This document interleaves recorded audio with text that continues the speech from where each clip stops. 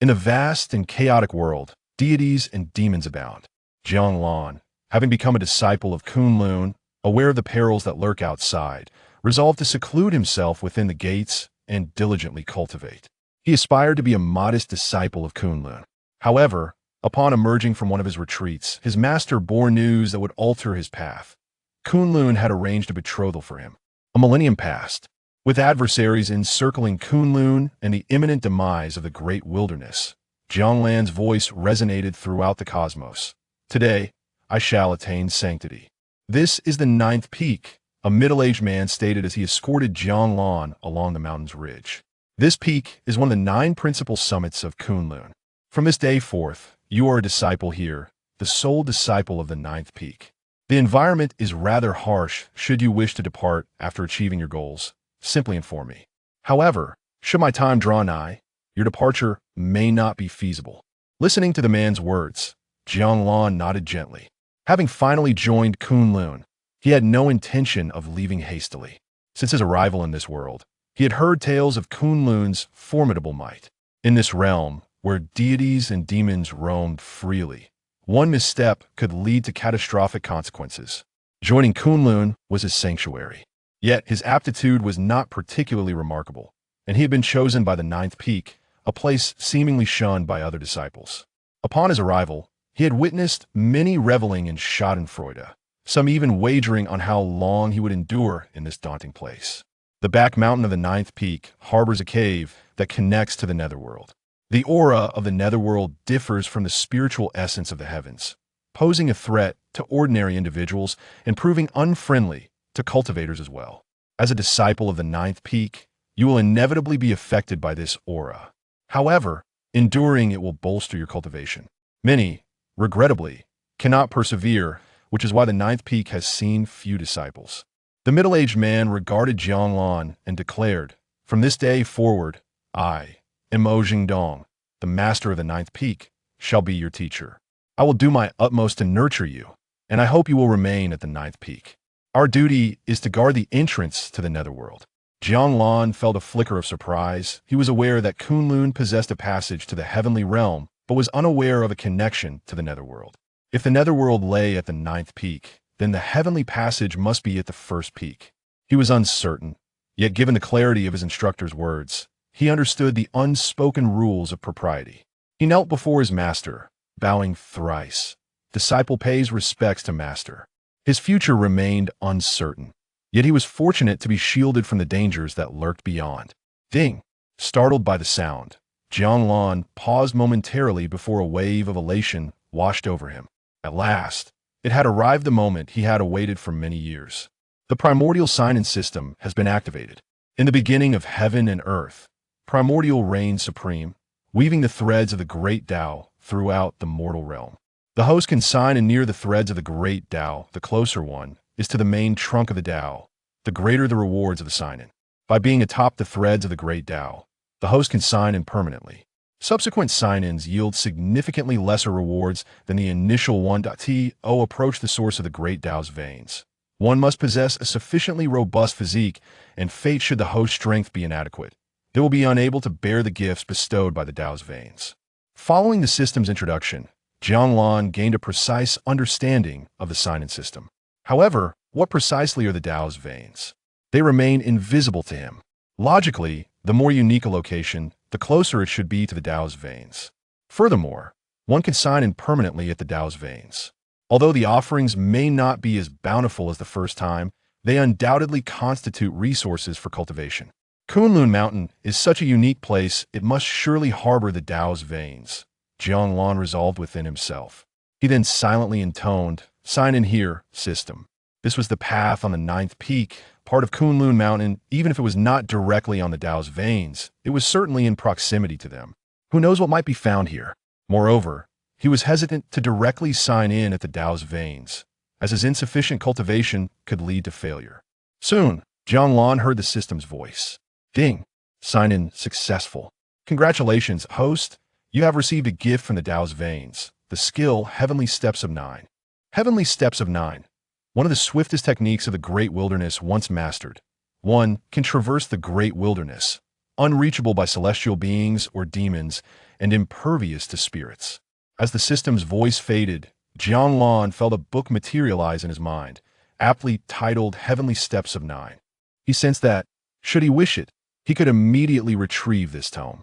He could even integrate it into his consciousness and learn the technique directly. Heavenly Steps of Nine?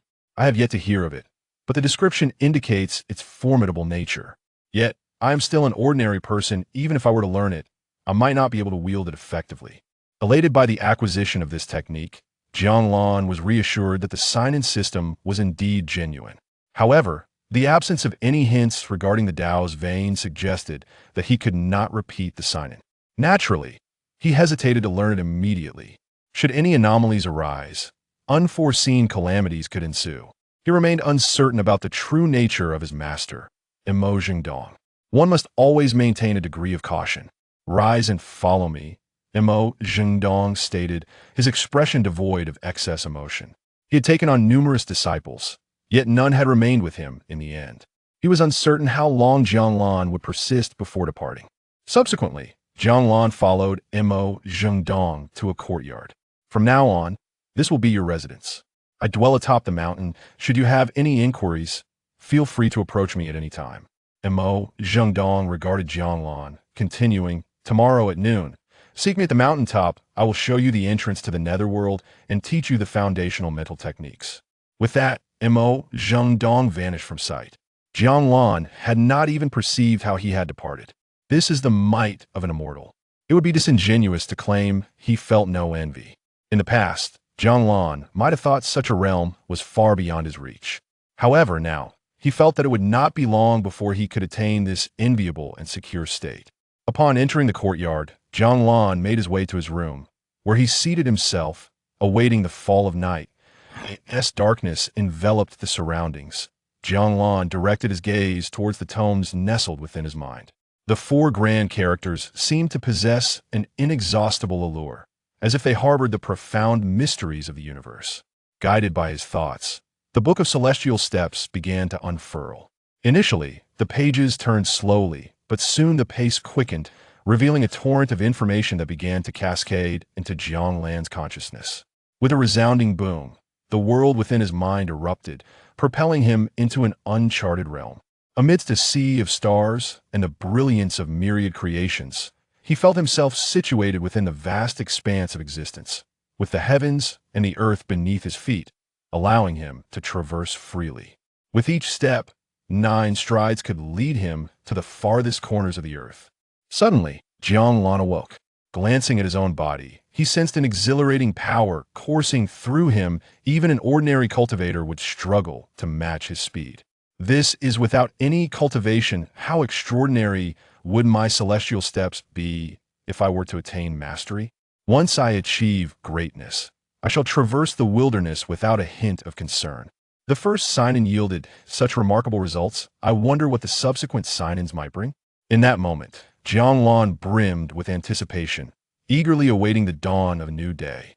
However, this time, he resolved to choose a more favorable location for his sign-in. Chapter 2. A night's entrance. Jiang Lan glanced at the time, sensing that dawn was not far off. But where should he sign in the next day? The summit of the 9th peak? It appeared to be an excellent location, yet he felt uncertain about its suitability. The entrance to the netherworld? That might result in a failed sign-in. He could sign in at the gate of Kunlun. The 9th peak is part of Kunlun, and the gate serves as the portal to the entirety of Kunlun. It is accessible to all, yet remains extraordinary. While the summit of the 9th peak may be close to the main artery, the gate's offerings might prove to be more pragmatic. Isn't the path of the heavens worth pursuing? Indeed, it is admirable to the point of being beyond words. However, for him at present, it lacks practicality. What he truly requires is a solid foundation. Having made his decision, Jiang Lan stepped out of the room. The hour was close to midnight, and the darkness enveloped the surroundings. Fortunately, a full moon illuminated the night sky. As Jiang Lan departed from the 9th peak, Imminent, who had been seated atop the peak, gazed at Jiang Lan's retreating figure with a sense of melancholy. The 9th peak possesses a unique nature.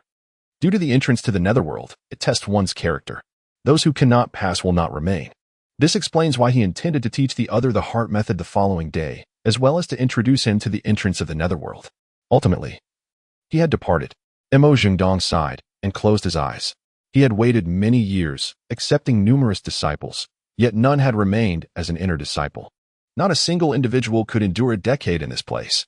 Jiang Lan made his way away from the ninth peak, taking some time before finally arriving at the gate of Kunlun in the early hours of the morning. He did not step through, but instead stood before the magnificent entrance of Kunlun. Then he silently recited, "System, sign in at the Kunlun gate." Instantly, a voice echoed in his mind. "Beep. Sign in successful. Congratulations, host, for obtaining the gift of the Great Path's vein, acquiring the Kunlun Heart Sutra." Kunlun Heart Sutra, the supreme technique of Kunlun, connecting the netherworld and the heavenly realm, cultivating the essence of all things and transforming the formidable celestial might. Soon, the Kunlun Heart Sutra appeared in Jiang Lan's mind. He struggled to contain his overwhelming joy. The Kunlun Heart Sutra, one of the very foundations of Kunlun, had been bestowed upon him so easily. However, there was still no notification of the Great Path's vein, indicating that consecutive sign-ins were unattainable. Nevertheless, with so many locations within Kunlun, the Great Path's vein must surely be present. Just then, he encountered two disciples approaching, each bearing a lightning mark, one beneath the left eye, the other beneath the right. However, he did not recognize either of them. Thus, he did not linger. Merely a few steps later, he heard a voice from behind. "Isn't that the new disciple from the ninth peak? Planning to venture to another peak? Couldn't he even last a day? How rare." It's not that uncommon. In the past, some couldn't endure even a day. However, those who go to the ninth peak typically lack talent, and whether they are accepted elsewhere is questionable. They are deemed worthless. Other peaks seldom retain such individuals. It seems he is heading towards the ninth peak, indicating he is not leaving after all. Haha, it no longer matters. Observing his innate talent, he shall not remain here for long. Just wait and see. At the ninth peak, not even the most formidable practitioners can linger for long. It is akin to severing one's path to immortality. For countless years, only one immortal has managed to stay there. Jiang Lan listened to the murmurs around him, remaining silent. Though he may be deemed insignificant today, in the future, he shall undoubtedly transcend these individuals. With the signing-in system at his disposal, they will not even possess the qualification to gaze upon his greatness. As for the notion of not staying long at the ninth peak, absurd. He intends to remain there indefinitely, primarily due to the sparse population, ensuring greater safety. With determination in his heart, he hopes that one day, he can inspire great expectations. Subsequently, Imojing Dong closed his eyes to continue his cultivation. The ninth peak holds no other affairs, save for monitoring the nether passage. However, this task is indeed the most arduous within all of Kunlun. Upon returning to his dwelling, Jiang Lan wasted no time and immediately began studying the Kunlun Heart Sutra. Upon discovering a certain essence within that could conceal his cultivation status, he confirmed that it posed no adverse effects and proceeded to learn the Kunlun Heart Sutra. As the sutra melded with his being, he sensed that even with his eyes closed, he could perceive countless streams of energy. These energies would flow into his body as he practiced the sutra. Yet, it felt as though a shroud of mist enveloped him. Before long, he felt his body suffused with spiritual energy. The energy coursed through his meridians, opened his spiritual platform, and activated his purple palace. Golden light emanated from his body as he perceived the wondrous channels. In that instant, Jiang Lan felt as though he had transitioned from a confined room to an expansive plaza, as if the world had greatly enlarged. He could now see every corner of his body. Finally, everything settled into tranquility. Have I entered the threshold? Jiang Lan opened his eyes in disbelief. The first obstacle in the path of cultivation is indeed entering this realm. Those of average aptitude require 100 days of preparation, while those of exceptional talent need at least a month. He had done nothing but cultivate the Kunlun Heart Sutra and had entered this stage overnight. If this were to be spoken of, it would be utterly astonishing. This is the value of the Kunlun Heart Sutra, the supreme method of Kunlun Mountain. Once he reaches the utmost pinnacle of cultivation, paired with the heavenly steps, where could he not venture, even in the nether? Of course, this is contingent upon his attainment of immortality. Otherwise, it would bear little significance. Typically, one begins cultivation by refining their chi, then establishing their foundation, condensing the golden core, manifesting the nascent soul, refining the spirit to return to the void, and ultimately transcending tribulations to become an immortal. Jiang Lan has already commenced his journey in the chi refinement stage. Beginning to refine chi signifies a departure from the realm of mortals. Soon, Jiang Lan focused his attention on the elusive mist surrounding him. Through mere perception, he discerned that this obscuration was a result of the Kunlun Heart Sutra's concealment, shrouding his cultivation from prying eyes. Truly, it is well suited for me. A night passed in silence. Master, your disciple requests an audience. At the summit of the ninth peak, Jiang Lan stood at the edge, speaking respectfully. At this moment, Imo Zhengdong was genuinely immersed in his meditative practice. It seems you have prepared yourself mentally to remain at the ninth peak. Imo Zhengdong opened his eyes and gazed at Jiang Lan. Expressing his satisfaction, on the first night of the ninth peak, many disciples encountered their inner demons. Those who managed to overcome them have done remarkably well. Inner demons? Jiang Lan was somewhat taken aback, as he had felt nothing the previous night. Soon, he comprehended the reason. It was due to the Kunlun heart technique. The Kunlun heart technique cultivates the essence of all things, transforming chaotic celestial might. How could malevolent spirits dare to approach? At that moment, Jiang Lan felt confident that he could remain at the ninth peak indefinitely. The aura of the underworld posed no harm to him whatsoever. Indeed, Master, I shall remain at the ninth peak. Once a disciple, forever a son, Jiang Lan declared resolutely. Absent any pressing matters, he would not venture out casually. This was Kunlun. He aimed to rely on Kunlun and his master to become the strongest entity.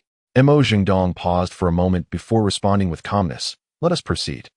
I will show you the entrance to the underworld and teach you the foundational heart technique. Although Imo Zhengdong spoke with composure, he could not conceal the flicker of joy. Perhaps this disciple truly could remain here. Chapter 3. The Great Path and the Hinterland. Upon arriving at this location, Jiang Lan was immediately enveloped by a somber aura. This atmosphere exuded a chilling sensation, seemingly capable of inciting negative emotions within individuals. It became clear to him why it was said that one could not linger here for long. Continuous cultivation under such conditions could easily lead to losing oneself. Jiang Lan reached a firm conclusion in his mind. However, this oppressive energy bore no effect upon him.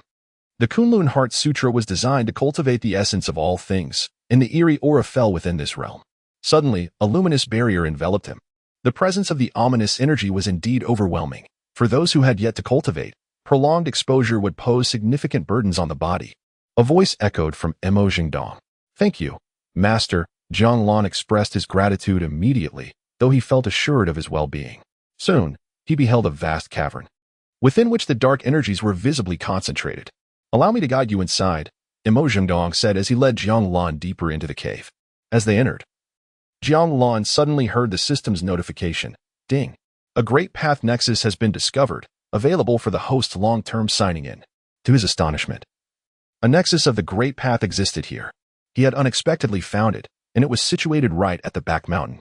It seemed that the ninth peak was indeed a place of fortune for him. The entrance to the underworld was in proximity to the Great Path Nexus, indicating that such nexuses were rare treasures. Throughout the expanse of Kunlun Mountain, there might not be many such pathways. If asked to venture to other peaks now, he would refuse. Upon entering the cavern, Jiang Lan noticed a well in the center, from which the dark energies emanated. The entrance to the underworld cannot be gazed upon directly. You may take a glance when you ascend to immortality, as it will greatly benefit you. For now, it is imperative that you refrain from looking, Imo Zhengdong instructed solemnly. After Jiang Lan nodded in understanding, Imo Zhengdong gently touched his forehead. In that instant, a plethora of information flooded his mind. Before long, he discerned its nature. It was knowledge of techniques and spells, the Kunlun Chi cultivation method, and the tranquility incantation. With just a glance, Jiang Lan recognized that the Kunlun Chi cultivation method bore resemblance to the Kunlun Heart Sutra, yet it was significantly inferior, likely derived from it. The tranquility incantation, on the other hand, served to calm the mind and spirit, aiding in his cultivation of character.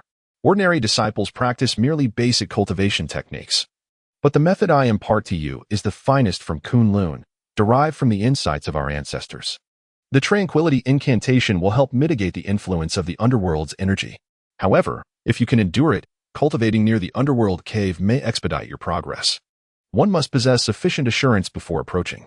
Should you choose to cultivate on the back mountain, you must visit me for a checkup every few days to prevent the emergence of inner demons. Persevere, and the effects of the underworld's energy will diminish. I shall heed my master's teachings, Jiang Lan replied earnestly. In his eyes, his master had shown him considerable kindness. Certainly. What brought him the greatest joy was the freedom to come here at will, provided he ensured that no inner demons were stirred. This meant he could frequently visit this place to check in. What wonders might lie near the veins of the great Tao? Jiang Lan was filled with anticipation. However, he also felt a twinge of concern. With his meager cultivation, approaching the veins of the great Tao for check-in might lead to failure. Nevertheless, he resolved to give it a try, planning to do so that very night. As night fell, Jiang Lan opened his eyes after a prolonged session of meditation. He realized that the calming mantra had indeed provided him with a slight advantage in his cultivation, albeit not markedly so. Still, such a spell that instilled tranquility was not to be forsaken. His future cultivation speed would undoubtedly accelerate, and lacking sufficient composure at that time could pose significant risks. Hence, in the present, the mantra proved to be immensely beneficial. As midnight approached, he decided to venture to the back mountain. Making his way there, Jiang Lan sensed he had activated some sort of barrier, likely left by his master. It seemed prudent to exercise caution during his cultivation henceforth. He had made up his mind. Meanwhile, atop the 9th peak, Imo Jingdong indeed perceived Jiang Lan's entrance to the back mountain. To practice in the back mountain on the very first day? Commendable, though I shall need to check on him in a couple of days. After this thought, Imo Jingdong returned to his other concerns. At the mouth of the well, a barrier prevented Jiang Lan from drawing closer. At that moment, he arrived at the entrance of the nether cave. As he approached, he once again heard the system's voice. Ding. Veins of the Great Tao detected. Available for long-term check-in. Would you like to check in? This time, there was a prompt for check-in. Jiang Lan felt a flicker of curiosity. Would there be an advance warning in case of a failed check-in? Having never experienced such a scenario, he was unsure. However, for now, he would attempt to see if he could succeed in checking in. He quietly chanted within his mind for the system to check him in. Soon, the system's voice resonated again, and Jiang Lan felt a surge of nervousness. It was his first check-in at the veins of the Great Tao, and he was uncertain if failure awaited him. A failed attempt would mean a day's loss, while success would ignite his curiosity about the rewards that awaited him. Ding. Check-in successful. Congratulations, host, on receiving the gift from the veins of the Great Tao, the Tao Codex of Creation. Tao Codex, the essence of creation. Encompassing the transformations of the universe, a convergence of the myriad changes of time and space, filled with boundless wonders, can be stored for 3 months upon use. The Tao Codex? Jiang Lan was taken aback. What effects would it bestow upon him once utilized? The description was astonishing, yet he found it somewhat perplexing. It was time to experiment. Subsequently, Jiang Lan entered the nether cave and chose to use the Tao Codex directly. Within his mind, the Codex appeared as an unfathomable orb of light, imbued with profound mysteries. As he focused, the Codex began to radiate a soft glow, enveloping him in its light. Before long, Jiang Lan felt himself seated in the vastness of the sky, witnessing transformations unfold, observing the evolution of all things, and beholding the grand tapestry of heaven and earth. This scene filled him with awe, as if he were witnessing the evolution of myriad worlds. As the world transformed, Jiang Lan sensed the influx of spiritual energy converging around him, as if he were the epicenter of a swirling vortex. It was as if he absorbed this essence into his being. In that moment, Jiang Lan felt his breath synchronized with the rhythm of the universe, his cultivation mirroring the ceaseless cycles of day and night, the ebb and flow of life and death. This was the essence of the Tao, the creation of heaven and earth.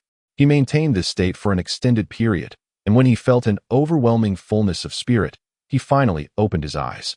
Upon doing so, he discovered that he remained seated within the depths of the nether cave. Yet, he could distinctly perceive the profound changes within his body, as if a potent energy coursed through his meridians. With merely a gentle awareness, he was astonished to realize that his cultivation had undergone a remarkable transformation. Chapter 4. The Power of 9 Oxen, Achieving Perfection in Qi Cultivation. Jiang Lan found it somewhat hard to believe. A typical practitioner takes 100 days to enter the first level of Qi cultivation, followed by several years to attain perfection in Qi cultivation before attempting to break through to the foundation establishment stage. Qi cultivation is divided into 9 levels, each necessitating a significant amount of time for practice and breakthroughs. Yet, he had achieved the state of great perfection in the blink of an eye. The Tao Canon was truly beyond imagination. Subsequently, Jiang Lan once again examined the Tao Canon within his mind. According to prior explanations, the Tao Canon could be utilized for 3 months. This meant that during this period, his cultivation was as if aided by celestial forces. However, Jiang Lan soon felt a tinge of disappointment. While the Tao Canon remained in his mind, its potency had significantly diminished compared to its initial use. Nevertheless, it was sufficient. 3 months was ample time for him to advance to the foundation establishment stage. Jiang Lan was not overly ambitious. He had come to realize that the Tao Canon is a rare treasure, one that may not be frequently encountered even through consistent efforts. Furthermore, its proper utilization should correspond with one's cultivation level. Too low a level would be somewhat wasteful. Of course, as he was currently weak. Not using it would merely restrict his progress. In any case, his priority was to ensure his self-defense. There needed to be a future to look forward to. Even if some resources were squandered, it was still worthwhile. Upon leaving the nether cave, Jiang Lan noticed the light outside. Dawn had arrived. As he stepped out, he confirmed that the sky was indeed brightening slightly. The sun had only just begun to rise. The night had felt like a mere moment. Jiang Lan began to comprehend the nature of time within the Tao canon, fleeting yet capable of eternal significance in a single thought. Thereafter, Jiang Lan diligently cultivated at the 9th peak, which was a serene environment for him, with few responsibilities. At most, he would tidy up the halls of the 9th peak. Being one of the 9 peaks, it was natural for it to possess a hall. Yet, as no one had visited, it had fallen into disrepair. System. Check in at the hall of the 9th peak. While cleaning, Jiang Lan took the opportunity to sign in. Ding. Check-in successful. Congratulations, host, for receiving the gift of the Great Taoist Vein, acquiring the technique 9 Oxen's Power. 9 Oxen's Power. Cultivate to the utmost. A single punch can shatter mountains and sever seas. The introduction was quite simple, yet Jiang Lan felt it would be immensely beneficial for him at this moment. What he lacked was offensive power. With no other spells at his disposal, he could only resort to this more straightforward and forceful technique. He immediately began to learn 9 Oxen's Power. A flash of brilliance illuminated his mind, and he instantly grasped the fundamentals of 9 Oxen's Power. Jiang Lan felt an overwhelming surge of strength coursing through his body. A single punch unleashed was far more potent than what he had previously achieved using spiritual energy. This was merely the strength of one ox. He could only wonder how formidable he would become when all 9 oxen were unleashed. What kind of ox possesses such great strength? Clenching his fist, Jiang Lan realized that his power far surpassed that of an ordinary ox. Perhaps the oxen in the great wilderness were exceptionally strong. Time swiftly passed, and 6 months later, Jiang Lan awakened within the nether cave. The Tao canon had been entirely absorbed 3 months prior. Indeed, apart from the first day, the subsequent effects had not been as promising. However, once he completely absorbed the Taoist texts, his cultivation surged into the mid-stage of foundation establishment. Now, due to several elixirs obtained from sign-ins, he has advanced to the late stage of foundation establishment. The next step is to attain great perfection, followed by the condensation of the golden core. The process of forming the golden core is exceedingly intricate. Even with the Kunlun Heart Sutra and continuous sign-ins, the condensation remains a formidable challenge. The gifts from the Tao will undoubtedly expedite his progress, but without personal diligence, all efforts would be in vain. Thus, he dedicates each day to his training, hoping to condense the golden core at the earliest opportunity. In the grand scheme of Kunlun, a golden core is not particularly remarkable. However, possessing one signifies the solidification of power. Among the disciples of Kunlun throughout the ages, those with a golden core stand out as elite. Even some stewards possess merely golden core cultivation. It is imperative to strive for the condensation of the golden core, and he has amassed a considerable number of elixirs. Jiang Lan glanced at the rewards from his sign-ins in his mind, murmuring to himself. For 6 months, he has not left the 9th peak, remaining in the Yuming cave for his cultivation. He signs in here every day. After all, he has discovered that only this location on the 9th peak harbors the veins of the Tao. Failing to sign in here would require him to traverse elsewhere, which would be too conspicuous. Throughout these months of sign-ins, he has acquired numerous elixirs, marrow cleansing pills, foundation establishment pills, true essence pills, and heavenly snow pills, encompassing enhancements for cultivation, spirit, detoxification, and more. However, most are of little utility. Additionally, he has encountered some ineffective techniques, such as the Kunlun Qi cultivation technique bestowed by his master and the overly common 9 Qi foundation establishment technique. Fortunately, there are many more useful items, including various spells like the gravitational technique, the immovable king mantra, and the yin-yang sword arts. He also possesses several magical artifacts, such as the Ziwei sword and the binding immortal rope, pseudo. The rest is manageable, but the immovable king mantra holds exceptional importance for Jiang Lan. His rapid advancement in cultivation has nearly inflated his ego, and it is the immovable king mantra that has helped him maintain equilibrium. Otherwise, he would undoubtedly encounter difficulties. Great power must align with an equally robust mindset. Jiang Lan is acutely aware of his mortal status and thus places significant emphasis on this matter. It is essential to recognize that, in 6 months, even some disciples are still striving in the third layer of Qi training, while he is already contemplating the condensation of the golden core. The disparity is not merely vast, it is a chasm as profound as that between heaven and earth. Chapter 5. A leaf hiding the eye. Stepping out of the Elysian cave, Jiang Lan made his way towards the summit of the 9th peak. Today marked the day for his master to assess his physical condition. Over the past few months, these evaluations had occurred without fail. Initially, they were conducted every 3 days, then shifted to once a week. Should this assessment yield satisfactory results, future examinations would be reduced to once a month.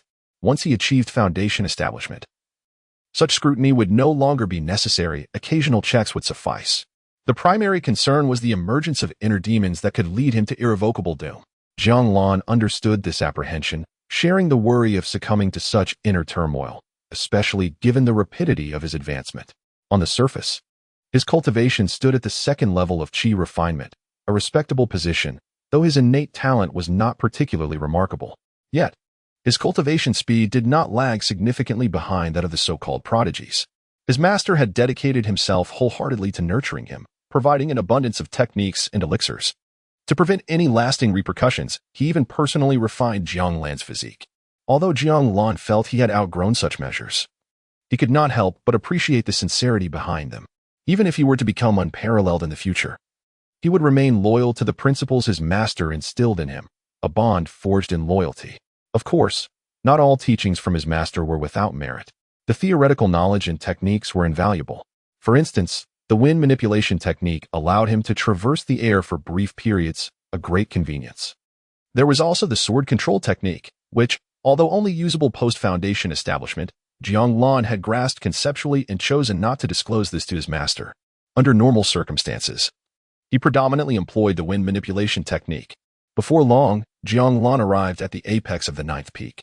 "Master, your disciple has come for a mental assessment," he proclaimed respectfully, standing behind Imo Zhendong. At that moment, Imo Zhendong stood at the edge of the mountain, lost in contemplation. Only upon hearing Jiang Lan's voice did he turn to face him. He regarded Jiang Lan as his most cherished disciple over the years, diligent, earnest, and resilient against the corrosive energies of the Elysian realm, earning his utmost admiration. Thus, he spared no effort in imparting all that he could to facilitate Jiang Lan's swift liberation from such malevolent influences. "Come here," Imo Zhendong instructed.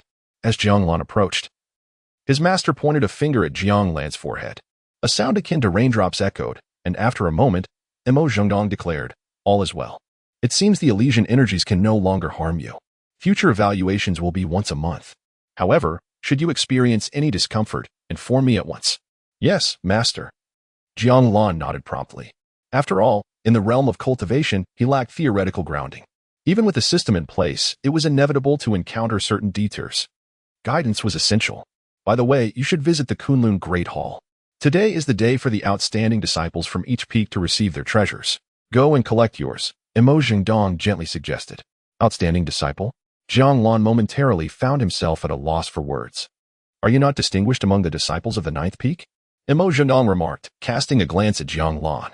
At that moment, Jiang Lan was unsure of how to respond. After all, he was the sole disciple of the 9th peak. Whether he was deemed outstanding was not solely for him to decide. "Yes, master, I shall make my way there immediately," Jiang Lan replied, bowing his head in acknowledgement. He had yet to sign in for the day, so it was prudent to do so. As for the magical artifacts, he was not overly concerned, after all. He already possessed several commendable ones. It was unlikely that Kunlun Mountain would bestow excessively powerful artifacts upon its disciples. Nevertheless, he did have some artifacts he could present. The artifacts acquired through signing in were not for public display, at least until he had attained sufficient strength. Subsequently, Jiang Lan departed from the 9th peak and made his way directly to the Kunlun Great Hall. The Great Hall was not situated among the 9 peaks but stood independently in front of them, serving as the visage of Kunlun. As he walked toward the hall, he was greeted by curling azure smoke and descending auspicious clouds. The air was filled with the melodious calls of cranes and the resonant sounds of the Tao. It resembled a celestial realm. Upon entering the hall, he found it bustling with numerous individuals, all distinguished disciples from various peaks. Each one he observed possessed a cultivation level above the foundation establishment stage, with some even being golden core experts. Jiang Lan was somewhat taken aback. Were these not the new generation of disciples? As someone at the second layer of chi refinement, he felt somewhat conspicuous. However, he remained silent and chose to stand at the back. Yet, as time passed, he could no longer linger in the shadows. The disciples from each peak began to position themselves in their designated areas. A middle-aged man at the front projected his voice, and 9 beams of light descended from the heavens, each marked with a numeral from 1 to 9. Soon, the disciples began to take their places accordingly. Was there anyone from the 9th peak this time? Rumors suggested there was. However, the 9th peak had long been vacant, and it might not have another chance in the future.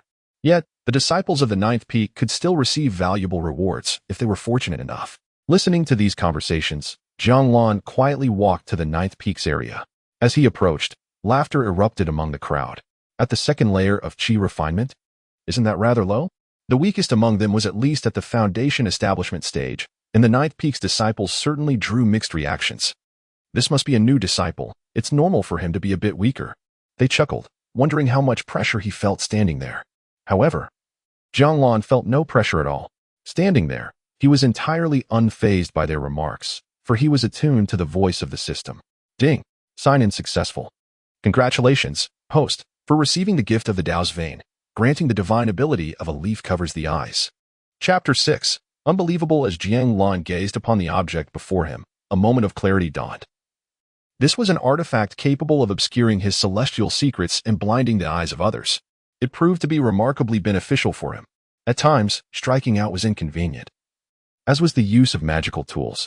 With the possession of this obscuring leaf, others would be utterly unable to discern his presence, granting him an advantage in confrontation. This was a divine ability, not something one could simply acquire through study, entirely independent of talent. Such abilities rarely manifested in identical forms, even if they did. Few could be found throughout the vast wilderness. While Jiang Lan remained preoccupied with the obscuring leaf, the middle-aged man ahead spoke once more. Disciples, you may now select your magical artifacts. The quantity you can acquire will reflect your true nature. This statement was primarily directed at Jiang Lan, for he was the sole representative of the 9th peak, making it nearly impossible for him to claim them all. Thus, in order to obtain more, one must possess a robust character, otherwise, the artifacts could prove detrimental. This aligned with Jiang Lan's concerns regarding the disparity between power and character. The newly affluent differed significantly from those of established lineage. Jiang Lan glanced around and observed that few others managed to secure more than 2 artifacts. It was not a matter of character inadequacy, but rather a limitation on their numbers. They swiftly claimed their artifacts, and all eyes turned toward Jiang Lan, eager to see how many the disciple of the 9th peak could acquire. What do you think you will obtain? Someone mused. I once witnessed a disciple from the 9th peak secure a minimum of 1 artifact, yet he scarcely touched the second. Indeed, it was said that the presence of inner demons frightened him into a state of terror. Perhaps this one will fare similarly. Regardless, he likely won't manage many. I recall a senior from the 1st peak who, under strenuous effort, acquired 5 artifacts. For others, obtaining 3 is already a remarkable feat. Stop fantasizing. By the time he attempts the second, the inner demons will surely take hold. Everyone knows what the 9th peak represents. If I were in his position, I would settle for merely the 1st artifact and refrain from attempting the second. Jiang Lan surveyed the 5 artifacts laid out before him, concluding that this was indeed a considerable amount, especially since he was the only one present. All artifacts were distributed according to the number of individuals, with a minimum of 5 per mountain peak, or so he presumed. Yet, facing these 5 artifacts, he felt compelled to test how many he could claim. According to those around him, the number one could secure depended entirely on one's character. He too yearned to gauge the strength of his own nature. Stepping forward, an artifact magically fell into his grasp. It was a spirit sword suited for the chi refinement stage, of little use to Jiang Lan. Nevertheless, there was no reason to decline it. The first artifact was granted unconditionally, but subsequent acquisitions would require a measure of character. A reminder to act within one's limits offered kindly by the middle-aged man. Jiang Lan bowed in gratitude. Yet, his desire to continue remained unabated. Meanwhile, the others observed, most adopting a spectator's mindset. Far away, at the 9th peak, Imo Zhendong also cast his gaze toward the direction of the Kunlun Hall. It should be time to acquire the treasured artifacts. I wonder how many my disciple will obtain. Perhaps 3, but beyond that, it may prove challenging. Imo Zhendong harbored certain expectations. Jiang Lan was the most exceptional disciple he had encountered in recent years. Although his innate talent was average, his character was remarkable. If only his gifts were somewhat greater. At this thought, Jiang shook his head. Greed, pure greed. Enough is enough. In the Grand Hall of Kunlun, Jiang Lan gazed at the second artifact before stepping forward. Each step represented the acquisition of an artifact. The steward overseeing the proceedings furrowed his brow. He had witnessed many disciples from the ninth peak, yet few managed to secure a second item.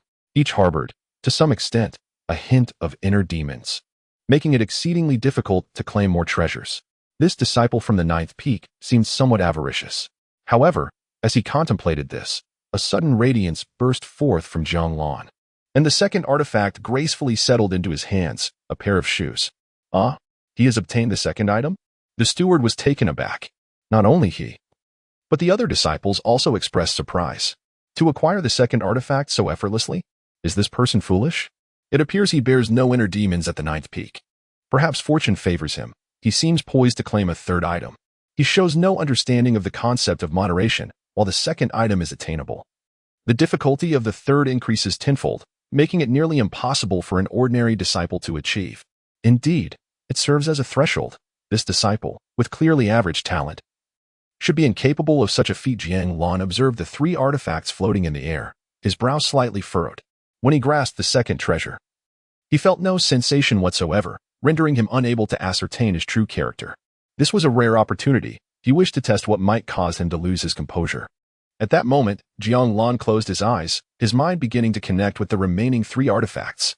Individually, they might hold little significance for him, but together, their combined effect would far surpass that of a mere trial by combat. This would reveal any shortcomings in his temperament. Meanwhile, all eyes were on Jiang Lan, who had lifted his foot yet remained suspended in hesitation.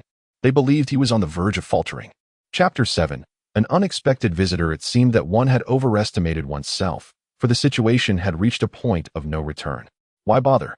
Acquiring two treasures was already a remarkable feat, yet remaining so recklessly at the ninth peak was nothing short of inviting one's own suffering.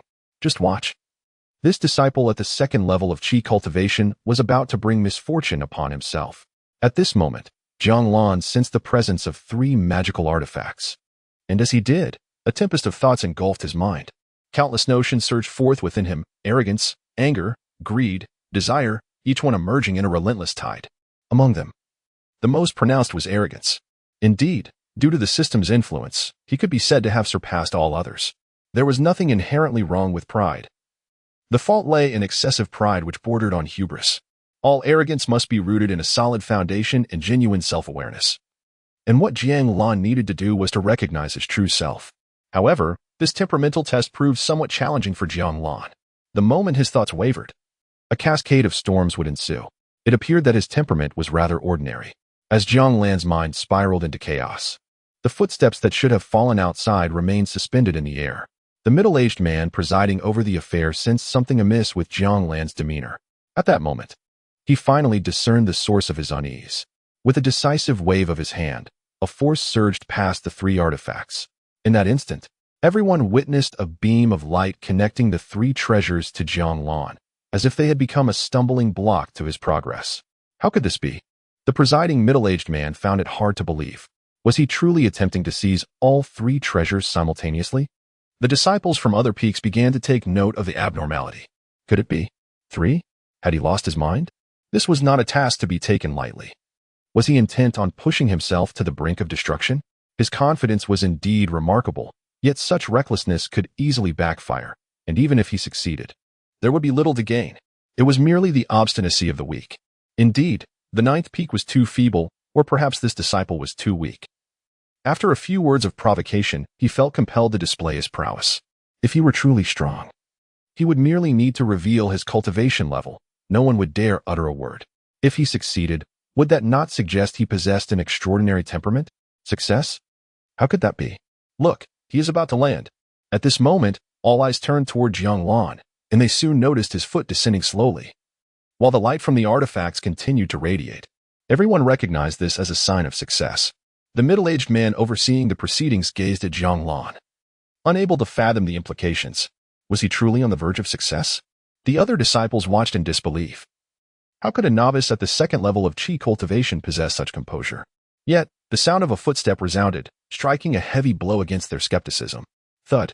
Jiang Lan's foot landed firmly on the ground. A golden light erupted from the artifacts, and soon all three treasures fell gracefully before him. Regardless of others' disbelief, the truth stood before them. Alas, such disposition, yet the talent remains rather ordinary. The middle-aged man overseeing the matter sighed. Perhaps it is precisely this ordinariness that allows one to remain on the ninth peak. Those with exceptional talents and unique dispositions have long been taken by the leaders of the other peaks. Jiang Lan acquired 5 treasures: a spiritual sword, a pair of boots, a small box, a set of soft armor, and a small red gourd. He chose not to linger over them and departed directly, intending to show them to his master later. Whatever they were, his master would surely enlighten him. As Jiang Lan walked away, he disregarded the disciples nearby. In truth, those individuals could have left after claiming their treasures. They merely stayed behind to observe the spectacle. Watching Jiang Lan depart, they found themselves momentarily speechless. After a considerable time, someone finally murmured, "In the vast world of the wilderness, if one cannot attain immortality, what merit is there in possessing a remarkable disposition?" Soon, the others came to terms with this reality. Indeed, some were simply lacking in innate talent. Effort may define a person's lower limits, but talent determines their upper limits. At times, certain distances cannot be surmounted by mere diligence. The wilderness world epitomizes this truth. The distinction between the immortal and the mortal is paramount. Without achieving immortality, one remains an ephemeral being. What good is a commendable disposition then? It merely offers a semblance of composure in the face of insurmountable distances. He made his way down the mountain. Night was approaching. He would see his master before heading to the nether cave for cultivation. Jiang Lan gazed at the darkening sky, speaking softly to himself. Although there was a sign and system, if he did not strive diligently, it would be a squandered opportunity. After a while, Jiang Lan reached the foot of the mountain and walked through the woods. Suddenly, a powerful shockwave reverberated from a distance. "Shamelessly, Kunlun will not spare you," came a woman's voice, melodious yet fierce. Jiang Lan heard it, but merely glanced back before turning to leave. The force of the attack was formidable, rivaling his own cultivation level. He had no desire to engage in such a conflict. To an observer, he appeared merely as a practitioner at the second level of Qi training. He decided to mention this to his master upon returning. With this thought, Jiang Lan chose to take a detour. The site of the skirmish lay directly in his path. Night fell swiftly, and after a considerable detour, he felt he had distanced himself from those individuals. He was now nearing the ninth peak. Suddenly, while walking, he heard an explosive sound of power. A figure hurtled toward him from the distance with a resounding crash, colliding against a tree trunk. It appeared to be a woman. "You traitors!" Her deep voice resonated. Jiang Lan found it oddly familiar, reminiscent of the voice he had just heard. Had the conflict drawn so close to him? Curiosity piqued. Jiang Lan wondered how these individuals could act so boldly without fear of discovery. Yet, Kunlun Mountain was vast. Minor skirmishes often went unnoticed. However, it seemed he had caught their attention. Chapter 8. I know too much. As twilight descended, Jiang Lan sensed that the woman had discovered him. She appeared somewhat wary. "Who are you?" she inquired, her gaze fixed upon Jiang Lan's silhouette. At that moment, he was suppressing his power. Should she realize he was at the second level of Qi training, his escape would certainly be jeopardized. Just as he intended to leave, 2 figures approached swiftly. They stood directly under the moonlight, allowing Jiang Lan to discern their features. They were 2 men, each bearing a lightning mark upon their brows, one to the left, the other to the right. The marks shimmered momentarily, presumably a manifestation of their strength. Jiang Lan reflected briefly, recalling that he had indeed encountered these 2 before. They had wagered on how long he would remain at the ninth peak during his sign-in at the Kunlun gate. 6 months had passed, making it no small feat to remember them.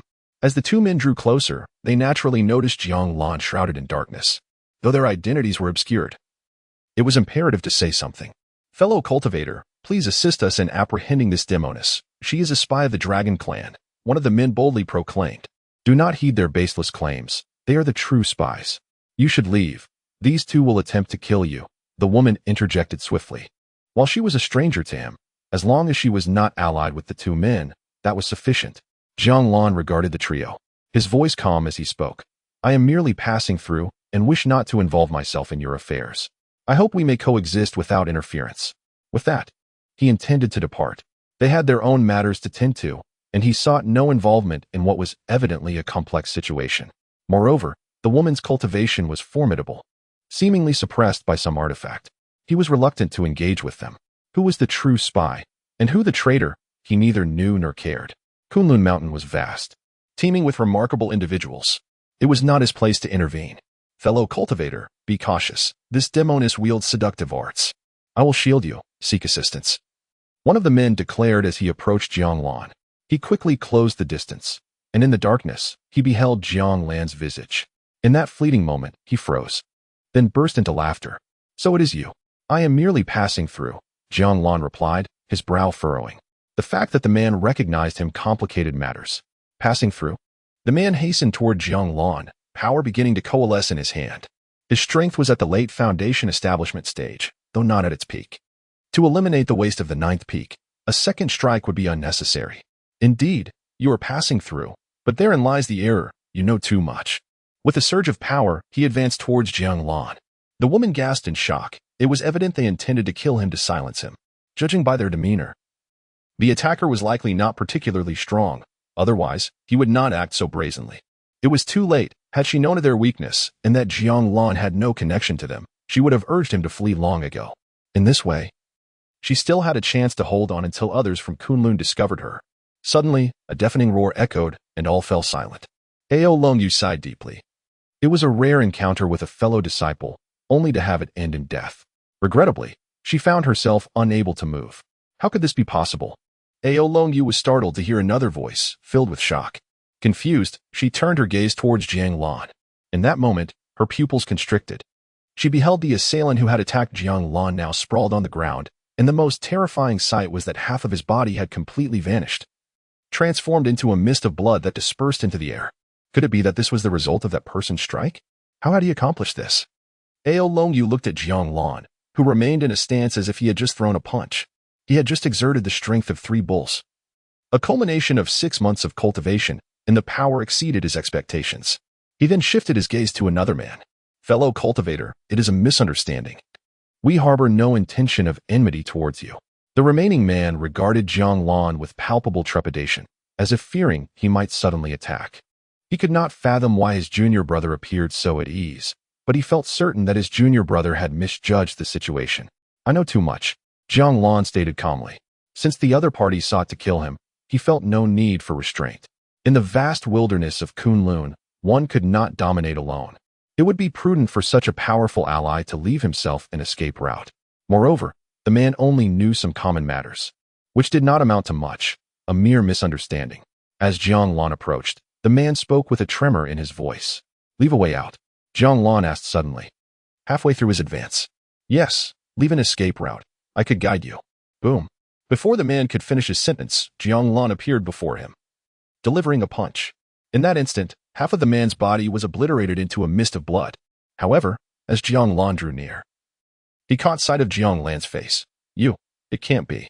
With that, the man collapsed, lifeless. Jiang Lan paid him no heed. He had spoken merely to distract him, ensuring a lethal strike. One must never underestimate any foe. Without lingering, he did not spare a glance at the woman and departed. Wait, Ao Longyu called out immediately. Yet Jiang Lan ignored her plea and continued on his way. Watching him vanish into the darkness, Ao Longyu found it hard to believe. Powerful, composed, who was this person? Was he not there to kill her? She felt an inkling that she might have encountered him before, not for any trivial reason, but because those 2 traitors had met him and had clearly underestimated him. It was almost unimaginable that he was the same individual. Coughing, Ao Longyu struggled to rise. Who exactly is this senior or brother? Chapter 9. The Red Gourd. Upon returning to the 9th peak, Jiang Lan sought an audience with Imo Jingdong. When Imo Jingdong beheld the 5 magical artifacts presented by Jiang Lan, he was momentarily taken aback. He then inquired, did you acquire all 5 of these? Among the disciples accompanying Jiang Lan, none could rival his fortitude of spirit. What if there were 6? Imo Jingdong instinctively asked. Jiang Lan's earlier implication suggested that there were only 5 in total, hence he had brought 5. Otherwise, he would have gathered as many as he could. Master, you are aware that magical artifacts are not easily obtained, Jiang Lan replied softly, lowering his head. He was uncertain whether he could procure a 6th. It seemed a daunting task. His prowess was insufficient, and his temperament did not align with possessing overwhelming strength. The immovable king mantra required further cultivation. Please keep these artifacts, he continued, and here is some literature regarding them, which I advise you to familiarize yourself with. This knowledge will be beneficial when you acquire future artifacts, as you will understand their nature and usage. Mo Zhengdong handed him a tome, expressing his generosity. He hoped that this disciple would linger at the ninth peak for an extended period. It would be even better if he could inherit the ninth peak. Though that was an arduous endeavor, without achieving immortality, it was impossible, as one would not even qualify to gaze upon the netherworld passage, let alone guard its entrance. Thank you, Master. With that, Jiang Lan accepted the tome and the magical artifacts. Departing from the ninth peak, he made his way to the rear mountain, intending to cultivate there, as he now resided primarily in that area, spending less time in the courtyard. Seated within the netherworld cave, he placed the artifacts on the ground and began perusing the compendium of magical artifacts. In no time, he discerned the specific nature and functions of the 5 artifacts before him. The spirit sword was rather unremarkable, merely a standard spirit blade, albeit of slightly superior quality compared to those wielded by ordinary disciples. The boots, named Gale Boots, possessed the power of wind, significantly enhancing speed. They indeed served a purpose for Jiang Lan and were more comfortable than his current footwear. The box was a sealing container, not particularly impressive, meant for confining spirit beasts or unique items. While not overly useful, it could serve a purpose under suitable circumstances. The soft armor was a defensive artifact, directly wearable on the body. Most intriguing was the final artifact, the red gourd. It was neither an offensive nor a defensive artifact, but rather a storage tool. Storage artifacts were not widely prevalent in the Great Wilderness, as ordinary disciples could not possess them. Only a select few among the disciples carried such items. Jiang Lan had yet to sign for a storage artifact. It was indeed quite useful, perfectly suited for storing his belongings within the red gourd. Though it was not the lethal gourd he had envisioned, it proved to be practical. Thereafter, Jiang Lan ceased to dwell on these items and commenced his cultivation, preparing for the formation of his Dan, while also reviewing the invaluable literature at hand. The condensation of the golden elixir marks the initial step towards the path of enlightenment. Within the intricate framework of cultivation, power undergoes 2 significant transformations. The first occurs upon ascension, wherein all ethereal energy transforms into celestial essence, a metamorphosis fervently yearned for by all. The second transformation involves the transmutation from a gaseous state to a substantial form, which is precisely the condensation of the elixir he currently confronts.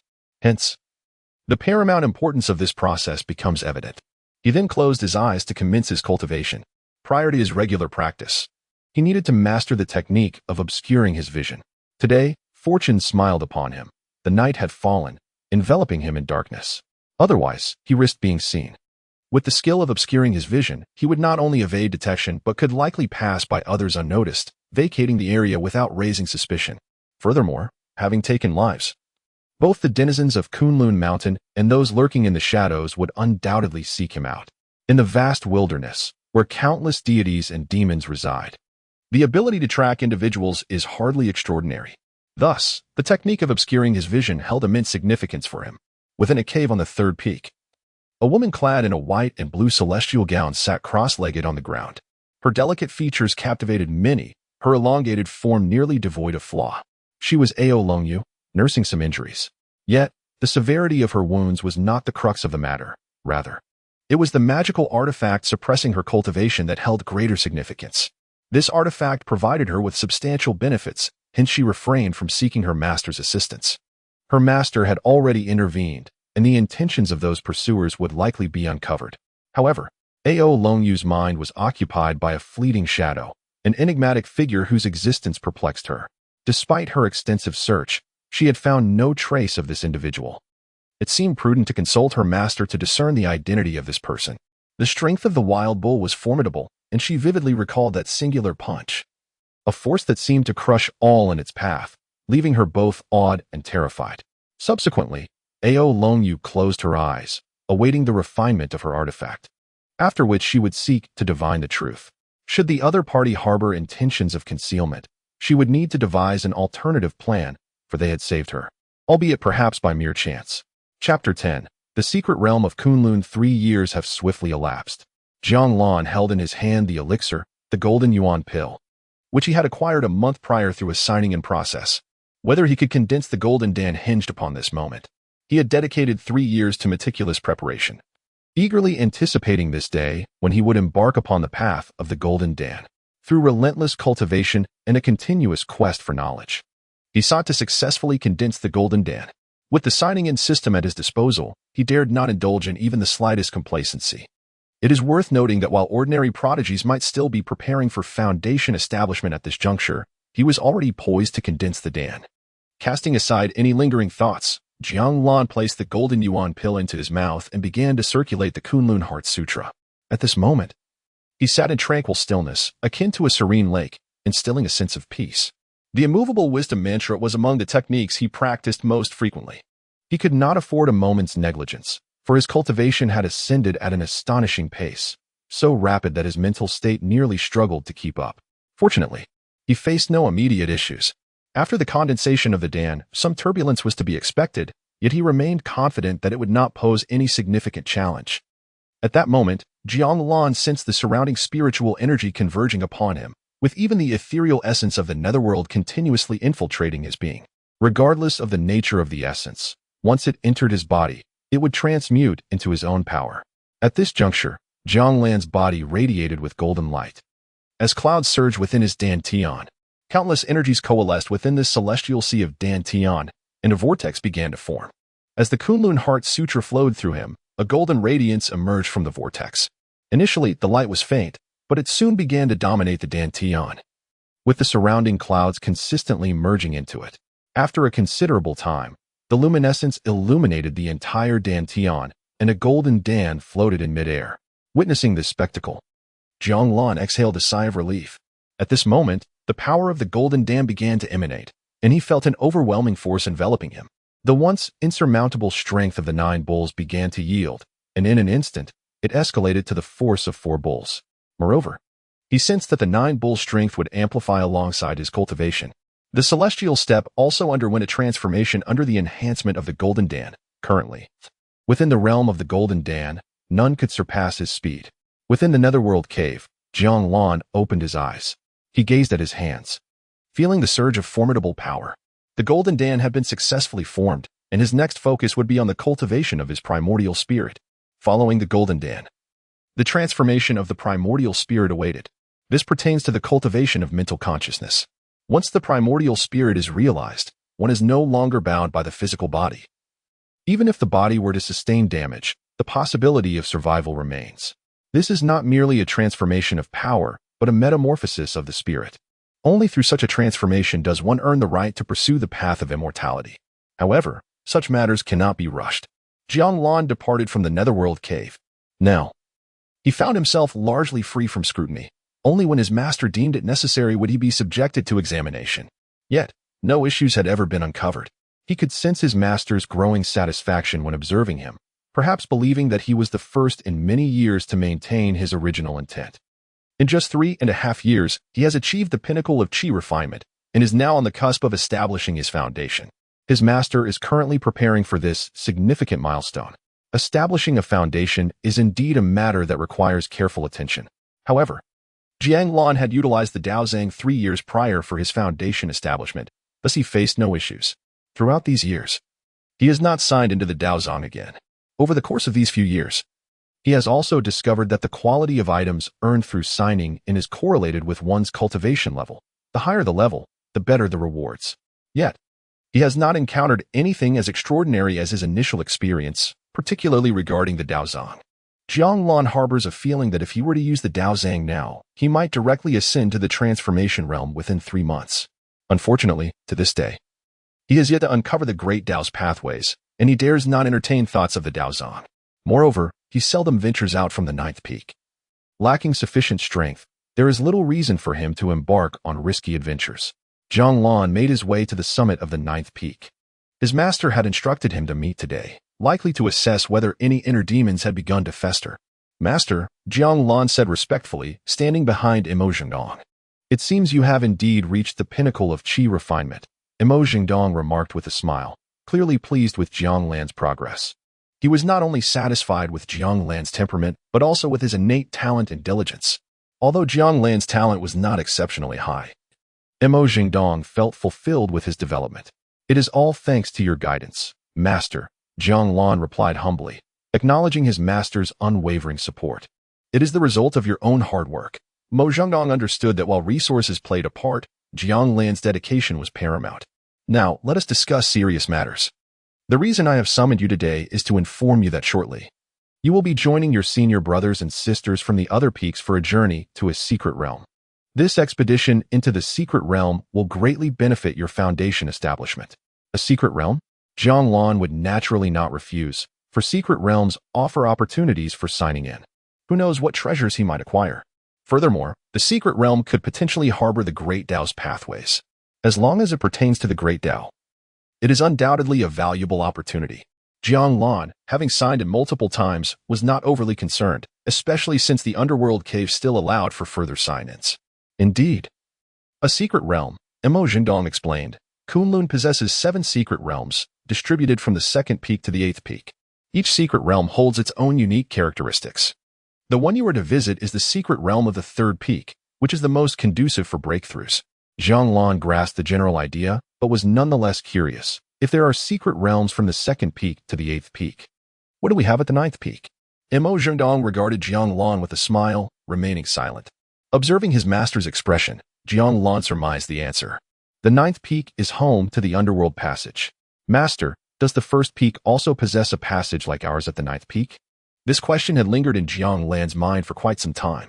Chapter 11. May I borrow your red gourd?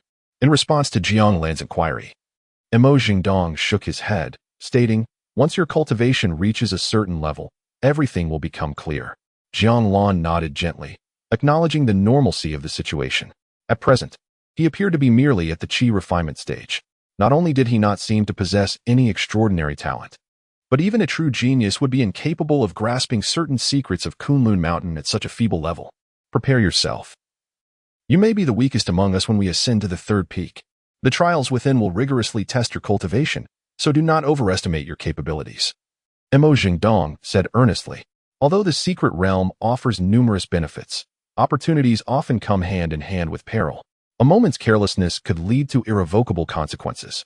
Jiang Lan, fully aware of the gravity of his master's teachings, remained vigilant. While he could afford to relax in solitude, he found it difficult to do so in the company of others. He harbored too many secrets. Being discovered would pose a significant threat to him. Thus, he resolved to maintain a low profile. After making simple preparations, he donned his red gourd and departed from the 9th peak. The small gourd served as his storage treasure. With it, he could retrieve items from his system without attracting undue attention. The distance from the 9th peak to the 3rd peak was considerable. However, Jiang Lan, outwardly exhibiting the cultivation of the 9th layer of qi refinement, would not take long to traverse the journey. Upon arriving at the 3rd peak, he was surprised to find a multitude of female disciples present. Admittedly, he was not well acquainted with the other peaks of Kunlun, only knowing that the 1st peak was the strongest of them all. Each peak's master had distinct responsibilities, and his master's duty was to guard the entrance to the underworld, a role that he might one day inherit. Ordinary disciples were not permitted to ascend to the 3rd peak. As Jiang Lan approached the entrance, he was unexpectedly halted by 2 young fairies. I am Jiang Lan from the 9th peak, sent by my master to enter the secret realm of the 3rd peak, he declared, producing a jade token. This is my identification token. It is indeed from the 9th peak. The 2 fairies appeared somewhat taken aback, but ultimately allowed him passage. As Jiang Lan proceeded, the 2 young fairies engaged in curious conversation. Did we not hear that there were no disciples left at the 9th peak? One remarked. Indeed. I also heard that the disciples of the 9th peak do not stay long. Yet, I recall that no new disciples have been accepted in recent years. I do not understand. However, that is what the senior brothers and sisters have claimed. Continuing his ascent, Jiang Lan reflected that indeed, the 9th peak had not recruited new disciples in recent years. Perhaps this was for the best. He found solace in solitude, as an additional master might impose further teaching obligations upon him. Nevertheless, remaining at the 9th peak must be a rare privilege. He had continuously confronted the ominous aura of the underworld, sometimes perceiving its strange essence with acute clarity. Without sufficient fortitude, one could easily plummet into an abyss of despair. Before long, Jiang Lan arrived at the location designated by his master, situated halfway up the 3rd peak. There lay a small plaza, occupied by 7 or 8 individuals, both male and female, each possessing formidable cultivation. The lowest among them had achieved the peak of foundation establishment, while several had reached the golden core stage. As he approached, A young man clad in white regarded him with a hint of surprise. Which peak does this junior disciple belong to? Yin Jing gazed at Jiang Lan with curiosity. Being here surely meant they had been dispatched by their sect. However, this person's cultivation was rather low, merely at the perfected stage of qi refinement. I am Jiang Lan, a disciple of the ninth peak, Jiang Lan replied, maintaining a demeanor of neither humility nor arrogance. Yin Li expressed some surprise. So, you are a junior of the ninth peak. That explains it. Turning to another golden core cultivator, he said, Sister Ao, with the addition of the ninth peak disciple. Our numbers are just right. This team will be entrusted to you. At that moment, Ao Longyu, standing at the edge of the crowd, nodded slightly. All right. Under Yin Li's guidance, Jiang Lan approached the team, led by Ao Longyu. Each team had a leader, all of whom were golden core disciples. They would not interfere too much with you, but it is advisable not to stray too far, as this could lead to danger, Yin Li instructed Jiang Lan. Naturally, Jiang Lan expressed his gratitude. However, if a golden core cultivator could lead, it implied that the interior should pose no threat to him. Just as this thought crossed his mind, Jiang Lan dismissed it. No one had claimed that golden core cultivators could roam freely within. One must maintain sufficient vigilance when faced with the unknown. Once inside, you will have 1 week to 1 month. It is best to be adequately prepared. Ao Longyu advised the group as Jiang Lan joined them. Jiang Lan observed her features. She possessed delicate features and an ethereal beauty. However, her eyes revealed little emotion, suggesting she was a high-achieving genius of aloof demeanor. The surname Ao, could it be linked to the dragon lineage? This question flickered through Jiang Lan's mind. Though it remained mere conjecture without any evidence, and he had no intention of inquiring further. This junior disciple, I've heard you acquired 5 magical artifacts 3 years ago. I recall one of them is a red gourd, a fine storage treasure. I assentee it? A young man nudged Jiang Lan and chuckled. Your cultivation is weak. It could be dangerous inside, and you might lose your treasures. Why not lend us the gourd for safekeeping? Jiang Lan turned to the young man beside him. He had short hair and rugged features, with a hint of wildness in his eyes. Jiang Lan noted he was at the perfected stage of foundation establishment, possessing considerable strength. Without uttering a word, Jiang Lan felt a sudden chill. Clang! A sword gleamed not far in front of Jiang Lan, seemingly aimed directly at the short-haired youth. At that moment, Jiang Lan sensed the power within the blade, a striking blue light, formidable in strength. Newcomer. If this junior's red gourd is lost in the secret realm, I shall consider it as your acquisition. Understood? A clear, melodious voice followed. It was Ao Longyu. The sword's presence effectively subdued the newcomer. He snorted but said nothing further. Jiang Lan looked at the senior sister with surprise, but by the time he turned, she had sheathed her sword and moved forward.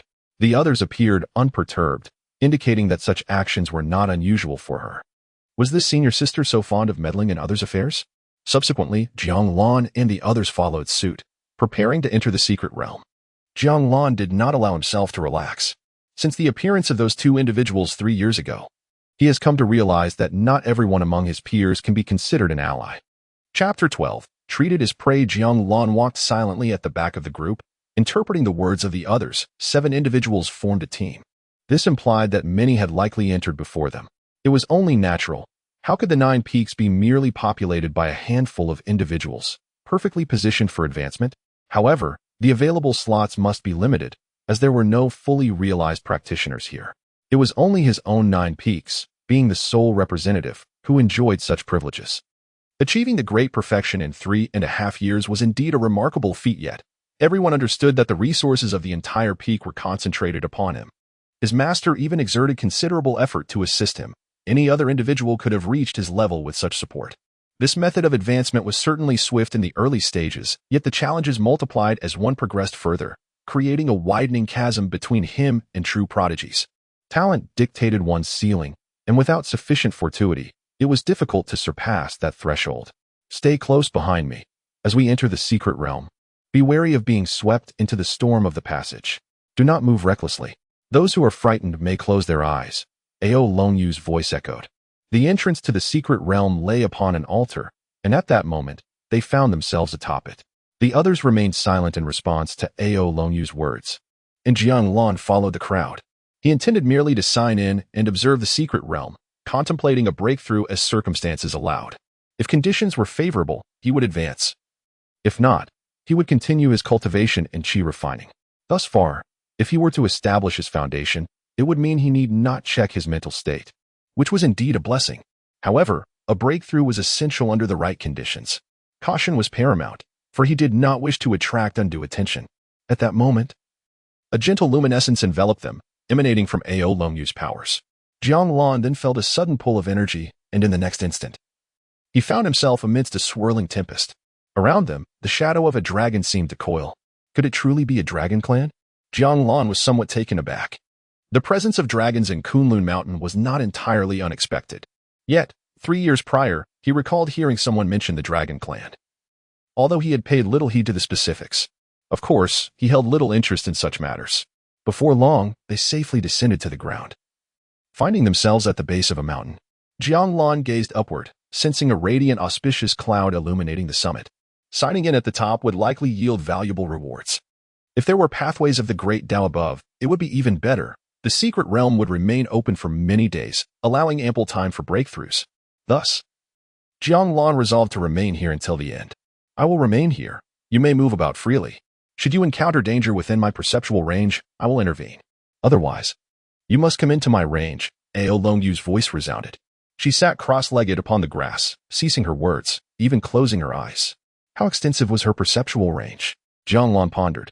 If it were him, his perception would scarcely reach halfway up the mountain, which was absurdly vast. It mattered little, however. The others did not inquire further, seemingly aware of the circumstances, and they dispersed in various directions. Everyone was here with the intent of achieving a breakthrough. Junior brother, the secret realm of the third peak is far from secure. I advise you to remain within the protective bounds of senior sister Ao. Her perception is extensive enough to aid you in your quest for breakthrough opportunities. Nu Jiao sneered at Jiang Lan. Jiang Lan glanced at him, nodding his head in gratitude before turning to depart. Humph, what remarkable temperament. It is merely a facade of indignation without the courage to voice it. Nu Jiao observed Jiang Lan one last time before making his exit. After everyone had left, Ao Longyu cast her gaze towards the direction Jiang Lan had taken, then shifted to where Nu Jiao had gone. They were entirely divergent paths. Ultimately, she chose to refrain from further involvement. After a considerable time, Ao Longyu reopened her eyes once more. All had moved beyond her perceptive range. Just moments ago, the last individual had exited her awareness. Subsequently, she ceased to observe. Each person possesses their own choices. She cannot intervene. Here, it should be beyond her perception, Jiang Lan murmured softly to himself as he gazed back. His objective resided atop the peak. He could not linger in the safety of perception, even if he were merely at the peak of chi refinement, to achieve a breakthrough. He must step beyond the shield of perception. Although the transition from chi refinement to foundation establishment is not as arduous as forming a dan, it is by no means trivial. Thus, Jiang Lan continued his ascent. There were indeed perilous entities lurking nearby, yet he possessed sufficient knowledge to largely evade them. Here, he sought to avoid confrontation whenever possible, relying on the wisdom he had accumulated over the years. As for demonstrating his strength, there was no necessity for that at this juncture. Having already signed in today, arriving at the summit by dawn the following day would be just right. Nightfall enveloped the mountain path as Jiang Lan treaded carefully. He applied his acquired knowledge to diligently sidestep danger. Fortunately, he encountered no significant threats. However, after narrowly escaping a tiger-like beast, he suddenly felt the unsettling sensation of being watched. Is it hunting me? The moment he sensed the gaze, Jiang Lan recognized the intent behind it, akin to a predator fixating on its prey. Yet, the scrutiny felt distant, likely relying on some form of medium to perceive him. I await you, Jiang Lan thought, choosing not to dwell on it but rather to press onward. He hoped the entity would approach swiftly. Nevertheless, with someone targeting him, he would ensure he was adequately prepared. He would never underestimate an adversary. Although he had attained the Golden Dan, it held little significance in the vast wilderness. The necessary vigilance must remain unwavering. Yet, he pondered who had set their sights on him, and for what purpose. Chapter 13. Thunderous Methods. How audacious to venture beyond the perceptive range of Ao Longyu. Sitting atop a tree, Xian Jiao was accompanied by a serpent that coiled around him. Through this serpent, he caught sight of Jiang Lan's figure, his spirit beast, the heavy-eyed serpent, endowed with innate abilities such as farsight. Very few were aware of the existence of his spirit beast. According to his plan, he intended to lure Ao Longyu into a trap and then hunt her down. 3 years ago, she had narrowly escaped, and today, he was eager to witness how she would evade this impending peril. Xi and Jiao caressed the heavy-eyed serpent. And at that moment, a flash of lightning appeared on his face, though it was fleeting. He would use the disciple from the ninth peak as bait to provoke Ao Longyu. Once alerted, she would undoubtedly take action. He chuckled to himself, eager to toy with this little creature. With a swift gait, Xi and Jiao advanced toward Jiang Lan, his speed surpassing that of an ordinary perfected foundation establishment cultivator. Meanwhile, Jiang Lan traversed the mountain path, acutely aware of an approaching presence, which moved with remarkable velocity. It felt akin to a perfected foundation establishment cultivator. Yet the speed exceeded that threshold. Perhaps this individual had mastered a technique similar to the celestial steps, or concealed their true cultivation level. Reflecting on this, Jiang Lan concluded that the latter was indeed a possibility. Suddenly, a low growl echoed through the forest. Beasts were approaching. Jiang Lan turned toward the sound, noting that their gaze was fixated upon him. Since they were drawing near, he saw no reason to flee. He remained still, awaiting their appearance. Before long, a cacophony arose as various beasts materialized before Jiang Lan's eyes, some resembling tigers, others akin to wild boars, all of which possessed strength beyond the foundation establishment realm. With a sudden roar, a tiger-like beast lunged at Jiang Lan. In a moment of peril, he deftly countered the beast's assault, causing it to bite into a massive tree. With a thunderous crash, the tree toppled over. The tiger beast glared at Jiang Lan, refraining from another attack. "Ah, the disciple of the ninth peak is indeed extraordinary," came a voice from behind the group of beasts. Jiang Lan recognized it as belonging to Xi and Jiao. "Are you here to borrow my red gourd, senior brother?" Jiang Lan inquired, wishing to clarify the other's intentions.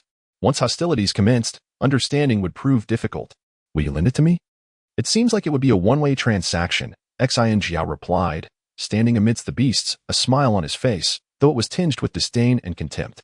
"I recall Sister Ao mentioning that if my red gourd were to vanish, even if you were to find it, would you not return it, senior brother?" Jiang Lan remained unfazed by Xi and Jiao's gaze. "Ah, it appears I had momentarily forgotten.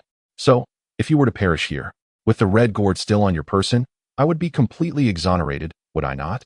Is it truly for the sake of the red gourd that you would seek my life?" Jiang Lan remained composed, despite the mounting tension. It was almost too much to bear, particularly given his disdain for his junior. The newcomer said nothing further and commanded the beast to attack.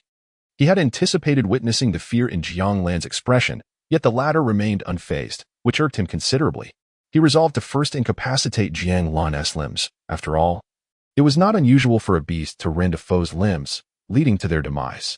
They had not come to the secret realm for mere amusement. As for his true intentions, would he reveal them to a corpse? Moo. At the sound of the newcomer's command, a bull with long horns charged wildly forward, barreling straight towards Jiang Lan. In that instant, Jiang Lan felt the oppressive force of the beast's momentum. This was the bull's ability. The newcomer watched eagerly, wishing to see the bull collide with Jiang Lan before allowing the other beasts to feast upon his limbs. The bull was swiftly closing in on Jiang Lan, and the newcomer envisioned the moment Jiang Lan would be sent flying. Yet, at that precise moment, Jiang Lan moved. He flicked his fist, and a thunderous sound erupted, followed by a resounding explosion. Bang! The upper half of the bull was obliterated in a mist of blood, while the rest was sent hurtling away by the powerful shockwave. The entire event transpired so rapidly that the newcomer was left momentarily stunned. What just happened? A foundational bull, annihilated by a perfected chi practitioner? Had he concealed his true strength? At this juncture, the newcomer finally grasped the crux of the matter. The opponent was certainly not an ordinary perfected chi practitioner. It was merely a bull. He then commanded all the beasts to commence their assault on Jiang Lan. A tiger lunged at Jiang Lan. But in the face of such ferocious attacks, Jiang Lan merely summoned the strength of a bull. Bang, bang, bang. In a few swift moves, every beast that had dared to attack was reduced to mere blood mist. Not a single beast warranted a second punch from Jiang Lan. Despite their weakness, Jiang Lan remained vigilant, treating each encounter with utmost seriousness. Finally, he observed the newcomer drawing closer. "What is your cultivation level?"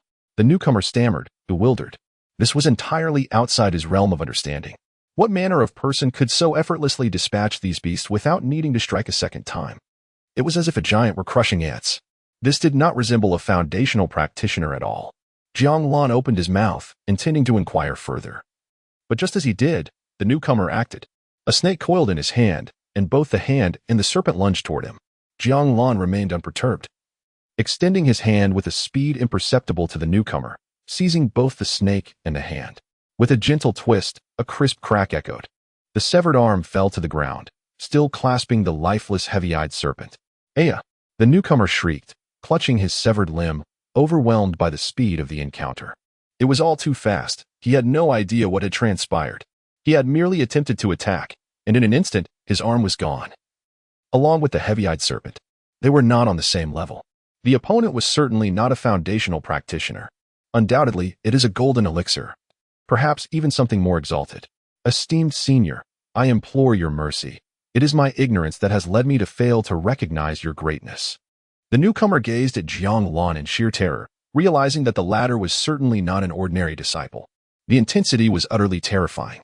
In that moment, he was abruptly reminded of the two individuals who had been slain before. A single punch had shattered their forms. This was strikingly similar. Chapter 14. Your discontent with me. Jiang Lan gazed at the newcomer in the distance, his expression betraying little emotion. The individual before him lacked strength, failing to evoke any significant psychological disturbance within him. Nevertheless, he did not dare to relax his guard. He approached the newcomer with deliberate steps, his calm voice resonating. "You find me displeasing. It is the fault of the younger generation for lacking discernment."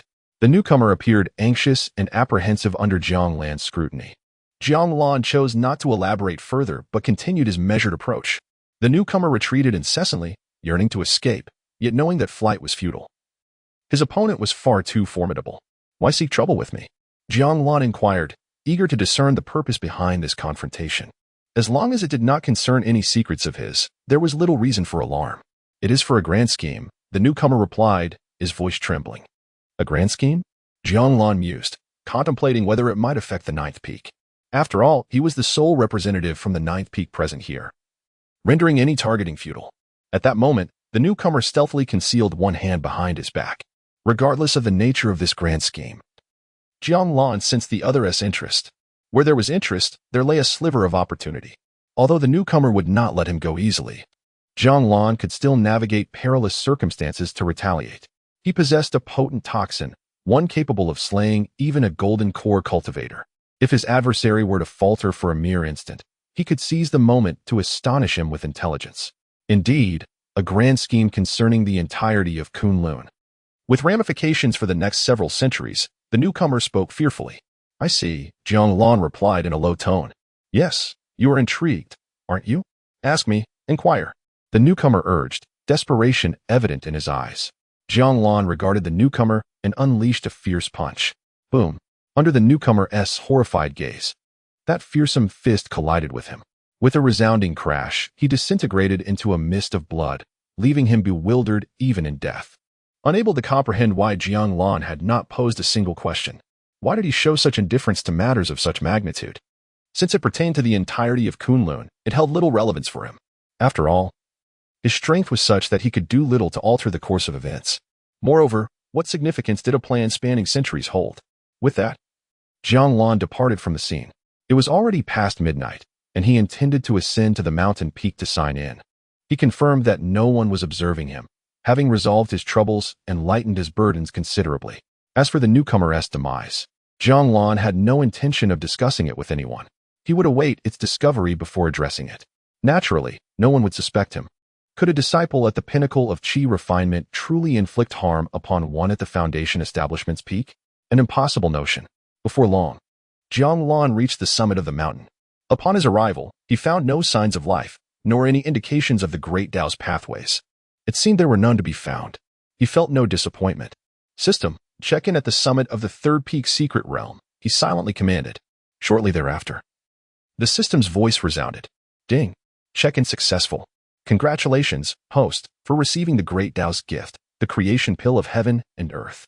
As the system's voice faded, Jiang Lan beheld a pill of black and white radiance swirling within his mind, an elixir imbued with the mysteries of the universe. The appearance of this pill, along with its description, took him by surprise. It was yet another creation of the heavens. The last time such a celestial artifact appeared was the Tao Canon. And now it was the creation pill. Regardless of the specifics, any creation of the heavens is undoubtedly a formidable entity. However, judging by the description, the creation pill seemed inferior to the Tao Canon, yet its effects remain uncertain. The Tao Canon facilitates rapid advancement and offers profound insights into various matters, particularly in techniques and formations, leading to remarkable progress. In contrast, the creation pill serves a singular purpose: to dismantle all barriers. It does not specify limitations. If consumed at the moment of transcending into immortality, could it not lead to instant ascension? There would be no need for extensive preparation. Jiang Lan gazed at the creation pill, momentarily hesitating. Should he wait until the time of ascension to utilize it? Or should he employ it during the breakthrough of his primordial spirit? Ultimately, he decided to use it as circumstances dictate. He was not a rigid individual. The most opportune moment to employ it is undoubtedly the best. Holding on to it until the end might hinder his progress. Without the present, how could there be a future? Subsequently, Jiang Lan resolved to descend the mountain and seek a breakthrough opportunity within the perceptive range of his senior, Ao Shiji, assessing the situation as it unfolded.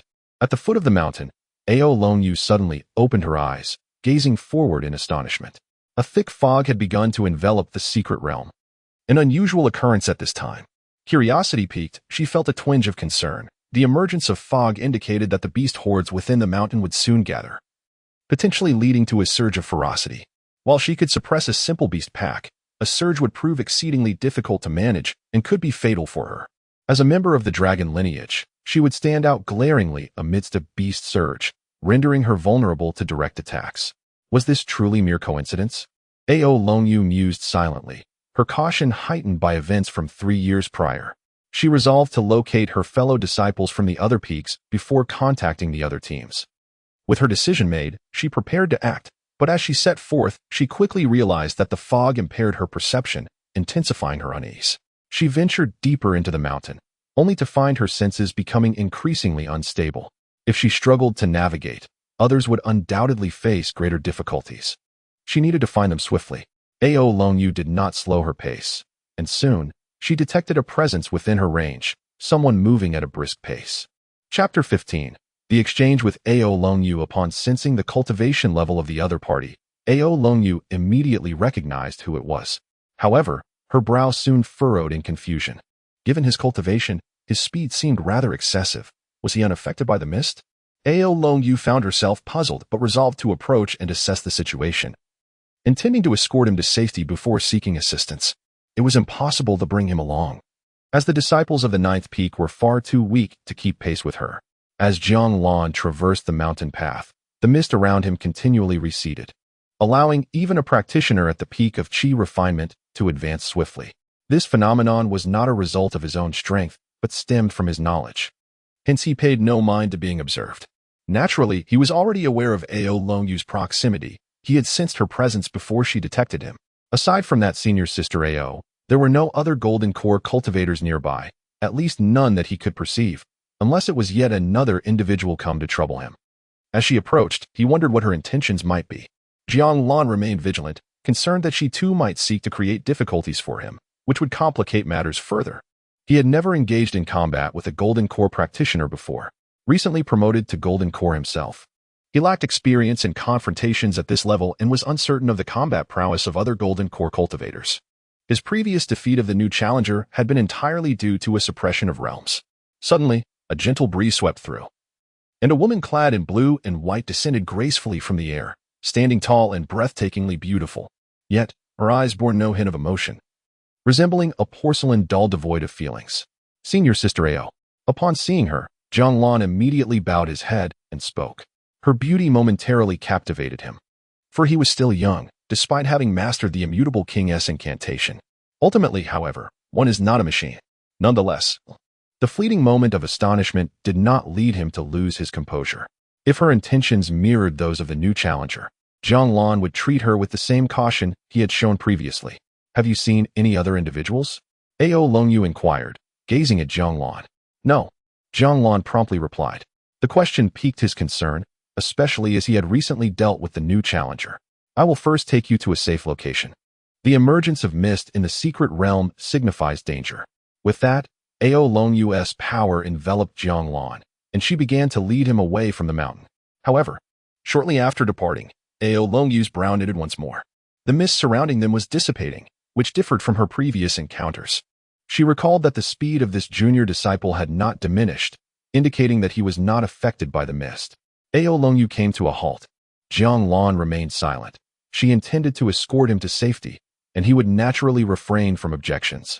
Furthermore, given the peril of the secret realm, he did not dare to act recklessly, as he possessed limited knowledge about it. "Is this your doing, junior brother?" Ao Longyu inquired, observing the retreating mist around them. "It is merely a few minor tricks," Jiang Lan replied, fully understanding what she referred to.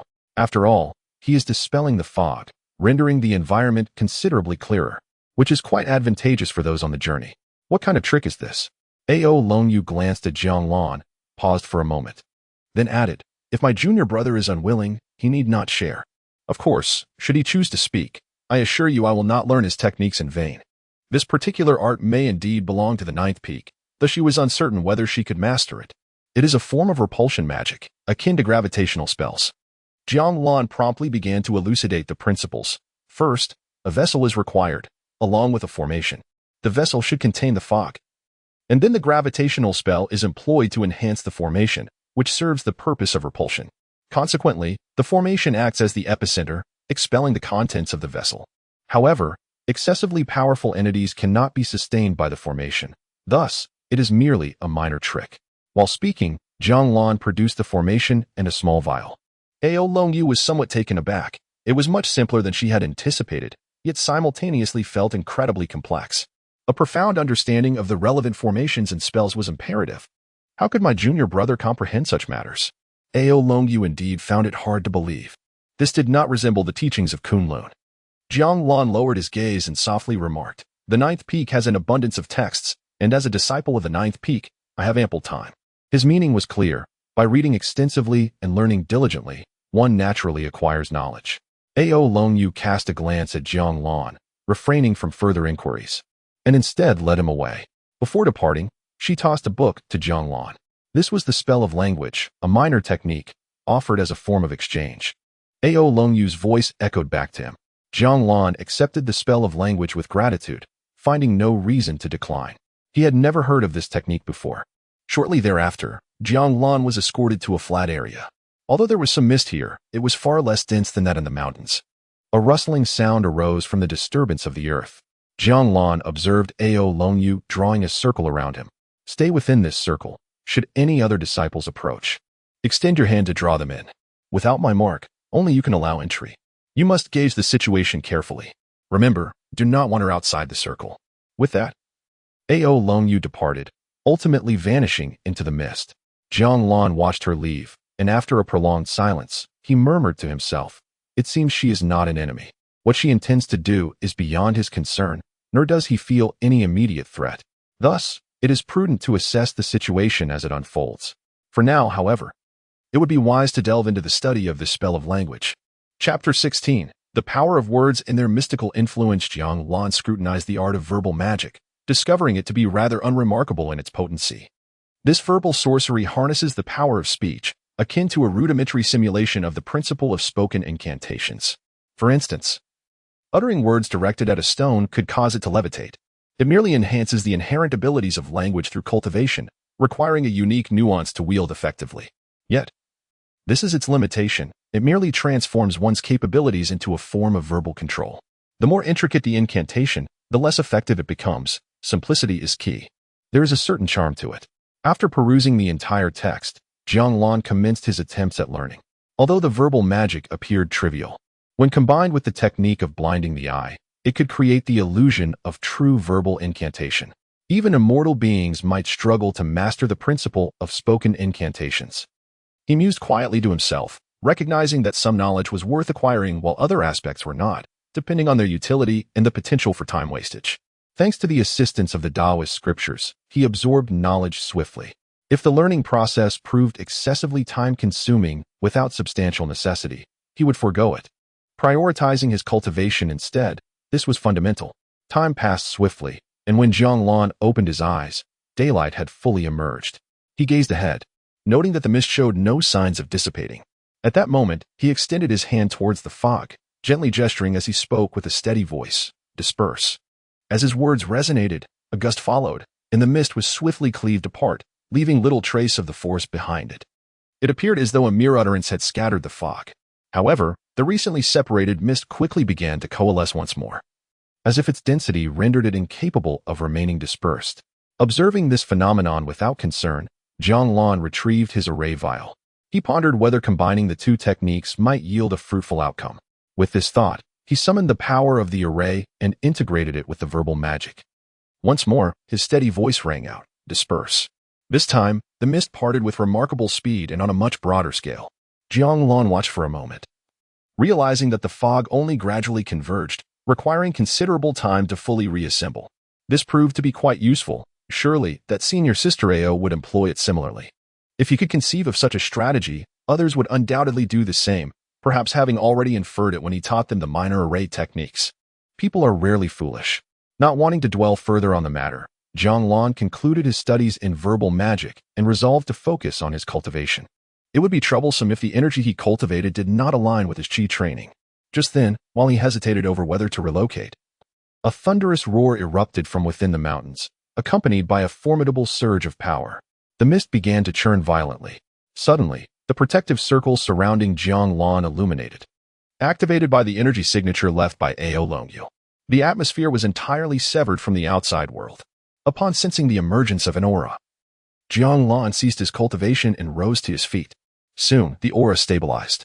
It was formidable, at least at the golden core level. He wondered if it was related to the new contender. The sounds of monstrous beasts echoed, resounding like thunder. A beast tide? Such a phenomenon is far from ordinary, especially if the beasts are excessively powerful. It could spell disaster. He had encountered references to beast tides in some texts from the ninth peak. Wherever a beast tide swept through, not a single blade of grass would survive. The terror of the demon race was evident. If a beast tide were indeed upon them, he could not remain here. He must either find a way to escape or devise a strategy to confront the tide. Jiang Lan's first instinct was to flee. However, no one had imparted to him the means to depart from this place. If it came to danger, he could only bide his time for rescue. Contemplating this, Jiang Lan resolved to leave his current position and survey the situation. Yet, as he took his first step, he sensed a gaze upon him. Once again, the instant he felt that scrutiny, he abandoned the thought of leaving. For now, he would observe what this person intended. Having made his decision, Jiang Lan seated himself once more and resumed his cultivation, engaging in a routine practice. He remained engrossed until nightfall. During this period, several bursts of energy surged forth. Yet they failed to breach the barrier. Even the residual waves that struck were intercepted by that protective circle. The roars of the beasts intensified, and at one point, he even discerned the sound of a dragon's roar. Nevertheless, Jiang Lan remained unmoved, and the one who had been watching him did not depart. The observers seemed to be waiting, but so was Jiang Lan, each anticipating the other's next move. As night fell, Jiang Lan finally perceived the gaze shifting, drawing nearer to him. Had they finally reached a breaking point? Curiosity piqued, he wondered who was fixated upon him, though he was certain it was not that senior sister Ao. Previously, the individual had utilized the residual waves as a guise to launch an attack here, which had proven ineffective. Shortly thereafter, he heard the sound of heavy footsteps, as if the person were gravely injured. Then, a figure began to materialize from the mist, accompanied by a faint aura of power, appearing rather feeble. This sight intrigued Jiang Lan. Chapter 17. Would the junior brother be willing to perish beneath the blade of Sister Longyu? With a thud, Jiang Lan witnessed someone collapse outside the circle. The mist obscured his view at first, but he quickly approached. It was a fairy adorned in the garb of a Kunlun disciple, her form marred by blood, suggesting a state of frailty. However, the specifics of her injuries remained hidden from Jiang Lan's sight. "Are you all right?" Jiang Lan inquired as he reached the edge of the circle. "Is this Sister Longyu's protective barrier?" The fairy, despite her struggles, managed to lift her gaze to Jiang Lan. "Who are you?" Jiang Lan pressed further. "I am Wu Jing, a disciple of the third peak. We encountered a beast tide, and I implore you for assistance. Sister Longyu saved us and then ventured to rescue other brothers and sisters. We have barely managed to reach this vicinity, but our injuries are grave, making it difficult to advance. We must rely on you," Wu Jing beseeched, her pitiful demeanor evoking a sense of compassion. "How many of you remain?" Jiang Lan asked, his focus not swayed by her beauty or apparent fragility. "There are 3 of us, 2 severely injured, and 1 remains behind to watch over them. My own injuries are not too severe, hence I came seeking aid." As she spoke, Wu Jing coughed up a mouthful of blood, her condition visibly dire. Jiang Lan observed her in silence. 3 others meant 3 potential adversaries. This individual had reached the peak of foundation establishment, while the others likely lacked golden core cultivation. The situation seemed manageable. With this thought, Jiang Lan nodded. Very well. If they had a golden core practitioner among them, they would likely have breached Sister Ao's protective barrier by now. However, the mention of Sister Longyu piqued his curiosity. Was that sister named Ao Longyu? Jiang Lan was uncertain. Yet he refrained from seeking confirmation, for he wished to address the dilemma at hand. Really? Wu Jing's face lit up with gratitude. Thank you, junior brother. Which peak do you belong to? The 9th peak, Jiang Lan replied as he stepped beyond the confines of the circle. In that instant, he distinctly sensed the gathering of power from the fairy, as if she were poised to strike. Such awareness was reserved for those at the golden core stage. Even a perfected foundation establishment practitioner might struggle to discern it, owing to the artifacts cloaking her presence. Can you stand? Jiang Lan inquired. Yes, I can, Wu Jing responded, laboriously rising to her feet. Jiang Lan observed her unsteadiness but refrained from offering assistance. Had it not been for the necessity of her guidance, he might have acted otherwise. Wu Jing noticed Jiang Lan's lack of support but remained unfazed. Junior brother, follow me. You appear to have achieved the pinnacle of Qi training? Indeed, my aptitude is lacking. The slow bird takes flight first. There is certainly a place for you on the path of immortality, Wu Jing encouraged. Jiang Lan nodded in silence, fully aware of this truth without needing her reminder. The sudden appearance of the beast tide had caused much injury, leaving him to wonder about Sister Longyu's well-being. However, she belongs to the dragon clan, so she is unlikely to suffer any significant harm. You need not worry, junior brother, Wu Ji casually remarked as she observed Jiang Lan. I am not concerned. Jiang Lan's attention was primarily focused on this senior sister, while he remained vigilant of his surroundings. It wasn't long before he sensed the presence of 3 individuals nearby. Upon confirming that they were indeed not lying, he realized there were 3 accomplices with no visible injuries. All 3 were at the peak of the foundation establishment stage. Junior brother truly has confidence in senior sister Longyu, Wu Ji smiled at Jiang Lan, who at that moment no longer appeared disheveled. Many demonic beasts had perished beneath senior sister Longyu's blade in the mountains. Does junior brother admire senior sister Longyu so much that he would willingly meet his end by her sword? Jiang Lan halted and regarded Wu Ji, saying so.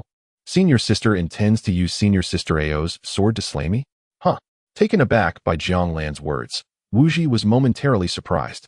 But soon her smile blossomed like a flower as she replied, Junior brother is truly astute. Then, would you be willing to cooperate? It will be swift. And do not entertain thoughts of escape. We are not alone. At that moment, the other 3 emerged from the mist, surrounding Jiang Lan as if wary of his sudden flight. Observing the 4 of them, Jiang Lan displayed no emotional reaction, merely nodding in agreement. All right. Huh? Is this person unwell? Nonetheless, it is advantageous that they are willing to cooperate. At the peak of the Qi refinement stage, she doubts they could create any substantial turmoil.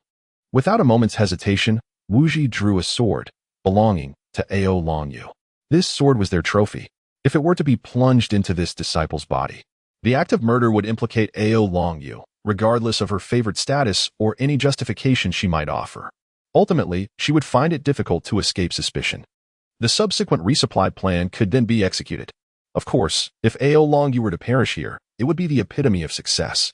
Ao Longyu, having slain a disciple of the 9th peak, would provoke a collective retaliation from the other disciples, culminating in a hefty price paid to eliminate the dragon clan's Ao Longyu. The plan was excellent and progressing smoothly, provided it was completed before the outside world took notice. Currently, it seemed time was certainly on their side. This plan was comprehensive, and success was within reach. With such thoughts, Wu Ji thrust the sword directly towards Jiang Lan. The other 3 watched as Wu Ji attempted to slay this disciple who had been hiding behind a protective barrier. A disciple who had achieved the peak of Qi refinement. Killing him would be straightforward, albeit somewhat troublesome. Fortunately, it was now possible to execute him directly. The plan advanced another step forward. Chapter 18. Are you looking for me?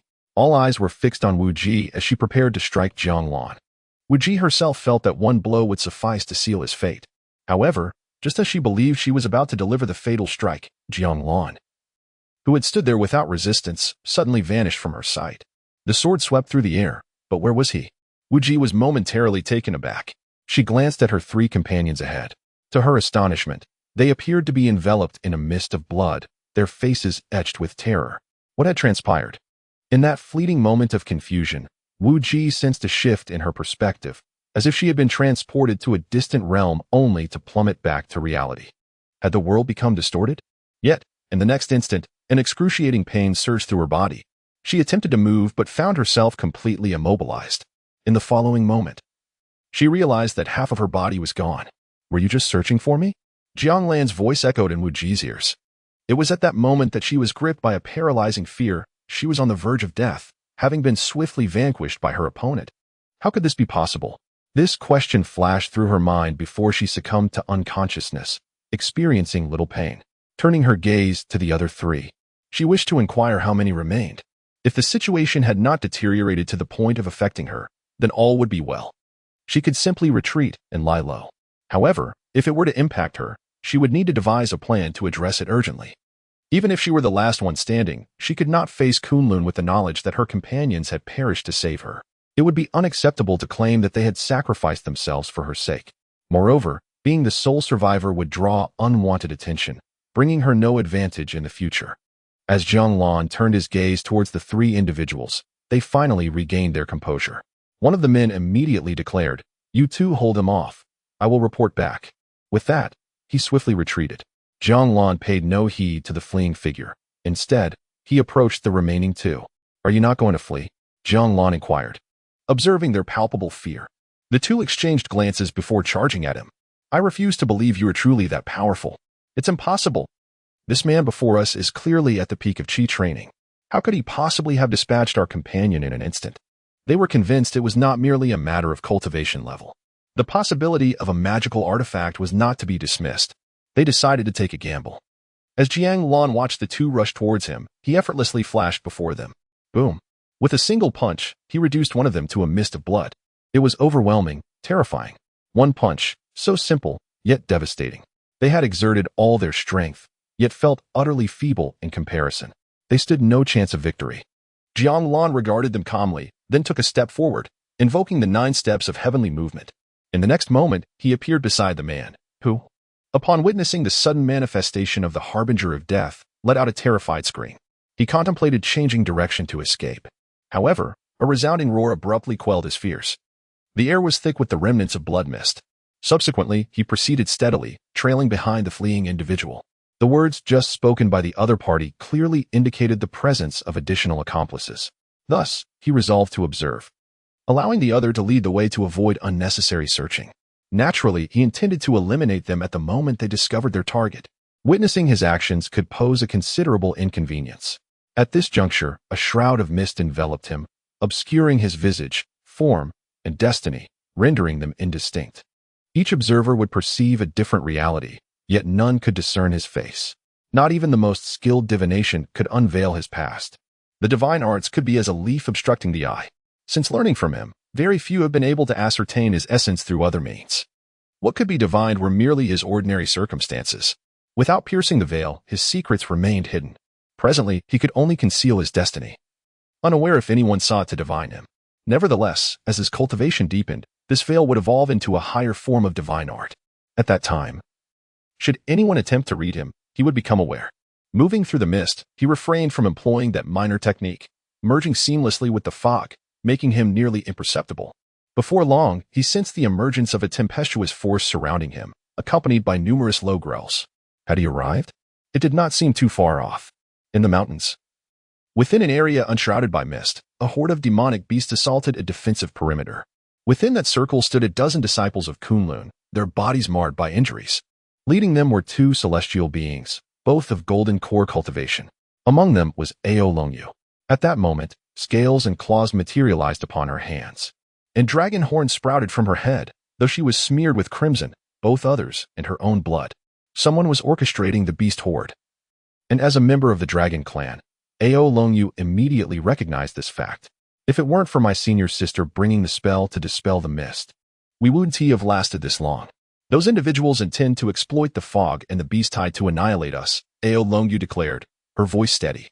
Beside her stood Linxia, a disciple from the 3rd peak, who, despite her golden core cultivation, felt utterly powerless while gazing at the horde.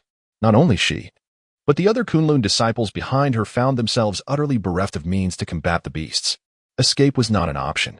Chapter 19. A desperate struggle. Ao Long Yu gazed silently at the horde of beasts before her. Her junior sister's words rang true. Were it not for the disciple from the ninth peak, their fates would have been dire. Yet, even in their current predicament, they were merely clinging to survival. Previously, she had harnessed her bloodline power to suppress the emergence of the beast tide. However, she sensed an unseen force at play, a pair of colossal hands orchestrating everything. With her as the likely target, it was reminiscent of 3 years ago when she had been restrained by a magical artifact. This time, however, the adversary had resorted to using the beast horde as a means of control. If that were indeed the case, then their incursion into the secret realm was intentionally provocative. Within the secret realm, they dared to raise a considerable ruckus, but here in Kunlun Mountain, they were cautious. After all, a clash between Foundation establishment disciples was a far cry from the confrontation involving Golden Core cultivators, and they were not merely facing 1 or 2 golden cores. Such a display of might outside could only lead to self-destruction. They needed to devise a means of breaking free. To linger in this state would inevitably result in their demise. Ao Long Yu's voice broke the silence. She understood that their current state was akin to fish trapped in a bottle, surrounded by cats. Once the cats outside discovered a way in, they would be at the mercy of their predators. They had to find a solution to escape this predicament. Messages had already been dispatched outward, though it was uncertain if they had been intercepted. Lin Xia furrowed her brows and remarked, "If intercepted, we would have to wait for the next team to arrive. They may notice something amiss and send word outside. But what of the others?" Ao Long Yu watched as their defenses were continually battered and inquired, "What about the others?" The beast horde was formidable. Even Golden Core practitioners found it challenging to contend with such a multitude. This was without any Golden Cores among the beasts. Otherwise, their chances of escape would be non-existent. "The other leading disciples are unaware of the specifics," Lin Xia replied. She had been attempting to contact others from the outset but had encountered insurmountable obstacles. Were it not for Sister Long Yu's sudden arrival, she would have been overwhelmed by the beast horde. Only they were in close proximity, while the few junior brothers and sisters behind were all under her command, none of whom had surpassed the great perfection stage. Ao Long Yu remained silent, acknowledging the lack of options. Rescue was nearly impossible. By the time the outside world noticed, it might be too late. Furrowing her brow, Ao Long Yu contemplated their fate. If no unforeseen events occurred, they would simply await their destiny. However, there might be a possible solution. At that moment, a male disciple spoke up. Ao Long Yu and Lin Xia turned their attention toward him, as did the others. He was a rather delicate-looking young man. Addressing the group, he said, "All of us are at the great perfection stage of Foundation establishment. If we can advance, we may find a way out. But how do we advance?" A female disciple queried. Ao Long Yu and Lin Xia remained silent, perhaps grasping the young man's intention. However, this notion might not be readily accepted by the others. Mo Li lifted his gaze to his fellow disciples, a cruel smile creeping upon his lips. "Let us break through. Even if it means to slay or be slain. We shall either transcend in the face of death or succumb to silence at its brink." The others were taken aback by his words. Such a notion was rather extreme. Yet 2 among them remained undeterred, choosing silence over surprise. Indeed, they found themselves devoid of options. If there was no alternative, they would have to fight their way out. Their breakthrough hinged on a singular opportunity. Though the process might bear its consequences, it was undeniably their only chance for survival. The path to immortality was fraught with peril. A smooth journey? That was an impossibility. Ao Long Yu observed her companions. While some were initially astonished and struggled to accept the gravity of the situation, they ultimately fell into silence. Silence, in this context, equated to acquiescence. None dared to reject this course of action, for it was their sole recourse.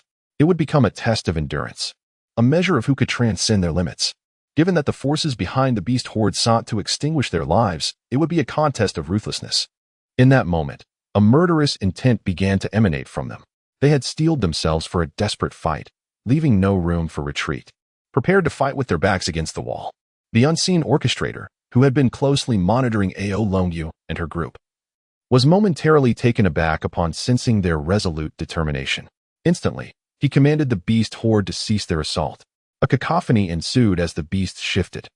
This sudden change naturally drew the immediate attention of Ao Long Yu and her companions. However, they were soon astonished. Rather than advancing, the horde began to retreat.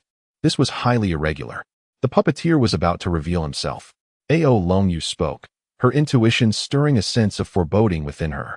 Yet, soon they would discern the true intentions of these individuals and perhaps stall for time. Nevertheless, both Ao Longyu and Lin Xia understood one crucial fact. Their adversaries aimed to thwart the fierce momentum they had just summoned, the resolve to fight to the last, with no path of retreat. Yet, with the opposition having halted, even if they disowned this, it would be too late. It seemed evident that their foes had been observing them all along. Ao Longyu mused silently.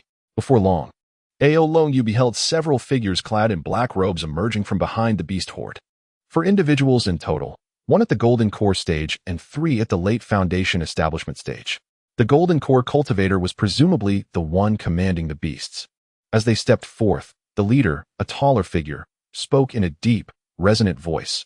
We never sought enmity with Kunlun. We only desire to avenge the Dragon Clan. Chapter 20. The slaying of Ao Longyu. Upon hearing the words from across the way, Ao Longyu instinctively sensed a shift in circumstances. All accusations would inevitably be directed towards her, and the unity among them would swiftly dissolve. The opposing faction harbored concerns regarding other disciples making breakthroughs. Yet, there was little she could articulate, for no matter her assertions, others would inevitably align themselves with the less perilous side, even if it lacked credibility. Lin Xia furrowed her brow, glancing at the younger disciples behind her, noticing that some had begun to exhibit signs of wavering resolve. However, she remained undeterred, standing steadfastly beside her senior sister. What do you mean? Lin Xia inquired. Ao Longyu surveyed her junior sisters, choosing silence. Although she had a general understanding of the intentions of the opposition, she was keen to observe further, not for any ulterior motive, but merely to buy time. The longer the standoff persisted, the greater their chances of survival. The leader of the opposing faction continued in a low, resonant tone. Our aim has always been singular. I wish to convey to you all that if you wish to depart, we shall not impede your exit. As these words fell, a path slowly opened in the throng of beasts, seemingly allowing others to retreat. As the pathway emerged, several disciples began to contemplate their options. You all have grown up in Kunlun, the sacred land of the great wilderness, and thus may be unaware of the external realities. You do not comprehend the brutality of the Dragon Clan, but we do. Hence, we are prepared to pursue vengeance at any cost. You are aware that this secret realm belongs to Kunlun, and any turmoil here will prompt intervention from the outside world. We are doomed, without a doubt. Yet, nothing can deter us. This embodies our resolve, and I hope you all comprehend. The intent of the figure in the black robe was unmistakable. They were resigned to their fate, harboring a fearlessness that surpassed even that of their adversaries. Should it come to a clash, it would be a contest of ruthlessness, for they had already been sentenced to death. Ao Longyu grasped the implications of their message and recognized their attempt to isolate her. Do you think us fools? Lin Xia retorted coldly. Without sister, do you believe you can slay us with ease? The man chuckled softly, responding. Does this fair maiden intend to rally those future prodigies behind her to fight for her sister, only to accompany her in death? Upon uttering these words, he raised his hand towards the heavens, declaring, I hereby swear an oath. If you depart now, I shall not lay a finger on you. Should I break this vow? May heavenly thunder strike me down, and my soul be scattered. Do you take us for fools? Emily interjected, a cruel smile gracing her lips. If you do not kill us, does that mean others cannot? Once we fracture, your slaughter of us will be as simple as hunting dogs. Indeed. If Sister Ao were to perish here, do you think the rest of us could escape? One of the female disciples voiced. Among them, Ao Longyu possessed the highest combat prowess, having attained the Golden Core stage. Particularly over the past 3 years, her cultivation had advanced remarkably. If Ao Longyu were to perish, they would have no means of escape. In the face of the 2 interrogators, the figure clad in black chuckled softly and said, You should take an oath as well. This was directed at the individuals behind him. Soon, several others followed suit, pledging their oaths. The leader of the black-clad figures then addressed Ao Longyu and the others with a hint of surprise, stating, You are aware that our oaths hold significant weight. Should you still believe we intend to harm you, then we have nothing further to discuss. Here, I present you with one final opportunity. We are pressed for time and do not wish to squander it on you. You may depart at any moment, but should you choose to stay, we shall remain in attendance. With that, the black-clad men observed their reactions, awaiting their decision. Lin Xia glanced back at the group. Noticing that a considerable number of them were wavering, she opened her mouth to speak, yet found herself momentarily at a loss for words. It was not without reason. They had all sworn an oath, a profound one at that. This implied that even if conflict were to arise, their adversaries would be fewer, significantly increasing their safety. Nevertheless, no one stepped forward to declare their departure. Junior sister, You should lead them away first. I will stay here. As everyone wrestled with their uncertainties, Ao Longyu was the first to voice her thoughts. She understood that allowing the others to remain was unrealistic. Furthermore, staying would mean risking their lives for her. A sacrifice she did not require. I will not leave. Lin Xia firmly positioned herself beside Ao Longyu. Turning to the others, she urged, you may retreat on your own. They will not attack. Junior sister. Ao Longyu frowned at Lin Xia, finding her too headstrong. Lin Xia met Ao Longyu's gaze and replied resolutely, sister. There is no need to persuade me. I know I have trained and grown alongside you. Although you may not treat me exceptionally well, you have often guided me. I am not familiar with those junior brothers and sisters. Ao Longyu regarded Lin Xia, her expression turning cold as she stated, your presence will hinder me. Alone. I might still have a chance to escape. Why would that be? Lin Xia stammered, somewhat incredulous. Having one more person means an increased risk. Ao Longyu declared to Lin Xia. Lin Xia opened her mouth, but no words came forth. She was unsure whether Ao Longyu's assertion held any truth. Led them away. Ao Longyu reiterated. This time, Lin Xia remained silent, uncertain of what to say. Sister Lin, let us retreat, someone suggested. Once one person spoke, another soon followed. Indeed. Our presence only burdens Sister Ao. Lin Xia clenched her fists and ultimately nodded in agreement. Ao Longyu watched as Lin Xia and the others withdrew. The opposing party indeed refrained from making any attempt to obstruct them.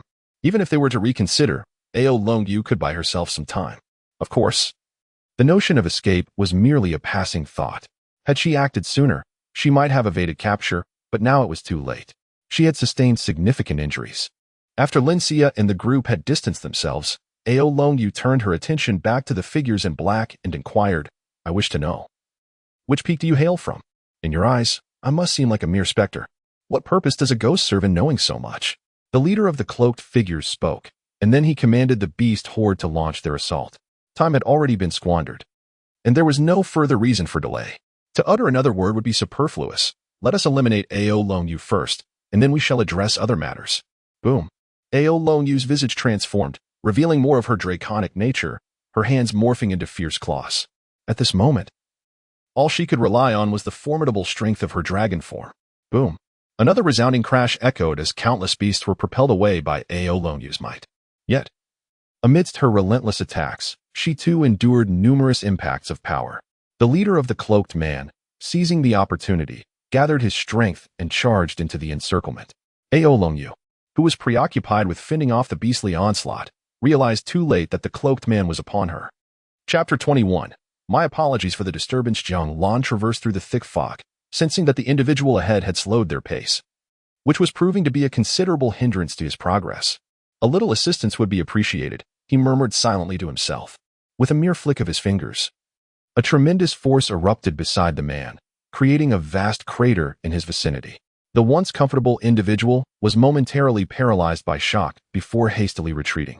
Another explosion rang out, this time detonating directly behind him. The man was propelled forward, acutely aware that his pursuer was close behind and that he was utterly outmatched. Should such an attack strike him, survival would be impossible. The enveloping mist had somewhat dulled the effectiveness of the assault, granting him a fleeting chance. However, should his assailant close the distance, his demise would be inevitable. Panic surged within him, prompting him to hasten towards his allies without a moment's hesitation. Regardless of whether the pursuer followed closely, at the very least, he needed to ensure they were aware of the imminent threat lurking among them. Someone was concealing their cultivation, hidden within the crowd. Observing the man fleeing with such urgency, Jiang Lan felt a sense of satisfaction.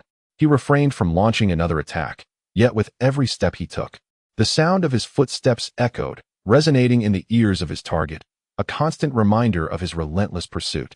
The cadence of his footsteps, tap, tap, tap, was like a death knell, instilling a sense of dread within the man, rendering him incapable of maintaining composure as the specter of death loomed ever closer.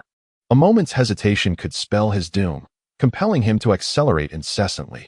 Only through speed could he distance himself from the ominous sound. Yet, any lapse in his fervor would bring the footsteps crashing back into his consciousness, as if the grim reaper were hot on his heels. Faster, faster, I am nearly there, he urged himself, refusing to allow even a moment of complacency. A roar echoed, the sound of a beastly horde approaching. Upon hearing this, a flicker of relief washed over the man's face. He had arrived. Finally. Puff. Ao Long Yu staggered back, a mouthful of fresh blood spilling forth. She attempted to move her body, though it felt heavy and unresponsive, as if she were struggling against an unseen weight. Her gaze, filled with defiance, remained fixed upon the figure in the black robe. Were it not for the multitude of demonic beasts, she would not find herself in such a dire predicament. Ao Long Yu, your time has come, the figure intoned ominously before launching an attack. Bang! A long sword, moving with remarkable swiftness, pierced Ao Long Yu's body. Puff! The blade penetrated her flesh. Begone! She exclaimed, expelling a surge of vital blood that transformed into a fierce assault directed at the cloaked figure. However, the moment her blood was released, instability occurred, splattering some upon her own face. The crimson droplets adorned her right cheek, creating a scar that snaked from her visage down to her neck. Boom! The black-robed figure was violently hurled away. As Ao Long Yu could no longer maintain her stance, she sank to her knees upon the ground. The loss of her vital essence left her remarkably feeble. Yet, when she beheld the figure in the black robe descending in scathe, despair flickered in her eyes. She pressed her lips together, uttering not a single word. It appeared she was destined to meet her demise here. The black-robed individual discarded a talisman, one that had long since ceased to function. Were it not for this artifact, he might have sustained grievous injuries. Fortunately, he had not underestimated her capacity for retaliation. Thus, he resolved to strike. This time, he was certain he could deal a severe blow. Although the dragon kin were not easily slain, once gravely wounded, their end would be inevitable. Just as he prepared to act, he was suddenly interrupted by the sound of footsteps. Tap! The noise arrived with startling abruptness, as though it were mere inches away. The black-robed figure paused, swiftly directing his gaze towards the source of the sound. Who goes there? He inquired, warily. The other black-robed figures, slightly delayed in their reaction, also turned their attention to the direction of the footsteps. Someone was approaching. Even Ao Long Yu felt an inexplicable sense of confusion. Who would dare to approach at such a moment? Nevertheless, seizing the opportunity, she shifted her body to adopt a defensive posture, though the sword at her side hindered any significant movement. Tap, tap, tap. The frantic sound of footsteps reverberated through the air. A man, his face etched with terror, appeared. Ao Long Yu furrowed her brow. He was a disciple from the fourth peak, one she had encountered previously. Was he fleeing? Alas, he had chosen the wrong place to escape. Yet, to her surprise, the disciple spoke directly to the black-robed figure, as if they were already acquainted. Again, Ao Long Yu felt a bitter pang within her heart. How many external spies lurked within Kunlun? The black-robed man furrowed his brow, scrutinizing the terrified individual before him, concerned by the evident fear that gripped him. Something is wrong. There is someone. The disciple faltered mid-sentence, unable to articulate further. He lowered his gaze, discovering that his own body had been compromised. Casting a glance to the side, he discerned a hazy figure. Yet he knew, without a doubt, that this was the very person he had just referred to. A demon, a devil. Ultimately, the man collapsed to the ground, utterly silenced. Jiang Lan did not turn to regard the fallen figure. Instead, he focused on the black-robed individual, his voice resonating with a somber tone. I seem to have intruded upon your affairs. Chapter 22. Blood mist filling the sky. The sudden appearance of this individual astonished the figure cloaked in black. He had not sensed their presence in the slightest, and the footsteps that had just been heard should have belonged to them. Ao Long Yu gazed incredulously at this unexpected visitor, finding them utterly inscrutable. Yet, the manner in which they threw their punch seemed vaguely familiar, as did their composed demeanor. However, she could not ascertain their intentions, nor did she dare to speculate. Whatever their purpose, it was undoubtedly not to rescue her. A foreboding sensation coursed through her. Whoever this person was, they possessed the capability to eliminate anyone who provoked them. Nevertheless, she felt a profound gratitude for their sudden emergence, as it afforded her a fleeting opportunity to breathe. This signified that her master had sensed the disturbance and was drawing nearer. Who might you be, esteemed sir? The black-clad man inquired, his brow furrowed in concern. He had not anticipated such an individual would emerge at this juncture, and they appeared far from ordinary. With a single blow capable of slaying a consummate foundation establishment practitioner, this was undoubtedly a person of golden core cultivation. The presence of another golden core practitioner only served to heighten his pressure. I merely traversed the secret realm, and Jiang Lan cast his gaze upon the lifeless figure of the fallen man, stating, they bore ill will towards me. Their disdain for you, esteemed sir, is indeed their folly, and they have now paid the price. Do you intend to depart? The black-clad man spoke calmly, seeking to avoid unwarranted enmity. Success was within reach, and there was no need to stir up further trouble. Jiang Lan turned his attention to Ao Longyu and then back to the figure in black. It was evident to him that the latter intended to eliminate Ao Longyu, and these individuals were the ones who had incited the beast horde, a troublesome beginning.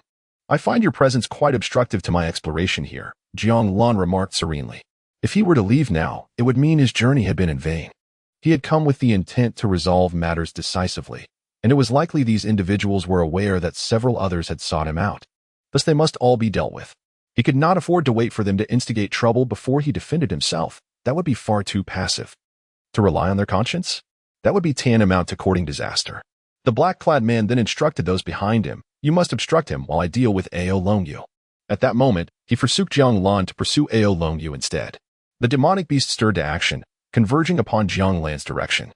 The black-clad man paid no heed to Jiang Lan, believing that once he had handled Ao Longyu, he would turn his attention to this inexplicable newcomer. As for the previous individuals, none who were aware of their existence would survive. Whether the beast horde could impede Jiang Lan was of little concern to the black-clad man. After all, was Ao Longyu not already exhausted under the onslaught of the beasts? Humans, in comparison to the dragon race, were indeed lacking. Observing the encroaching demonic beasts, Jiang Lan furrowed his brow. Their numbers were somewhat excessive. However, it would not consume much time. The next moment, Jiang Lan sprang into action. In an instant, the entire beast horde seemed to sense the onset of a tempest. Boom, boom, boom, boom. The sound of explosions echoed incessantly, akin to thunderclaps on a clear day, deafening the ears.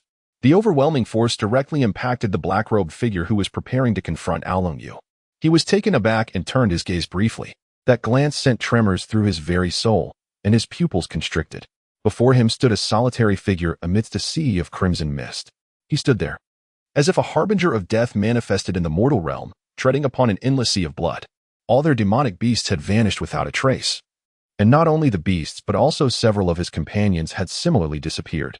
How could this be possible? Having dispatched all adversaries, Jiang Lan advanced steadily towards the black-robed man. He had just unleashed his formidable strength and employed the celestial steps, otherwise it would have taken considerable time. My friend, there must have been some misunderstanding during this interval. The black-robed man quickly spoke. The combat prowess displayed by his opponent exceeded his expectations. Could a mere golden core truly annihilate such a multitude of beasts with such ease? Was he at the late stage of golden core? There shouldn't be such a formidable presence here. Ao Longyu, too, stared in astonishment at the figure shrouded in blood mist. Powerful, composed, and decisive in his slaughter, this was undoubtedly the same individual from before, the one who had merely passed through. She could hardly fathom the extent of his strength. Moreover, given his apparent demeanor, should she provoke him, she would surely meet her demise. A misunderstanding, you say? Jiang Lan regarded the black-robed man with a cold demeanor. The first time you sought to trouble me, I let it slide. Now, you return once more to speak of misunderstandings. Do you intend to attempt a third time? No, absolutely not. The black-robed man hastily replied. This is undeniably a misunderstanding. They must have acted on their own accord. We would never dare to trouble you, my friend. A misunderstanding? In an instant, Jiang Lan appeared before the black-robed man, his fist already poised for attack. If my cultivation falls short, does that still qualify as a misunderstanding? With those words, Jiang Lan unleashed a powerful punch. Boom. The moment his fist descended, Jiang Lan furrowed his brow as a beam of light obstructed his strike. An immense force erupted from the light. To avoid being overwhelmed by this power, he had no choice but to retreat a few steps. Whoosh. The force roared forth, sending Ao Longyu hurtling away, while the black-robed man was swept away by the light. Was there an even mightier presence? Jiang Lan's mind immediately began to speculate. Yet, he exhibited no hesitation. Channeling his strongest power, the energy of the early golden core stage surged into his fourfold strength. Planning to escape? He bellowed. As immense power began to coalesce within his fist, the surrounding trees rustled ominously, as if a tempest of force threatened to uproot them. Boom. He unleashed a punch, the force erupting like a storm towards the fleeing black-robed man. At that moment, the black-robed man gazed upon this terrifying power with sheer horror. He cried out to the heavens, "Senior brother, save me." Chapter 23. The life and death of Ao Longyu. In the instant the cloaked figure called out for help, a force comparable to the might of Jiang Lan surged forth. Boom. At that moment, Jiang Lan's attack collided with the opposing force. The tremendous shockwave shattered the surrounding trees. Ao Longyu, who had been struggling to maintain her footing, was sent flying once more. Severely injured, this latest blow exacerbated her condition if this continued. She might indeed perish here. Yet, the one in the black robe suffered the most. He found himself at the epicenter of two conflicting powers. One aimed to seize him, while the other sought his demise. The two forces remained locked in a stalemate. Jiang Lan furrowed his brow. The unseen adversary was formidable, certainly possessing a cultivation level superior to his own. However, he could not allow them to take the cloaked figure away. Just moments ago, he had failed to sense the presence of such a strong opponent, but that was no longer the case. He had become acutely aware of it. The enemy had just arrived, striking at a moment's notice. Breakthrough. In that instant, a torrent of energy surged through Jiang Lan, directed straight at the cloaked figure.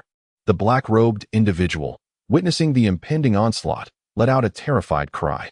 Yet, before he could utter a sound, Jiang Lan's power engulfed him, leading to his complete obliteration. After the strike, the nearby trees were leveled to the ground. Jiang Lan remained motionless, realizing that the mastermind had departed. The opponent was exceedingly powerful. If a confrontation were to ensue, he doubted his chances of escape. Yet, it seemed the adversary was also wary of something. With his energy nearly depleted, he needed to vacate the area swiftly. He hoped that no further troubles would arise. If they did, he could do little more than evade. Being under scrutiny was preferable to facing death. At that moment, Jiang Lan sensed an impending threat. He needed to ascend to a higher level. The upgrade he referred to was not a transition from initial to mid-level, but rather from the golden core stage to the nascent soul stage. Should he remain hindered by his bottleneck for too long, he would resort to consuming a creation pill. Lacking sufficient strength was far too perilous. With that, Jiang Lan turned to leave, knowing he must exercise caution. The shadowy figure was still alive. Vigilance was imperative. However, the adversary's apparent aim seemed to be Ao Longyu. Casting a glance in her direction, he noted that she was still alive. Yet, he had no intention of approaching her or initiating conversation that would only invite trouble. Furthermore, he was not well acquainted with Ao Longyu. Despite her grave injuries, she was not on the brink of death. The outcome now relied on their respective fates. Jiang Lan himself faced significant troubles. The hidden figure was not easily dealt with. Fortunately, there were no other disciples at the ninth peak, or else the situation could have become quite complicated. Having junior brothers and sisters would mean more lives to safeguard. And someone like Ao Longyu could easily become embroiled in conflict. Would he not be inviting disaster? He hoped his master would refrain from taking on more disciples. With such thoughts, Jiang Lan vanished from the spot, awaiting rescue or the arrival of other disciples. Of course, if enemies were to appear, he would need to assess the situation and decide accordingly. Meanwhile, Lin Xia and her companions, who had been departing, suddenly heard a tremendous roar. Boom! The overwhelming force impacted their vicinity. Lin Xia glanced towards the direction of the power storm, realizing it originated from her senior sister's location. After a moment of hesitation, she decided to proceed, disregarding the others, and made her way towards Ao Longyu. Regardless of the circumstances, her senior sister had not managed to escape. Emily exchanged glances with a female disciple, and together they followed suit. Among the others, only one person chose to accompany them, while the remainder continued their desperate flight. This was a decision each made for themselves. Some opted to take a risk, unwilling to trust that their adversaries would show them mercy. The rest either believed in the possibility of escape or preferred to avoid confrontation. Everyone was astute, yet each selected the path that seemed most advantageous for themselves. Ultimately, survival would hinge upon each individual's capabilities. On the return journey, the mist began to dissipate. This suggested that the area was likely safe, prompting those present to retreat. With no one around and no signs of passage, it appeared that all was well. Jiang Lan stepped into the protective circle. However, considering Ao Longyu's severe injuries, it remained uncertain whether she might be ambushed along the way. Jiang Lan sat cross-legged, waiting and testing the waters, curious if that formidable individual would make an appearance. He could not ascertain whether that person was aware of the previous plans of those who had approached. After a lengthy interval, Jiang Lan felt no sense of being watched. It seemed there were no issues. Morning broke, the sky brightened, and the mist cleared. Jiang Lan noticed figures approaching from a distance, 5 individuals. As they drew nearer, he discerned one woman with intricate patterns adorning the left side of her face, resembling a blood-red scar. Her hands were smeared with blood, indicating she had endured a tremendous onslaught of power. This was Ao Longyu. Beside her stood a golden core stage fairy, whom Jiang Lan did not recognize. The remaining 3 were at the peak of the foundation establishment stage, one of whom he presumed was his senior sister from the same team, having seen her once before. The others were unfamiliar to him. Nevertheless, each of them bore various wounds, suggesting that they had retreated from a confrontation. Jiang Lan mused to himself. It seemed they were safe now. He then settled in, awaiting rescue with a sense of assurance. Chapter 24. The arrival of the senior sister Ao Longyu and the others approached the protective barrier, prompting Jiang Lan to rise immediately. Observing them, he felt compelled, as a junior disciple, to take some action. Yet, upon reflection, he realized he was seemingly powerless to contribute, leaving him to stand idly by. As they entered and spotted Jiang Lan, no one uttered a word. After ensuring Ao Longyu was settled, Lin Xia turned her gaze towards Jiang Lan and inquired, "Junior disciple, has anyone visited this place during our absence?" Jiang Lan shook his head, responding, "No, I have surveyed the surrounding area and found no discernible signs. Hence, I did not report any visitors, as it would complicate matters unnecessarily." Lin Xia did not press further. There was little more to inquire. She then addressed the group, stating, "We should soon receive news from outside. Let us remain here and await rescue. Should any of you wish to seek opportunities for advancement, feel free to explore the vicinity. I will keep watch around us, but please do not cross my designated boundary, or you will be on your own." The others nodded in agreement without further discussion, then promptly exited the protective circle. Jiang Lan was somewhat taken aback. His senior brothers and sisters appeared quite resolute, not inclined to remain passive. Once everyone had departed, he too turned to leave, flowing along with the current. Ao Longyu, gravely injured, silently observed the departing figures. Surviving this ordeal had proven to be quite challenging.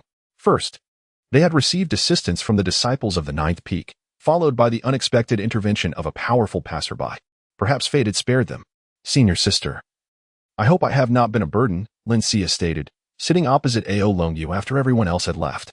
Ao Longyu regarded Lin Xia, momentarily at a loss for words. Jiang Lan stepped outside the protective barrier, but did not wander far.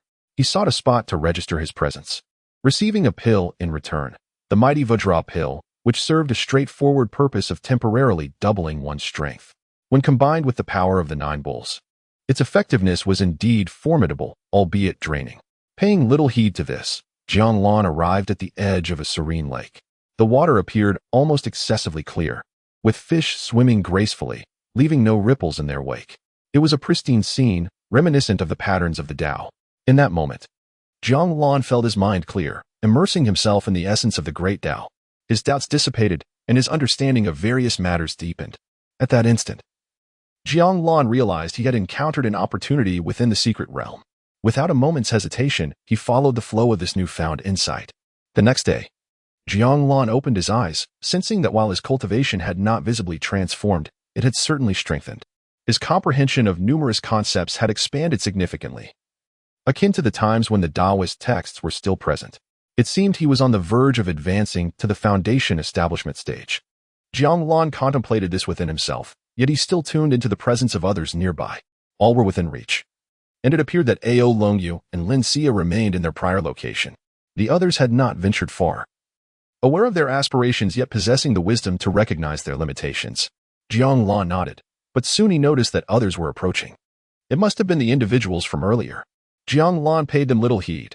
His primary concern lay with Ao Longyu and the others. If they sensed danger, then it warranted attention. Subsequently, Jiang Lan intended to close his eyes and meditate, aiming to superficially engage in the foundational cultivation. However, just as he settled down, he abruptly sensed the movement of 2 golden course. One was approaching him, while the other veered towards the newly arrived crowd. Why was it coming my way? Jiang Lan pondered, somewhat perplexed, for he was certain he was alone in his vicinity. This individual was undoubtedly heading towards him. Had he inadvertently revealed something during his moment of enlightenment?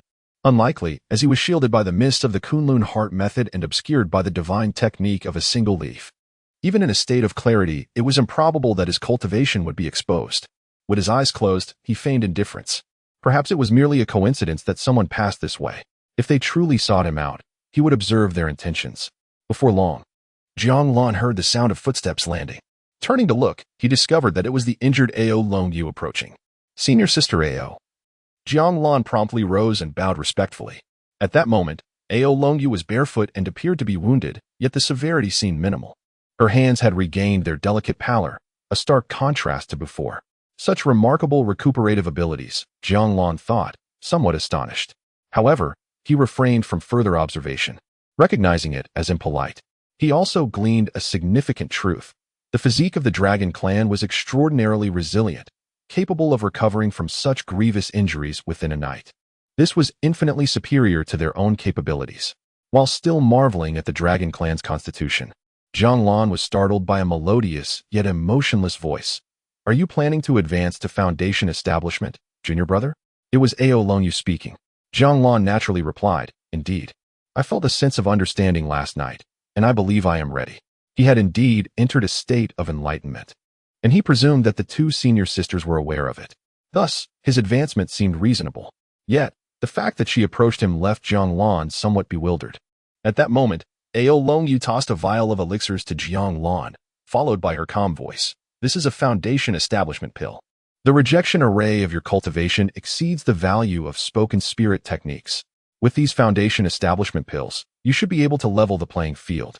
Chapter 25. When will I become an immortal? Jiang Lan gazed at the bottle in his hand, somewhat astonished. He had not anticipated that the senior sister had come for such a reason.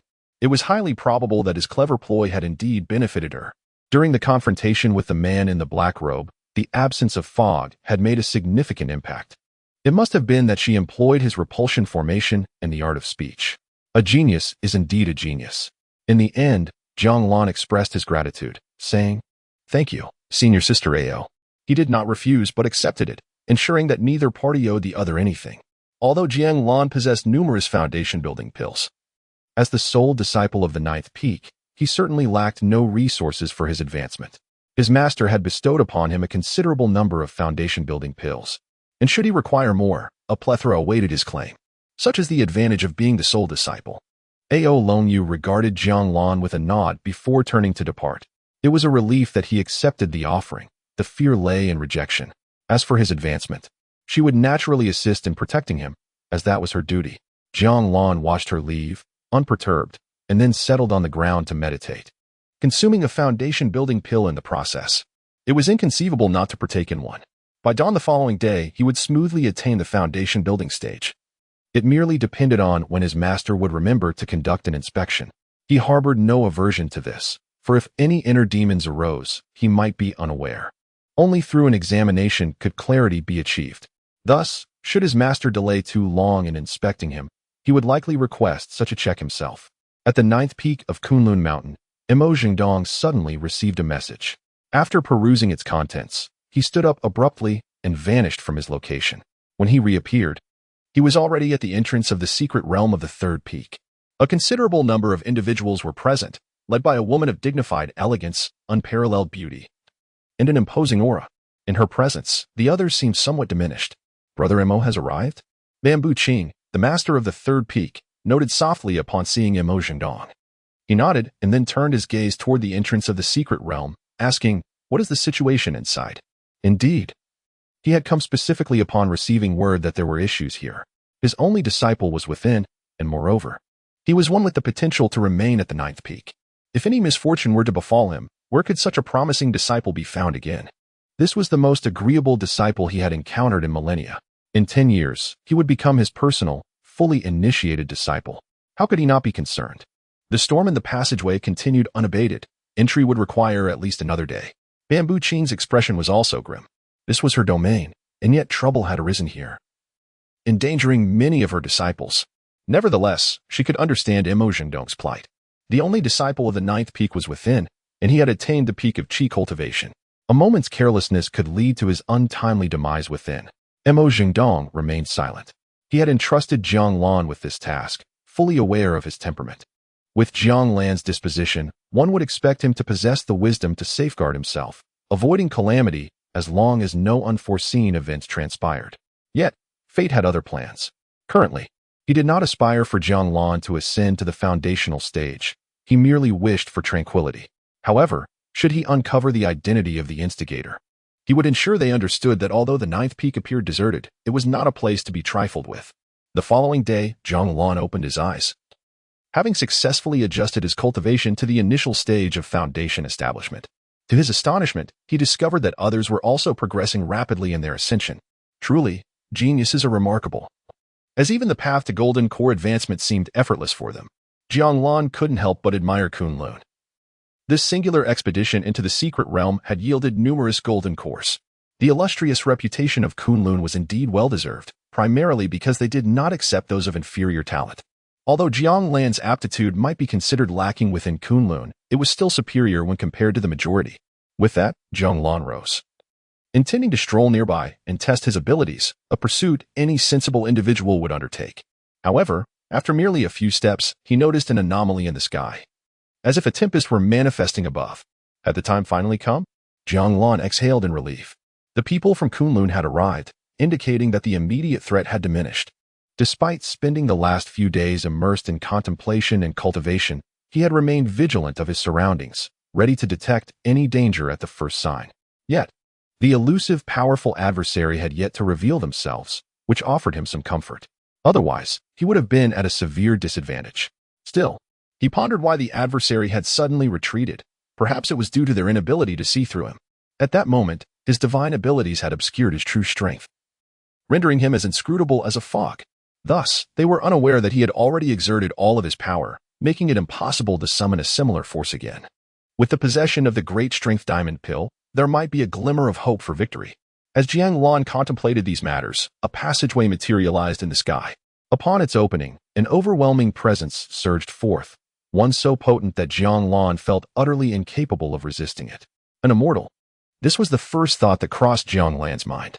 Faced with such a formidable aura, his instinctive dread surfaced, highlighting the chasm between the celestial and the mortal realms. Yet, just as swiftly, the aura dissipated and numerous figures descended from above. This time, Jiang Lan dared not probe or investigate. He silently mused about when he might attain the status of an immortal. At present, he felt reluctant to approach Ao Lone Yu's vicinity, preferring instead to diminish his presence. Chapter 26. 3 years and then 3 more. Jiang Lan initially intended to conceal his presence and depart from this place alongside the others. However, it appeared to be a rather arduous task. Someone was approaching him directly. Without the need for perception, he discerned the identity of the individual. It was his master, Imo Jingdong. Indeed, it was not long before Imo Jingdong alighted right before him. Having met his master, Jiang Lan did not hesitate to bow respectfully and address him. Imo Jingdong regarded Jiang Lan without inquiring further, merely posing a commonplace question. Have you established your foundation? He did not seek out others nor inquire about the circumstances here. As long as his disciple was unharmed, that was sufficient. His responsibilities were no lighter than anyone else's. Allowing his master to lead him away was precisely what Jiang Lan desired. Appearing before others inevitably drew attention, which was not favorable for him. As the sole disciple of the ninth peak, he enjoyed resources that many could only dream of. At times, such privilege elicited envy or discomfort. Most would wonder why a disciple of average talent was afforded such abundant resources. They often overlooked the fact that his ability to remain at the ninth peak while others could not was a testament to his resilience against inner demons. Nonetheless, his master treated him with great kindness. After 3.5 years of foundation establishment, Imo Jingdong felt immense satisfaction. This achievement was not inferior to that of any other prodigy. Naturally, there was a possibility of gaps widening in the future, but for Jiang Lan, this was a source of boundless comfort. Whatever my master provides, I shall accept, Jiang Lan murmured, though he was uncertain of his own desires. You are putting me in a difficult position, Imo Jingdong replied with a smile, his eyes devoid of any burden. As if he already understood what would be most suitable to gift. The following day, Jiang Lan received a black and white egg. A chicken egg? It was not significantly larger than one. It was a spirit pet. Imo Jingdong chuckled and explained, this is a mutated cloud tiger spirit egg. It is said that after its birth, it fell near a ghostly artifact. Under normal circumstances, any spirit beast that encounters the ghostly aura would be doomed to perish. However, this egg miraculously survived, suggesting it may be capable of adapting to the ghostly essence. Having tested it numerous times concerning its ghostly attributes, I can assure you there are no issues before entrusting it to you. Now that you have established your foundation, it should not pose a problem. Imo Jingdong gazed at Jiang Lan calmly, stating, as there are no other disciples at the ninth peak, this spirit beast egg is entrusted to you. Jiang Lan accepted the spirit beast egg and bowed, expressing, thank you, master. Given there were no other disciples at the ninth peak, and considering his youth, he inevitably felt a sense of loneliness. Furthermore, The disciples of the ninth peak were often looked down upon by those from other peaks. It was for this reason that his master had prepared the spirit beast egg for him, a companion that could survive within the ninth peak. After receiving the spirit beast egg, Jiang Lan felt it would hatch within a few days. However, he was mistaken. 3 years elapsed. The egg beside him showed no signs of hatching, leading Jiang Lan to ponder whether it had perished. However, upon inspection, he detected signs of life, remarkably steady, as if it were merely in slumber. Perhaps he should wait a little longer. It might take years before it finally hatches. He decided to continue his seclusion. Presently, he found the path to transcending to the unassuming stage surprisingly arduous. In 3 years, he had barely managed to reach the mid-phase of the golden core stage. Achieving the great perfection would require several decades, while ordinary disciples might take centuries. At that moment, Jiang Lan became acutely aware of the formidable challenges in aspiring to become an immortal. He chose to disregard the affairs of the outside world, remaining hidden within the nether cave, diligently signing in and cultivating. 3 years turned into 3 more. One day, his master unexpectedly sought him out. Master? Upon seeing Imo Zhendong enter the nether cave, Jiang Lan promptly rose to greet him. Have you taken to treating the nether cave as your home? Imo Zhendong remarked, a hint of amusement in his voice. Today marked the 10th year of Jiang Lan's presence at the 9th peak, an unprecedented occurrence. Previously, no disciple, regardless of their exceptional abilities, had managed to remain here for several years. 5 years had never been achieved, let alone 10. Consequently, the selection criteria had shifted from those of high talent to those of ordinary aptitude. The rationale? Highly gifted disciples tended to have shorter tenures. Their remarkable potential often led to grand aspirations, making them more susceptible to the encroachment of inner demons. Of course, ordinary disciples were not exceptionally strong either. For Jiang Lan, this was truly an unexpected turn of events. He felt that his cultivation here progressed more swiftly, making it difficult for him to part ways. Jiang Lan bowed his head, speaking genuine words. Imo Zhendong, amused by the irony that his disciple was reluctant to leave the very aura of the nether, stifled a laugh. In the end, he instructed, take a trip down the mountain and procure a fine bottle of wine, tossing a considerable number of spirit stones to Jiang Lan. Chapter 27. The unhatched spirit pet. Jiang Lan took the spirit stone, feeling a wave of curiosity wash over him. Why did his master suddenly instruct him to procure a fine wine today? Despite having spent considerable time on the 9th peak, he had never witnessed his master indulging in alcohol. Nevertheless, curiosity aside, purchasing wine was hardly a daunting task, and he naturally did not refuse. Yes, master. With that, Jiang Lan departed from the 9th peak.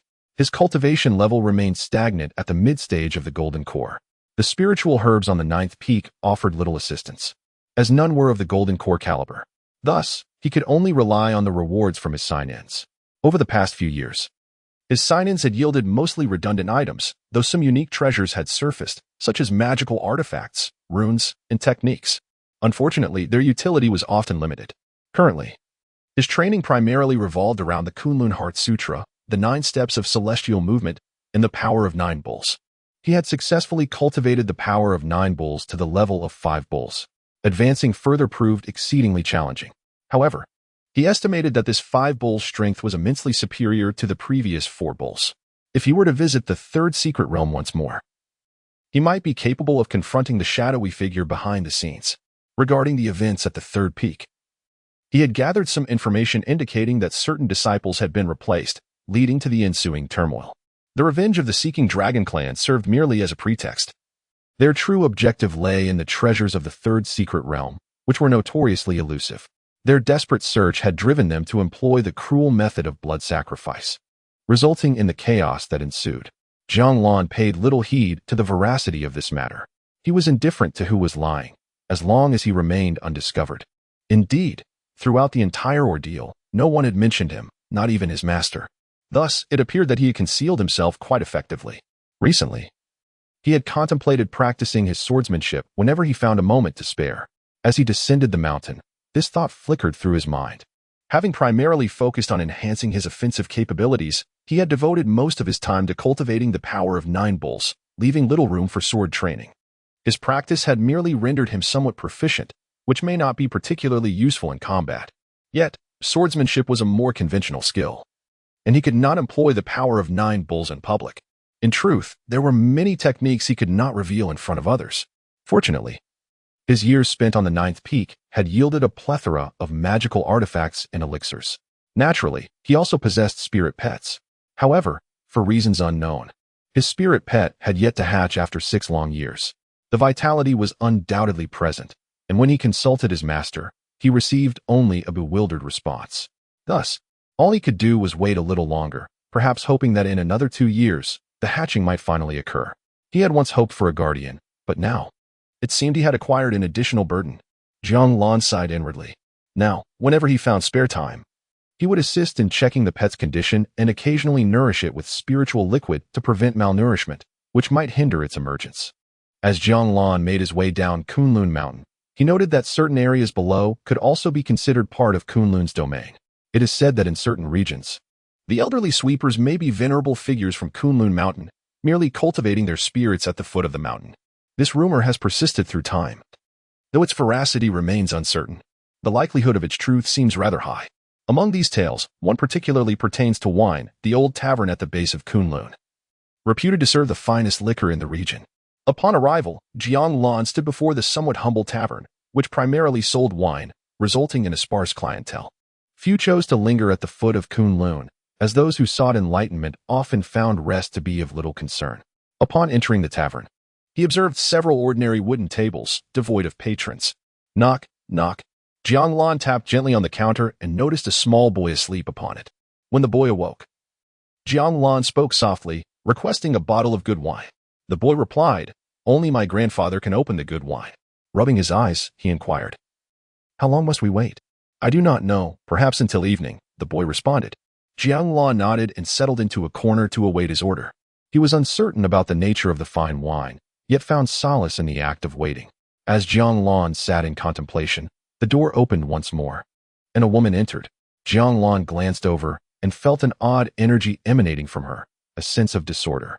Intrigued, he took a closer look, discovering a young girl who appeared akin to a village maiden, dressed in plain, somewhat tattered garments.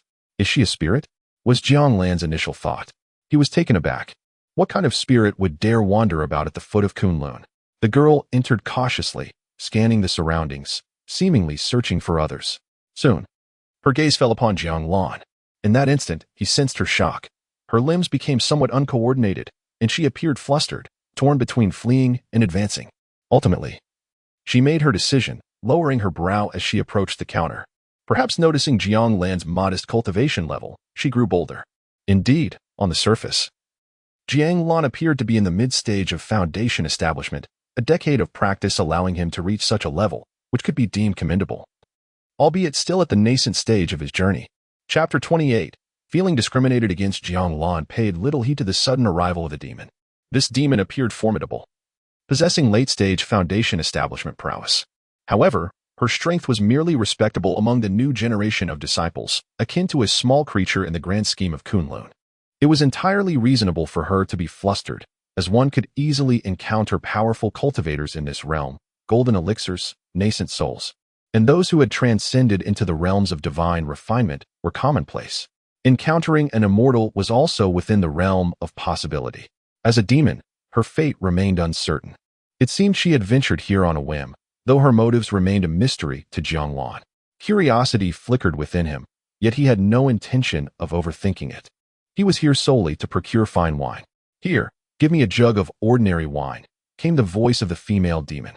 She stood at the counter, presenting a gourd alongside a spirit stone, which she had wrapped carefully, as if fearing its loss. Jiang Lan lowered his gaze, choosing to remain indifferent and patiently await his turn. At that moment, another individual entered through the door. Yet again, it was a woman. But her arrival genuinely startled the female demon at the counter, as if she were inherently suppressed. The aura of a dragon was palpable. Jiang Lan sensed it instantly. "Ao Longyu." The moment the figure stepped inside, Jiang Lan recognized her. Even now, Ao Longyu was breathtaking. The wound on her right cheek seemed to have vanished, leaving only the faintest traces behind, as if its disappearance were but a temporary illusion.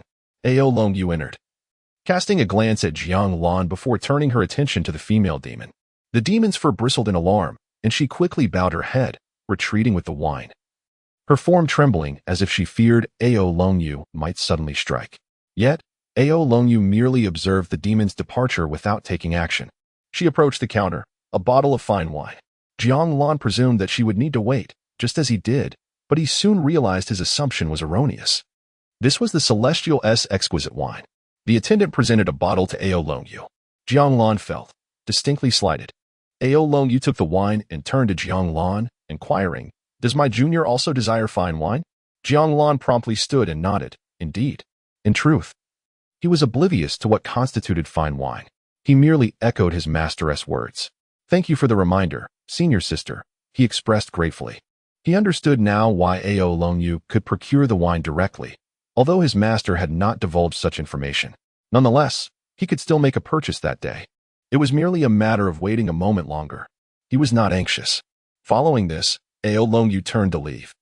She held a notable impression of this disciple from the ninth peak. However, would any disciples from the ninth peak descend the mountain?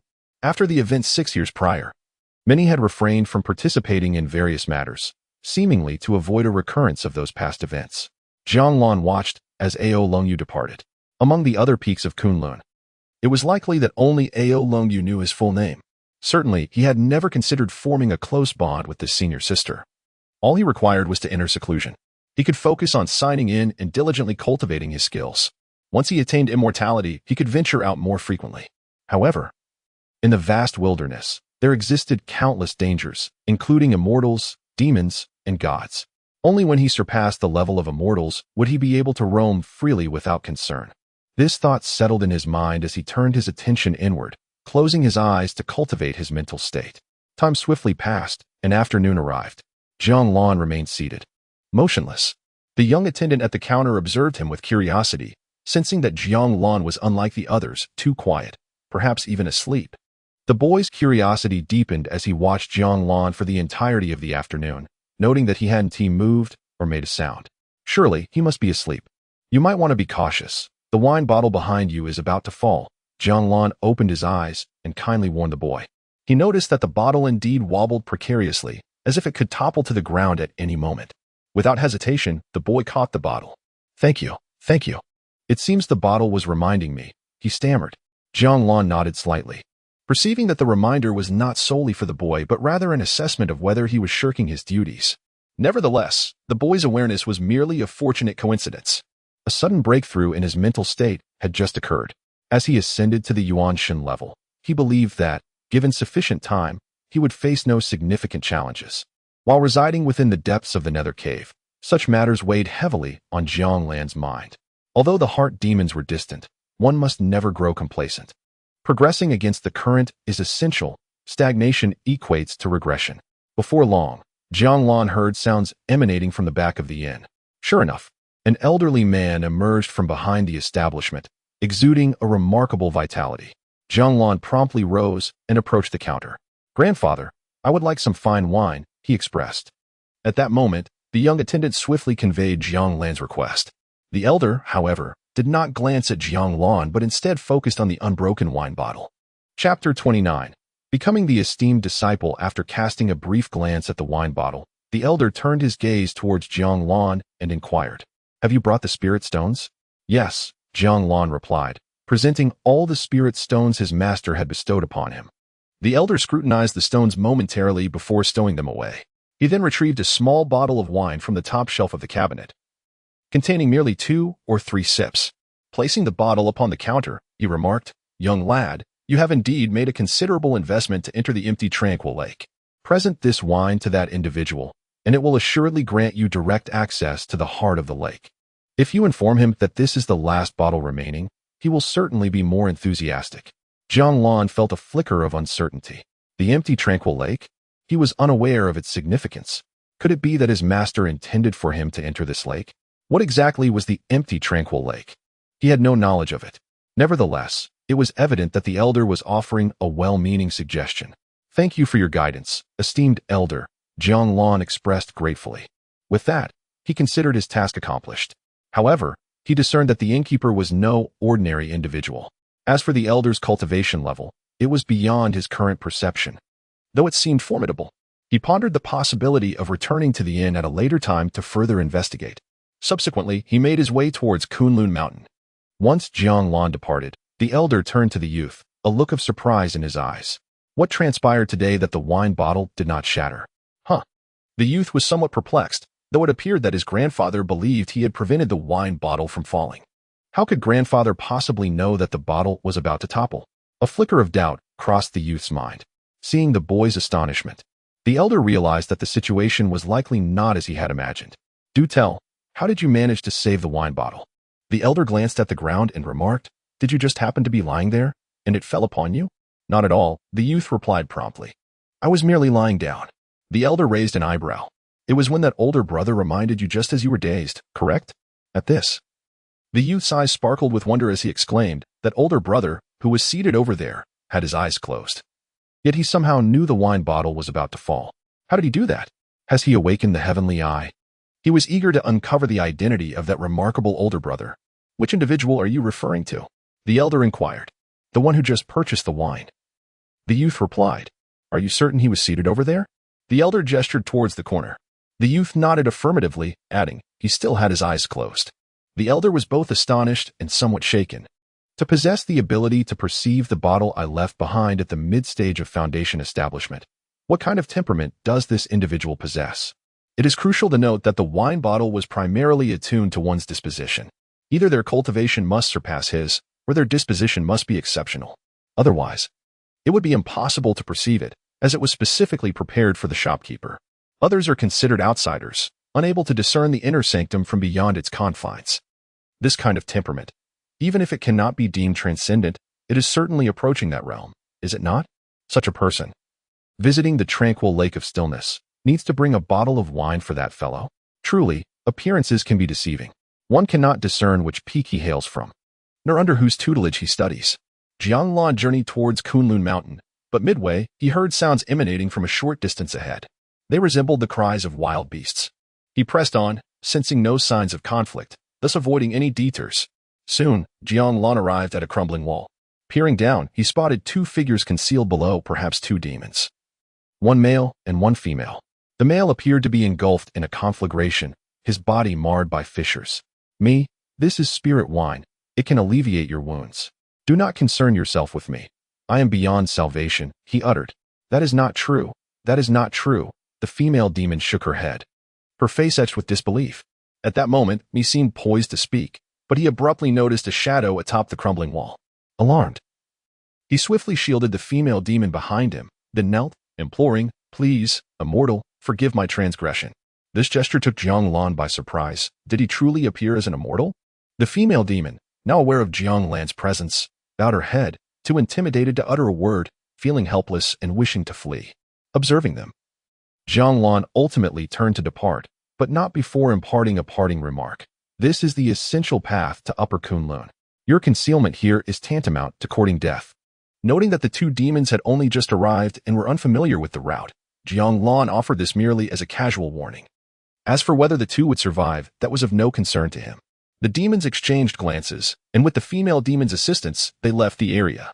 Yet, before departing, they respectfully bowed in the direction Jiang Lan had taken. "Master, your wine." Jiang Lan intended to present the wine to his master, but before he could finish, Imo Zhengdong interjected, "Kneel and offer 3 prostrations." Jiang Lan, bewildered, complied and knelt to bow 3 times. Upon witnessing Jiang Lan's submission, Imo Zhengdong instructed, "Now pass the wine, and utter words of filial respect to your master." This further puzzled Jiang Lan. What was his master doing? Nevertheless, he did not refuse. Once he handed over the bottle, Jiang Lan spoke, "In reverence to my master." Imo Zhengdong accepted the wine, his laughter resonating. "Excellent.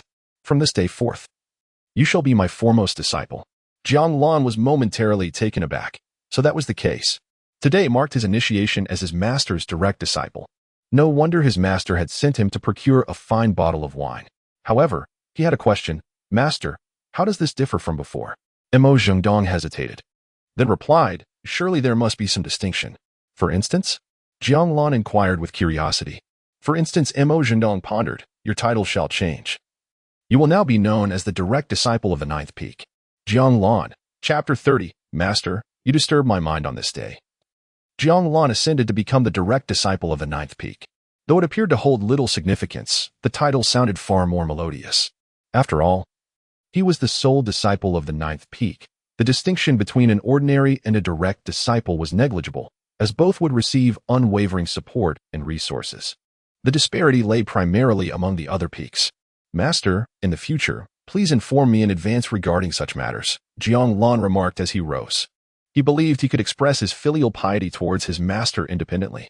However, he was unaware that his master intended to accept him as an inner direct disciple.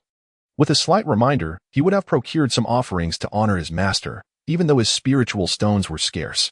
Mo Zhengdong chuckled. "Is there even a next time?" Jiang Lan hesitated. "It seems there will not be." At present, he had constructed a dwelling within the cave, thus fully settling in. The entrance to the netherworld had become a well not far from his residence. Naturally, this arrangement was sanctioned by his master, which subsequently resulted in a slightly increased frequency of mental examinations. After becoming a direct disciple, Jiang Lan found little reason to venture outside. Perhaps he would need to step out again only when he reached the pinnacle of foundation establishment. For now, he needed to enter seclusion and strive to ascend to the realm of the nascent soul. Ding! Sign-in successful. Congratulations to the host for receiving the gift of the Great Tao's veins, obtaining the Spirit Reflection Mirror. Spirit Reflection Mirror reveals weaknesses in spiritual consciousness, initiating trials. Successful trials yield ample refinement. This was what Jiang Lan had obtained during his period of seclusion. It served no other purpose than to prepare for his transformation into the nascent soul. If the transformation could be viewed as a destination, then the Spirit Reflection Mirror was a well-paved path, enabling him to approach the nascent soul with utmost swiftness. Jiang Lan remained oblivious to the happenings outside the ninth peak. This period of isolation lasted 30 years. Crack. On this day, Jiang Lan awakened from his cultivation. And it was on this very day that the Spirit Reflection Mirror developed cracks. Bang. As Jiang Lan fully roused, the Spirit Reflection Mirror shattered completely. Having achieved the great perfection of the golden core, Jiang Lan paid little heed to the mirror. Such occurrences were not unexpected. He had long anticipated its demise after enduring for so long. Nevertheless, he still had not stepped into the realm of the nascent soul, which left him somewhat disheartened. It seemed that talent played a role. He felt he was close, yet still required more time. Despite his frustrations, Jiang Lan did not dwell on them excessively. It was important to remember that he had only been cultivating for 40 years. To be on the verge of breaking into the nascent soul after just 40 years was commendable. Even the prodigies of Kunlun, at this stage, were primarily focused on breaking through to the golden core. Those aiming for the nascent soul would require no less than 150 years, perhaps even 200. For those of average talent, 300 to 400 years were not uncommon. The less gifted would find themselves unable to enter Kunlun, as the lifespan associated with the golden core cultivation was quite limited. Though Jiang Lan possessed only average talent, with the full resources of the ninth peak at his disposal, his progress remained commendably swift, allowing him to keep pace with some of the more gifted individuals. For instance, the current him, after 4 decades of cultivations, has reached the pinnacle of the foundation establishment stage. It would not take long for him to break through to the golden core stage. However, he remains unhurried, for his true concern lies in how to ascend to the nascent soul stage. He possesses a creation pill, which, if consumed now, would allow him to advance to the nascent soul by tomorrow. Yet, at that moment, the threshold to immortality would become rather formidable for him. A sense of hesitation creeps in. Having mastered the 6th step of the 9 steps of heavenly movement, he is assured of his safety among peers of the same level. Even those at the nascent soul level should struggle to capture him. His strength, although still at the level of 5 bulls, has not yet ascended, making further enhancement a challenge. He feels as though he could contend with those of the nascent soul level, though he is uncertain if this is merely an illusion.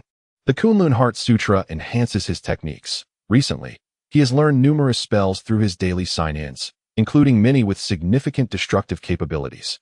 Though he has not engaged in battle with peers of his level, he is unsure of their true potency. Techniques such as gravitational manipulation, sword control, the 7-star sword technique, 9 heavens flowing fire, and thunderstorm descent have all been cultivated to their utmost limits, with increasing strength leading to greater offensive power. The purple star sword, binding celestial rope, pseudo, and demon-suppressing hammer, among other magical artifacts, present no issues in their utilization. Coupled with some runes, theoretically, he possesses the ability to contend against a nascent soul. Nevertheless, his cultivation remains at the golden core stage. Jiang Lan took out the creation pill. After a moment of hesitation, he grasped the elixir and consumed it. Transitioning from the golden core to the perfected golden core took him over 30 years. Stepping into the threshold of the nascent soul might require a century of time. This century would provide ample opportunity to seek subsequent breakthroughs. The current strength is truly formidable. Moreover, there are still many places within Kunlun Mountain that he has yet to explore. His master has also encouraged him to venture outside, as a direct disciple. There are few places he is barred from entering. Subsequently, Jiang Lan prepared to swallow the elixir to directly ascend to the nascent soul. Just as he was about to ingest the pill, he felt a message approaching him. It was likely a communication from his master.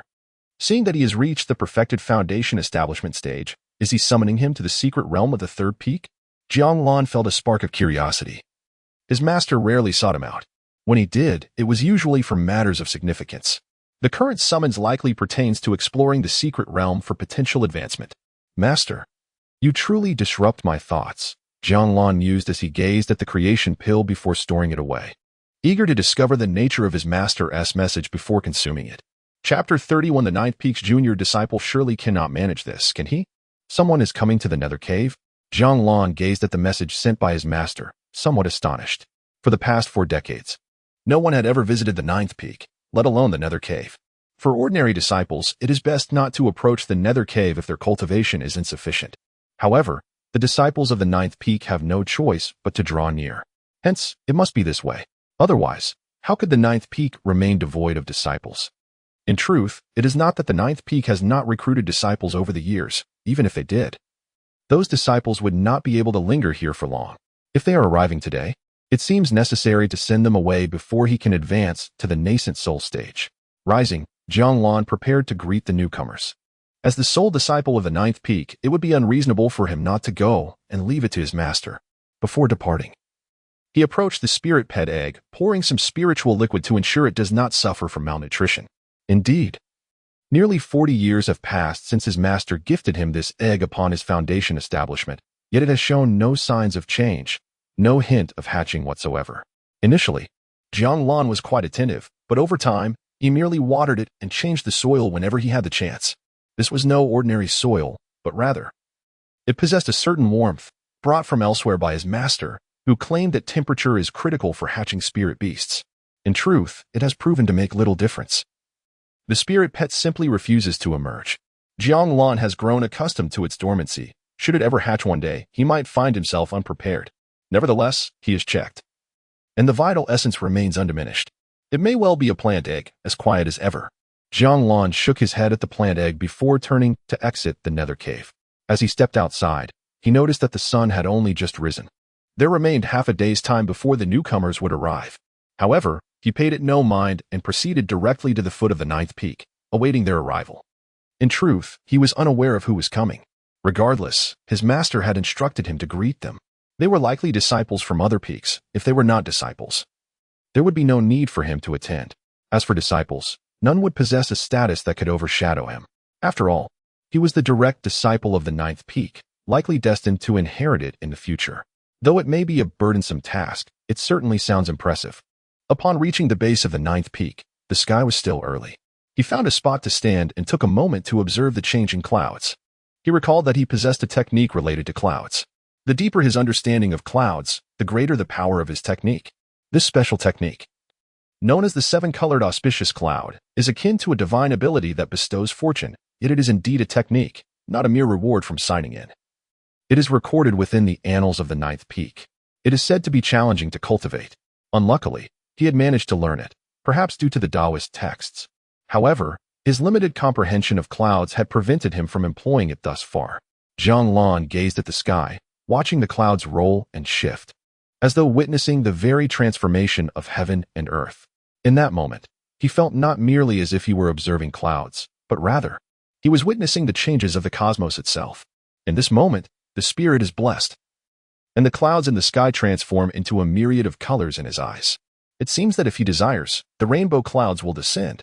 On the path to the Ninth Peak, 3 individuals have arrived, each a disciple of the Golden Core level, 2 women and 1 man.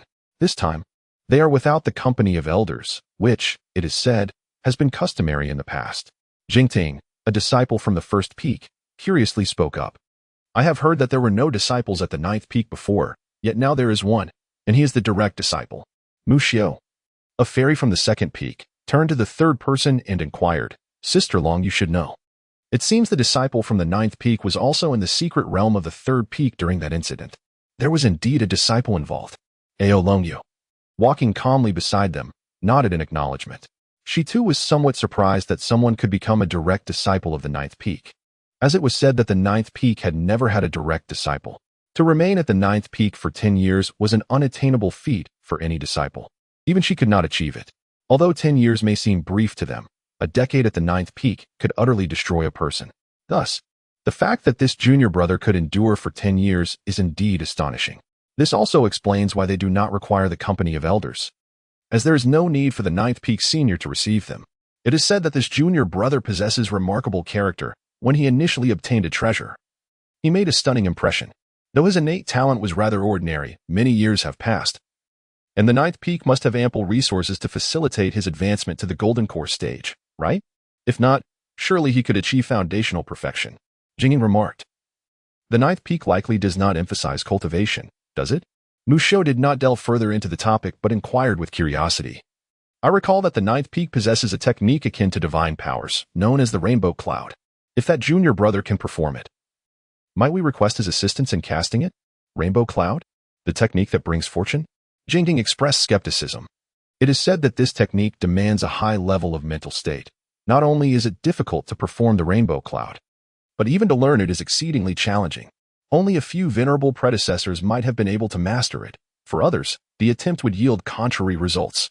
Thus, this skill has remained solely within the ninth peak. Currently, it seems that only the senior from the ninth peak is capable of it. How old could that junior brother possibly be? It is unlikely he possesses such ability. Chapter 32. Comprehending the rainbow. Musho also found it implausible. She had some understanding of the difficulty of this technique. It was seldom mastered by anyone. It seemed that besides a serene mind, there were other prerequisites.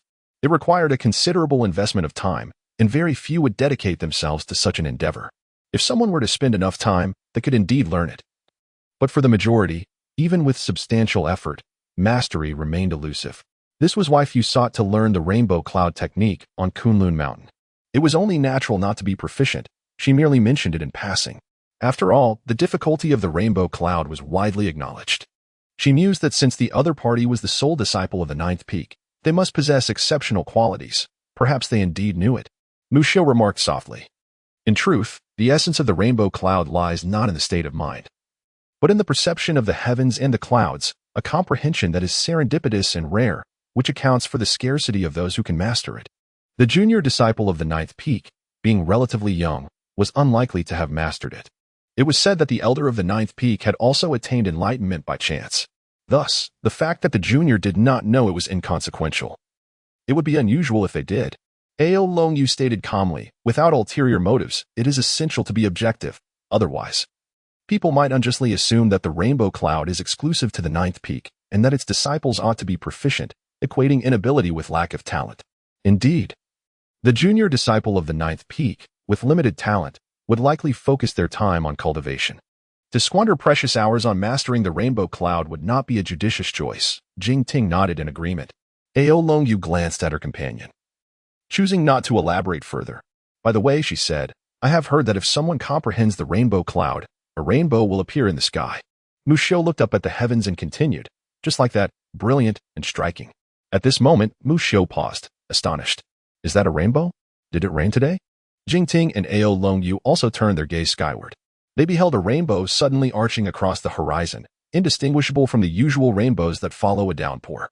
Had they not been discussing the rainbow cloud, they would have felt no particular significance. However, having just deliberated on the manifestations that accompany the comprehension of the technique, this phenomenon was striking and difficult to accept all at once. It must be a coincidence, and it's a rainbow over the ninth peak. Besides the three of us, there are only that elder and the junior disciple. Therefore, it is surely just a fortuitous occurrence today, Musho responded with a smile. Considering that perhaps she had been overthinking, what other manifestations might follow? Ao Longyu suddenly inquired. Other manifestations? Musho pondered for a moment and replied. It seems that those who comprehend it will radiate a luminous seven-colored light. Is that so? Ao Longyu pointed towards a figure ahead and asked. At that moment, Musho and Jingting turned to look, and they saw a person standing there, gazing skyward, as a fleeting flash of seven-colored light shimmered around them. Yet, it was but a brief glimpse, akin to an illusion. Musho, Jingting, is it really possible? Has someone truly comprehended the seven-colored auspicious cloud? It must be an illusion, or perhaps the understanding of the seven-colored auspicious cloud does not manifest in such phenomena. The other party is too young, having only cultivated for 30 or 40 years with a perfect foundation. It seems rather ineffective. At this moment, Jiang Lan noticed three figures ahead, one man and two women. One of the women seemed familiar. Ao Longyu. Jiang Lan immediately recalled her. At this point, Ao Longyu's face bore no markings, likely a sign of her injuries having healed. As for her appearance, it had remained unchanged over the years. Her expression as serene as ever. The other two individuals were unfamiliar to Jiang Lan, but it was evident that all three possessed formidable cultivation. Moreover, whether it was an illusion or not, he sensed a remarkable physical strength emanating from them. I have come to escort you to the underworld cave as instructed by my senior brother and sister, Jiang Lan stated with neither deference nor arrogance. His master had sent him to retrieve someone without specifying exactly who. There are only the three of us. I appreciate your efforts, junior brother, Ao Longyu replied. Senior brother and sister, please follow me. With that, Jiang Lan took the lead. Although this junior brother had only achieved a perfect foundation, Ao Longyu and her companions were guests. Behind them, Jingting and Mu Xiu observed Jiang Lan, their expressions revealing an unuttered curiosity. Could it be that he truly comprehended the seven-colored auspicious cloud? Ao Longyu walked with an air of tranquility, seemingly indifferent to her surroundings, particularly since she bore no responsibilities. Junior brother, do you know why we are here? Mu Xiu inquired. My master did not inform me, Jiang Lan replied calmly, shaking his head. He genuinely did not understand the purpose of their visit to the underworld cave, a place not particularly favorable for cultivation. Prolonged stays could prove detrimental. And even those practicing the Kunlun Heart Sutra could not escape the cave's adverse effects. Without sufficient resilience, one could easily succumb to demonic deviation, leading to irreversible ruin. We shall remain at the entrance of the underworld cave for a few months, so we may disturb you during this time, Mu Xiu stated. Jiang Lan glanced at his senior sister and replied, If you are merely at the cave's entrance, it will not trouble me. I reside within the underworld cave. My master has not commanded me to leave. Mu Xiu, Jingting. Even Ao Longyu appeared somewhat taken aback. What kind of place is the underworld cave that this junior brother resides there long term? Surely he cannot be immune to demonic deviation? His temperament cannot be so exceptional as to withstand such conditions. Jingting and the others were equally astonished, wondering if this junior brother had already succumbed to madness. Jiang Lan's words left them momentarily at a loss for how to respond, preventing them from inquiring further about his earlier experiences. Mu Xiu had intended to ask about the seven-colored auspicious cloud. Before long, Jiang Lan guided them to the entrance of the underworld cave. Senior brother and sister, would you like to enter and take a look? He inquired. Please lead the way, junior brother, Jingting responded. Jiang Lan possessed only average talent, and his cultivation level was relatively low in their eyes. Nevertheless, he was the esteemed direct disciple of the ninth peak. And to disregard him, there would indicate a reluctance to utilize the opportunities for training within the nether cave. Jiang Lan nodded, and then took the lead ahead. As it was their first venture into the nether cave, it was prudent to activate some defensive measures, lest they be overwhelmed by the oppressive aura of the netherworld. Jiang Lan, walking in front, kindly offered this caution. Ao Longyu and the others observed Jiang Lan, following him into the depths of the cave. However, once they entered, they were taken aback. A dense, suffocating aura of the netherworld surged toward them, imparting a sense that without adequate protection, they would undoubtedly suffer significant consequences. In such an environment, even a brief stay could yield substantial effects. Yet, when they glanced at Jiang Lan, they found themselves in disbelief. Chapter 33. A step closer to immortality. Upon witnessing Jiang Lan, they were struck by the sight of him entering the nether cave without any form of protection. Seemingly unfazed by the ominous aura surrounding him, the essence of the nether did not affect him in the slightest. It was as if he had melded into it, yet remained distinctly separate, existing in a harmonious coexistence. Is this what one refers to as temperament? What level of mental fortitude could allow such a feat? To disregard the influence of the nether's aura, with a heart as tranquil as a still mirror, embodying the principle that the highest virtue flows like water, adapting to all circumstances. Both Ao Longyu and Jingting had only heard tales of the exceptional temperament possessed by the disciples of the ninth peak. Yet they had never directly encountered such extraordinary prowess. Today, they realized that the reality surpassed mere reputation. This junior brother's ability to remain at the ninth peak, To access such abundant resources for cultivation was certainly warranted. If only others could possess even half of his capabilities, they would assuredly secure their place at the ninth peak. What manner of temperament did this junior brother possess to traverse the nether cave with such ease? Unable to contain his curiosity, Jingting inquired. Jiang Lan glanced at the three of them and then shook his head, stating, "It is not significantly related to temperament. It is merely a matter of habit." The three were skeptical. The ominous aura of the nether was not something one could simply become accustomed to. If it were truly a matter of habit, it would undoubtedly be linked to nether beings, perhaps through the practice of nether techniques. Yet, it was evident to all that Jiang Lan was cultivating the Kunlun heart method, showing no signs of being influenced by the nether's essence. Such steadiness of mind and immunity to distraction could only stem from profound inner strength. Jiang Lan paid little heed to their disbelief. In truth, he had gradually acclimatized to it, and the enhancement of his temperament would facilitate this process further. Subsequently, he led the trio to the entrance of the nether passage, a well that connected to the nether realm, though one could only gaze into it after achieving immortality. Jiang Lan elucidated, "However, you can see within the nether cave, there exists a small abode that appears to be inhabited. Does this junior brother truly reside there? That is rather unsettling, isn't it?" After providing them a general overview of the nether cave, Jiang Lan turned his attention away from the three. They remained outside the cave, occasionally venturing in. Due to their presence, he decided to postpone his ascension to the nascent soul stage by 2 days. Those 2 days passed in the blink of an eye, with Jiang Lan still seated within the nether cave. The trio had indeed not entered the cave, which did not affect him in any way. He had come to understand their motives. They sought to temper their spiritual consciousness, being all formidable practitioners of body refinement. 2 of them practiced related techniques, while Ao Longyu, belonging to the dragon lineage, naturally possessed a robust physique. They had extracted certain elements from the empty still lake, equipping themselves with sufficient conditions to utilize the nether aura for refining their nascent souls. Their refining limit lay near the cave's entrance. As for the duration of their refining, Jiang Lan was uncertain. However, as long as it did not interfere with him, it mattered little. After erecting a wooden sign at the cave's entrance, Jiang Lan retrieved a creation pill. Today he would ascend to the nascent soul stage. Upon attaining this new level, his strength would be considerable, allowing him to seek new realms to explore. Of course, departing Kunlun Mountain was out of the question. The outside world is fraught with peril, and surely his master would not permit him to venture out. It is noteworthy that he has already achieved a perfect foundation, and it is highly probable that his master will allow him to explore the secret realm of the third peak. Upon reaching perfection, his master invariably finds a way to assist him in breaking through. Thus, advancing sooner would provide an added layer of safety, should he encounter that shadowy figure again. No one can predict what might transpire. With this thought in mind, Jiang Lan consumed the creation pill. As the pill took effect, he felt himself entering a realm of profound mystery. Everything within this realm offered solutions to his current dilemmas and eliminated all obstacles. In that moment, Jiang Lan's cultivation surged with fervor. His entire mental awareness coalesced into a singular focus, as if scattered sand began to solidify into a human form. Boom! As his mental consciousness transformed into a humanoid shape, Jiang Lan's mind began to expand dramatically. It was as if his once limited spiritual world was now boundlessly extending. The previously hazy aspects became lucid, and his tranquil mind transformed into an indomitable force. This was the essence of the primordial spirit. Though the power had not undergone any tangible alteration, his mental awareness transcended its previous state. Even in the face of demonic intrusion, he now possessed sufficient resilience.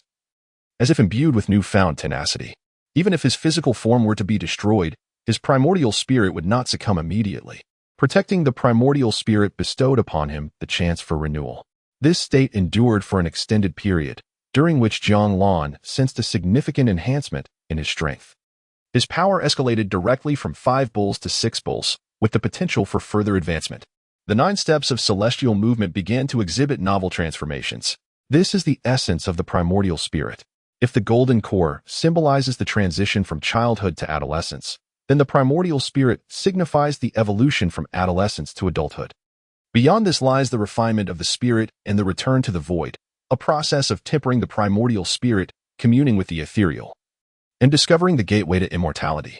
To transcend to the realm of celestial beings, Jiang Lan understood that his immediate task was to continue his cultivation, striving for the perfection of the primordial spirit before embarking on the path of spirit refinement. Although he had taken a step closer to the immortal road, the challenges would only intensify. Regarding the creation pill, while he felt a tinge of regret, he did not harbor any remorse. His current strength was undeniably formidable. As Ao Longyu, a member of the dragon lineage, cultivated at such a rapid pace, he too would face peril if targeted, having previously crossed paths with that individual. If they were to suspect him, the repercussions could be dire. In such a case, consuming the creation pill would be too late. Afterward, Jiang Lan refrained from further contemplation. His focus should remain on continuing his cultivation and striving toward the refinement of the spirit. However, he desired to sign in at a different location, perhaps the old tavern, where he could also bring a fine bottle of wine for his master. 30 years have passed, and he wondered if that establishment still existed. Chapter 34. A finger's touch on the sword. Jiang Lan approached the plant egg and poured some spiritual liquid over it before stepping outside. Having ascended to the Yuanshan realm, he perceived the surroundings with newfound clarity, as if the ordinary pixels of reality had transformed into high definition. However, this clarity did not significantly alter his experience. Upon reaching the entrance of the cave, Jiang Lan put away the wooden tablet that bore the words "Do not disturb," which was now unnecessary, given his successful ascension. Emerging into the bright light of day, he observed Ao Longyu and the others collaborating on a formation, likely intended for their cultivation.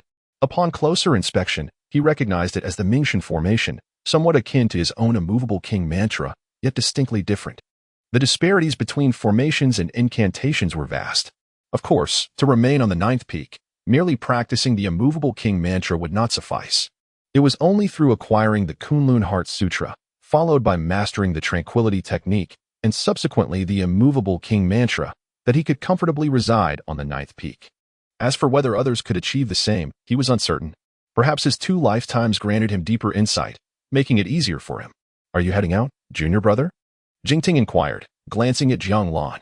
Jiang Lan nodded, replying, "I shall not disturb my senior brothers and sisters." With that, he turned to leave. Casting a lingering glance at the Mingshan formation, particularly the part beneath Jingting's feet, which appeared somewhat dissonant. "Is there an issue with the formation?" Jingting asked, curiously observing the array beneath him.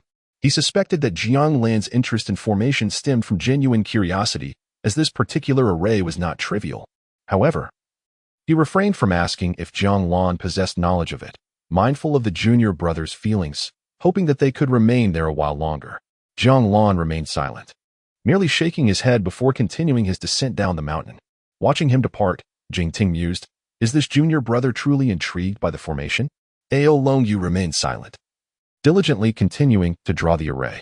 He sensed that this junior brother was reticent and reserved, seemingly unaffected by the ominous aura, yet appearing unremarkable otherwise. However, it was typical for disciples of the 9th peak to possess average talent. Given their relatively low cultivation and limited experience, such traits were not uncommon. The previous display of colorful light might have been mere coincidence, and they had no opportunity to inquire further, lest they inadvertently insult him if he were unskilled. Mushio shook her head, opting not to elaborate.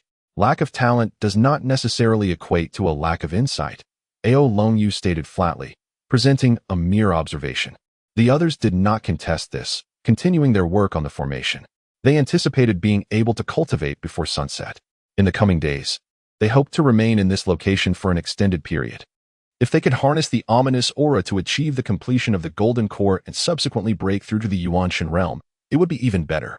Yet, such a feat was undoubtedly challenging. As for the Mingshan formation, Jiang Lan sensed that there might be an underlying issue. However, considering the talents of those involved, they would likely discern any problems in due course. He deemed it unnecessary to intrude. Everyone maintained their own paths, and at a measured pace. Jiang Lan made his way to the foot of Kunlun Mountain.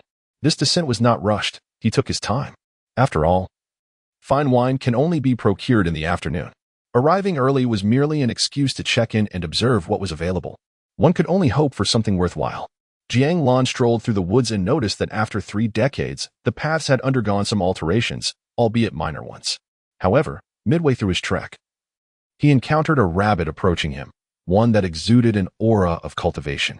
It had achieved the pinnacle of foundational establishment, yet its energy was chaotic, likely due to severe injuries. Initially, Jiang Lan intended to ignore the creature, but its sudden appearance before him was akin to a human kneeling in supplication. Puzzled, he furrowed his brow as he observed the rabbit, which bore a deep fissure across its chest, resembling a burn. At that moment, The wound throbbed ominously. Upon Jiang Lan's halt, the rabbit began to bow repeatedly while gesturing towards the other side of the woods, as if urging him to witness something significant. Considering the time was still on his side, Jiang Lan spoke. "Lead the way." In that instant, the rabbit's eyes sparkled with gratitude as it bowed in thanks, then proceeded to guide him forward. Soon, Jiang Lan beheld a scene in a nearby valley. A woman lay there, clad in simple attire. Beside her rested a luminous orb, the demon suppression pearl. It was not an immensely powerful artifact, merely effective against foundational-level creatures. The female demon appeared to be in the late stages of foundational establishment, which suggested she should not be so easily subdued.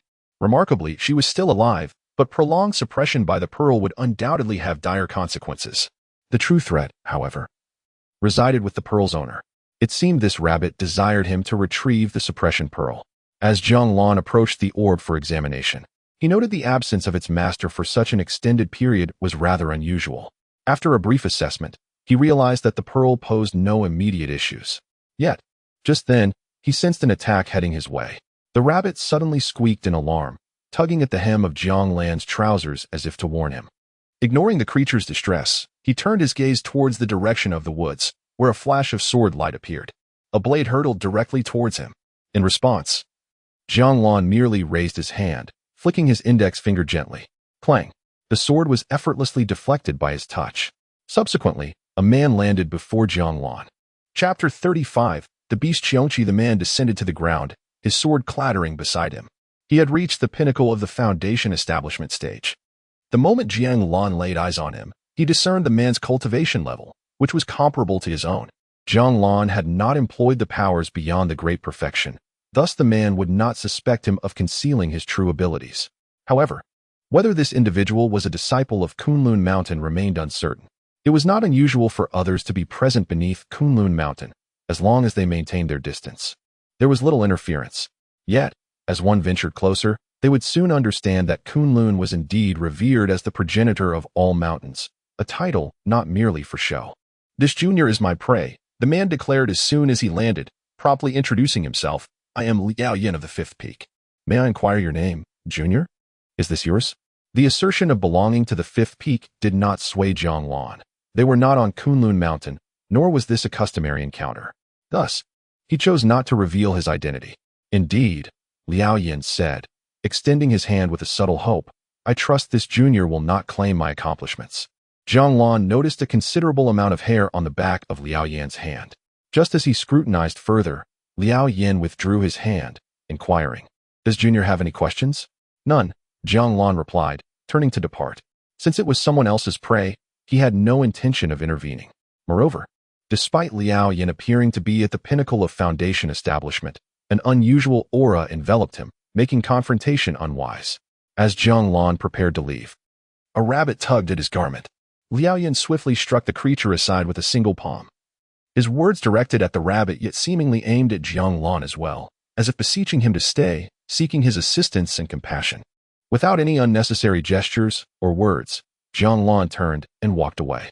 Liao Yin observed Jiang Lan's retreating figure, then glanced at the hair receding from his hand, a flicker of murderous intent flashing in his eyes. Though Jiang Lan appeared to have distanced himself, he still sensed that murderous gaze directed at him. "I hope you can endure until nightfall," Jiang Lan silently mused. Now, he intended to visit the inn to procure some wine and sign in. Yet, the area below the mountain was anything but tranquil. It was no surprise. Even Kunlun Mountain was unstable, let alone the terrain below. The vast wilderness beyond was almost too daunting to imagine. Before long, Jiang Lan arrived at the old wine inn. Upon entering, he found it still devoid of guests. To his surprise, the elderly proprietor was present. Approaching the counter, he spoke softly, "Senior, I would like 2 bottles of fine wine." Over the past few decades, he had scarcely spent any money, and as a direct disciple, he had some means to pay. The old man recognized Jiang Lan immediately, smiling as he said, "The last time we met was 30 years ago. I heard that little rascal mention you warned him about the wine bottle falling?" Jiang Lan pondered for a moment before nodding. It was merely a moment of idle chatter on my part. He was perplexed by the other's attitude. However, after 30 years, it was evident that it still mattered to him. Acknowledging a mistake is indeed necessary, although he was unsure of where he had erred. He reflected carefully and recalled that the bottle had been specifically arranged. Naturally, it should not be a significant matter, Otherwise, he would have been confronted long ago. After all, even as a cultivator who had ascended to the realm of Yuan Shan, he found it impossible to see through this senior, who was not much different from his own master. "Grandfather, I've captured the ice cicada you requested." A child suddenly burst into the room. It was a young boy, and Jiang Lan instantly recognized him as the lad from 30 years ago, the one who had alerted him about the falling wine bottle. Yet, Jiang Lan was immediately filled with confusion. After 3 decades, why did the other appear unchanged, as if time had left no mark upon him?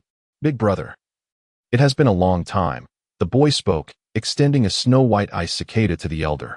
Jiang Lan glanced at the ice cicada and confirmed that it was indeed an ice cicada, cold to the bone. How could this boy have caught it barehanded? It was quite strange. The elder accepted the ice cicada from the boy's hand and noted the look of bewilderment on Jiang Lan's face.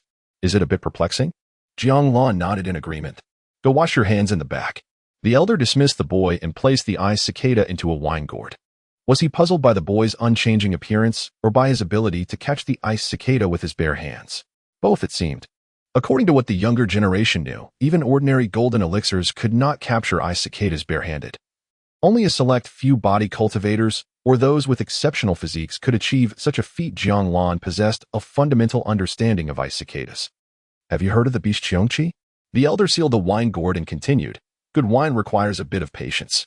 "The ferocious beast Qiongqi?" Jiang Lan was not concerned about the weight. Instead, he found himself quite curious about this Qiongqi, as it seemed that the boy was somehow related to it. Chapter 36. The extraordinary disciple Qiongqi was not unfamiliar to him. However, the notorious reputation of Qiongqi was well known, and it was said that he favored the company of malevolent beings. Hence, what connection could Qiongqi possibly have with this child? The elder gazed at Jiang Lan with a smile and inquired, "What do you think would happen if Qiongqi were to raise a human child?" Jiang Lan pondered for a moment before shaking his head. Although he had some speculations, he refrained from voicing them. There would be a bloodline influence, and he would undoubtedly inherit certain traits of Qiongqi, the elder remarked, producing a dish of peanuts. From the primordial chaos emerged ferocious beasts, born of heaven and earth, seizing the natural order, and time leaves no marks upon them. A millennium of dreams, a century of habitation. This is nothing unusual. Jiang Lan felt a stir of astonishment within, yet remained taciturn. Was it to suggest that the youth operating the shop could not mature normally due to Qiongqi's bloodline influence, while others age by years? Could he perhaps age by centuries? From this, Jiang Lan discerned that the elder was far from ordinary. After all, such matters were spoken of with such casualness, indicating a certain disregard for the implications. "This is a gift for you," the elder said, pushing the dish of peanuts towards Jiang Lan, then curiously asked, "By the way, which peak do you belong to?" "Junior is the direct disciple of the 9th peak, Jiang Lan," he replied respectfully in a low voice. "The 9th peak?" The elder seemed taken aback, but then appeared to understand. No wonder. These peanuts are no longer a gift. Jiang Lan was perplexed by this response, but he did not dwell on it. He quietly retreated to a corner to wait for the fine wine to be ready. Fortunately, the elder did not refuse to sell him any wine. Once seated, Jiang Lan promptly set about his primary task, to sign in. Before long, he heard the familiar sound of the system. Ding. Sign-in successful. Congratulations, host, on receiving the gift of the great Tao's lineage, immortal brew of exquisite nectar. Exquisite nectar. A decade of divine elixir. A century of jade liquid. A millennium of celestial brew. 1 drop intoxicates for 3 years. A sip dreams for 10 years. A bottle forgets for a century. Upon awakening from dreams, the primordial spirit becomes clear, seeking the celestial gate in the void. After the system's voice faded, Jiang Lan grasped the implications of the description. It suggested that by consuming the exquisite nectar, one could refine their spirit and return to the void in a state of intoxication. Jiang Lan found it hard to believe, yet he examined the exquisite nectar, noting it contained only a single sip's worth. Was it merely a sip or an entire bottle? If it was considered a bottle, would that mean he would be intoxicated for a century? After a century, could he achieve spirit refinement? It seemed a worthwhile endeavor. However, uncertainty lingered as to whether this could be done at any time or only after achieving completeness. The description lacked clarity, and he needed to discern it for himself. A misstep could result in losing the opportunity to break through his bottleneck. Regardless, this wine held significant potential for him, although it paled in comparison to the miraculous transformation elixir. Theoretically, it could be the key to his breakthrough in refining spirit and returning to the void. Yet, The fear of requiring a full century, especially the process of being intoxicated for that duration, made it seem less feasible for him. Without further contemplation, Jiang Lan closed his eyes, enveloped in tranquility. In this moment, he resembled a serene lake, its surface untouched by even the slightest ripple. In such a state, Jiang Lan could wait for an eternity, calm and composed. Suddenly, the sound of rippling water pierced his awareness. Without opening his eyes, he found himself perceiving the inn, or rather, the inn intruded upon his consciousness. Supplanting his tranquil lake, Jiang Lan gazed towards the counter, where he saw the proprietor gesturing with a bottle, as if to say, "Your wine is ready." With a sense of perplexity, Jiang Lan opened his eyes, only to hear the proprietor's voice beckoning, "Come and settle your bill." Upon hearing this, Jiang Lan rose and approached, though a tinge of shock lingered within him. Remarkable! The proprietor had effortlessly penetrated his mental realm without his notice. If he intended to harm me, Jiang Lan felt a profound sense of vulnerability. Indeed, the mountains were perilous. Those concealing their true abilities were abundant. Nevertheless, Jiang Lan masked his unease and proceeded to the counter, where he exchanged spirit stones for 2 bottles of fine wine. "Here you go," the proprietor cheerfully announced. After accepting the wine, Jiang Lan expressed his gratitude and prepared to depart. Unbeknownst to him, dusk was fast approaching, and he needed to prepare adequately. "Big brother, wait." Just as Jiang Lan reached the threshold, a young lad extended a small pouch filled with a generous portion of peanuts. Jiang Lan paused, taken aback by the abundance compared to the meager dish earlier. "What is this?" he inquired, confused. "For you, big brother. These peanuts are the perfect accompaniment to your wine," the boy explained. In truth, Jiang Lan wanted to ask why he was receiving such a gift. As he cast a glance towards the counter, he noticed the elderly proprietor diligently tidying up. With no other option, Jiang Lan accepted the peanuts, offering his thanks, much appreciated. After Jiang Lan departed, the elder finally lifted his gaze, murmuring in awe, "Incredible, indeed. Mo Zhengdong has acquired an extraordinary disciple." Chapter 37. Look behind you. The innkeeper gazed in astonishment as Jiang Lan departed. Although his talent was somewhat lacking, it was still sufficient. Perhaps it was precisely this deficiency that rendered him extraordinary. One cannot have both fish and bear's paw. It is no wonder that Mo Zhengdong has refrained from taking disciples over the years. "Grandfather, what are you muttering about?" a young boy inquired curiously as he approached the counter. The innkeeper replied, "I believe you are of an age where special training can commence." The boy responded, "But I'm still quite young." Jiang Lan, having gathered his belongings, found himself perplexed by the innkeeper's demeanor. What was going on? Were there too many peanuts, approaching expiration?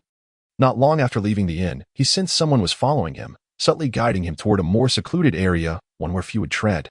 As he approached, Jiang Lan detected an ambush nearby. He ultimately halted in a ravine, where 2 figures awaited him. One lay on the ground, a woman clad in simple garments, bearing wounds. Jiang Lan recognized her as the female demon he had encountered before. Beside her lay a rabbit, crushed, its chest ablaze with what appeared to be fiery scars. Its fur was nearly stripped away, as if subjected to severe torture. The other figure was none other than Liao Yan, the self-proclaimed disciple of the 5th peak, whom Jiang Lan had previously met. "Junior brother, we meet again. You don't seem very surprised," Liao Yan remarked with a smile. At this moment, they had fully encircled Jiang Lan. "Is there something you need, senior brother?" Jiang Lan inquired, genuinely puzzled by their intentions. Surely, if they sought his life, there must be a reason. Was it due to his knowledge, or perhaps a mere personal grievance? There had to be a premise. "Junior brother, you are aware of these 2 demons, correct?" Liao Yin continued, glancing at the injured creatures. "I had something stolen by them, yet found nothing upon searching. These demons have only interacted with you. You must know where the item is, don't you?" Jiang Lan's denial did not seem to faze Liao Yin, who pressed on. "I would like to request your assistance, primarily to borrow something from you." "Is it my life?" Jiang Lan asked. Liao Yin paused, taken aback. "Junior brother, you seem quite fearless. Do you believe that because we are both at the perfected foundation stage, I cannot do anything to you?" Liao Yan's brow furrowed slightly. He sensed something unusual in Jiang Lan's demeanor. "No, I'm merely curious as to why you wish to kill me," Jiang Lan replied, his tone devoid of emotion. Liao Yan, seemingly unfazed, glanced behind Jiang Lan and suddenly exclaimed, "Junior brother, look behind you." At this prompt, Jiang Lan turned to glance over his shoulder. In that instant, Liao Yan struck, his hand transforming into a claw, lunging for Jiang Lan's throat, who remained momentarily distracted by the view behind him. Liao Yin intended to seize the opportunity in this moment of vulnerability, launching a surprise attack while his opponent remained unsuspecting. To act openly would only invite unnecessary complications, and the journey ahead was fraught with the risk of being discovered. Here, however, was the most opportune moment to strike. Yet, just as he believed success was within his grasp, as he beheld his claws mere inches from Jiang Lan's neck, he found himself immobilized. What was the senior brother planning? Jiang Lan turned his head, grasping Liao Yan's arm with one hand. Liao Yan struggled to break free, but his efforts proved futile. A sense of disbelief washed over him. He had exerted all his strength, never underestimating his adversary. Why? How could his attack be so effortlessly thwarted? Just as Liao Yan began to speak, a crisp sound echoed snap. It was the sound of his arm breaking. Liao Yan's arm was yanked off by Jiang Lan, who then discarded it upon the ground. How could this be? How could you possess such immense strength? He could distinctly feel the ease with which his arm was twisted off, as if it required no effort whatsoever. Look behind you, Jiang Lan spoke again. Do you think I would believe that? Liao Yan retorted coldly. He had merely lost an arm. That did not mean he had to succumb to fear. He was just momentarily taken aback. You need to believe, came the chilling voice from behind him, Jiang Lan. Liao Yan, who had been relatively calm, felt his pupils constrict. When had the opponent approached his back? In a fleeting thought, Liao Yan prepared to turn and confront the threat. To expose one's back to an enemy was a fatal mistake. Even knowing the opponent's speed was extraordinary, even realizing he might not be able to do much, he still endeavored to save himself. However, as he turned, what he beheld was a fist that seemed to encompass his entire world. Chapter 38. The summons from death. No, it is impossible. Liao Yan could not fathom that a single punch could inflict a fatal wound upon him. Yet, he was gravely mistaken. Boom. The fist hurtled towards Liao Yan's head. In but a fleeting moment, he lost consciousness, devoid of any sensation. There was not even time to feel fear. It was too swift, too rapid for him to react. Bang! A mist of crimson erupted, cascading down like a rain of blood. Jiang Lan paid no heed to the half-collapsed Liao Yan. His concern lay elsewhere, with the others. He feared they might flee. With an opponent at the Golden Core stage, their escape would pose a significant challenge for him. However, in his spiritual form, as long as he did not underestimate them, even if they scattered, they could not venture far nor create any substantial turmoil. Despite this, Jiang Lan was resolute. After all, unexpected events do not wait for one to be prepared. Yet, the reaction from the others surprised Jiang Lan. They neither fled nor attacked immediately. Instead, he sensed a formidable treasure approaching him. It was not premeditated. They had only decisively employed it because of his actions. How flattering, yet undeniably perilous. A fleeting thought crossed his mind as he attempted to evade the treasure's targeting, but found it nearly impossible. At that moment, the group launched their assault, with a circular artifact clearing the path before them. For individuals in total, 3 men and 1 woman. A middle-aged man, at the forefront, possessed mid-golden core cultivation, while one was at the early golden core stage, and the other 2 at the late foundation establishment stage. Evidently, I cannot let you go. With the confinement circle in play, even if you were at the peak of the golden core, it would be futile. The middle-aged man charged directly at Jiang Lan.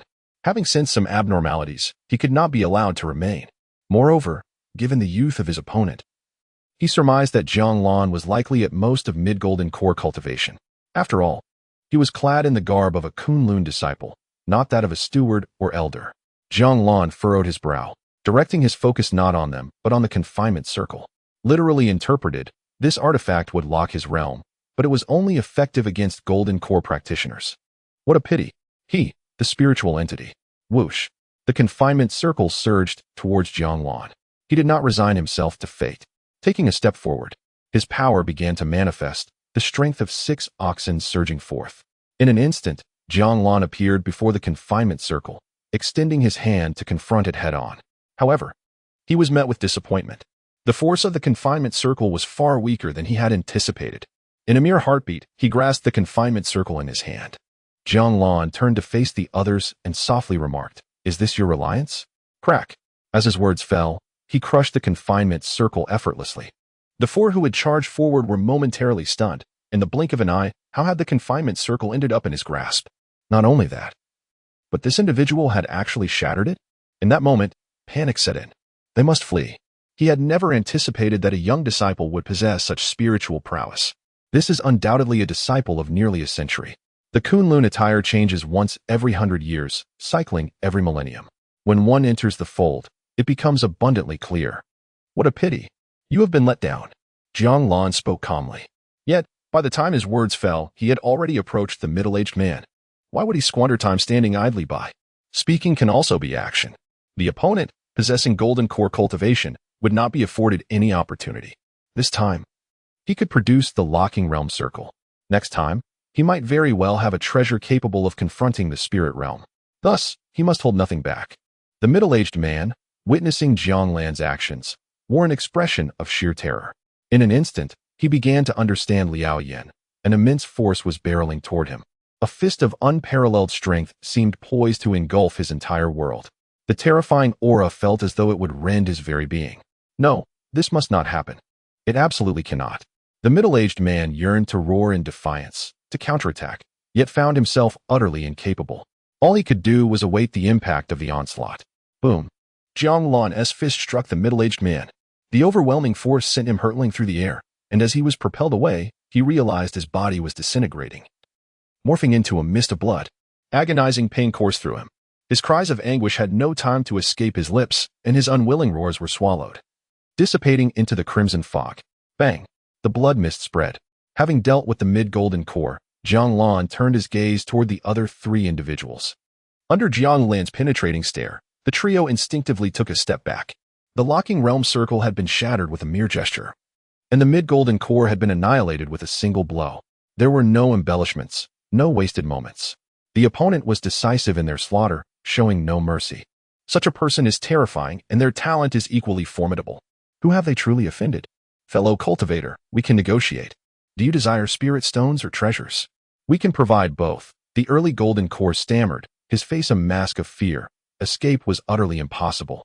Do you possess treasures capable of confronting the spirit realm? Jiang Lan inquired. No, we do not. The early golden core replied immediately. At that moment, Jiang Lan approached the woman. She held a rune in her hand, shimmering as if on the verge of activation. It appeared they indeed had something. Jiang Lan's voice whispered in the woman's ear.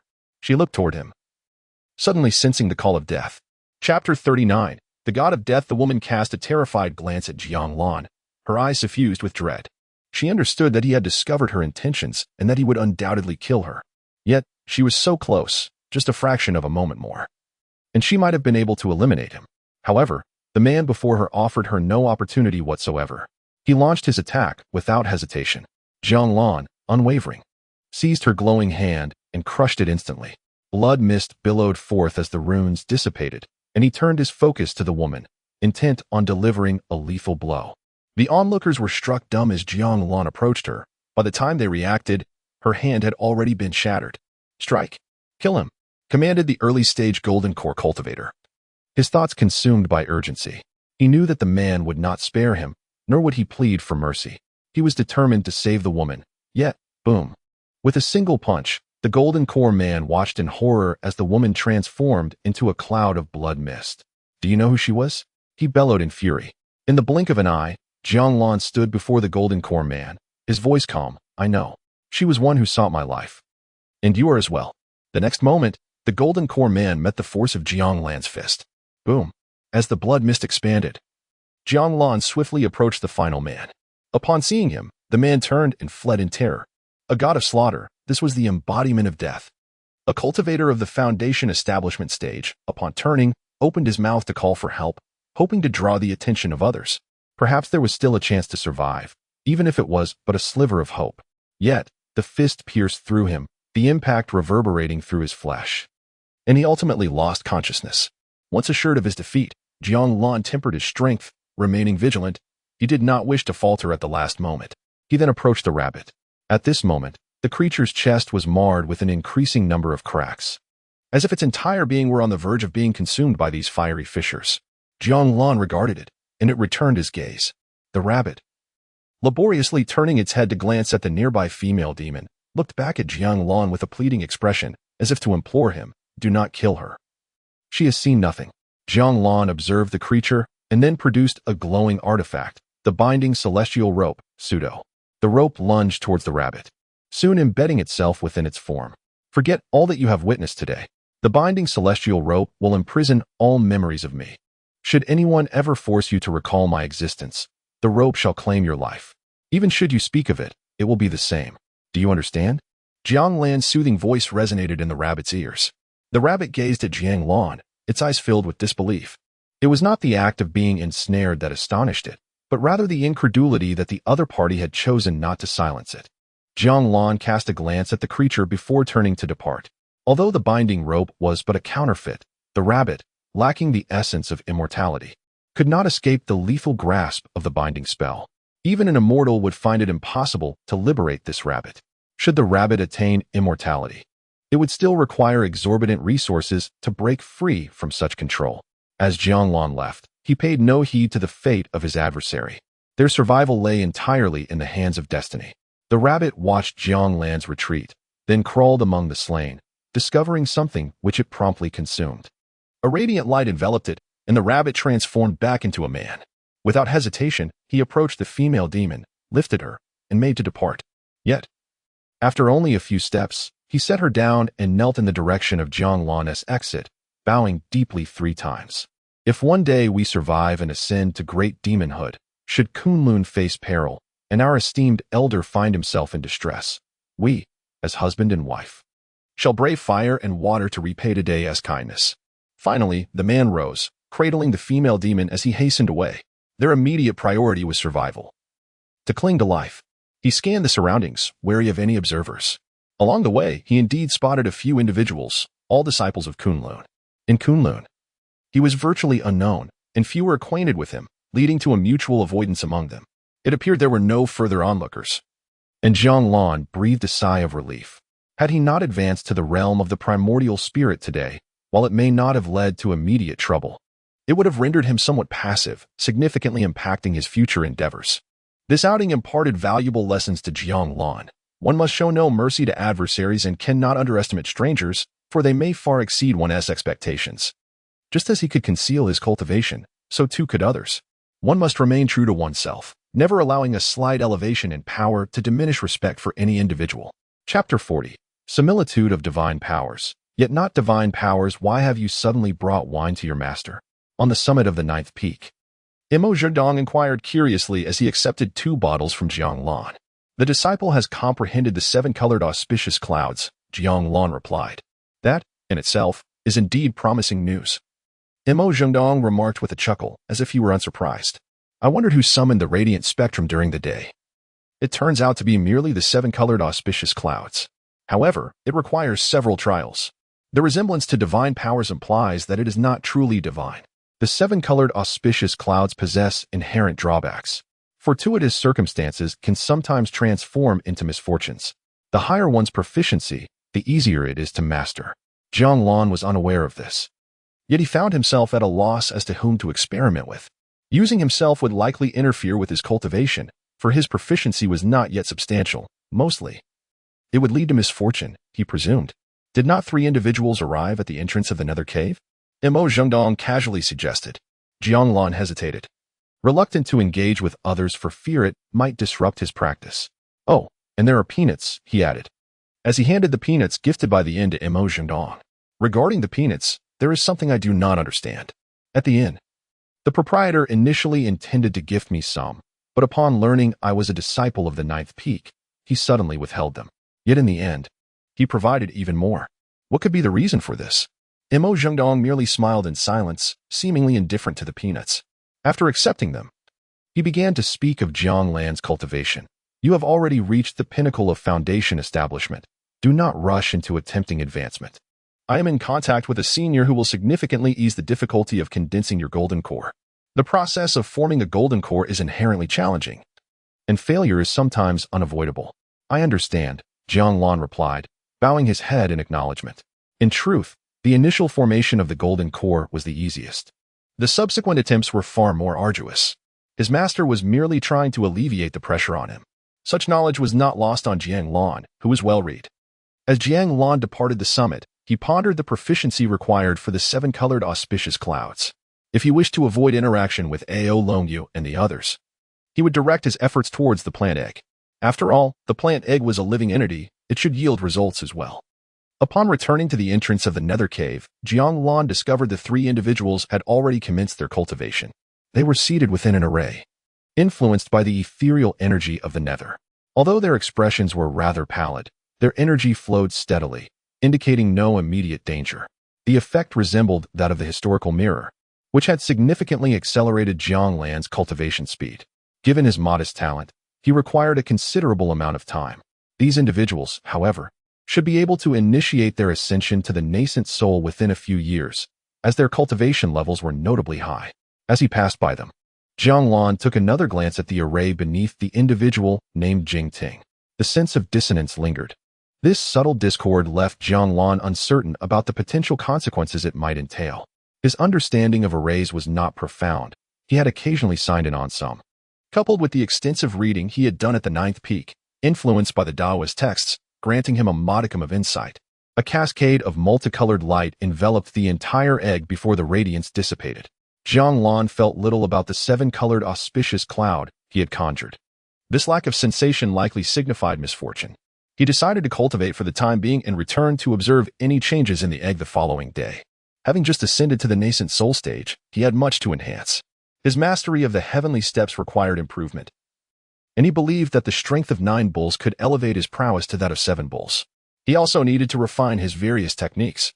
Although they were primarily intended for confined use, the presence of the netherworld aura would ensure no disturbances to the outside world. A month passed in the blink of an eye. Throughout this time, Jiang Lan had not ventured out of the netherworld cave, nor had anyone entered from the outside. Nevertheless, he remained aware of their presence beyond the cave. Over the course of the month, he had grown accustomed to the nascent soul realm, and his strength of 9 bulls had advanced to that of 7 bulls.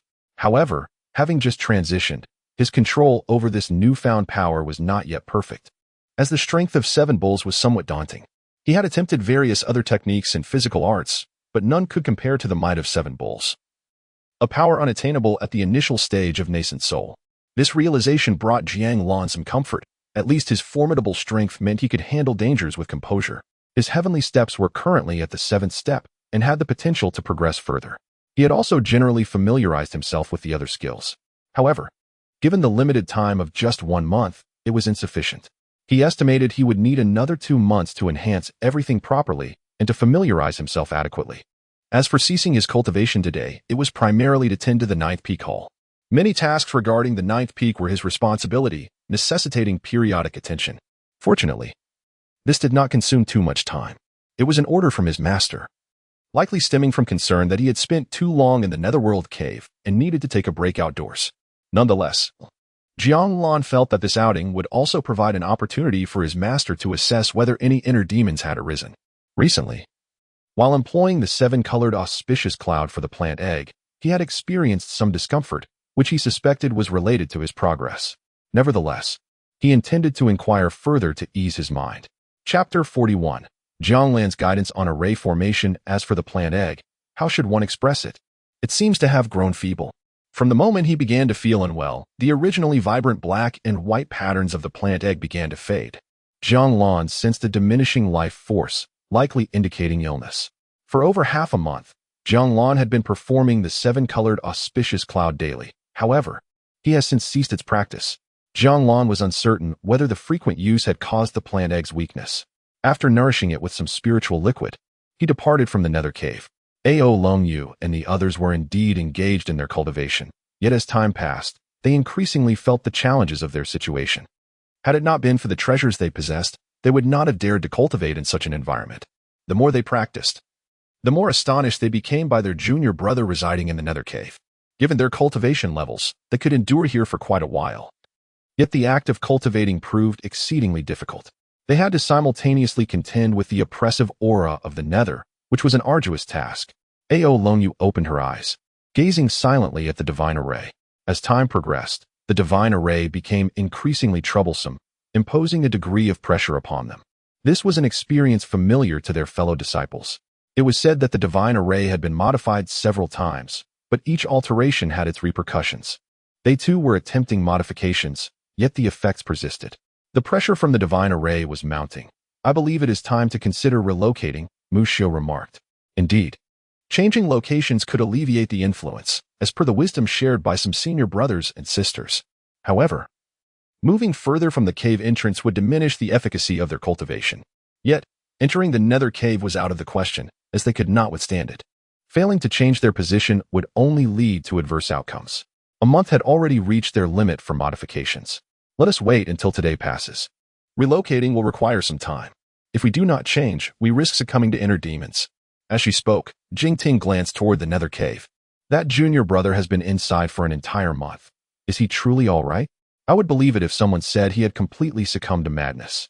The elder did not come to check on him, perhaps holding great confidence in this junior brother. Yet, it still felt somewhat unsettling. Mu Xiao was equally astonished. It truly has been too long. Had they not cultivated here, they might not have sensed the gravity of the situation. However, the more they practiced, the more they felt that this junior brother was behaving unusually. Ao Longyu observed the array in silence, seemingly deep in thought, yet she remained reticent. As a member of the Dragon Clan, her physical form grew stronger, and her cultivation speed surpassed that of ordinary beings. Yet, to achieve sufficient rapidity, external assistance was also necessary. The divine array served such a purpose. Nevertheless, she too felt the need to change positions unless the pressure from the divine array could be resolved. The array, Ao Longyu murmured to herself. A conjecture began to form in her calm gaze. At that moment, they heard footsteps emanating from the nether cave. To be candid, the sudden sounds of footsteps filled them with concern, apprehensive that their junior brother might emerge possessed by madness. After all, this is the entrance to the netherworld, and it is not a matter to be taken lightly. The three individuals immediately turned their gazes towards the entrance of the netherworld cave. Soon, one of them emerged, none other than the composed Jiang Lan. Observing that Jiang Lan's expression bore no signs of distress, the others breathed a sigh of relief. They intended to resume their cultivation. However, at that moment, Ao Longyu abruptly stood up. As Jiang Lan stepped out of the netherworld cave, he initially planned to greet his senior brothers and sisters before attending to his own matters. To disregard them would be a display of arrogance. Basic courtesy must be observed. Naturally, the senior brothers and sisters also upheld fundamental manners. What surprised Jiang Lan, however, was that one senior sister actually stood up and approached him directly. "Junior brother, do you have a moment?" Ao Longyu inquired softly as she reached Jiang Lan's side. Jiang Lan sensed that should he respond with a negative, Ao Longyu would refrain from continuing the conversation. "Please, go ahead, senior sister," he replied calmly. "I wish to seek your counsel on a particular matter," Ao Longyu said, directing her gaze towards the Mingxian formation. "Do you perceive any dissonance or incongruity within this array?" Ao Longyu still recalled the events surrounding the secret realm. The so-called little tricks that this junior brother possessed were, in her view, quite extraordinary. Had it not been for the absence of the so-called minor tricks that could repel the formation, she would surely have met her demise. Therefore, she understood that temporary weakness does not signify anything definitive. While talent holds great importance, it is not the sole determinant. Jiang Lan's response reached the ears of Jingting and Mu Xiao as well. They found the situation somewhat ludicrous. Was this truly the sort of inquiry one would pose to this junior brother? Was this not sheer folly? Even if he could articulate an answer, would he dare to act upon it? It seemed utterly ridiculous to toy with one's own cultivation in such a manner. They certainly did not believe that a junior brother as seemingly feeble as he could contribute anything substantial to the formation. It was an impossibility. In response to Ao Longyu's question, Jiang Lan pondered for a moment and then pointed to the spot where Jingting stood. Perhaps removing that particular rune might yield a better result. After a brief pause, he added, "This is merely my personal impression and may not be accurate, as I have only perused a few texts and am merely theorizing." Ao Longyu glanced at the formation, then nodded. Subsequently, she produced a book and handed it to Jiang Lan.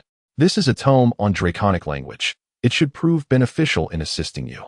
Chapter 42. Skepticism. Ao Longyu was not inclined to accept Jiang Lan's assistance without reciprocity, ensuring that neither party owed the other. Jiang Lan, absorbed in his reading, did not decline when he reached out to accept the task. "Thank you, senior sister," he expressed.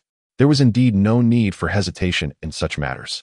Ao Longyu nodded in acknowledgement and fell silent.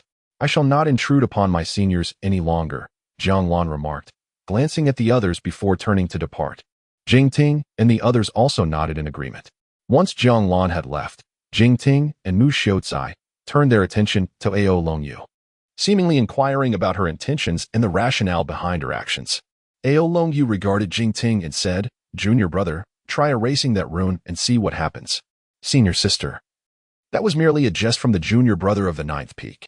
Even he is uncertain of its validity. It is merely a feeling. Are you not concerned about the repercussions of such recklessness?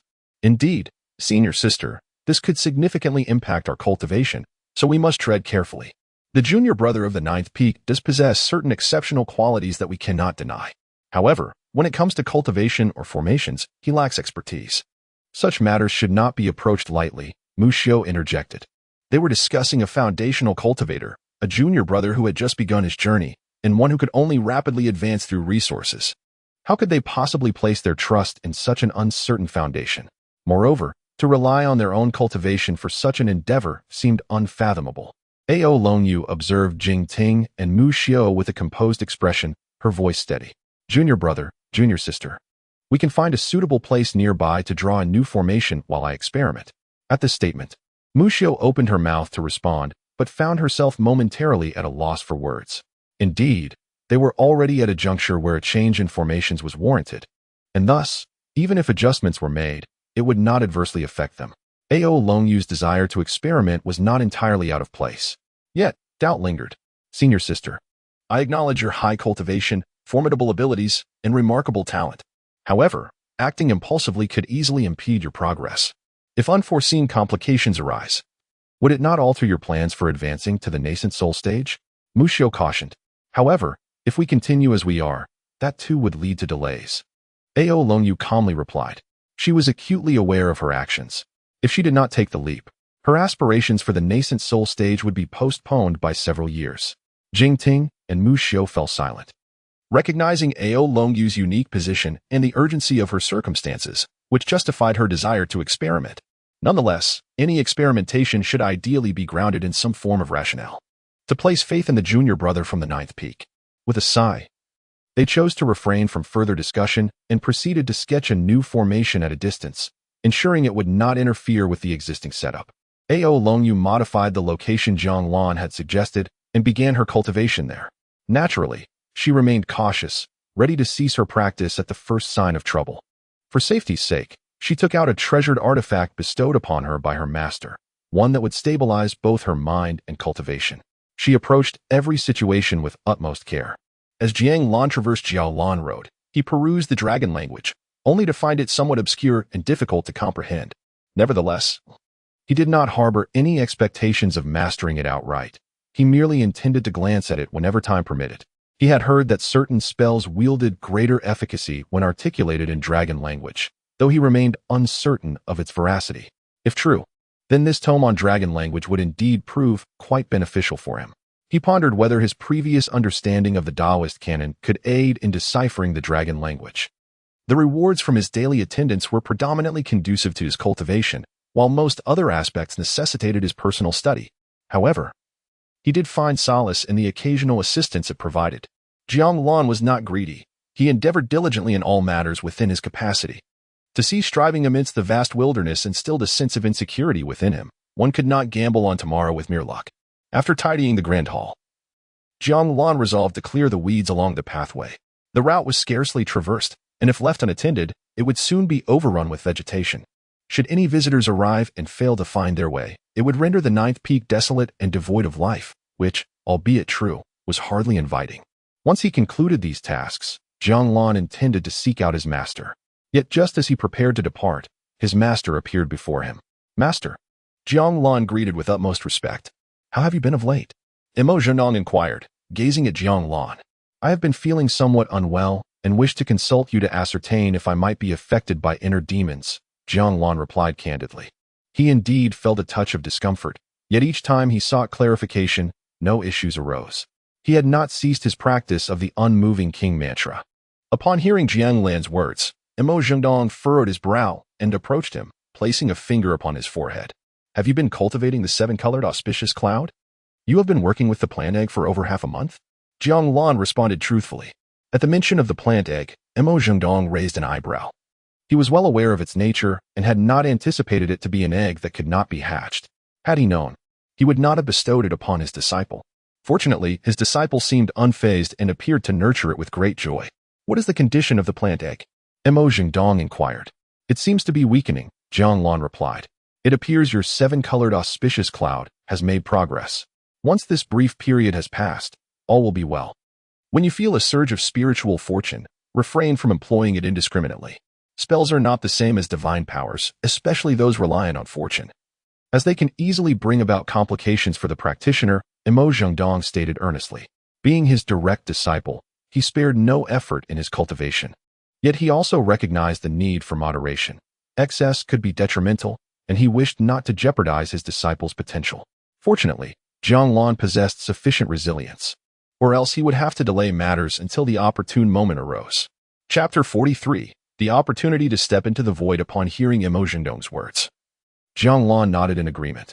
He too believed that the issue lay with the seven-colored auspicious cloud. However, this object seemed of little significance. Perhaps it could be beneficial during a sign-in, possibly enhancing one's luck. It might be useful in crucial situations, but the probability of its effectiveness should be quite low. After all, the seven-colored auspicious cloud pales in comparison to the grand pathways of the Tao. It was merely a psychological comfort for himself. Is there anything else? Imo Zhengdong inquired. Jiang Lan shook his head. No, there isn't. He intended to spend a couple of days at the repository of books. He still needed to ascertain the nature of the divine liquor, requiring further research. Initially, he had planned to stabilize his primordial spirit before delving into it. But with some time on his hands, he decided to proceed. However, while Jiang Lan found himself unoccupied, Imo Zhengdong had matters to attend to. Jiang Lan acknowledged. It has been some time. He was aware that it was once again the moment for his master to assist him in advancing to the Golden Core stage.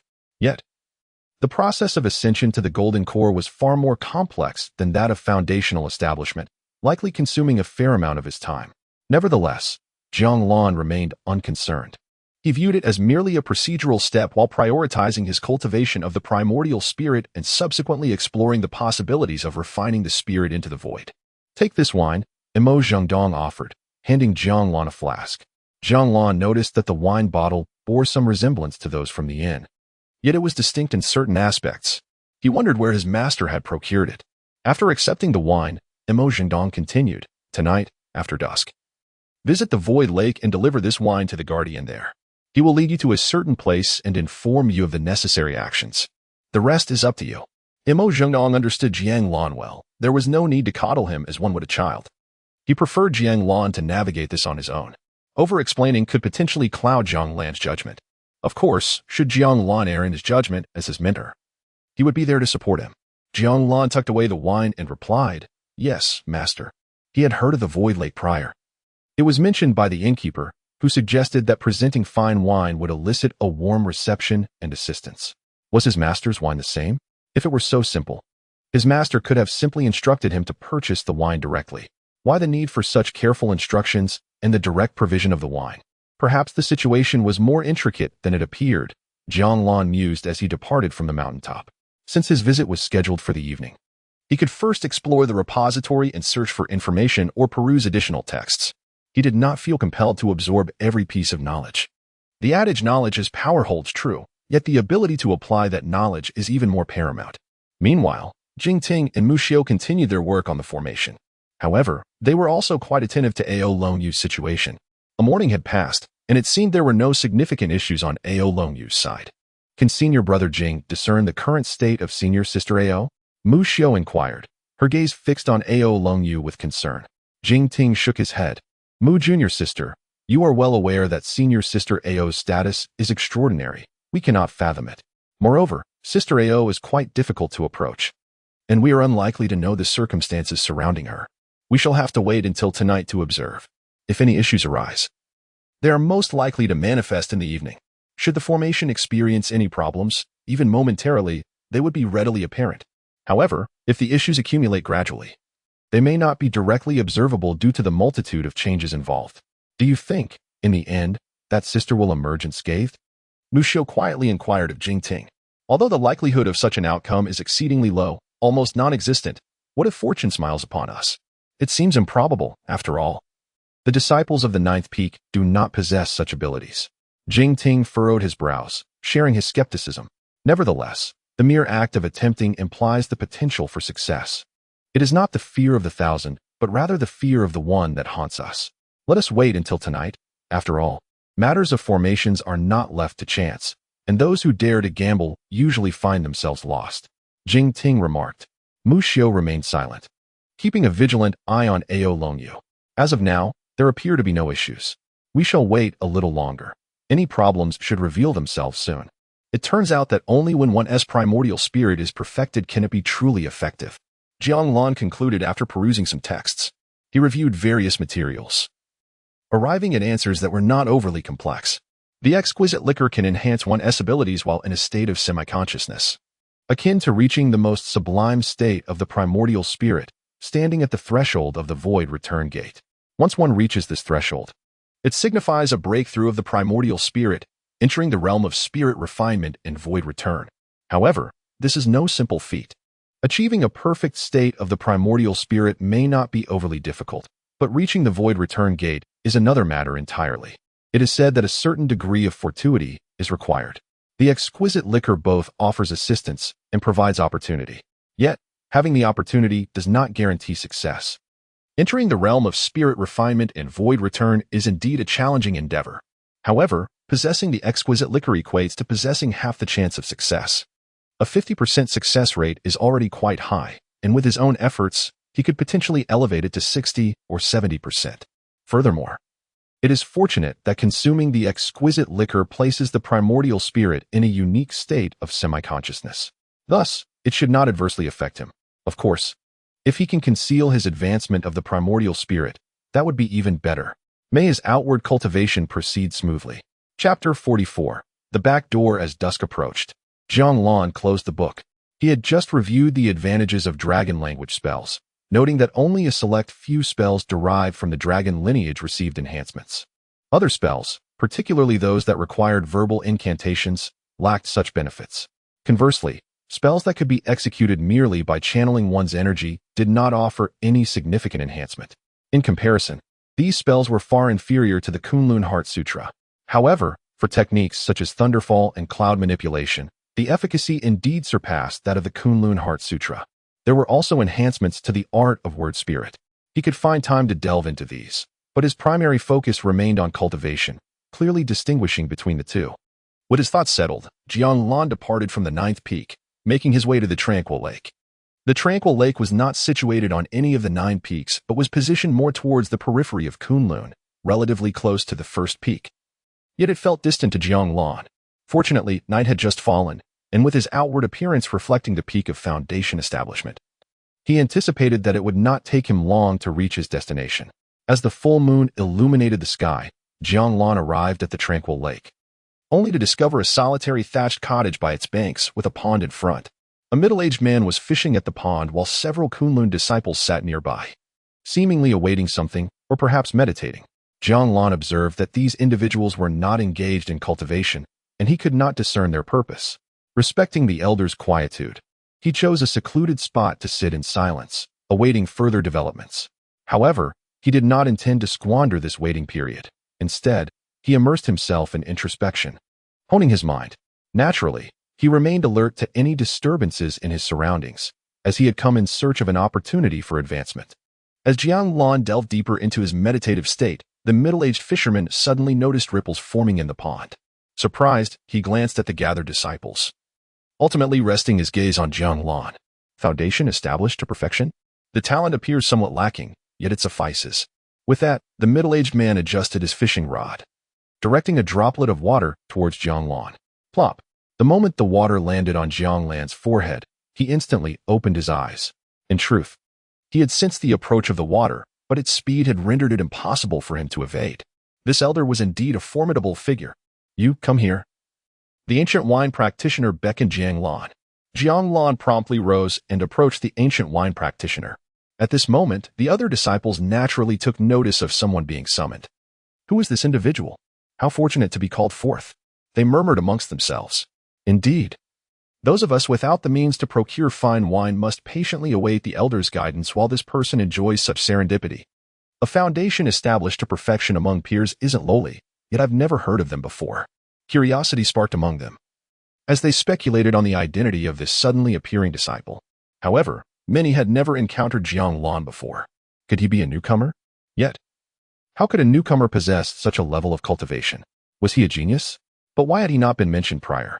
I seem to have encountered him before. Let me ponder. He is a disciple of the ninth peak, whom I met over 30 years ago during a treasure selection. The ninth peak? Was it not said that there were no disciples above? There are disciples, albeit with poor talent, yet he has achieved completion in his foundation establishment. With the resources of an entire peak, it is not uncommon to reach such a level in 3 or 4 decades, and that is already considered slow. Moreover, remaining in such a state only stifles potential, making it arduous to advance further. Amidst the subtle murmurs of discussion, Jiang Lan paid no heed. Addressing the elder before him with utmost respect, "Elder." The ancient wine Taoist regarded Jiang Lan with curiosity, having overheard the whispers of the disciples. "Ah, so he is a disciple of the ninth peak. Has your master sent the wine you were tasked to bring?" The ancient wine Taoist inquired.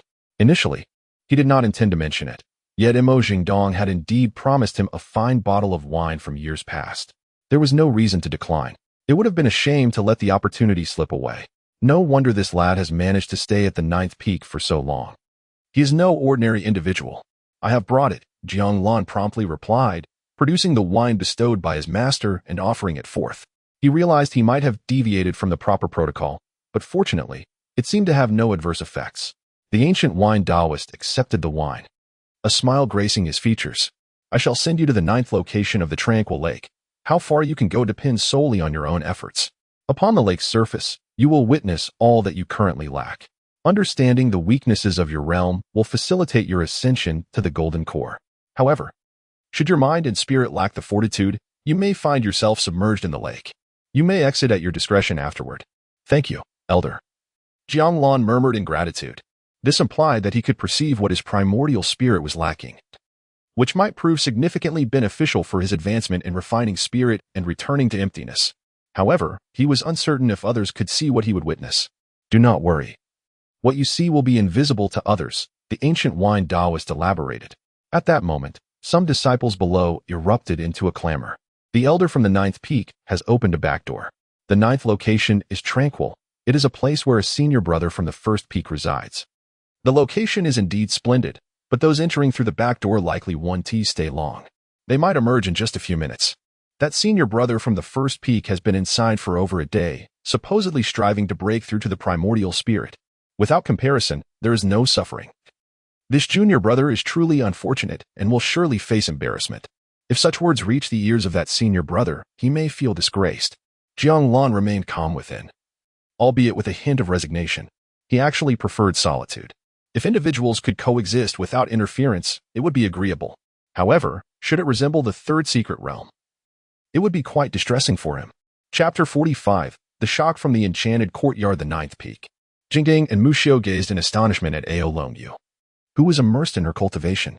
Night had fallen, completely shrouding the surroundings in darkness. Yet, Ao Longyu remained in a deep trance, showing no signs of awakening. At this moment, everything appeared to be in order, which was somewhat beyond their expectations. Could this formation endure for several more days? Jingting inquired curiously. However, senior sister Ao seemed remarkably composed. In the past, she would not have reached this state so easily at this hour. Muxiu expressed her surprise, noting that this was somewhat different from their earlier assumptions. The younger sister had a deeper understanding of formations and questioned whether this formation differed from their prior cultivation experiences. Jingting turned to Muxiu, seeking her insight. With a troubled expression, Muxiu shook her head in response. "Our understanding of formations is not significantly different. Besides senior sister Ao, we cannot ascertain the specifics." Both Jingting and Muxiu had completed their formations, and they were now ready to cultivate. However, they remained preoccupied with Ao Longyu's condition. "Let us proceed with our cultivation for now. Senior sister Ao seems to be fine," Jingting suggested. Muxiu nodded in agreement, acknowledging the necessity of their own practice. The longer they lingered on the ninth peak, the more disadvantageous it became for them, making each day critical. Once they had missed an opportunity, the effects would not be as profound upon their return. Finding suitable positions, they settled down to cultivate. Yet, no sooner had they taken their seats than an unexpected phenomenon occurred near Ao Longyu. A beam of light suddenly erupted from her being, a faint glow. Yet in Jingting and Muxiu's eyes, it was dazzling. Instantly, they sprang to their feet, gazing at Ao Longyu with uncertainty. "Senior brother Jing, what do you think is happening to senior sister Ao?" Muxiu asked, her expression filled with alarm. It seemed she had begun to form a hypothesis. Jingting, too, had his conjectures and spoke incredulously. Sister, you must have perused the notes left by previous disciples who visited the ninth peak. One entry states, a century of merit, a millennium of opportunities. Before the abyssal cave, the light of the formation shines. Is it even possible? Our comprehension of formations pales in comparison. At that moment, Mu Xiu's eyes widened in realization as she looked at Jingying in horror. Could it be? She recalled the events of the morning and the possibility that someone had modified the formation. I can hardly believe it, Jingting replied with a bitter expression. But the events of this morning are the most likely cause of such a transformation. Yet, I cannot ascertain if it is truly the manifestation of the divine mind. The formation radiated light, and the manifestation of spiritual consciousness seemed elusive, as senior sister Ao exhibited no clear signs of change. Before he could finish his thought, Jingting fell silent as he witnessed the light emanating from Ao Longyu extending towards the formation. The entire formation began to glow with remarkable speed. And with the emergence of the light, a resounding dragon's roar echoed. To their astonishment, a snow-white dragon shadow coalesced beside Ao Longyu. This was truly incredible. Mu Xiu and Jingting exchanged incredulous glances, unable to comprehend the spectacle before them. This is the most challenging state for the Ming-Shun formation to manifest. The perfect harmony of timing, location, and human factors is indispensable. The timing requires the resonance of the celestial and earthly energies. The location necessitates the entrance to the netherworld, capable of withstanding the refining essence of its atmosphere. The human element demands the precise identification of the most suitable formation. The convergence of these three elements is a once-in-a-millennium occurrence. Yet, they encountered it. It was merely due to a casual remark from a disciple at the ninth peak during the day, pointing out the disharmony, which was utterly astonishing. Do not hesitate. Enter the formation, Jingting immediately urged. Mu Xiu understood perfectly. Her speed was no less than Jingting's. Although they had missed the optimal opportunity, it was not too late. To harbor doubts now, or to lack belief, would be sheer folly. Regardless of the circumstances, they would speak of it after tonight. The brilliance of the formation could only endure for a single night, a night that could rival their months of effort. Jiang Lan was directly transported by the ancient wine Taoist to a lake. From this point forward, the distance one could traverse depended solely on oneself. If one were to fall into the lake and fail to maintain composure, they would be swept away, their disarray laid bare for all to see. This was the warning given by the ancient wine Taoist upon departure. Jiang Lan naturally expressed his gratitude. Yet he sensed that this place seemed to place great emphasis on strength. Although he outwardly appeared to possess a perfect foundation, it was evident that he could not venture far. Perhaps an ordinary state of mind was inconsequential, but an average talent indeed posed a significant barrier. In the vast wilderness, the path to immortality is predominantly determined by one's innate gifts. It is not that others cannot ascend, but rather that their journey is fraught with challenges. Jiang Lan, equipped with a signing-in system, received the blessings from the Tao. His path was easier than anyone else's. Yet, even so, he must exert every effort. With such advantageous conditions, to refrain from striving would be tantamount to squandering his potential. Jiang Lan ceased his musings, took a deep breath, and began to walk forward along the lake's surface. The lake bore no reflection. He could not see himself, the reason for which eluded him. He could only proceed cautiously. His pace was steady, and he was determined to familiarize himself with this unfamiliar terrain. After some time, Jiang Lan halted. He could distinctly see his reflection beginning to emerge in the water. It was vague and entirely indistinct. The more he attempted to clarify it, the more discomforting it became, as if an endless abyss were tugging at him. Feeling somewhat uneasy, he paused to rest. However, just as he stopped, he sensed the presence of another nearby. Chapter 46. When will Jiang Lan fall into the water? Upon sensing the presence of another, Jiang Lan instinctively lifted his gaze to confirm. It was evident that he had not detected anyone moments prior. As he looked up, he noticed the other individual appeared equally surprised, as if they had just spotted someone as well. This was a young man clad in the garb of a disciple from Kunlun Mountain, possessing the cultivation of a perfected golden core. Was this the esteemed senior brother from the first peak attempting to approach the realm of the Yuanshan? A conjecture swiftly formed in Jiang Lan's mind. At that moment, the young man offered a nod in his direction. As a junior disciple, Jiang Lan was compelled to respond with respect, particularly since the other had initiated the greeting. However, no words were exchanged. The setting on the lake's surface was not conducive to conversation, as it could easily disturb one's tranquility. The fact that he had failed to perceive the presence of another at his level of cultivation was likely a peculiarity brought about by the unique nature of the empty still lake. Subsequently, Jiang Lan shifted his focus, realizing that engaging in combat here would be exceedingly challenging. It seemed that only through a calm and serene mind could one remain standing upon the water's surface. To contend with another required a heart as tranquil as the lake itself, which was no simple feat. Perhaps a pure fighting spirit might suffice. Yet, Jiang Lan believed that achieving such a state would be difficult for him. Whether the individual opposite him could manage it remained uncertain. He decided to accept the situation as it was. In any case, maintaining his body in optimal condition was essential to guard against unforeseen circumstances. While Jiang Lan harbored no malicious intent, he remained vigilant against potential threats. Gucci cast a fleeting glance at Jiang Lan before diverting his attention elsewhere. As a disciple of the first peak and a prodigy of this generation, Gucci recognized that anyone who arrived here must possess their own unique attributes. Although Jiang Lan's cultivation was modest, youth alone did not determine one's potential. However, Gucci had no intention of falling behind this individual. If he were to plunge into the water ahead, he would simply regroup and begin anew. Now that someone had arrived, he hoped their presence would inspire a worthy challenge. He preferred a path that leaned towards combat, for while it was difficult for others to engage in conflict here, it came naturally to him. Yet, he refrained from initiating combat. He merely sought to assert his strength. His intentions were pure, and he yearned for the spark of battle to ignite within him. With this thought lingering in his mind, Gucci took a step forward. Only those who could keep pace would merit his competitive spirit. Those who could not would merely serve as a reminder for him to challenge himself. This was meant to be a higher realm of existence. Yet his current cultivation made it challenging to reach such a state. When the other moved, Jiang Lan paid it no mind. There was no one more formidable than he. Trailing behind others held little significance, as it at least provided a sense of reassurance. Jiang Lan then gazed at the water's surface, observing the indistinct reflection within, and stepped forward. It seemed as though this was directed at his Yuan Shan, perhaps aiding him in his ascent.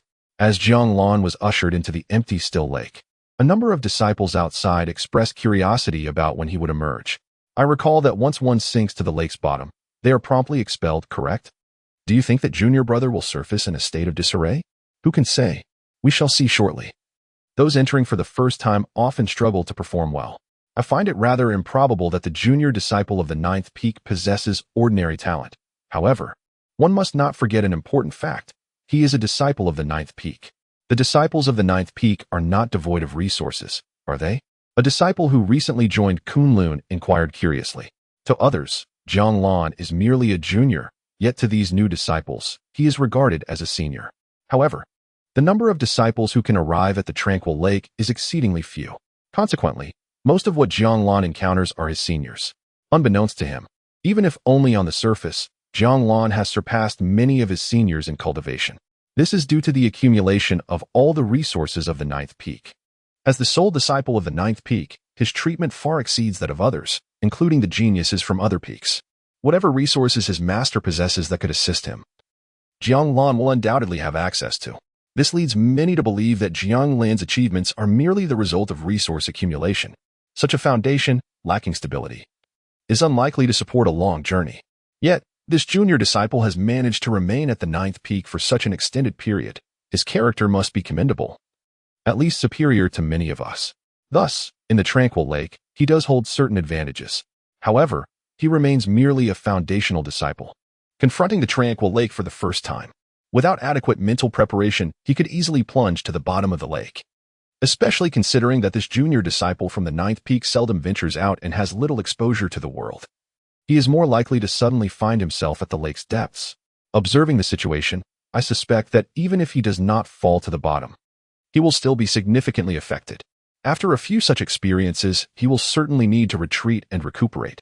The ancient wine Taoist, sipping fine wine and listening to the discussions of these individuals, was aware that Imo Jingdong had arranged for him to provide special care for Jiang Lan, allowing him to venture further and observe more closely. With his assistance, Jiang Lan could indeed progress farther than before. However, he decided to withdraw his support, directly sending the other party to the center of the ninth lake. He activated privileges, which could not be deemed as neglecting his duties. Nonetheless, he was uncertain about Jiang Lan's subsequent performance, which intrigued him. If indeed he were to plunge to the lake's depths due to inexperience, He could always continue to extend the ninth lake privileges to him. The ancient wine Taoist mused silently. This wine is simply too fragrant. It is a luxury he cannot afford to lose, yet cannot refuse. Mo Zhengdong is truly generous for the sake of his disciple. After all, he has only taken one personal disciple over the years. Chapter 47. Struggle and battle at the heart of the ninth area of the tranquil lake. It is not merely the state of mind that is required, but also the mastery of one's realm. Theoretically, one must reach the golden core stage to even access the ninth area center. Even if one manages to enter, it demands a considerable investment of time. Many individuals present offerings of wine to the ancient wine Taoist, seeking to bypass the arduous process, for time is a precious commodity. Others find themselves unable to traverse the tranquil lake and must rely on the ancient wine Taoist for entry. Once inside, they are sure to receive some assistance, albeit to varying degrees. As the night deepens and a serene silence envelopes the surroundings, a number of disciples linger by the pond's edge, awaiting the emergence of the disciples from the ninth peak. An hour slips by, yet the anticipated figures have yet to surface. It appears that the disciples from the ninth peak have not plummeted directly to the lake's depths. Under normal circumstances, they would have already experienced a fall into the lake by this time. However, upon reaching their limit, they will inevitably be expelled. The initial foray into the lake often yields unstable results. If one can maintain composure, they might remain for half a day. Thereafter, the duration is likely to extend. It is rumored that those of exceptional talent can endure for up to 3 days, while true prodigies may last 7 days. The esteemed senior from the first peak, it is said, can remain for a month. Not a single individual has rivaled him in the past 2 centuries. One wonders if the disciple from the ninth peak will encounter that senior. Should they cross paths, it may reveal an unfortunate twist of fate. We shall see. By dawn, they might emerge in a state of disarray. At that moment, Jiang Lan walks slowly upon the lake's surface, occasionally pausing in his stride. Regardless of how he moves, his gaze remains lowered, fixated on the water's surface. He perceives the outlines forming in the lake's reflection. The more he strives to see clearly, the deeper he sinks into its depths. Other thoughts intrude upon him, as the full spectrum of human emotions, pride, anger, sloth, greed, gluttony, jealousy, desire, assaults his senses. Jiang Lan can vividly sense the emergence of these emotions, feeling himself on the verge of being overwhelmed and dominated by them. His only recourse is to resist each one in turn while forging his own path. Yet, as he walks, he reflects upon whether he has unwittingly succumbed to their influence. Maintaining such a state, however, proves unsustainable, even for him. At times, he feels his heart begin to spiral into chaos. Upon recognizing this, he promptly halts, striving to restore tranquility within. This lake is indeed extraordinary, Jiang Lan muses inwardly. He can even discern his own shortcomings. Yet, some flaws cannot simply be rectified by mere acknowledgement. Thus, he observes them without judgment. For now, they offer little assistance in his cultivation, though they do contribute to the fortification of his character. Comparatively, he anticipates that his time in the nether cave will be less arduous in the future. Even if he can currently remain unscathed within the nether cave, danger persists, and he remains ever vigilant.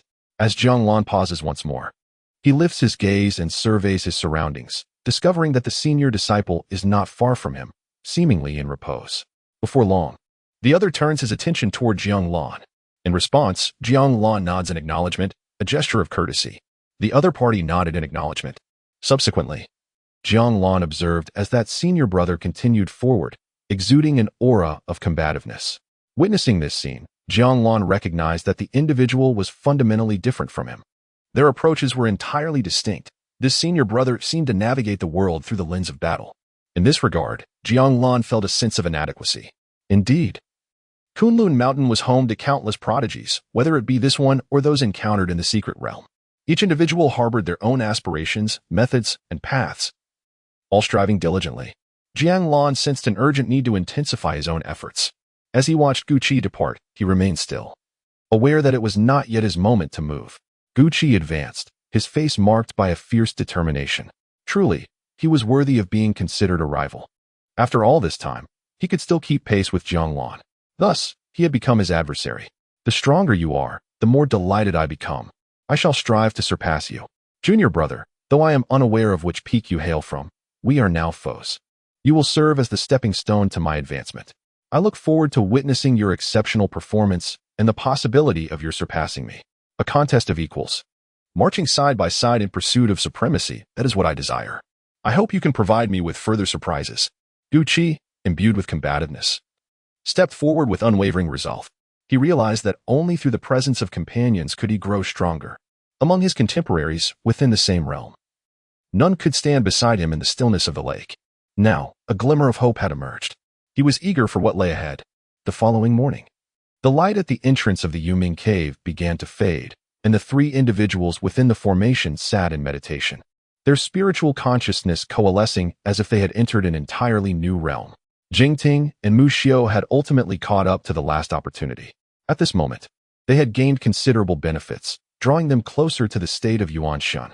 Jingting opened his eyes, acutely aware of his progress, evidently more pronounced than in the entirety of the past month.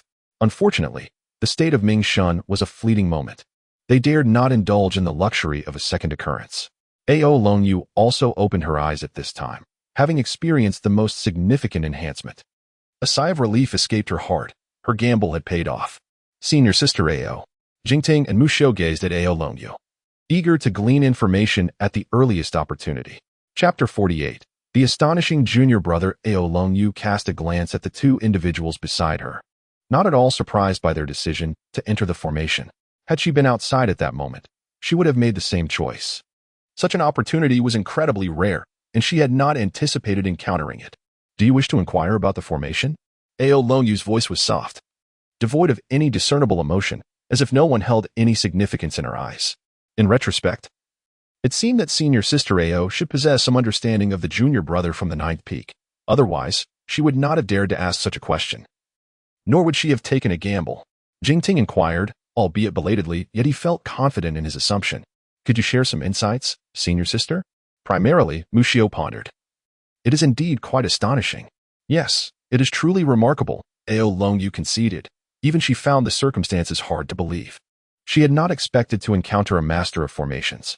You are aware of the events concerning the Third Peak's secret realm over 30 years ago, correct? Ao Longyu asked. Somewhat.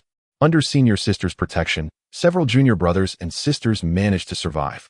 Subsequently, a mysterious figure appeared, rumored to be the clandestine guardian of the Third Peak's secret realm. This elder intervened and vanquished the foreign invaders, Jing Ting responded. These invaders had slain several disciples, intending to seize control over the Third Peak's secret realm. Consequently, Kunlun conducted a thorough investigation, ultimately uncovering numerous lurking enemies. This is why, in recent years, no significant incidents have occurred, Mu Xiu remarked, somewhat puzzled. But what does this have to do with what senior sister wishes to convey? It does, Ao Longyu replied, gazing intently at the two. At that time, when the secret realm was shrouded in mist, I sought out the junior brother from the ninth peak before proceeding with the rescue. Remarkably, he was able to dispel the fog. Isn't the mist of the Third Peak's secret realm considered extraordinary? It is nearly impossible to disperse, Mu Xiu inquired with curiosity. Indeed. Ao Longyu nodded. I probed for the reason and learned that he possessed a repulsion formation, which he referred to as a mere trick. This formation could directly repel the mist, allowing us to gain precious time. In the aftermath, I consulted numerous texts and inquired with my master about similar formations, only to discover that such a formation had never been documented. Ao Longyu regarded Jing Ting and Mu Xiu earnestly, stating that repulsion formation was something he comprehended entirely on his own from the texts. Is the repulsion formation complex? Jing Ting asked. No, it is quite simple. Yet, no one had ever conceived it in such a manner, Ao Longyu explained. She then proceeded to outline the principles of the formation. This, Mu Xiu expressed surprise. Even if someone had thought of it, wouldn't it be exceedingly difficult to succeed? Ao Longyu fell silent. Jing Ting and the others were taken aback, grappling with disbelief. So, while the junior brother from the ninth peak may have been lacking in cultivation, in other respects, he was indeed formidable, perhaps even beyond their imagination. At the very least, he surpassed them in certain aspects. One by one, they fell into contemplative silence. After a brief moment, Jingting broke the silence. So, could it be that the younger disciple has mastered the seven-colored auspicious cloud? What we witnessed that day might indeed have been genuine. It is merely prejudice that has led them to choose skepticism, even disbelief. The three were unaware of this, but increasingly felt it was plausible. Their curiosity deepened. Is it noon already? Why haven't they emerged? Someone inquired curiously by the pond. There were always those who kept a watchful eye on the situation. eager to see the disciple from the ninth peak exit in disarray. Yet, to their disappointment, the individual had yet to appear. Let us wait a bit longer. The recently tranquil Kongjing Lake has seen few visitors. If someone were to emerge, it would surely be noticed. Kongjing Lake lay just beyond the thatched hut, shrouded in mist for them, obscured and impenetrable, rendering the inner circumstances invisible. By now, the younger disciple should have encountered the senior from the first peak. Confronted with such disparity, one could only wonder what feelings the ninth peak disciple harbored. I have met that senior once. Words fail to express the experience. Indeed, I too. It is truly daunting. I can hardly keep pace with him. We struggle to advance, while he appears to stroll leisurely. I have heard that in the Golden Core stage, none can rival him, not even those in the nascent soul realm. The ancient wine master, sipping his drink and listening to the discourse, found it rather amusing. However, he was privy to the general circumstances within. Those two individuals had indeed crossed paths. Meanwhile, Jiang Lan had walked for quite some time before pausing once more. Feeling the weight of pressure, the lake's reflection had become considerably clearer. Yet, he sensed the benefits this lake bestowed upon him. Remarkably, light began to emanate from his nascent soul, as if the emerging reflection within the lake was also illuminating his essence, rendering it brighter and more substantial. He had made the right choice. A sense of joy welled up within Jiang Lan, as long as clarity was achieved in the end. He had an inkling that he would soon advance to the mid-stage of the nascent soul. However, patience was essential. During this pause, Jiang Lan noticed another figure ahead, still that senior. He nodded in acknowledgement, and the senior returned the gesture. At that moment, the other's fighting spirit surged even more fiercely. Thus, Jiang Lan traversed the surface of the lake, stopping whenever he felt the weight of pressure, each halt revealing the senior once again. Yet, the senior's battle intent intensified with each encounter, leading Jiang Lan to perceive an extraordinary level of talent in him, as if he were continually ascending. And so, a month slipped by. Chapter 49. Achieving sanctity to become invincible for a month, Gucci did not falter and plunge into the lake. His spirit soared as he walked upon the lake's surface, undisturbed by the water beneath. Yet, what began with composure gradually morphed into a struggle.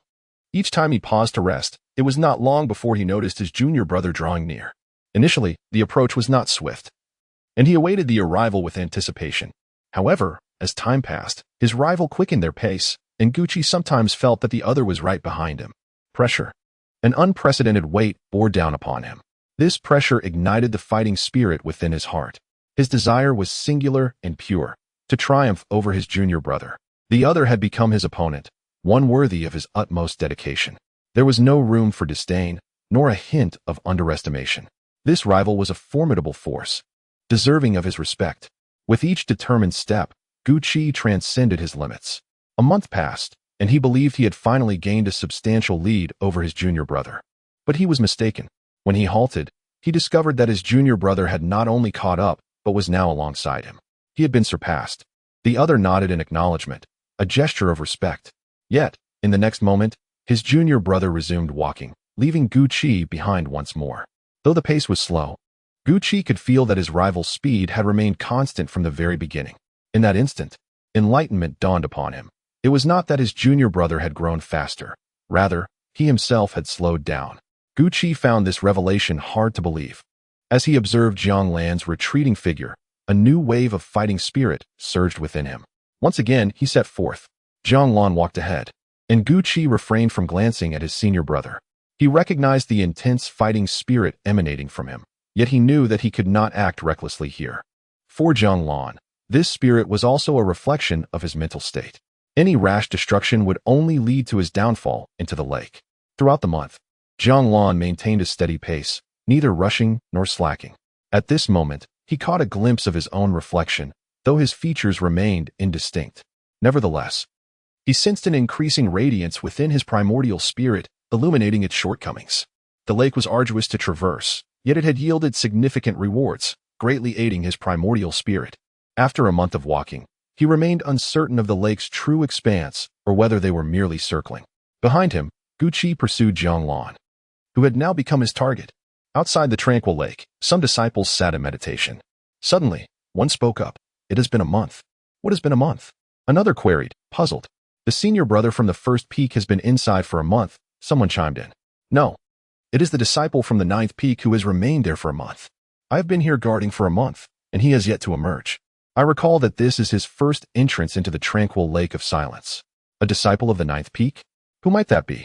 He has not yet departed? I had assumed he had left long ago. I shall remain here, eager to witness when he emerges. The ancient wine Taoist was equally astonished. A month has passed, and astonishingly, he has remained within for an entire month. Not only that, but he has directly surpassed Gu Qi. His state has undergone no extraordinary changes. Like a still pond, he embodies the essence of water, embracing all forms and boundaries. Remarkable indeed, this disciple Imo Zhendong is truly extraordinary. As the ancient wine Taoist sipped his wine, he was curious to see how far Imo Zhendong could progress. Jiang Lan gazed upon the lake's surface, stepping forward with a peculiar sensation that each stride he took brought him closer to the abyss. If one cannot comprehend their own heart and discern their true intentions, they shall find it impossible to continue their journey here. Jiang Lan understood his heart and was aware of his will. His desires were few: to remain at the ninth peak and to dedicate himself to cultivation until the day he becomes invincible. If becoming an immortal grants invincibility, then he shall strive for immortality. Yet, immortals cannot be invincible. Therefore, he aspires to attain sanctity. With each step, Jiang Lan gradually gained clarity, the light of his primordial spirit intensifying incrementally. Having traversed the lake for a month, he was unaware of the duration of his stay upon the tranquil waters. This time, he had journeyed even longer. 2 months had once again elapsed. He perceived himself, yet his eyes lacked the vibrancy of spirit. With one final step, he believed he would attain clarity. However, as Jiang Lan lifted his gaze to observe his surroundings, he found himself alone. He was aware that he was approaching his limits. The final step held a significant risk of plunging into the depths of the lake. Jiang Lan recognized that his state of mind was commendable. Yet there must always be a conclusion. Under normal circumstances, he would not take that last step. However, he yearned to take it. Should he refrain, regret would surely follow. Perhaps the fervor of youth still resided within him. This time, he did not restrain himself. With one decisive step, he felt as though he was plunging into the abyss. Wishing everyone a joyous new year.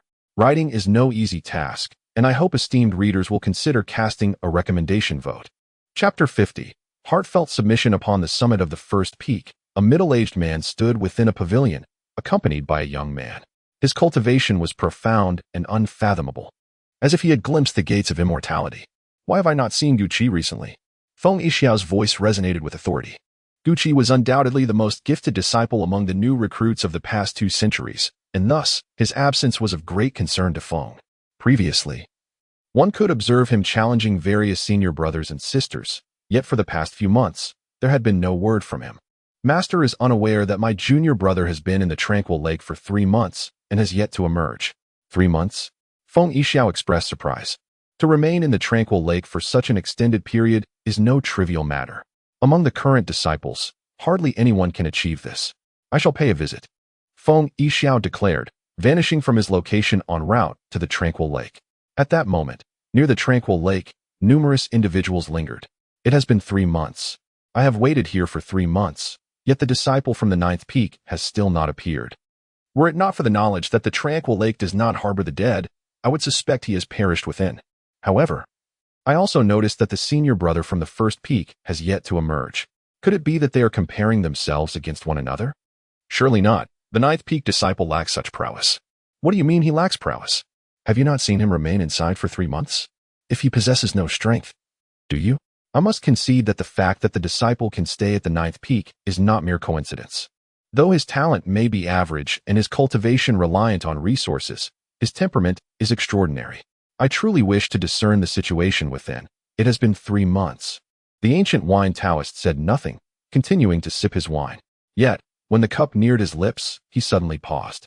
A gust of wind swept through the thatched hut, accompanied by the sound of waves. The waves are rising? The ancient wine Taoist's heart jolted. Only those who are breaking through their mental barriers within the tranquil lake could stir the waters. A moment later, he sighed inwardly. What a pity. Had there been sufficient talent? Then he shook his head. Since the individual was not his disciple, he had little to worry about.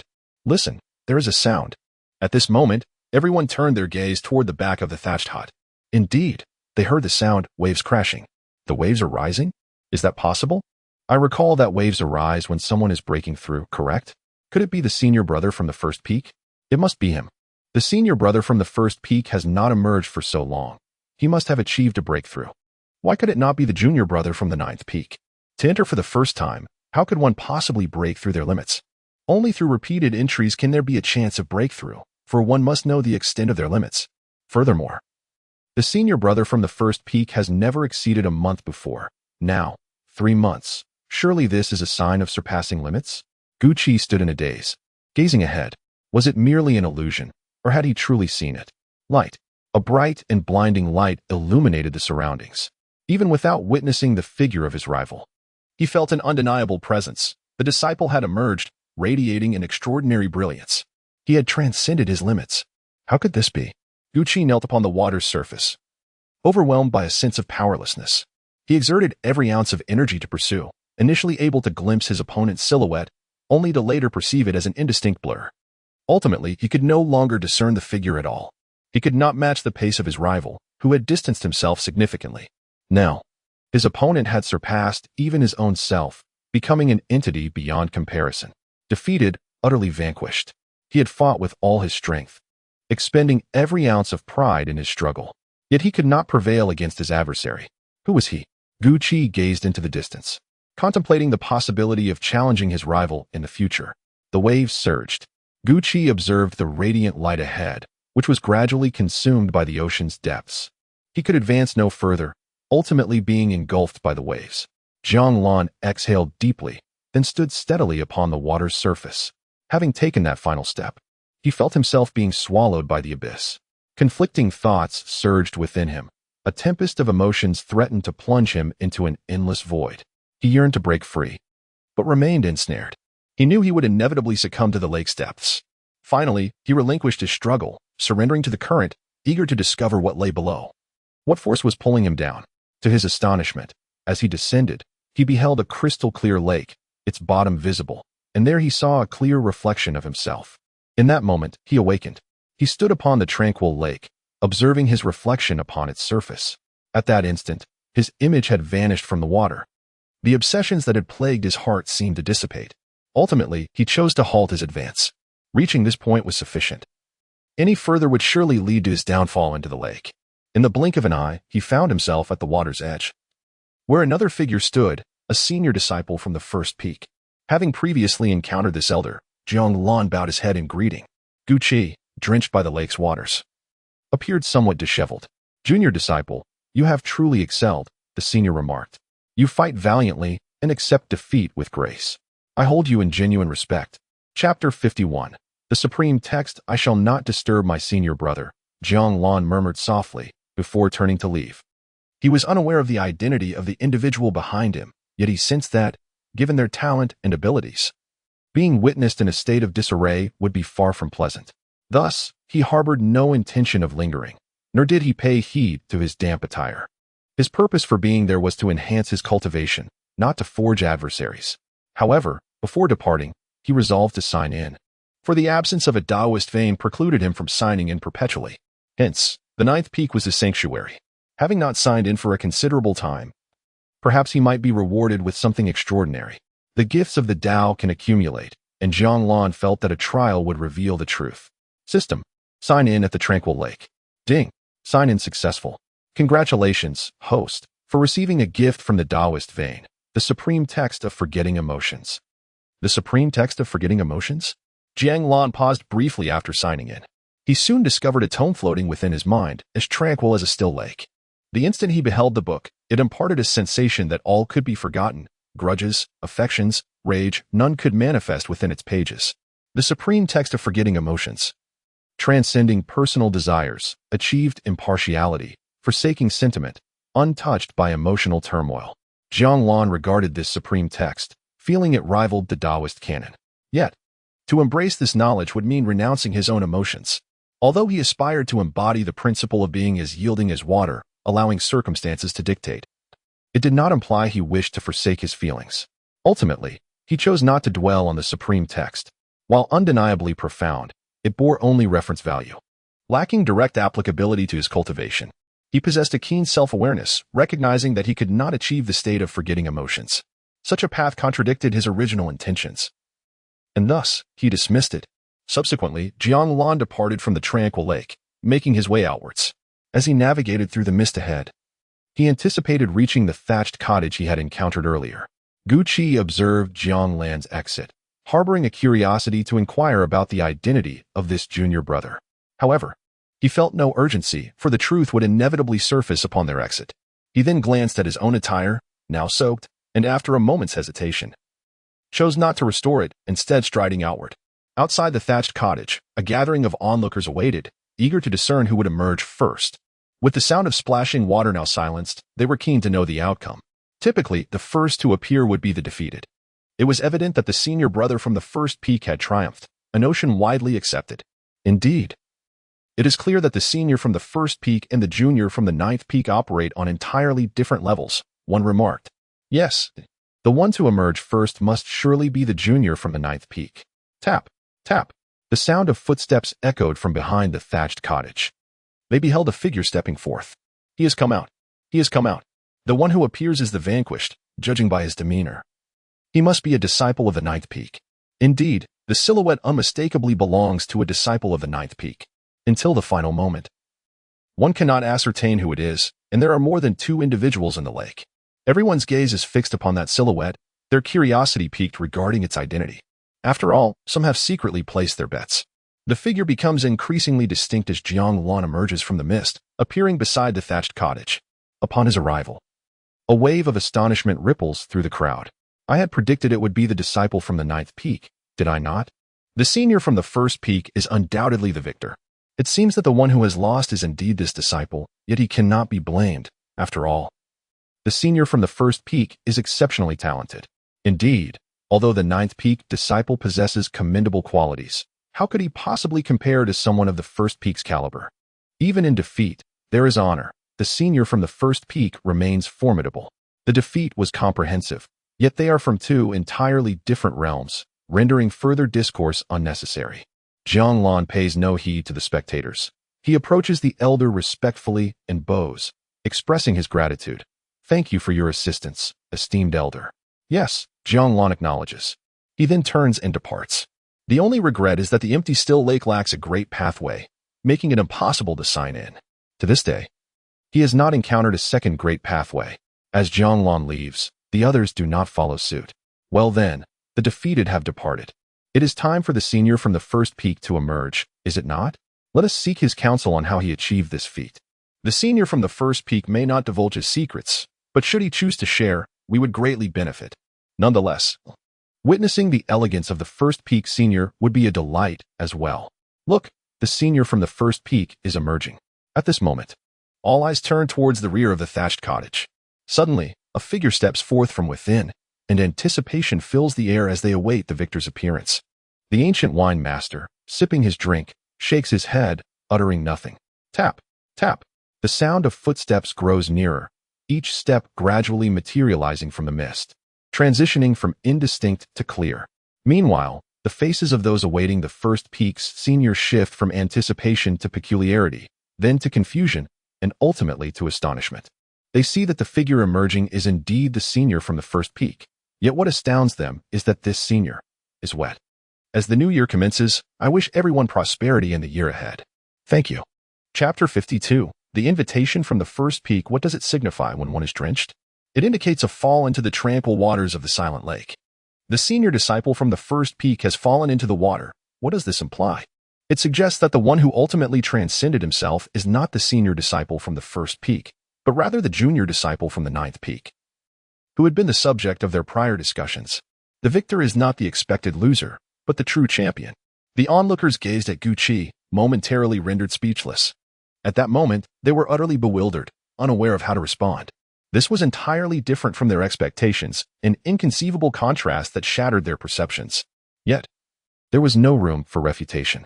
The disciples who intended to approach and inquire about insights stood with pale faces. The one who had previously proclaimed that the ninth peak junior disciple, despite his defeat, held honor, dared not utter another word, fearful of further embarrassment. To claim that the two were not on the same level was sheer ignorance. Guqi did not linger. He departed from the silent lake at once. He had lost, a fact he did not deny. Once Guqi left, a voice suddenly emerged from the previously silent crowd. So, it was indeed the junior disciple from the ninth peak who triumphed? The true loser is the senior disciple from the first peak? Impossible. How could that be? There is no justification for this. Yet the truth lay before them, making disbelief untenable. The one who truly transcended himself was the junior disciple from the ninth peak. Despite his remarkable abilities, his innate gifts remained limited. Yet, the junior disciple from the ninth peak had still prevailed. Feng Yixiao observed all of this before vanishing from sight. Jiang Lan made his way towards the ninth peak. This was a rare opportunity for him to ride his sword. Traveling on a sword at the ninth peak often drew reproach from his master for being childish. However, there was no denying that riding a sword was indeed magnificent. Yet, he had outgrown the age of childishness. When the chance arose to venture outside, he would harness all his cultivation to soar through the skies on his sword at least once. As for when he would embark on such a journey, it would typically be when he transcended to become a celestial being. Though that day seemed distant, he was steadily closing the gap. Jiang Lan gazed calmly ahead, knowing that he would soon reach the ninth peak unless unforeseen circumstances forced him to take a detour. However, before he could pass the third peak, he abruptly halted. Before him stood a middle-aged man, radiating strength. His first instinct upon seeing this individual was that he was formidable. The master of the first peak, what could bring him here? Naturally, Jiang Lan recognized him. Though the peak masters had never exchanged formal greetings, he was well aware of their appearances. As a disciple of Kunlun, it was essential to know the faces of each peak's master to avoid offending anyone. Rather than approach directly, Jiang Lan chose to circumnavigate respectfully. Yet, as he attempted to bypass, the master of the first peak, Feng Yixiao, swiftly reappeared before him. "Is there something you require, Master Uncle?" Jiang Lan inquired directly this time, recognizing that the elder was clearly seeking him out. Soon, Jiang Lan found himself taken aback by the words of the other party. How about coming to the first peak? This was the unexpected invitation Jiang Lan had received, leaving him somewhat astonished. The disciple did not grasp the meaning behind his master's words. Bowing his head, Jiang Lan replied, "It was utterly unforeseen that the master of the first peak would summon him there. You are quite exceptional. Being at the first peak would be far more advantageous than your time at the ninth peak. Do not be deceived by the resources provided to you at the ninth peak. They cannot aid you in attaining immortality. However, the first peak can." Feng Yixiao remarked calmly as he regarded Jiang Lan. Jiang Lan humbly responded, "Master, you flatter me. Yet, I have already taken my vows as a disciple. As long as you consent, I believe you can assist me with other matters." Feng Yixiao showed no signs of jest. Jiang Lan shook his head. "Thank you, Master. But I do not intend to leave the ninth peak." "Why is that?" Feng Yixiao inquired. "Without achieving immortality, the vast wilderness is of no consequence. My master regards me as his true disciple," Jiang Lan replied with composure. Although he was indeed the first disciple now, that had not always been the case. "Oh," Feng Yixiao observed Jiang Lan. "With so many disciples under your tutelage, perhaps adding one more would not evoke much sentiment. Yet for my master, there is only me. Once a teacher, forever a father," Jiang Lan articulated gently, bowing his head. Feng Yixiao regarded Jiang Lan intently for a moment before vanishing from sight. "I bid you farewell." "Master," Jiang Lan said respectfully. After a brief pause, he made his way back to the ninth peak. It was perilous, however. Spending extended time at the tranquil lake had inadvertently drawn the attention of the first peak's master. It seemed prudent to thoroughly understand circumstances before proceeding with any endeavors, lest he unwittingly attract the eyes of the entire Kunlun. Jiang Lan felt a sense of vigilance within. Initially, he believed the situation at the tranquil lake was trivial. Yet he remained uncertain about the true intentions of the first peak's master. Distinguishing between authenticity and deceit proved challenging. Nevertheless, he spoke the truth. Leaving the ninth peak was inconceivable. The ninth peak held no shortcomings, and his master had devoted himself wholeheartedly to him. As the first disciple, he might one day become the master of the ninth peak, guarding the entrance to the netherworld. He had long since come to this realization. As for achieving immortality, he was confident that he could attain it. However, for now, he needed to grow stronger, as robust as possible. Uncertain of this master's disposition, he recognized the potential dangers should the master become offended. Thus, it was prudent to remain at the ninth peak for the time being. Chapter 53. Do you wish to become the peak master? Master, at the summit of the ninth peak, Jiang Lan offered a selection of celestial fruits, cultivated on the ninth peak under his care. It required minimal effort, merely occasional tending. Initially, he intended to procure wine for his master. But the unexpected arrival of the peak master from the first peak disrupted his plans, prompting him to substitute the wine with the celestial fruits instead. "Are you confident in breaking through to the golden core?" Imo Zhengdong inquired as he accepted the fruits, gazing at Jiang Lan. 3 months, Jiang Lan replied. A full 3 months had elapsed. He had thought 1 month would have sufficed. Yet, his disciple had spent 3 months at the tranquil lake, continually surprising him. When it comes to cultivation, no one can guarantee success. Let us see, Imo Zhendong remarked, observing Jiang Lan without further admonition. Jiang Lan was resolute and acutely aware of his own actions. As a master, he had imparted all the wisdom he could and taken all necessary actions. Therefore, the rest depended on Jiang Lan's performance. Whether he could enter the Golden Core stage in the next 2 years rested solely in his hands. Master, if I remain at the 9th peak for a century, will my title change? You wish to become the peak master? Imo Zhendong asked, a smile gracing his features.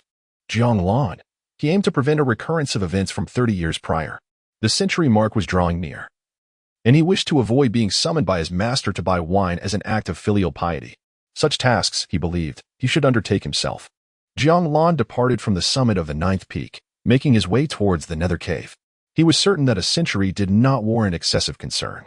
Ao Longyu had seemingly departed at some point, while the other two remained in meditation, employing the original formation.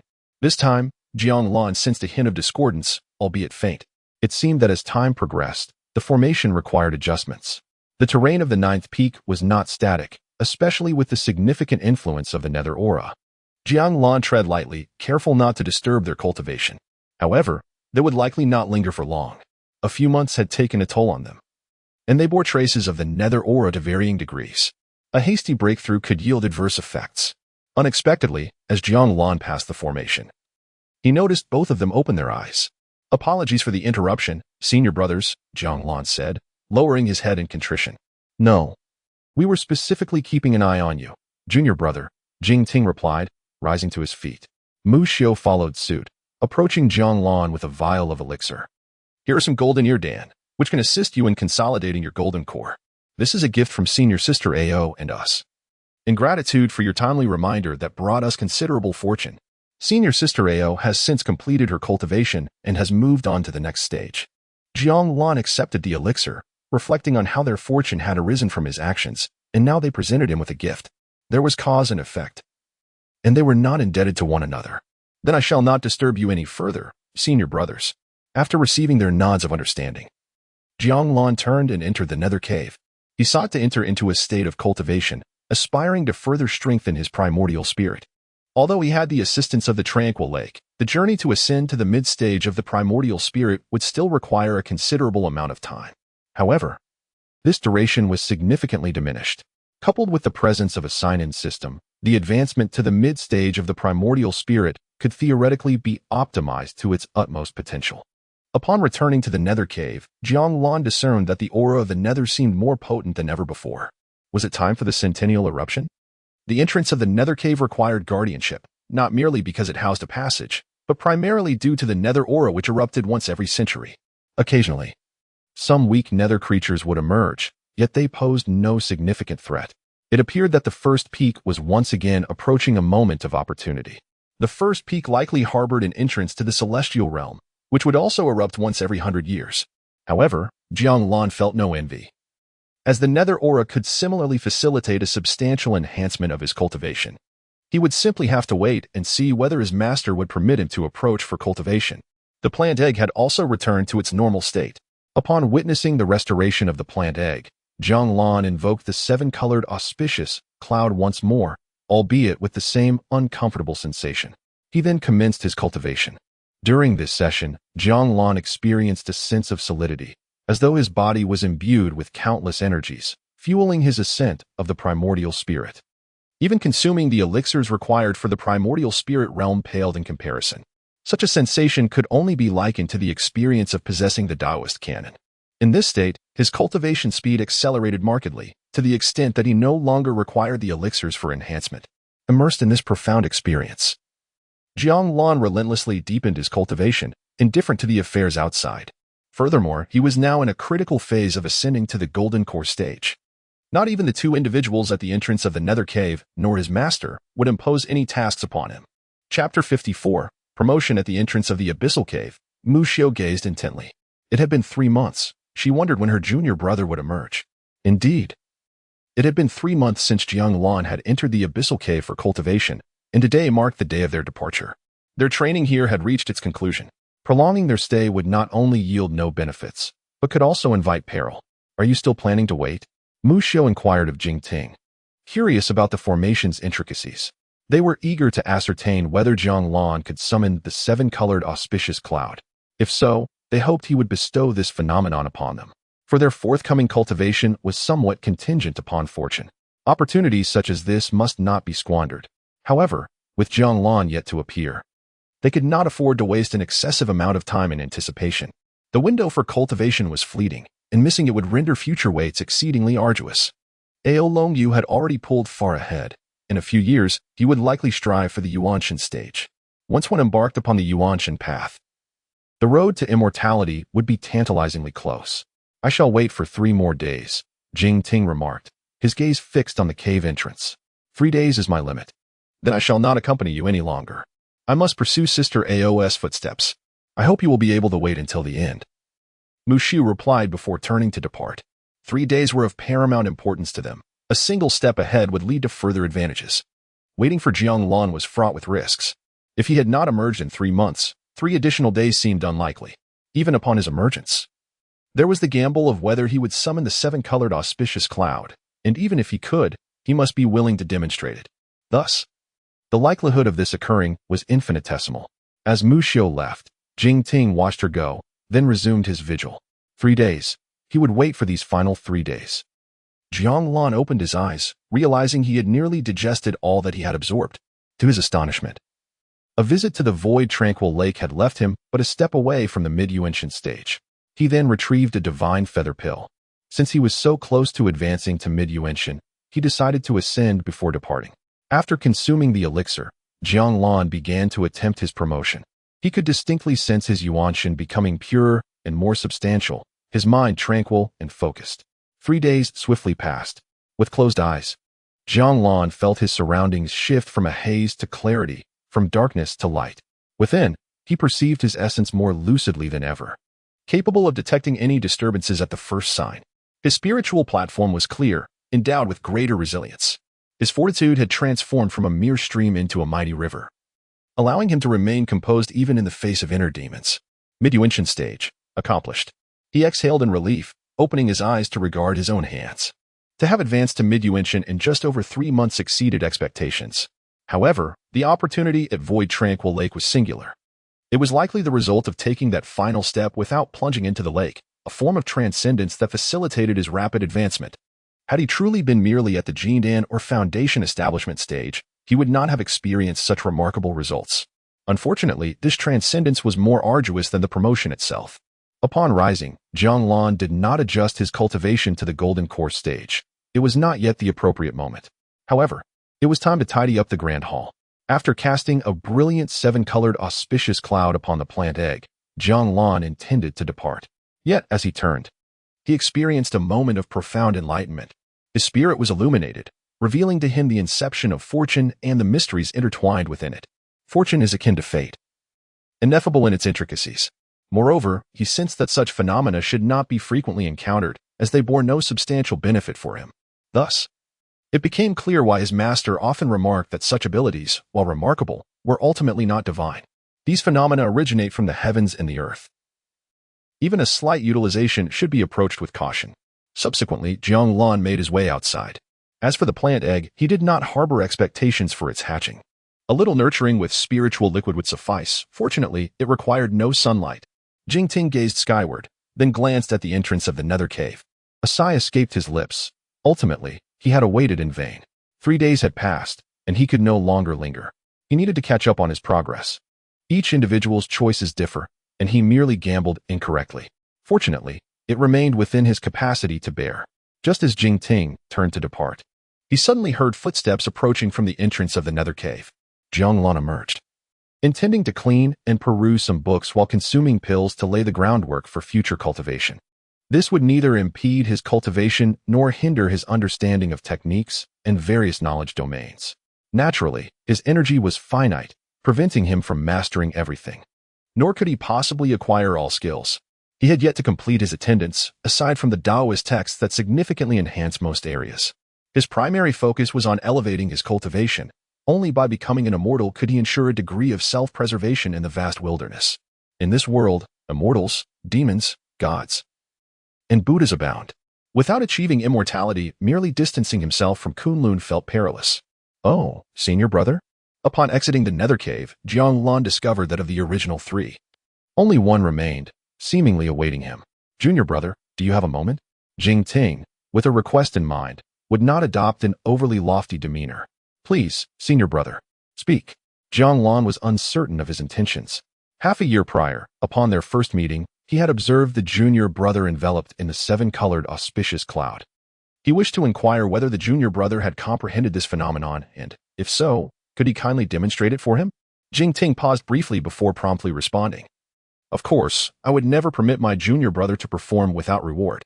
Chapter 55. The enigmatic image. Jiang Lan gazed at Jing Ting and remarked, I have never enacted this upon another, and there exists a possibility of adverse effects. He had never attempted it on anyone before, thus a trial was necessary. Coincidentally, this senior brother had a request, alleviating the need for a direct application upon himself. The experience of casting upon another may yield a different resonance than upon oneself, possibly providing a more profound understanding. The botanical egg indeed brought him a sense of spiritual enrichment, yet it was merely that. Furthermore, the botanical egg was incapable of offering feedback. Please, junior brother, do not hesitate to try. Jing Ting found himself devoid of choices. At this juncture, to withdraw would be tantamount to squandering all efforts. Having wagered thus far, he naturally feared not to risk once again. Without hesitation, Jiang Lan invoked the seven-colored auspicious cloud. At that moment, a cloud of auspiciousness descended from the heavens. Jiang Lan sensed an ineffable energy enveloping Jing Ting, as if a flicker of fortune had been bestowed upon him. However, Jiang Lan was somewhat taken aback to discover that while he cast the seven-colored auspicious cloud, his own form was similarly adorned by it. As the cloud enveloped Jing Ting, it dissipated from Jiang Lan's own being.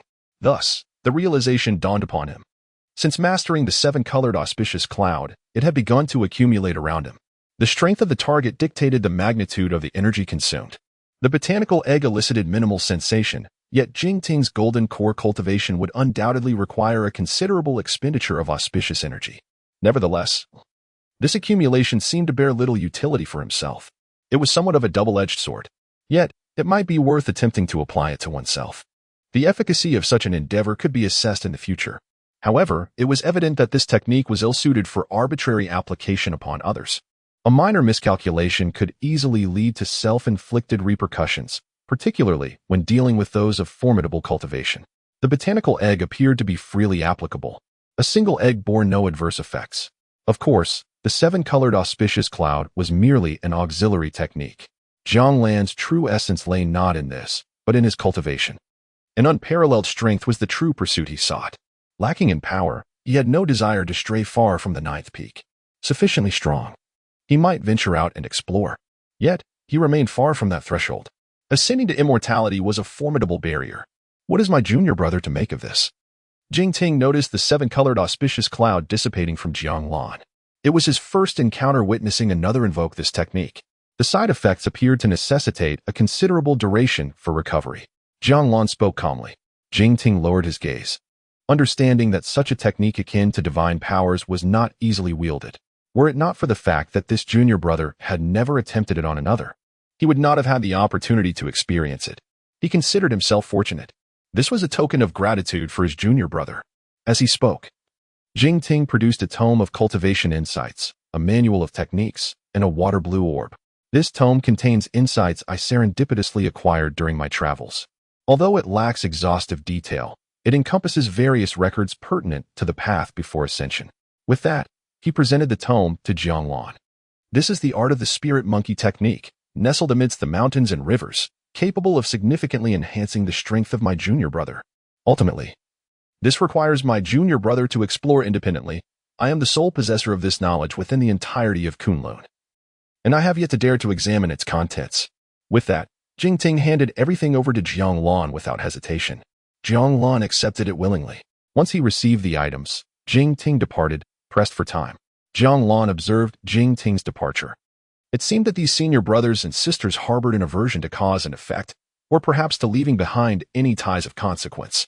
Jiang Lan shared this sentiment. Thus, he never declined gifts from others. In this way, they remained free from debts to one another. Subsequently, He began to tidy up the grand hall while simultaneously reviewing the insights on cultivation and the spirit monkey technique. Jiang Lan perused the cultivation insights meticulously, discovering that this particular book contained various profound realizations, albeit few, yet they were concise and to the point, devoid of any embellishments. It appeared to be a supplementary text. Although certain crucial parts had not been omitted, Jiang Lan possessed more than just this single tome of insights. The Library of the Ninth Peak also held similar texts, seemingly authored by his master. The validation from both sources promised him considerable enlightenment. After storing the insights away, Jiang Lan turned his attention to the spirit monkey technique. He soon discerned that this was a method of movement harmonizing with the landscapes. Even if mastered, it could not rival the heavenly steps technique. He might learn it as a form of disguise when time permitted. Otherwise, it would remain untouched, as the heavenly steps were sufficient for his needs. After setting aside the spirit monkey technique, Jiang Lan focused on the final azure bead. The description provided by the other party was peculiar. It was the only one of its kind in Kunlun, and yet, he did not dare to gaze upon it. Unlike a magical artifact, it resembled a recording tool. Once he confirmed its integrity, Jiang Lan activated the azure bead with his spiritual energy. In an instant, he felt a shroud of mist enveloping him. However, this was merely a recording, not genuine fog. Soon, he discerned several characters within the mist. Upon closer inspection, his brow furrowed. For in front of him were the bold words, Sister Long Yu's bathing portrait. Jiang Lan? In a moment of astonishment, Jiang Lan quickly regained his composure. It seemed implausible. Although he was not well acquainted with that sister, he remembered her composed and striking demeanor. While she was somewhat kind-hearted towards certain junior disciples, she would undoubtedly never allow such a depiction to circulate. This image bore an air of mystery. With that, Jiang Lan decided to delve into the portrait to uncover where the issue lay. Chapter 56. The bathing scene. As Jiang Lan prepared to activate this pearl, he realized that it had indeed not been triggered by anyone else. Without further contemplation, he began to observe the contents within. His curiosity piqued by the peculiarities of this artifact. Soon, he beheld a lake, shrouded in wisps of mist. At that moment, ripples emerged upon the water's surface, suggesting that someone lurked beneath, poised to surface. Could this truly be the bathing scene? Jiang Lan felt a sense of astonishment. Thus far, it conformed to the expected narrative. Yet, his skepticism lingered. Before long, he witnessed the water bubbling up, heralding the emergence of a figure from the depths. A resounding roar echoed forth as a pure white dragon burst forth from the lake. It was a diminutive creature, perhaps better described as a young dragon. Was it Ao Longyu? In the blink of an eye, the vision faded. Jiang Lan remained unfazed. He had anticipated that this so-called bathing scene was fraught with issues. However, he had not envisioned such a scenario. The imagery aptly matched the name, a being emerging from the water, devoid of garments. Though, one might argue that dragon scales could be considered a form of attire. This might also explain why the pearl could still exist externally. As the image dissipated, the aquamarine pearl nestled quietly in Jiang Lan's palm. Nevertheless, the marks of activation remained indelible. He paid it no heed, casually tossing it into the red gourd. After tidying up, he intended to peruse some texts while indulging in elixirs, continuing his cultivation. With another year and a half of diligent practice, his superficial prowess would likely ascend to the golden core stage. This was merely a note to remember. The true challenge lay in his genuine cultivation. Advancing to the mid-stage of the nascent soul would largely depend on fortune, while progressing to the later stages would prove considerably more arduous. In the days that followed, Jiang Lan persisted in his endeavors, dedicating the majority of his time to cultivation. As a mid-stage nascent soul practitioner, his peak strength could be likened to that of 7 oxen. He harbored the feeling that he might stand a chance against a late-stage nascent soul. The might of 7 oxen left him in awe, far surpassing his current standing. However, he could not guarantee that others were similarly matched. Thus, unless absolutely necessary, it would be wise to avoid engaging in battles beyond his rank. His mastery of the heavenly step was nearing the 8th stride, significantly enhancing his ability to evade danger. In the vast wilderness, survival remained paramount. He had also acquired some knowledge of the dragon language, which indeed augmented certain spells beyond his expectations. For instance, with the invocation of Thunderfall, he sensed that employing the dragon language would render him akin to a thunder god, wielding dominion over lightning. Should he attain immortality, his power would be formidable. Yet, this realization also illuminated the terrifying potential of the dragon race when they unleashed such sorceries. Thus, it was evident that one should never underestimate the dragons. Naturally, Jiang Lan would not belittle any adversary, To him, every foe warranted serious consideration. In combat, he would not squander time on other spells, resorting solely to his ultimate strength absolute kill. 3 years swiftly passed. Jiang Lan opened his eyes within the depths of the nether cave. Throughout these 3 years, his cultivation remained at the mid-stage of the nascent soul, and ascending to the late stage would require considerable time. However, he had altered his apparent cultivation a year ago to reflect that of the golden core. Now, his master should feel that his golden core has stabilized. After establishing his foundation, he has essentially not faced any trials from his inner demons. And the same holds true for his golden core. It is entirely dependent on when he chooses to confront such challenges. However, the channel of the underworld has recently been overflowing with power, indicating that the time for an eruption is drawing near. That will be the moment for him to cultivate using the energies of the underworld. After depleting the opportunities at the tranquil lake, advancing further becomes exceedingly slow. Even with the elixirs and other items bestowed through sign-ins, progress cannot be achieved at an astonishing pace. Nonetheless, his speed is undoubtedly swifter than that of others. Recently, he has accumulated a considerable number of items through sign-ins. On one occasion, he intentionally abstained from signing in for 3 months, hoping to see if he could amass the gifts of the Tao. His luck was not altogether poor, as he received a vial of exquisite nectar-like wine, enhancing his prospects for ascending to the realm of refining the spirit and returning to the void. He subsequently waited another 3 months, but regrettably, he only received a common divine feather pill, intended for cultivation during the primordial spirit stage. Perhaps it would prove useful after 6 months. However, he did not pursue this course, as regular sign-ins were essential for fortifying his abilities. Now, he must visit his master. If not summoned, he would continue his cultivation until the day of his ascension. On the day of ascension, he would need to venture out to face the tribulations, requiring ample preparations. Yet, he is still far from achieving immortality. After watering the spirit plant with some spiritual liquid, Jiang Lan departed from the underworld cave. In these past years, he had detected no interest from the elder at the first peak, suggesting that theoretically, there should be no issues. Residing at the 9th peak, he is under the protective wing of his master. Of course, Jiang Lan also believes that the senior would not place too much emphasis on him, as his innate talent is rather ordinary. The path to immortality is fraught with difficulty. The nature of one's character is far less significant than strength. Just because he possesses a calm disposition does not imply that others do not. He is merely perhaps more composed than those around him. Before long, Jiang Lan arrived at the summit of the 9th peak. Master, Jiang Lan alighted behind Imo Zhengdong. Has your golden core been solidified? Imo Zhengdong inquired, a smile gracing his features. Jiang Lan is his first disciple to condense a core at the 9th peak, bringing him immense delight and countless expectations. Even if this disciple's talent is not extraordinary, he will devote himself fully to nurturing him and assisting him on the path to immortality.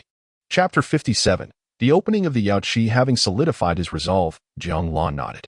Initially, he anticipated receiving a gift, recalling how his master had presented him with a plant egg during his foundation establishment. However, due to the plant egg, no further gifts were forthcoming. He had expected a spiritual companion, only to find himself with a mere potted plant. Jiang Lan had envisioned having the spirit beast guard the entrance, and if its intelligence permitted, assist in tidying the grand hall and clearing the weeds by the path. Yet, plans often succumb to unforeseen changes. Have you truly not descended the mountain in several decades? Imo Zhengdong inquired softly.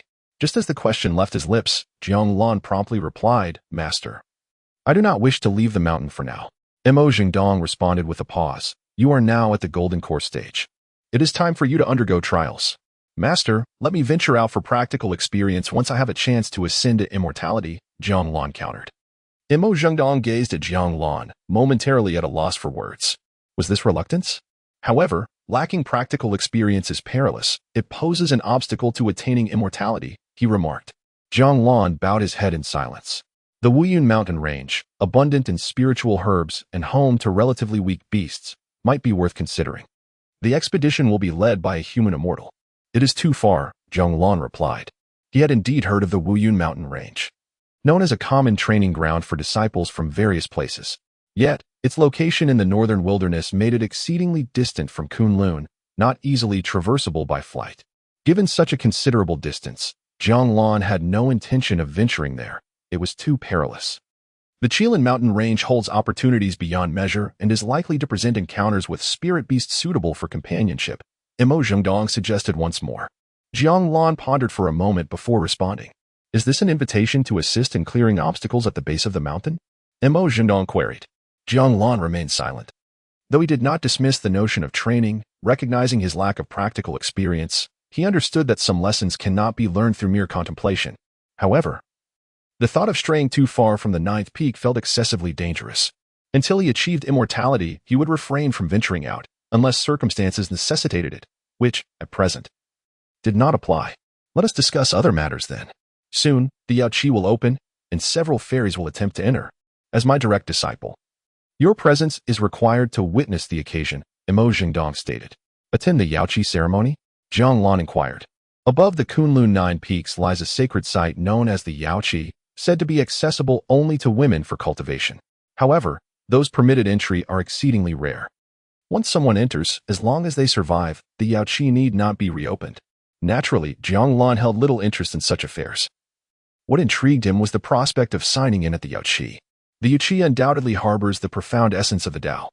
The rewards of signing in would assuredly include treasures and elixirs of unearthly origin. Imo Zhengdong nodded, affirming that as a direct disciple, Jiang Lan must attend.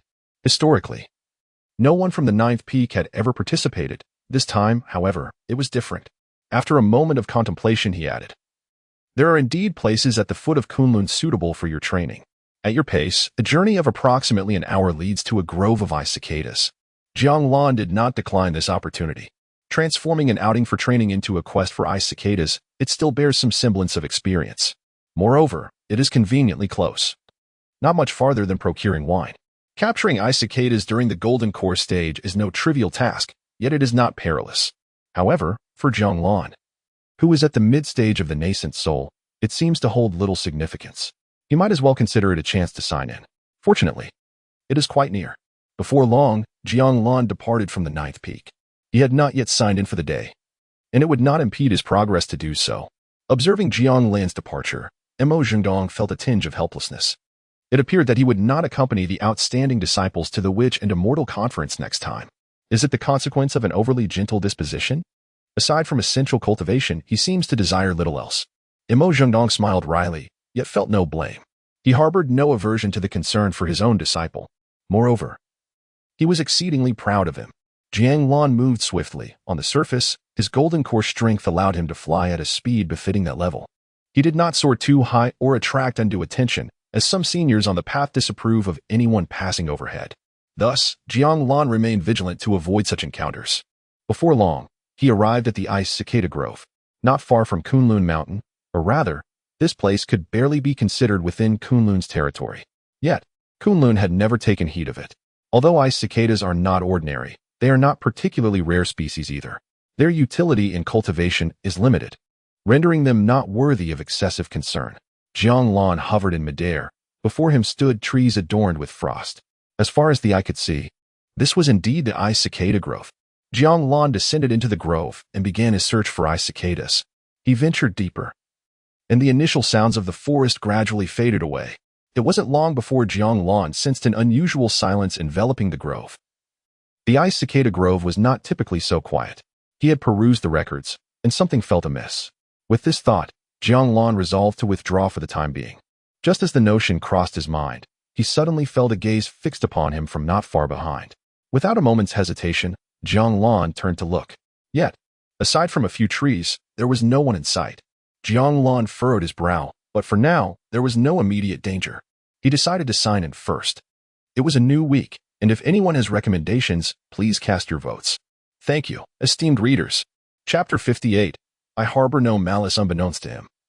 He was being observed from the shadows. Jiang Lan remained composed, yet he had no intention of delving deeper into the situation. The ice cicada forest indeed possessed certain dangers. However, he had not heard of any creatures that even a golden core cultivator could not detect. Jiang Lan sensed that there must be some new changes here. For now, it would be prudent to withdraw and assess the circumstances. The ice cicada forest was vast, and capturing a couple of ice cicadas would not pose much difficulty. Nevertheless, as he retreated, he intended to check in. After all, he was technically still within the forest. System check-in initiated. Ding. Check-in successful. Congratulations, host. On receiving the gift of the Great Tao's veins, acquiring the divine power of spirit suppression, Spirit suppression integrates into techniques subsidiary to spells, soul-binding force, divine destruction. Spirit shattering. Upon hearing the system's announcement, Jiang Lan was somewhat taken aback. To his surprise, he had received divine power. Since the moment he had been blinded by a single leaf, this marked the second time he had acquired such a boon. Spirit suppression? Judging by the description, it seemed to target the primordial spirit, akin to the abilities of the God-smiting whip. Jiang Lan had intended to learn it immediately, yet he hesitated, uncertain of potential repercussions. After all, he sensed once more that someone was observing him from behind. In the next instant, Jiang Lan turned to glance back. This time, he beheld a standing beast. Its green face adorned with sharp fangs, exuding an aura that appeared to fall short of the golden core stage. How could a creature of lesser cultivation appear before him in an instant, even while he was attuned to his senses? This beast was indeed suspicious. "I am merely passing through. If I am unwelcome, I can depart at once," Jiang Lan addressed it, meeting its gaze. When no reaction was forthcoming from the creature, he began to back away from the forest, not wishing to provoke an enemy. For the moment, it seemed the beast had no intent to attack him. As Jiang Lan retreated, the creature merely observed, showing no signs of aggression. However, just as Jiang Lan was about to make his exit, someone suddenly charged out from behind the beast. The sword moved swiftly, imbued with formidable strength, emanating from a cultivator at the initial golden core stage. "Fear not, fellow cultivator. I am here to lend you assistance," came the voice.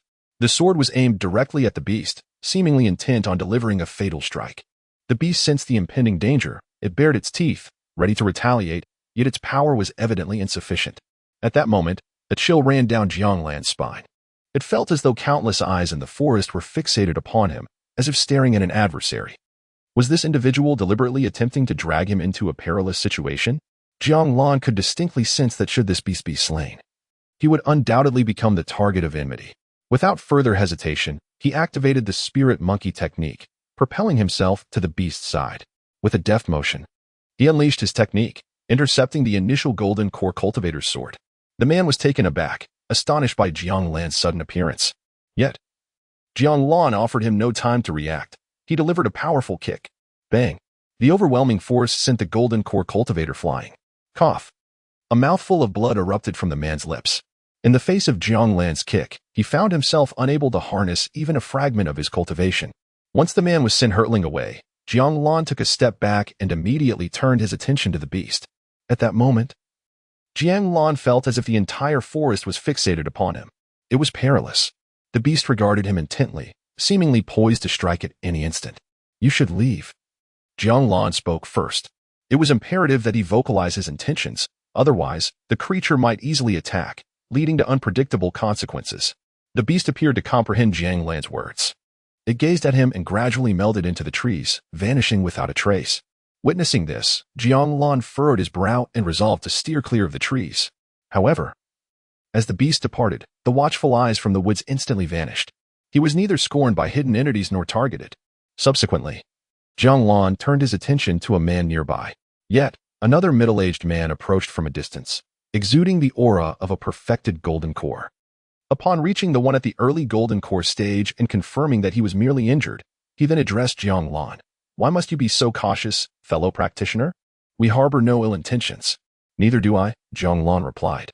"The two men were not from Kunlun. In that case, we shall not disturb you further," the middle-aged man stated, preparing to depart. "However, before leaving," he added, "there have been some anomalies in the forest. I hope you possess the strength to leave safely." Jiang Lan observed the two as they exited, feeling a twinge of reluctance. The perfected golden core seemed dissatisfied with him, a mid-level golden core, yet refrained from aggression. Was it due to his status as a disciple of Kunlun that they held back? Jiang Lan pondered, though he could not ascertain their true intentions. As long as they did not provoke him, peace would prevail. Should they decide to target him, he would not hold back in self-defense. If the early golden core had chosen to strike, he would not have employed mere ordinary techniques or the spirit ape technique. Instead, he would have unleashed the 9 steps of celestial movement and the might of 9 bulls. The might of 9 bulls should be combinable with the divine suppression technique, allowing him to exert overwhelming pressure on his foes, regardless of their nature. However, the specifics of the situation would have to wait until he mastered the divine suppression technique. For now, he needed to attempt an escape. Jiang Lan continued to retreat, yet the further he moved, the more peculiar it felt. The surrounding trees seemed to shift, obstructing his path to freedom. Were it not for his mid-level soul essence cultivation, he would have been utterly oblivious. It appeared he was indeed being watched. Chapter 59. The temptation of Jiang Lan. Jiang Lan sensed the presence of an array deliberately obstructing his departure. It was an artificial barrier. During his time here, he had encountered only 2 individuals, both possessing the cultivation of the Golden Core stage. However, they appeared insufficiently powerful to detain him, unless the formation was exceptionally intricate. Jiang Lan could dismantle such an array, albeit not without difficulty. It would require a considerable amount of time, as arrays were not his forte. At present, the most expedient course of action was to eliminate the source of the problem, since resolving the issue at hand was not feasible in the short term. He would instead focus on dispatching the individuals who posed the threat. Consequently, Jiang Lan remained stationary, awaiting their arrival. He was not far from the outside, and the peril was not yet critical. Let me practice the divine suppression technique, Jiang Lan mused. As he awaited their approach, he decided to utilize this time to prepare himself, ensuring he could face any challenges with composure. Nevertheless, he remained vigilant against potential ambushes. Currently, his senses detected no one nearby. Seated in a meditative posture, Jiang Lan began to delve into the depths of the divine suppression technique within his mind. As he engaged with the technique, the characters began to vanish, merging seamlessly into his being. This was a divine ability, not mere sorcery. Thus, there was no need for visual verification. Once fully absorbed, he would instinctively grasp it. Before long, Jiang Lan felt the divine suppression technique manifest within him, a latent power that was elusive and difficult to wield directly. However, he sensed that by employing sorcery, he could harness this force. The strength of the sorcery would amplify the potency of the power. Conversely, a weaker technique would render it as ineffective as a mere trifle. The divine suppression technique was intrinsically linked to sorcery, targeting the realms of the mind. Spiritual consciousness, inner demons, and unique ethereal entities could all be affected profoundly. It could also counteract such forces, as in the case of demonic sound attacks, proving to be quite advantageous. Integrating this ability with the 9 oxen strength was the most fitting choice. The 9 oxen strength was formidable, capable of shattering nearly anything. With this combination, he would possess virtually no weaknesses. After a moment, Jiang Lan exhaled deeply. He had successfully cultivated the divine suppression technique. Now, he merely needed to familiarize himself with the integration process, which would not be easily accomplished at this stage. Nevertheless, even a slight enhancement, combined with the 9 oxen strength, would be exceedingly formidable. Suddenly, a presence approached. As Jiang Lan opened his eyes, he perceived several individuals advancing towards him. He stood, surveying the distance, 7 in total, including one at the nascent soul stage. Is he waiting for us to approach? A Kunlun disciple remarked with a cold tone, exuding confidence. Is it truly safe? The Kunlun disciples are not to be trifled with, inquired a middle-aged man of full golden core cultivation. Taoist Songyun shook his head and replied, There is no need for concern. There are many Kunlun disciples. Losing 1 or 2 will go unnoticed. Moreover, anyone who enters here will soon understand what lies ahead. The assailant is a mutated wood ape beast, and it is of no consequence to us. No further comments were exchanged among the group. Is it not necessary to surround and contain him, to prevent his erratic escape from disrupting our plans? Another voice inquired. Allow me to take charge. A woman, adorned in flamboyant attire, touched her lips and smiled. This is clearly a youthful soul who knows nothing of romantic entanglements. Allow me to persuade him to willingly serve my cause. Upon uttering these words, a surge of power emanated from her, transforming her from an alluring figure into one of innocent grace. Young men are often drawn to such purity, are they not? The others, observing her, remained silent, seemingly acquiescing to her actions. This method indeed appeared the most straightforward, compelling the young man to assist them in achieving their ultimate goal. The efficiency of this approach remained to be seen. They were on the brink of obtaining what they desired. Let it be known that even the disciples of Kunlun, let alone those of direct lineage, would not be spared. Being pursued by Kunlun, the question of survival until that moment would depend on acquiring what they sought. Undoubtedly, their fearlessness stemmed from the weakness of the individual in question, merely at the mid-stage of the Golden Core. Despite possessing commendable talent, he was still just at that stage. Jiang Lan stood still, awaiting the approach of these individuals. To be honest, there was no substantial reason for them to target him. Their previous encounter should not have escalated to a life-or-death situation. They were adept in formations, and this particular formation must have been pre-existing. Therefore, it was likely intended for another purpose. After all, were they not seeking to confront the disciples of Kunlun? Yet, soon enough, Jiang Lan beheld a young woman approaching him. She donned a celestial gown, exuding an aura of purity and youth. While she may not possess the beauty that captivates like a fish or a swan, she radiated an undeniable charm. Her lithe form, even in the celestial attire, could not conceal her figure, yet it exuded no hint of indecency. Sensually, she was a perfect score. Are you waiting for someone, fellow cultivator? The woman approached Jiang Lan, her demeanor unguarded. However, the moment she spoke, Jiang Lan sensed something amiss. Enchantment. This allure seemed to emanate from her every gesture, every smile, gradually dismantling his defenses. Were you the one who ensnared me here? Jiang Lan inquired. Indeed, she replied, drawing closer, her hands gesturing shyly. I sense that your constitution is rather unique, and I wish to discuss a matter with you. Writing is no easy task for newcomers.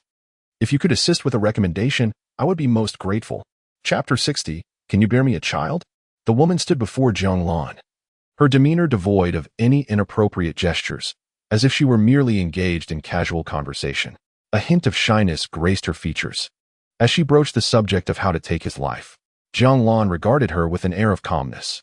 To his words, she displayed no sign of caution or surprise, merely shaking her head with a smile, saying, "Of course not. Your life is far too precious to be offered to anyone. How could one so cherished propose such an unreasonable request?" With that, she explained her intentions, her gaze dropping momentarily before she lifted it to meet Jiang Lan's eyes. Her cheeks flushed with embarrassment. "I wish to bear a child with you, if that is permissible." Upon hearing her words, Jiang Lan sensed a pair of hands creeping up behind him, as though seeking to manipulate him. He knew that any lapse in his focus would grant these hands the opportunity to take control, leading to a loss of self, where life and death would no longer be his own to command. Yet, he afforded them no such chance. Turning to the woman at his side, he spoke calmly. "I decline." As his words fell, his fist moved with purpose. The woman, who had been weaving her charm, furrowed her brow in disbelief. Her target showed no reaction, appearing far from an inexperienced soul in the mortal realm. As Jiang Lan's fist swung, she instinctively sought to escape, knowing she had failed to exert control. However, his fist struck with overwhelming force, sweeping through her being. Boom. Before the world faded to darkness for her, she beheld a crimson realm, experiencing an indescribable agony. How could this be? As her body shattered, she struggled to comprehend the ruthlessness of this man, who showed her no mercy. Furthermore, his strength was formidable.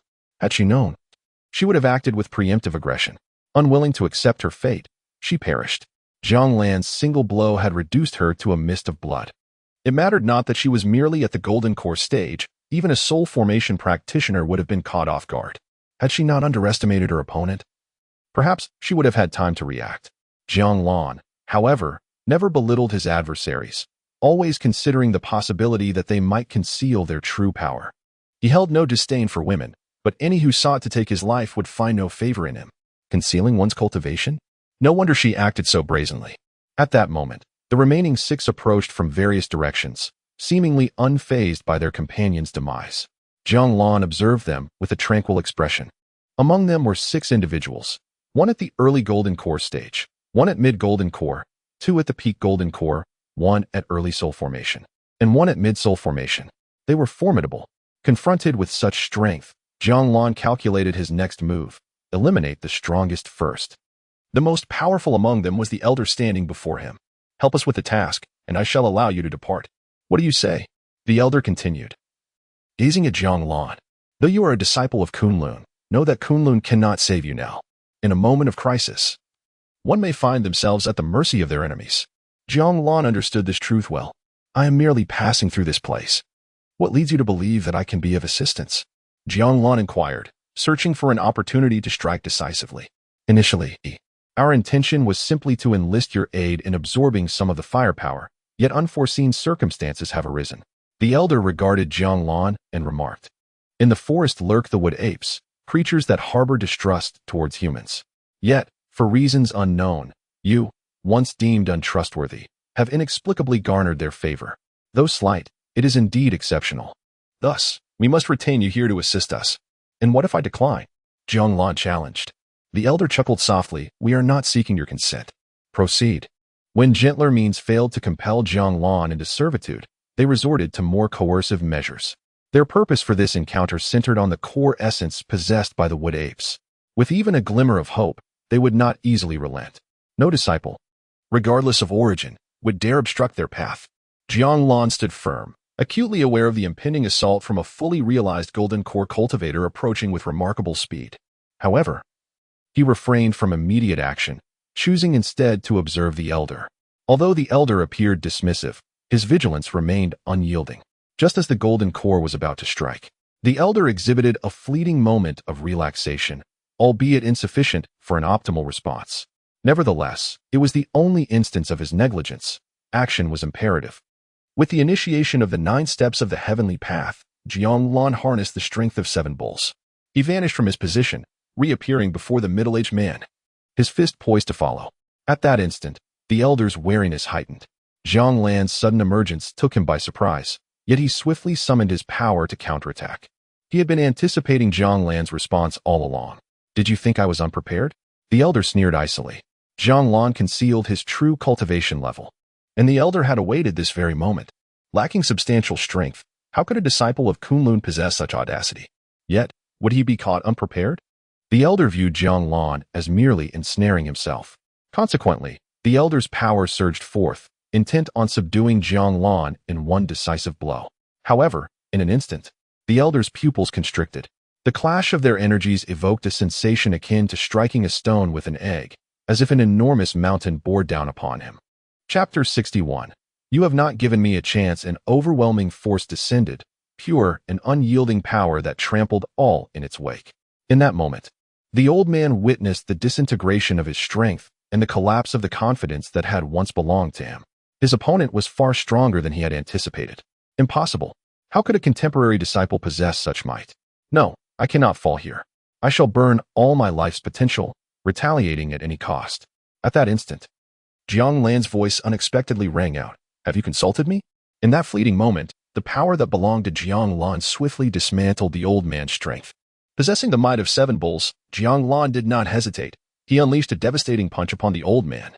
An annihilating force surged forth, shattering the old man's body, and blood mist dispersed with the wind. Boom. With a single strike, Jiang Lan stood firm as the remnants of the old man's form disintegrated in an instant. This time, there was nothing left behind. Observing this scene, Jiang Lan furrowed his brow. He had not held back, yet the old man should not have vanished entirely. Moreover, the quantity of blood mist was amiss.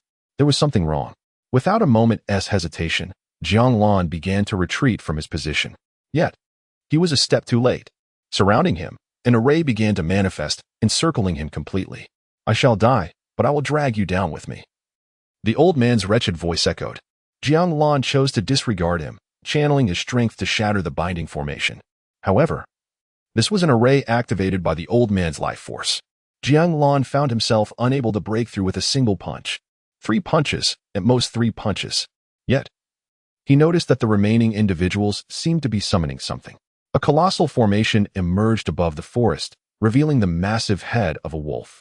The giant wolf immediately spotted him, its gaze akin to that of a predator eyeing a feeble lamb, fresh meat. Once the giant wolf emerged, it would undoubtedly target him first. A profound sense of danger surged through Jiang Lan's senses. He furrowed his brow but remained unperturbed, resolutely striking to break the confinement. Boom, boom, bang. The binding was shattered by Jiang Lan's might. Without pausing, he turned his attention to the impending giant wolf. This creature was even more formidable than the old man. It was the sole reliance of the other 5. Most crucially, eliminating those 5 would not prevent the giant wolf's arrival. The giant wolf had to be dealt with first. Jiang Lan produced the great strength diamond pill and swallowed it whole. For precaution, he activated the God-subduing technique.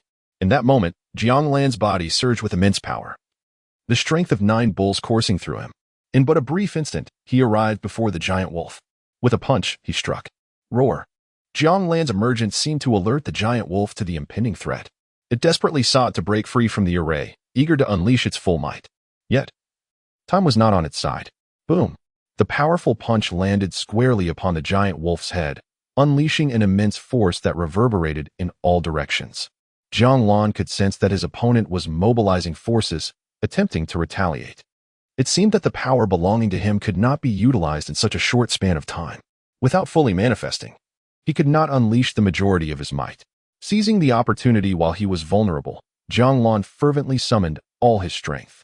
At that moment, it felt as though a thunderous roar resonated from within his body. Power surged forth, a formidable force coalescing in Jiang Lan's hands. A low, inaudible growl reverberated through the forest. The trees shattered, and the ground quaked. With a decisive strike, Jiang Lan's fist crashed into the wolf's head. The immense agony transmitted through the beast's skull was palpable. Yet, it was too late. Jiang Lan's fist breached its defenses, delivering a blow akin to a cataclysm. Boom. Blood mist erupted, and the once struggling giant wolf lost half of its form. Despite its tenacious vitality, it thrashed a couple of times before succumbing to stillness. The essence of life shattered. Without pausing to assess the aftermath, Jiang Lan activated the celestial steps of 9 movements.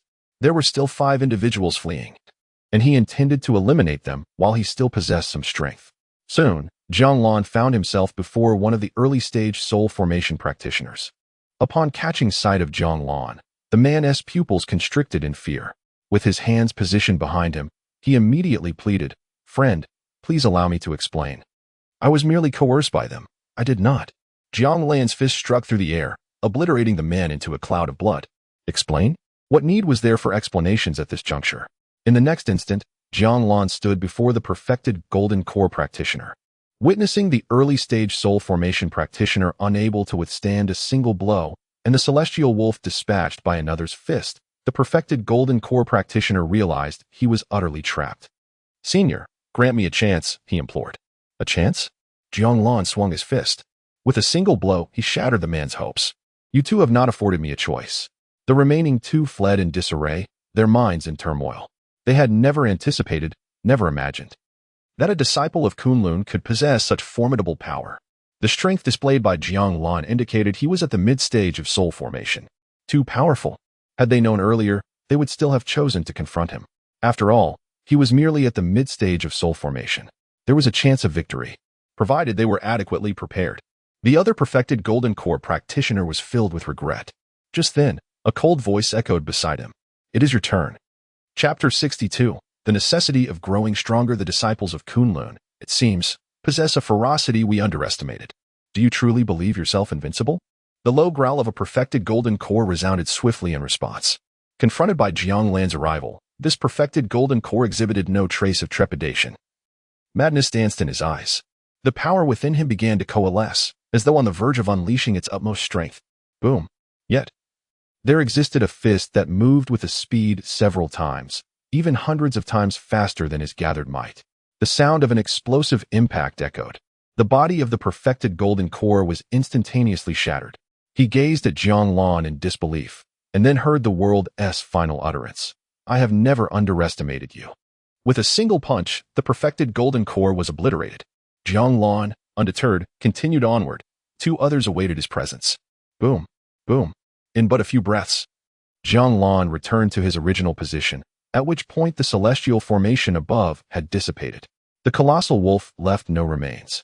Jiang Lan then turned to depart, activating his concealment technique to obscure his presence, ensuring that none could trace or perceive him.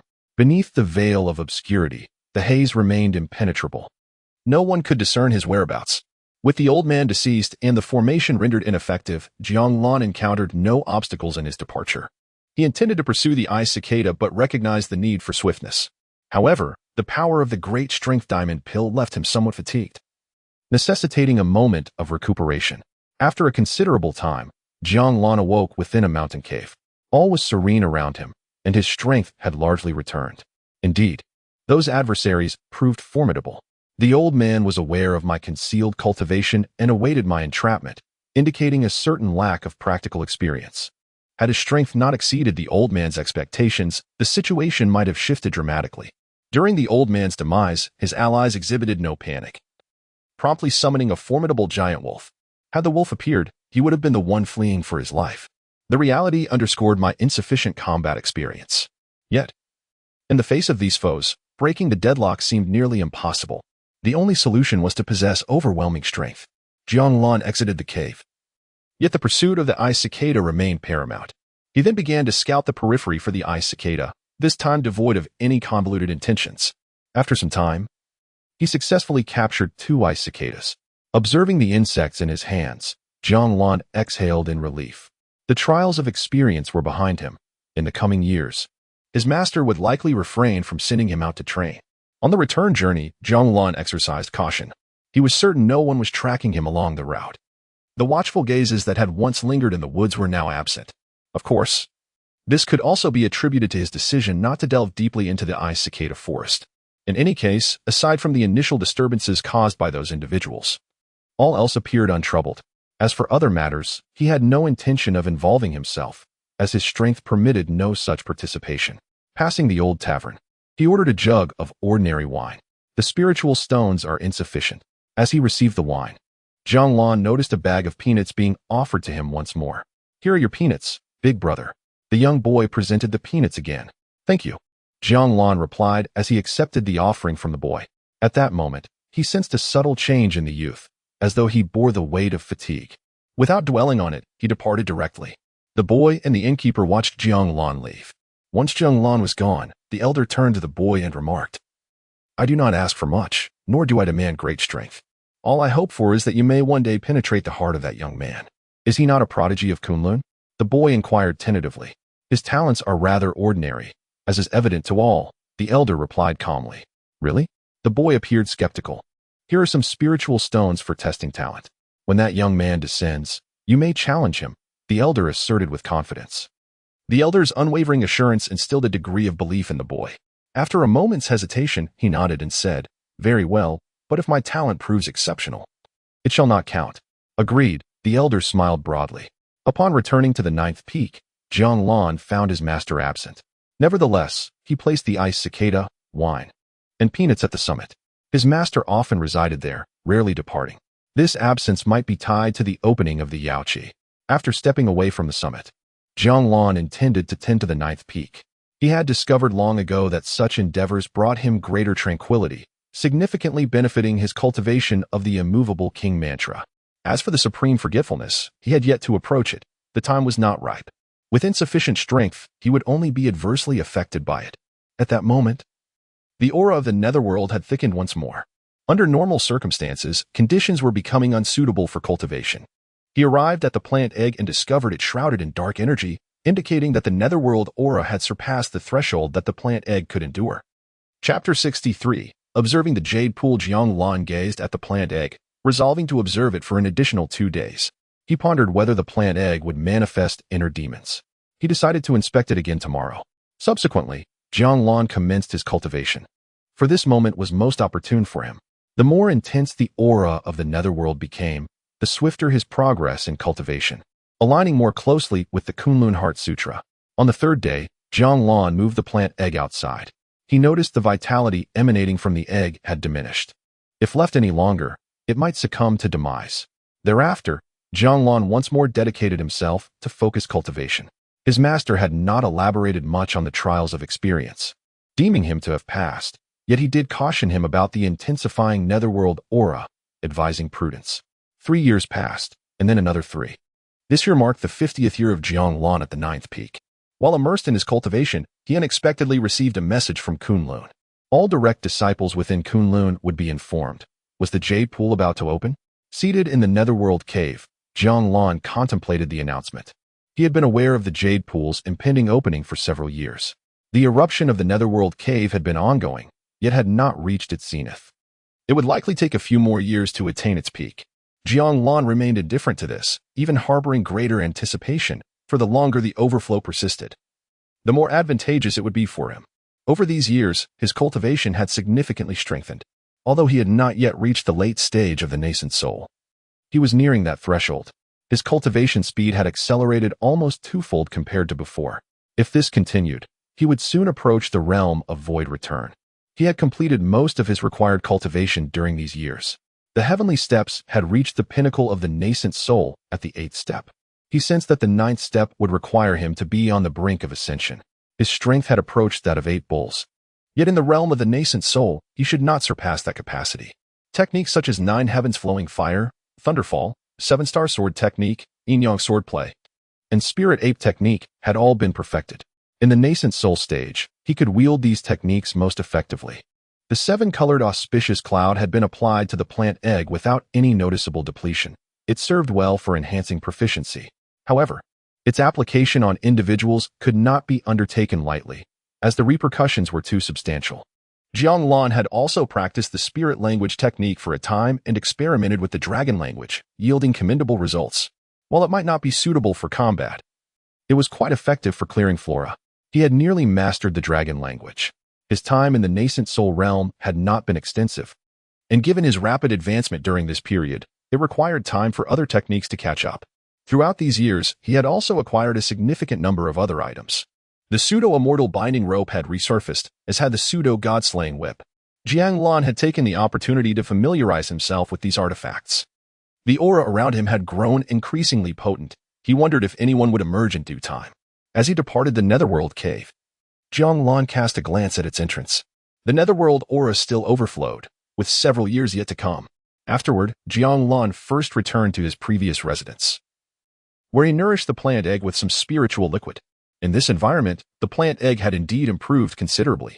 After 50 years, the plant egg had transcended its status as a spirit companion, evolving instead into a mere potted plant.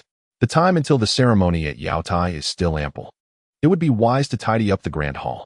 Jiang Lan gazed at the sky, realizing that it was still early, making it an unsuitable moment to depart. Once the hall was cleaned, the time would be just right.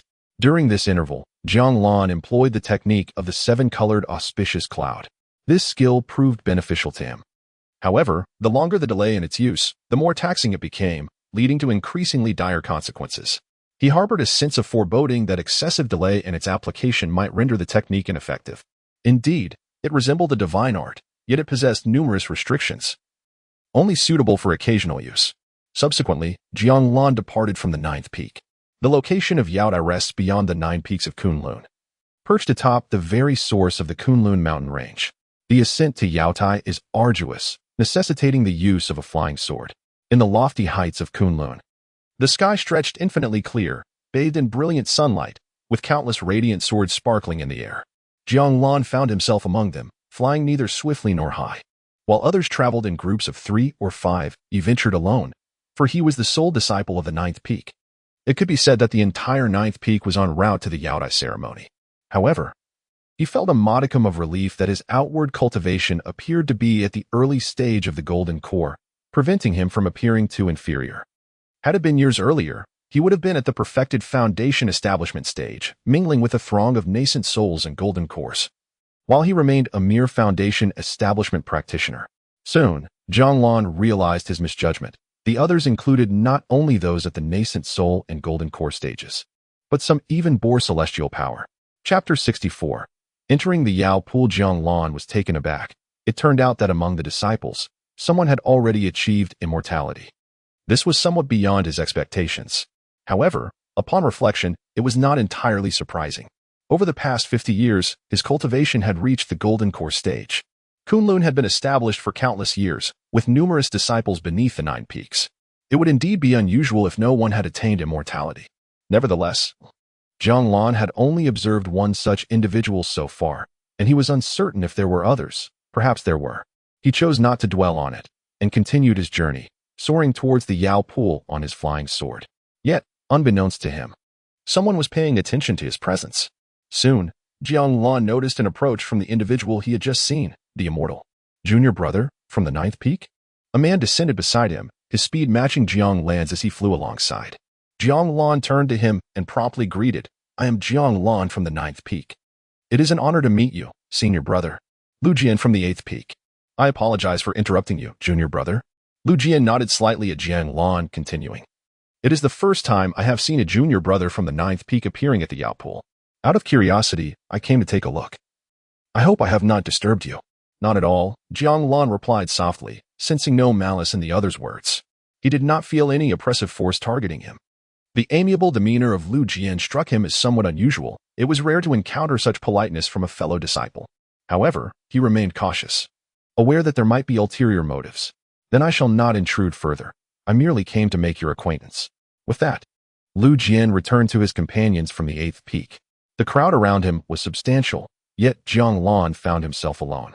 He sensed that not every individual present was a direct disciple. Any disciple with sufficient talent and cultivation could potentially attend the ceremony. though the number of spots was likely limited. As for those below the golden core stage, Jiang Lan believed that if he did not qualify, none would. After a brief moment, Jiang Lan arrived at the foot of a colossal mountain. Ethereal clouds swirled about, and numerous stones floated in the air, although the summit remained obscured. He settled gently upon one of the floating stones in a secluded corner, feeling somewhat disappointed. This place did not resemble the Yao Pool, nor could he see it. There were no pathways or signs to guide him. Yet, Jiang Lan remained patient, glancing back at the gathering, as it was his first time attending such an event.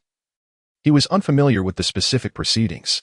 He had arrived neither too early nor too late, as others began to descend onto the surrounding floating stones. However, he noticed that among the multitude of disciples, he was the weakest, being the only one in the early golden core stage. Fortunately, he drew little attention. Before long, Jiang Lan observed a figure descending ahead of him, a woman clad in a striking blue and white celestial dress, adorned with crimson patterns on her profile. It was Ao Longyu. Following her descent, Lin Xia, who had previously encountered him, landed beside her. Jiang Lan merely watched, feeling no surprise at the sight. In the corners, the individuals possessed only modest cultivation levels. However, Ao Longyu's displayed prowess reached the pinnacle of the golden core stage, truly impressive. Lin Xia was merely nearing the late phase of the golden core. Unbeknownst to many, Jiang Lan's surface cultivation was rapidly approaching that of these individuals. Nevertheless, it would be quite challenging to keep pace thereafter. Shortly, the other two practitioners from the Nether Cave, both at the late golden core stage, arrived nearby. Suddenly, a dazzling light flashed. A man descended before them, Gu Qi, exuding a battle spirit while perched upon a floating stone. Jiang Lan immediately recognized him. He was at the nascent soul stage and had evidently been so for quite some time. Remarkable indeed. The subsequent arrivals were largely unfamiliar to Jiang Lan, who chose not to dwell on them, instead awaiting the unfolding situation. Many had gathered, yet no one uttered a word, as if all were in anticipation. Before long, a resounding voice echoed from above the Yaoqi. The Yaoqi shall soon open.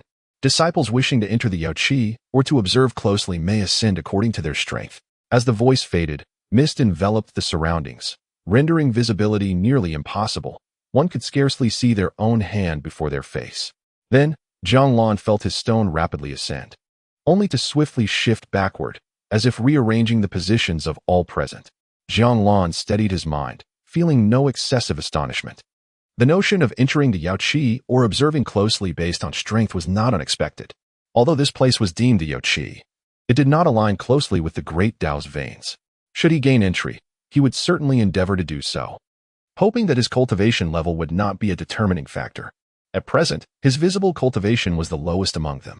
After a brief moment, Jiang Lan sensed the stone come to a halt. A gust of air swept past him, parting the mist ahead like the blooming of flowers, revealing a path akin to a celestial highway leading to the Yaoqi. To gain entry, one must traverse to its end. Whether one could enter depended on individual capabilities. Wherever they stopped, that would be their vantage point for observation. The mighty voice resonated once more, and with its conclusion, Jiang Lan understood that the competition had commenced. Yet, at no point was it mentioned what one might gain from entering. Perhaps merely stepping into the Yaoqi was an honor in itself. If not for the desire to register their attendance, Jiang Lan would not have aspired to enter. He resolved to act within his means and took a step forward. Chapter 65. All based on strength. As Jiang Lan gazed upon the path before him, he noticed that a dense mist enveloped the surroundings. Yet his particular route remained shrouded in clarity.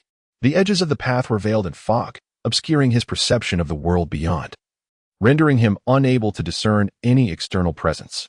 Was this the influence of the Yaoqi's power? A spark of curiosity flickered within him. Nevertheless, he resolutely took a step forward, finding himself treading upon the misty path, with the stones beneath his feet vanishing from sight. Advancing cautiously, Jiang Lan sensed that the mist did not serve as an absolute barrier. There seemed to be a possibility of crossing into another's path. However, he had no intention of doing so, nor did he desire any unnecessary entanglements with others. As he continued along his chosen route, he suddenly felt a constraint beneath his feet, an array of confinement. It was not particularly difficult, perhaps even quite simple. Jiang Lan contemplated dispelling the binding formation.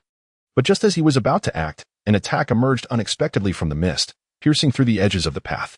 Startled, he swung his fist in defense, only to realize that the assault was not from a sentient being, but rather a manifestation of the fog itself. With a resounding crash, his fist shattered the misty attack, wielding the power of a golden elixir level without crossing any boundaries.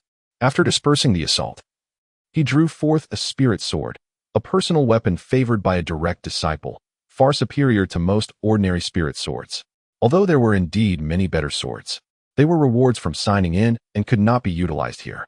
He had not kept an inventory, for after all, the art of the sword could not compare to the strength of 1,000 oxen. Subsequently, Jiang Lan broke through the confinement. He began to comprehend the situation. The path was beset by binding formations, while the mist concealed various attacks.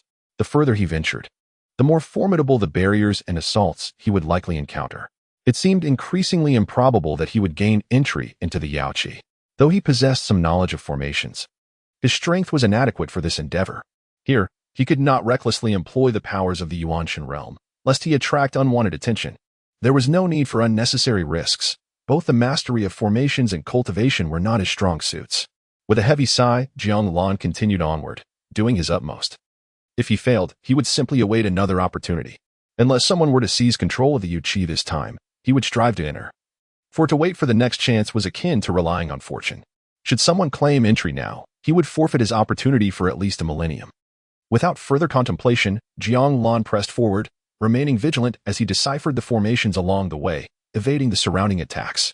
Yet, he soon realized that evasion was futile. Even if he successfully dodged an assault, it would linger, necessitating either a counteraction or a continued advance. However, moving forward meant encountering the binding formations anew. This was indeed a formidable challenge for one alone. After a prolonged struggle, Jiang Lan sensed that twilight had settled in. If this continued, he would make little progress by the following morning. The timeline for entering the Yaoqi remained ambiguous. It was most likely dictated by whoever drew near first, resulting in a swift conclusion. Did he need to collaborate with others? Yet, given his apparent weakness, he feared that anyone aware of his affiliation with the Ninth Peak would be reluctant to ally with him. Such was the reality of his predicament. The disciples of the Ninth Peak have long been criticized, for none possess the exceptional talent that would allow them to stand proudly among Kunlun. After all, there is but one of him. The opportunity to enter the Jade Pool may only come once. Perhaps it is worth a try.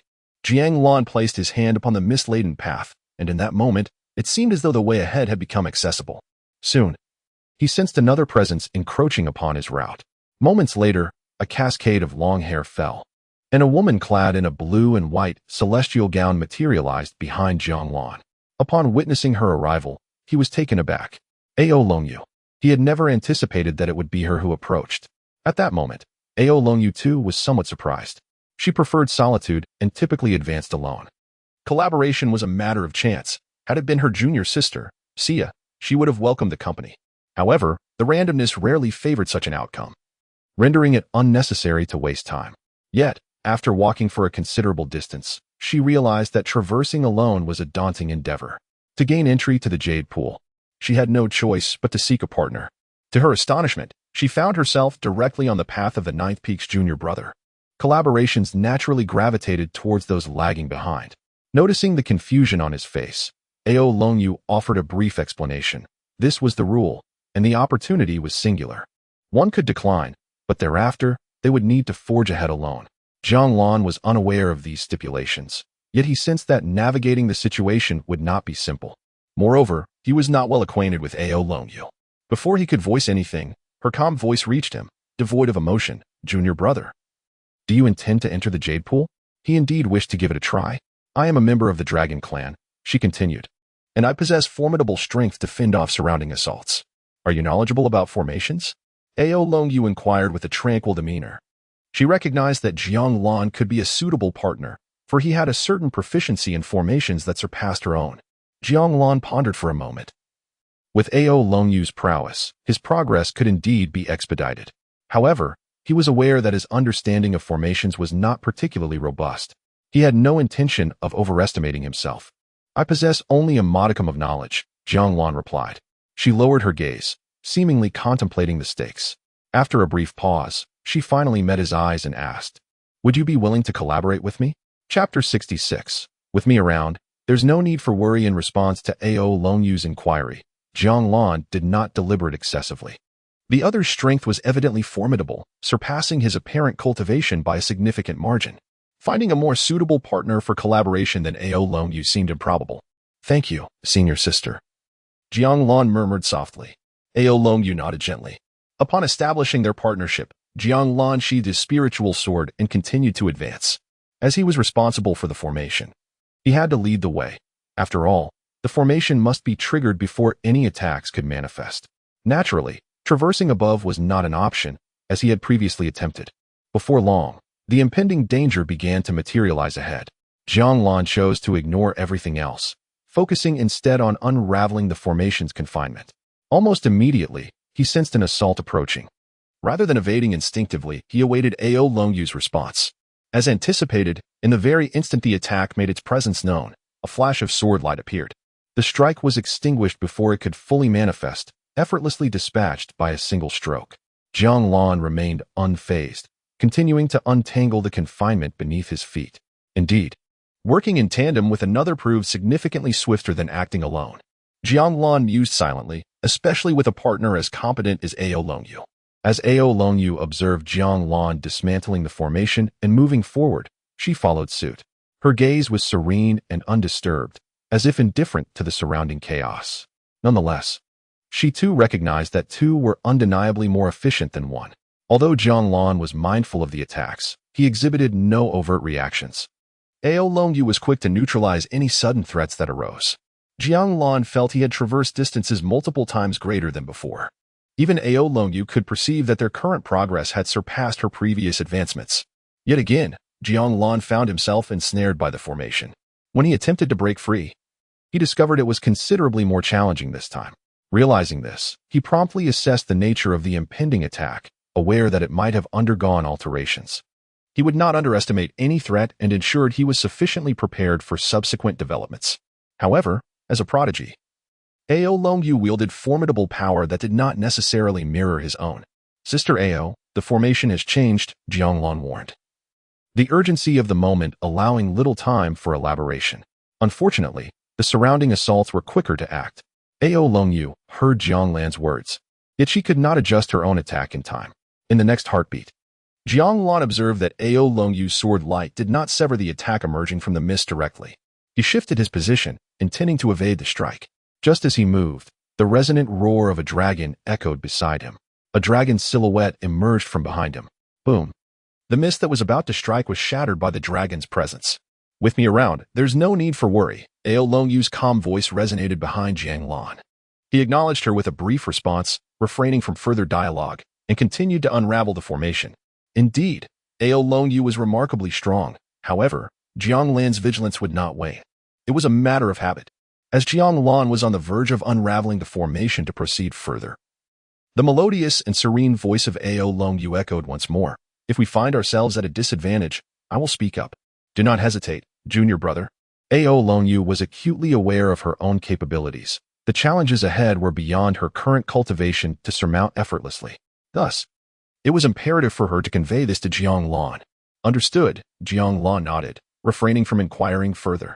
Ao Longyu gave a slight nod, choosing not to elaborate. The two continued onward, yet Jiang Lan's pace in dismantling the formation significantly slowed, while the surrounding onslaught grew increasingly formidable. Their progress was abruptly hampered. Yet neither uttered a word nor deliberated on their predicament. One focused on resolving the formation, while the other shielded against the surrounding assaults. For the moment, they maintained a respectful distance from one another. The path ahead appeared arduous. Outside the Yaoqi, a few individuals stood, among them a breathtaking celestial maiden who spoke. She was the Yuzhu fairy of the third peak. The aura of the Yaoqi intensifies. The closer one approaches, the more formidable the challenges become, remarked a middle-aged man. Will anyone dare to enter the Yaoqi this time? If so, it would bode well for Kunlun. Someone else added. What are your thoughts, Sister Yuzhu? Another inquired. If anyone were to enter, the third peak stands the greatest chance, as many female disciples have come from there. Furthermore, some specially selected disciples are also present at the third peak. Yuzhu lowered her gaze, responding calmly. Who can say? The others paid little heed to her words, their attention drawn to the Yaoqi, where they observed individuals beginning to approach. Retreat. Someone is nearing, and the mist here is beginning to dissipate. Whether anyone can enter relies solely on fate. In the early morning, Jiang Lan pressed on without pause, employing all his knowledge of formations. The subsequent formations became increasingly strenuous to navigate. It was not just him. Ao Longyu's offensive also began to wane.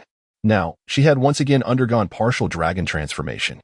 Her previously slender, fair fingers had morphed into claws, her arms adorned with dragon scales. Most notably, the markings on her profile extended from her face to her neck, remnants of an earlier wound. It seemed that once she transformed or exerted herself fully, these scars would manifest. They had traversed a considerable distance, yet the path ahead remained shrouded in uncertainty. Jiang Lan was oblivious to their exact location. Yet he was certain they had not yet entered the interior of the Yaoqi. The system had not yet provided any signals of the main pathway. He pondered how much further they had to go, gazing silently ahead. He pressed on, convinced that it was not yet time to surrender. Behind him, Ao Longyu followed. Her strength somewhat unsteady, yet she had no intention of resting. She wished to continue for as long as her legs would carry her. Just as Jiang Lan made contact with the restraining formation, a crisp sound resonated in his mind. Ding. Chapter 67. The Divine Maiden of the Jade Pool. Ding. The Tao's veins have been discovered, allowing the host to sign in for an extended period. Would you like to sign in? The long-awaited notification of the Tao's veins resonated. Upon hearing this sound, Jiang Lan refrained from signing in immediately. This was not a moment for distraction. However, it was a relief that this journey was not in vain. Whenever encountering the Tao's veins, the rewards from signing in were bound to be of a celestial creation level. Such rewards would undoubtedly result in a substantial leap in his cultivation. Whether it pertained to Tao scriptures or creation elixirs, he could benefit immensely. However, if it were a magical artifact, it would be less favorable, as he seldom relied on such tools. His own strength was the ultimate truth. Shaking off these thoughts, Jiang Lan began to unravel the confinement array beneath his feet. At that moment, Ao Longyu appeared by his side. Boom! A tremendous force intertwined around him, as if it could inadvertently strike him at any moment. Jiang Lan paid it no heed. He would evade it when it truly approached. Thus far, Ao Longyu had not displayed any recklessness. If he needed to dodge, she would surely inform him. Crouched down, Ao Longyu's voice reached him, steady and calm. Without hesitation, Jiang Lan complied and crouched. Boom! Indeed, a clash of power erupted above him, yet it bore no consequence upon him. After some time, the surrounding forces gradually subsided. Jiang Lan had yet to dismantle the array. Ao Longyu was beside him, pacifying the energies. She was expending considerable effort and nearing her limits. Coming here had proven to be beyond her expectations. Quite far now. Advancing further will be challenging. Once Jiang Lan had unraveled the array, he did not proceed but turned to Ao Longyu and inquired, "Shiji, do you wish to continue?" Should she decide to press on, he would accompany her. After all, dismantling the array was not perilous, merely time-consuming. His objectives had been preliminarily achieved. Should she wish to venture further, he would not mind. It posed no detriment to him. The closer they approached the Tao's veins, the better the offerings from the Tao. Moreover, since this was a collaboration, he would not rashly withdraw midway. Mutual benefit and support. Ao Longyu gazed ahead and softly replied, "Shitty, let us try advancing further." Jiang Lan nodded and proceeded forward. Soon, he encountered the confinement array once more. And at the moment of contact, he sensed that this array was exponentially more formidable than the previous one, perhaps 3 to 5 times stronger. Jiang Lan cautioned, "This array has significantly intensified." At that moment, a powerful force erupted from Ao Longyu. A resounding dragon's roar echoed forth. Even before the attack materialized, she was fully prepared to respond with all her might. The next instant, the assault manifested. Even without raising his gaze, Jiang Lan felt the palpable pressure bearing down upon him. This was an attack beyond the capacity of a golden core to withstand. Boom! A colossal strike nearly affected Jiang Lan. "Retreat!" Ao Longyu's voice rang out. Without a moment's hesitation, Jiang Lan swiftly extricated himself from the confinement and fled his original position. Fortunately, it was but a single step. Otherwise, he might not have evaded the onslaught. Boom! Another thunderous crash resonated as Ao Longyu followed suit in her retreat. Jiang Lan could see that her hand was injured. The two stood in silence, fully aware of their limitations. They understood that advancing further required not only greater strength, but also a more profound mastery of formations. In terms of formations, Jiang Lan still had the ability to decipher them, albeit it would consume a considerable amount of time. However, in terms of defense, Ao Longyu could no longer withstand the onslaught. Even if Jiang Lan exerted all his strength, it was uncertain how far they could progress. Should he unleash his full power? He would not incrementally unravel the formation but instead attempt to escape confinement with the celestial steps or forcibly break free with immense strength. Theoretically, this might allow them to distance themselves, but in practice, it was uncertain. The Yao pool was far from simple. Ao Longyu stood motionless, stabilizing the power within her. The dragon scales were rapidly fading, and the intricate patterns on her profile were disappearing. With just a glance, Jiang Lan realized that Ao Longyu no longer intended to continue. Though she still bore faint dragon shadows, a necessary form of vigilance, Jiang Lan paid little heed, as he too remained on guard. Despite being fellow disciples, their familiarity was limited, and none could guarantee they wouldn't encounter enemies. They had all experienced such encounters. Regaining his composure, Jiang Lan proceeded with his task. System. Check-in at the Yao pool. Ding. Check-in successful. Congratulations, host, on receiving the gift of the Tao's veins, acquiring the Kunlun creation, Yao pool divine maiden illustration. Yao pool divine maiden illustration, the ancestor of mountains, Kunlun's creation, gathers the essence of all things, consolidates the sacred ground of the Yao pool. Inscribing the illustration of the divine maiden, sharing the opportunities of the Yao pool. Upon hearing the system's voice, Jiang Lan furrowed his brow. Kunlun creation? It seemed to be related to Kunlun Mountain. Theoretically, it could not compare to the creations of heaven and earth. However, this was of little concern, as the creation was evidently extraordinary. What puzzled Jiang Lan was the Yao pool divine maiden illustration. It appeared to hold little significance for his cultivation. What opportunities could the Yao pool offer? Moreover, had there ever been a divine maiden associated with the Yao pool? Based on the extensive literature he had reviewed over the years, Kunlun had never been recorded to have a divine maiden, at least not in any documented form. The Kunlun Heart Sutra was left by the ancestral figure of Kunlun, who was presumably male. Furthermore, the Kunlun Heart Sutra was not a clear-cut technique, but rather a form of enlightenment. The version of the Kunlun Heart Sutra that Jiang Lan had studied was likely the most complete. Subsequently, Jiang Lan began to examine the Yao pool divine maiden illustration in his mind. It was indeed an unopened tome, yet the moment he glimpsed the tome, Jiang Lan felt a sense of understanding regarding its purpose. Chapter 68, Cultivation accelerates Kunlun, the source of all creation, draws forth opportunities for transformation. As Jiang Lan gazed upon the illustrated tome, he distinctly sensed that the Kunlun manual only bore significance within Kunlun itself, revered as the progenitor of mountains. Kunlun nurtures the Yao pool, where the essence of heaven and earth, the quintessence of the sun and moon, and the vitality of all beings converge. To engage in cultivation within the Yao pool is to achieve results with half the effort, advancing at an astonishing pace. When individuals enter the Yao pool, the energies of heaven and earth, along with the essence of the sun and moon, overflow from it, influencing the Kunlun mountain range. The environment for cultivation within Kunlun will elevate to unprecedented heights. Furthermore, the illustration of the Yao pool goddess conveys the opportunities of the Yao pool, bestowing a divine assistance akin to immersing oneself within its waters. However, the presence of a goddess is essential. Jiang Lan understood. While the goddess illustration may not seem extraordinary, it could consistently provide him with an enhanced environment for cultivation, coupled with the entrance to the netherworld. He anticipated that it would not be long before he ascended to the realm of spirit refinement and void return, contingent upon the emergence of a goddess within Kunlun. Indeed, upon opening the tome, Jiang Lan beheld only a lake, devoid of any figures, and there was no overflow of heavenly energies or solar and lunar essences. The contents were commendable, yet severely limited. The effects of the transformation pill were far superior, and the Tao repository was even more remarkable. However, having already signed for these items, he was uncertain if they would reappear. Thus far, the creations of heaven and earth had not duplicated. Naturally, Jiang Lan remained humble. What he had acquired had greatly aided him. His current task was to activate the goddess illustration and then retreat to the 9th peak for cultivation. Striving to swiftly enter the realm of spirit refinement and void return in pursuit of the immortal path. His aura stabilized as the two stood silently on the path. A gentle breeze swept by, seemingly dispersing the mist. Suddenly, a voice reached Jiang Lan's ears, causing him to feel the solid ground beneath his feet. A sensation mirrored by Ao Longyu. However, Jiang Lan found himself puzzled by the timing, as it clearly was not the hour mark.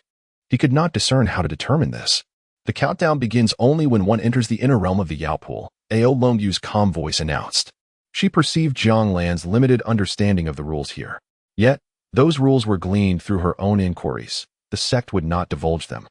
nor was there any necessity to do so, as only those wishing to enter the Yao pool would concern themselves with such matters. Naturally, Jiang Lan recognized that senior sister Ao was elucidating the situation for him and nodded in gratitude. However, he was curious if they were currently considered within the inner realm. Even if not, they were quite close, for the path of the great Tao was indeed within reach. As the mist rapidly dissipated, Ao Longyu observed its retreat with keen awareness of her position. This was her limit, she understood. Yet she earnestly hoped that she had entered the confines of the Yao pool, for it held great significance for her. In mere moments, the mist cleared, revealing Jiang Lan standing atop a mountain peak, with an abyss of unfathomable depth behind him. Before him lay a serene lake, its waters rippling gently, surrounded by celestial clouds. Jiang Lan surveyed the surrounding individuals. There were 13 in total who had ascended the peak, making the total count 15. Each possessed formidable cultivation, with half of them even exuding celestial energy. Even if they had not attained immortality, they stood at the pinnacle of refining the spirit and returning to the void. Tantalizingly close to the celestial gate, yet unable to enter it, Jiang Lan soon realized that only he and Ao Longyu were at the golden core stage. Had they all traversed the path alone? A sense of surprise welled up within him. Indeed, given the distance between them, collaboration seemed utterly improbable. Moreover, these individuals were situated quite inward, leaving only him and Ao Longyu at the periphery. Casting a glance behind, Jiang Lan noted a considerable number of individuals trailing behind. Though most were solitary, it appeared that these individuals cared little about where to witness the spectacle. A fleeting thought crossed his mind. Well, he understood. Most likely, they had come to hone their skills. He had arrived with a purpose, and Ao Longyu too seemed to have a defined objective. As for Jiang Lan and Ao Longyu's presence within the Yuqi, some were taken aback, such as Lin Xia, the junior brother from the ninth peak. She pondered. His cultivation is not high. How did he manage to venture so far with his senior sister? Lin's senior sister might be unaware that the junior brother from the ninth peak, though possessing average cultivation talent, had considerable skills and formations. At the very least, he was superior relative to them. Mu Xiao, beside Lin Xia, remarked, "The three of us received assistance from Jiang Lan's formations a decade ago, so we are somewhat familiar with his capabilities. Therefore, it can be said that senior sister Ao is quite fortunate to encounter the junior brother from the ninth peak. Conversely, the junior brother's luck is not to be underestimated. After all, few would willingly collaborate with someone at the initial stage of Golden Core. If it were her with senior brother Jingting, they would naturally not refuse. Yet even they could not bring the junior brother from the ninth peak into the Yaoqi's inner sanctum. It is said that this year is particularly challenging, yet unexpectedly, a Golden Core has made it inside." Some individuals gazed ahead with curiosity. "By the way, who are those two Golden Core practitioners? I just emerged from seclusion, and, judging by their attire, they seem to be newcomers from the last century. I do not know who they are, but their ability to enter suggests one possesses commendable offensive power while the other excels in formations. Their coordination must be exceptional, otherwise they would not have perfectly halted at the edge." As for the junior brother from the ninth peak, Guqi from the first peak naturally noticed Jiang Lan. He still regarded Jiang Lan as an adversary, though he did not intend to engage in combat with him. Instead, he aimed to incite waves in the Kongjing Lake, surpassing Jiang Lan. Chapter 69. Attempting to enter the Yao pool, the ninth peak's junior brother was somewhat unexpected. As he observed Jiang Lan within the confines of the Yao pool, he felt a twinge of surprise. Having scrutinized Jiang Lan up close, he found his talents to be rather ordinary. His mindset, however, was remarkably stable, akin to a calm, ancient well. In this regard, he was indeed impressive. Yet, to reach the inner sanctum of the Yao pool, while a solid mindset may hold some merit, its utility was limited. It appeared that Jiang Lan possessed a considerable understanding of formations as well. Given his temperament and that steadfast mindset, he likely had certain advantages in learning formations. Subsequently, he ceased to pay further attention. His curiosity momentarily piqued. As the ceremonial observance commenced, the main event was at hand. Once the mist had fully dispersed, all positions became clear. A faint luminescence emerged around the Yao pool, and some of the fairies surrounding it also began to emanate a soft glow. Only the fairies at the outermost periphery remained devoid of light. Were these individuals truly qualified to attempt entry into the Yao pool? Upon seeing the glimmers, Jiang Lan instinctively understood the situation that lay ahead. The time for the Yao pool's observance had indeed arrived. At that moment, a radiance also enveloped Ao Longyu.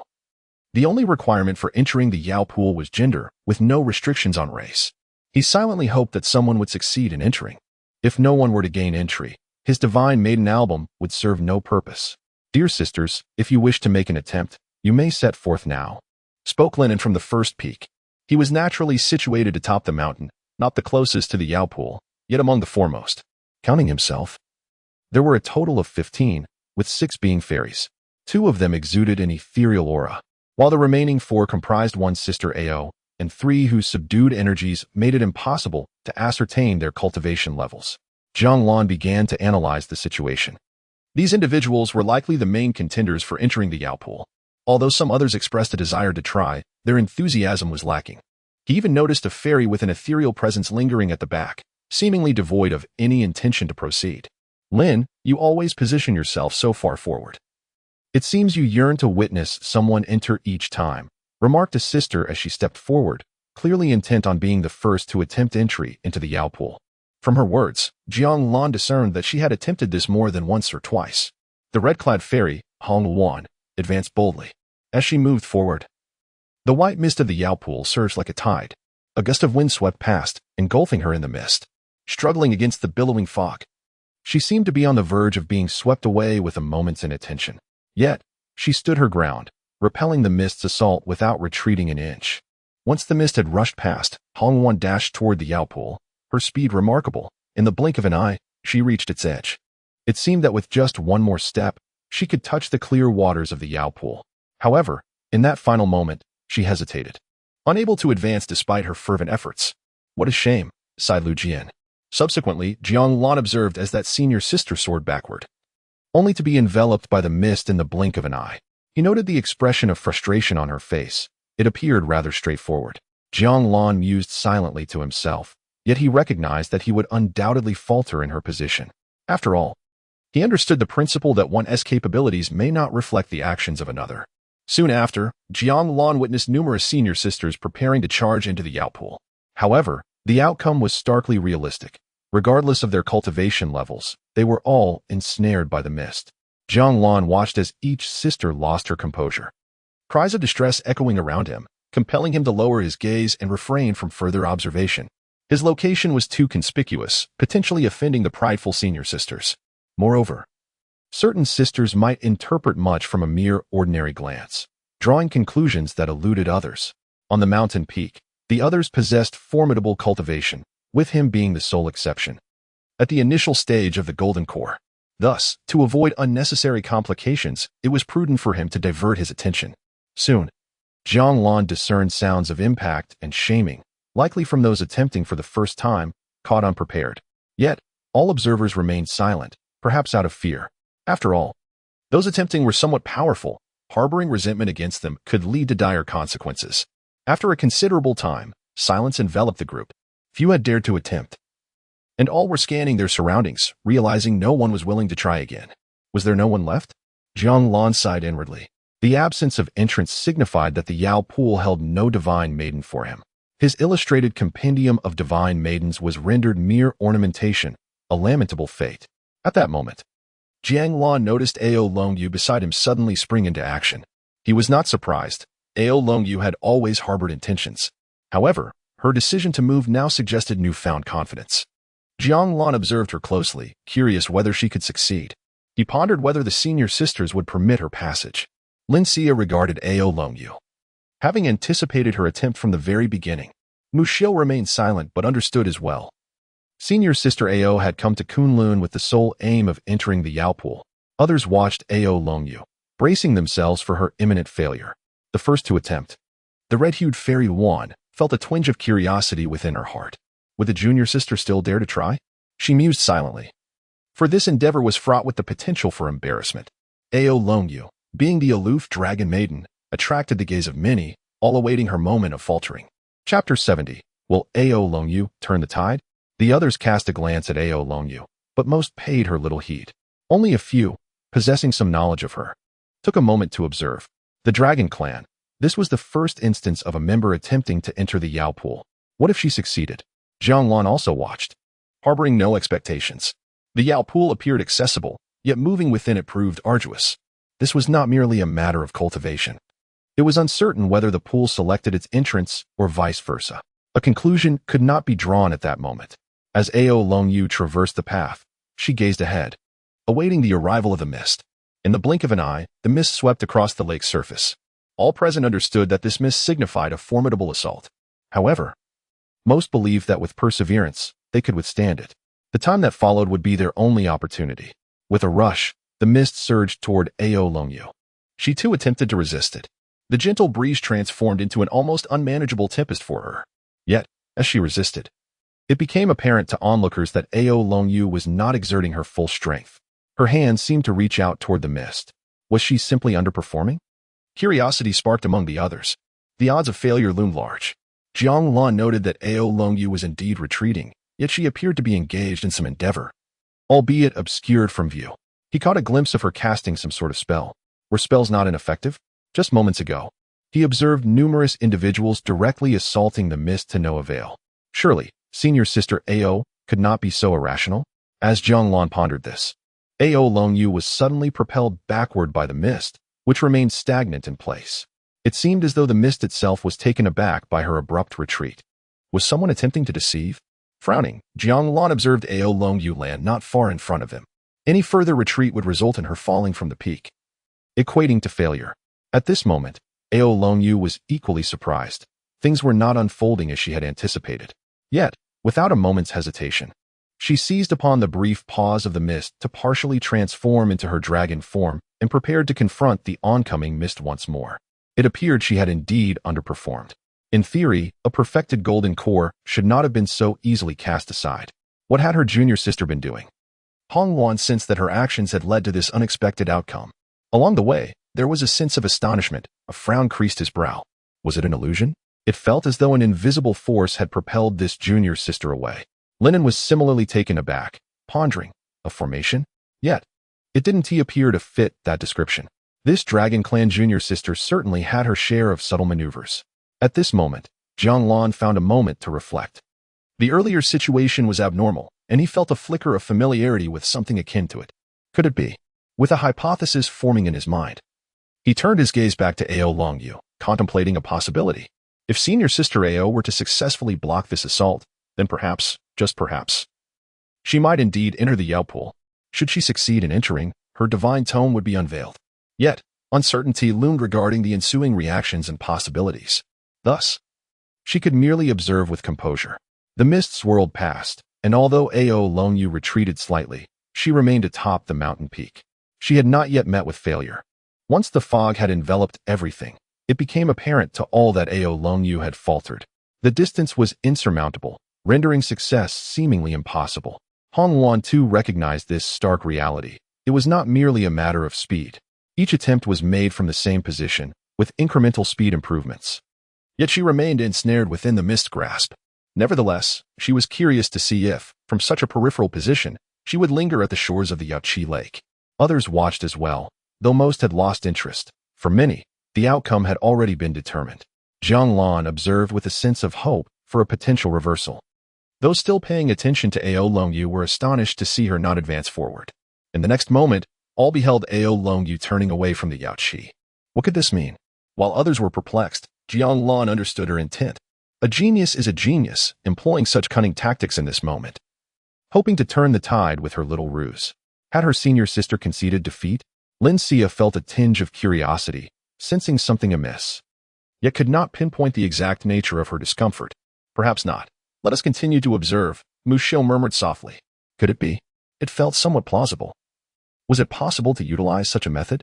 Behind her, Jing Ting also had an inkling, although they had not witnessed it directly. Ao Longyu's sudden retreat followed by her abrupt turn away from the Yaoqi clearly mirrored the theories they had previously discussed.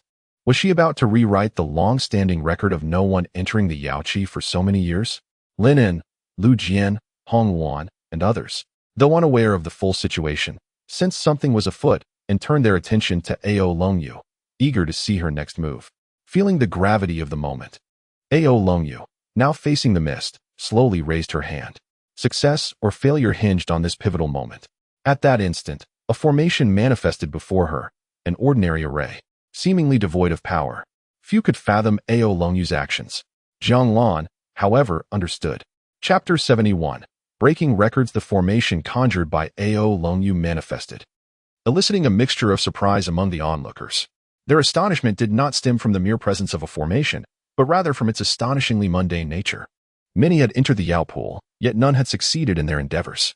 Junior sister, what exactly is your plan? The more perplexed they became, the more curious Hong Wan grew. Linen and Lu Jian shared in this sentiment, unable to decipher the formation at first glance.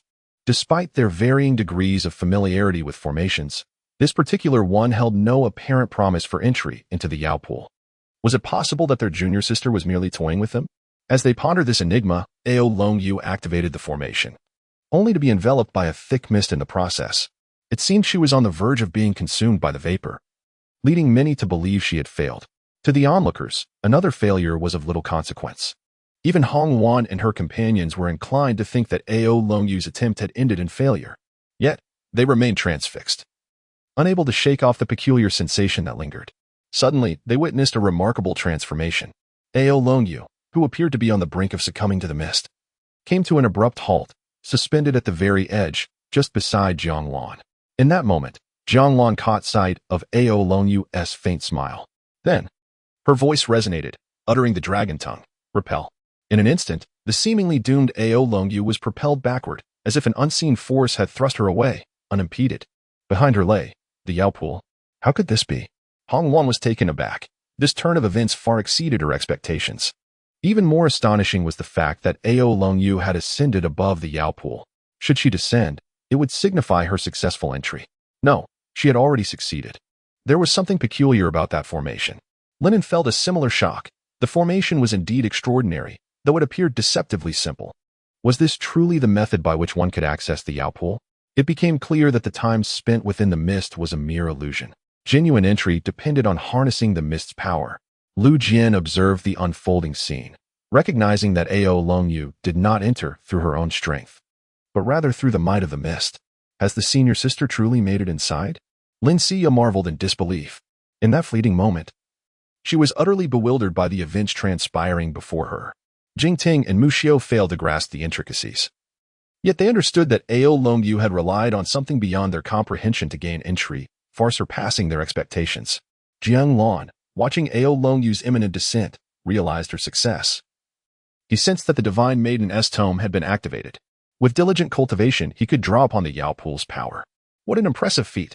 The repelling formation, the dragon tongue, the art of word spirits. Through these elements, Ao Longyu had triumphantly entered the Yao pool. While luck played a part, accomplishing such a feat was undeniably remarkable. It may seem effortless, yet the initial attempts are fraught with trial and error. Should she falter subsequently, she risks elimination. Ao Longyu descended upon the lake's surface, and at that moment, the onlookers erupted in astonishment. Is she in? Good heavens, which sex junior sister is this? I thought no one would gain entry this year. How did someone manage to enter? Those who had previously paid no heed now lifted their gazes, their expressions frozen as they beheld a figure standing within the Yaoqi. What transpired? How did someone enter? I averted my eyes, bewildered at how the situation had reversed. What have I missed? The appearance of the Yaoqi goddess was unprecedented for all of Kunlun. Remarkably, they had failed to notice the goddess stepping into the sacred waters, missing this unparalleled and extraordinary moment right before their eyes. Boom. At that instant, the entirety of Kunlun trembled, as if heralding the fact that someone had indeed entered the Yaoqi. Hong Wan observed it all, her heart heavy with sighs, both for herself and for her junior sister. All disciples, stand ready. The true ceremony is about to commence, Linen declared, his voice resonating throughout the vicinity of the Yaoqi, reaching every ear. In that moment, silence enveloped the crowd. No one dared to utter a sound. Jiang Lan remained rooted in place, gazing intently at Ao Longyu within the Yaoqi. At that moment, he could discern the Yaoqi inscribing Ao Longyu's essence, as if acknowledging her divine status. The surrounding mist swirled into the Yaoqi, accentuating the figure of Ao Longyu standing amidst the waters. In that moment, she radiated brilliance, flawless, sanctified, and exquisitely beautiful. Rays of light erupted from the Yaoqi, illuminating all of Kunlun. Shortly thereafter, 9 beams of light soared toward the 9 peaks of Kunlun. This influence from the Yaoqi had the potential to enhance the cultivation environment of Kunlun. Should these 9 rays be assimilated, the cultivation conditions across the 9 peaks would be significantly improved, surpassing all prior standards. This was a boon for everyone present. All eyes were fixed upon the 9 beams merging with the peaks of Kunlun. However, just as the 9th beam was on the verge of merging with the radiance, an unexpected event transpired. Boom. As the other 9 beams integrated into the mountains, the light from the 9th peak shattered with a resounding crash. Chapter 72. Targeted by the Yao Pool, the once harmonious light that had seamlessly merged with the 9th peak shattered before the eyes of all, as if the 9th peak could not withstand the alterations to its environment. Jiang Lan gazed at this scene with a heavy heart. The ethereal aura of the 9th peak was too intense for this light to coexist with it, especially given the recent eruption at the entrance to the netherworld. Thus, the endeavor failed. Perhaps even without the eruption, failure was inevitable. The 9th peak, being unique within Kunlun, experiencing this phenomenon was not entirely unexpected. However, it was likely that the 9th peak would face even greater rejection after this day. The others understood this implicitly, yet refrained from further contemplation or discussion, for such matters did not concern them as disciples, but rather the elders and peak leaders. Surprisingly, Jingting and Mu Xiu cast a glance at Jiang Lan, aware that he was the sole disciple of the 9th peak. The failure of the coverage implied that his peak would not receive the ethereal energy from the Yao Pool, rendering it weaker than the other 8 peaks. Surely, this weighed heavily on his heart. Nonetheless, the transformation of the Yao Pool continued, and they could only observe its unfolding. This was an unprecedented change in many years. Although Jiang Lan felt a tinge of regret, his heart remained tranquil. To him, the 9th peak was more suitable for his cultivation than any other. The improvement of the other peaks was their own affair. He neither envied nor resented them, maintaining a sense of equanimity. Suddenly, another change occurred within the Yao Pool as a faint light began to envelop everyone, followed by the emergence of droplets of water. These droplets radiated with spiritual energy, coalescing into something profound, akin to the essence of the sun and moon, the culmination of the understanding of heaven and earth. The droplets then expanded, corresponding to each individual present, a gift from the Yao Pool. This was something most had not anticipated, and those nearer to the source received larger droplets. Positioned atop the mountain, Jiang Lan was effectively within the confines of the Yao Pool, thus he too was bestowed with a droplet the size of a duck egg. The majority of those on the peak received droplets of a similar magnitude, while those at the back, even standing just a step away, were fortunate to receive droplets no larger than a fingernail. Jiang Lan observed as the droplets descended and saw his senior brothers and sisters outstretching their hands to catch them. He followed suit, extending his hand to receive the droplet. As it landed in his palm, he felt a refreshing chill, reminiscent of clear mountain spring water. Moreover, he sensed that this droplet held considerable potential to aid his cultivation. However, as he held the droplet, he felt a faint aura begin to influence it. To his astonishment, a wisp of dark energy surged into the water. In an instant, the once stable droplet lost its balance, as if its internal structure had been compromised. With a sudden burst, the droplet shattered, scattering water in all directions, some droplets even splashing onto Jiang Lan himself. Taken aback by this unexpected turn of events, Jiang Lan realized that the garment he wore had been tainted by the netherworld's aura, which had inadvertently affected the defenseless droplet, leading to its destruction. However, the essence within the droplets remained unaffected.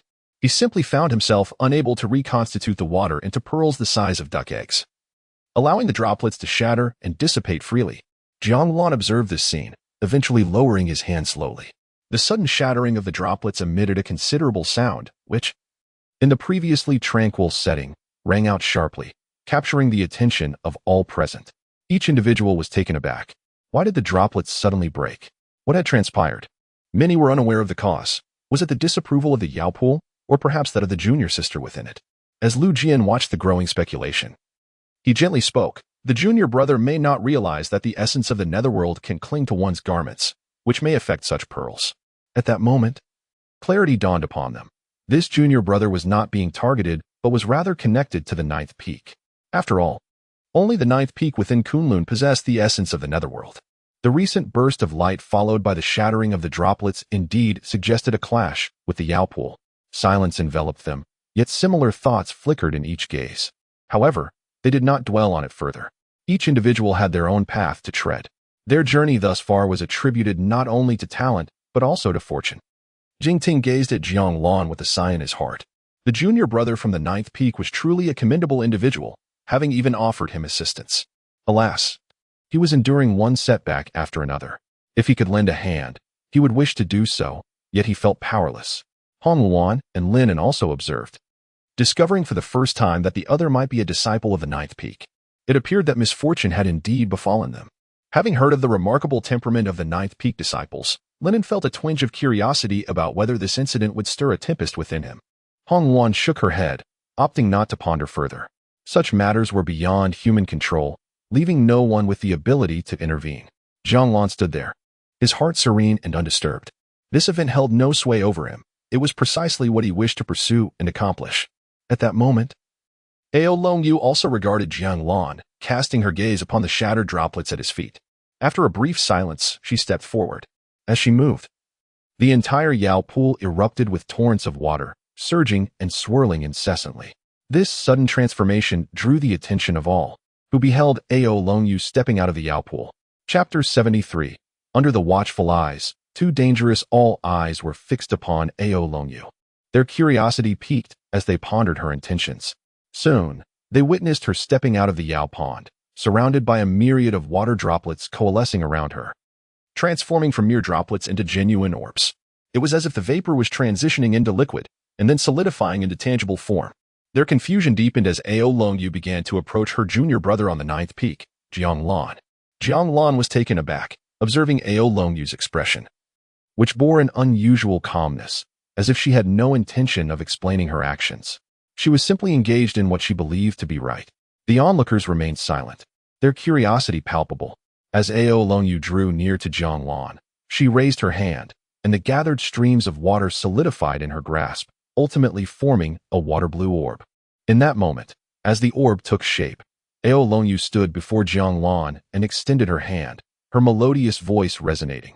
This is a token of gratitude. Though she did not specify the nature of her gratitude, she assumed that Jiang Lan would understand. She was fully aware that her entrance into the Yao pond was entirely due to him. Jiang Lan gazed at the water-blue orb without hesitation, reaching out to accept it. "Thank you, senior sister." After he received the orb, Ao Longyu nodded and turned back towards the Yao pond, aware that she could not stray far from it for the time being. Jiang Lan examined the water-blue orb before carefully storing it away. He recognized it as the essence of all things within the Yao pond, a creation of Kunlun.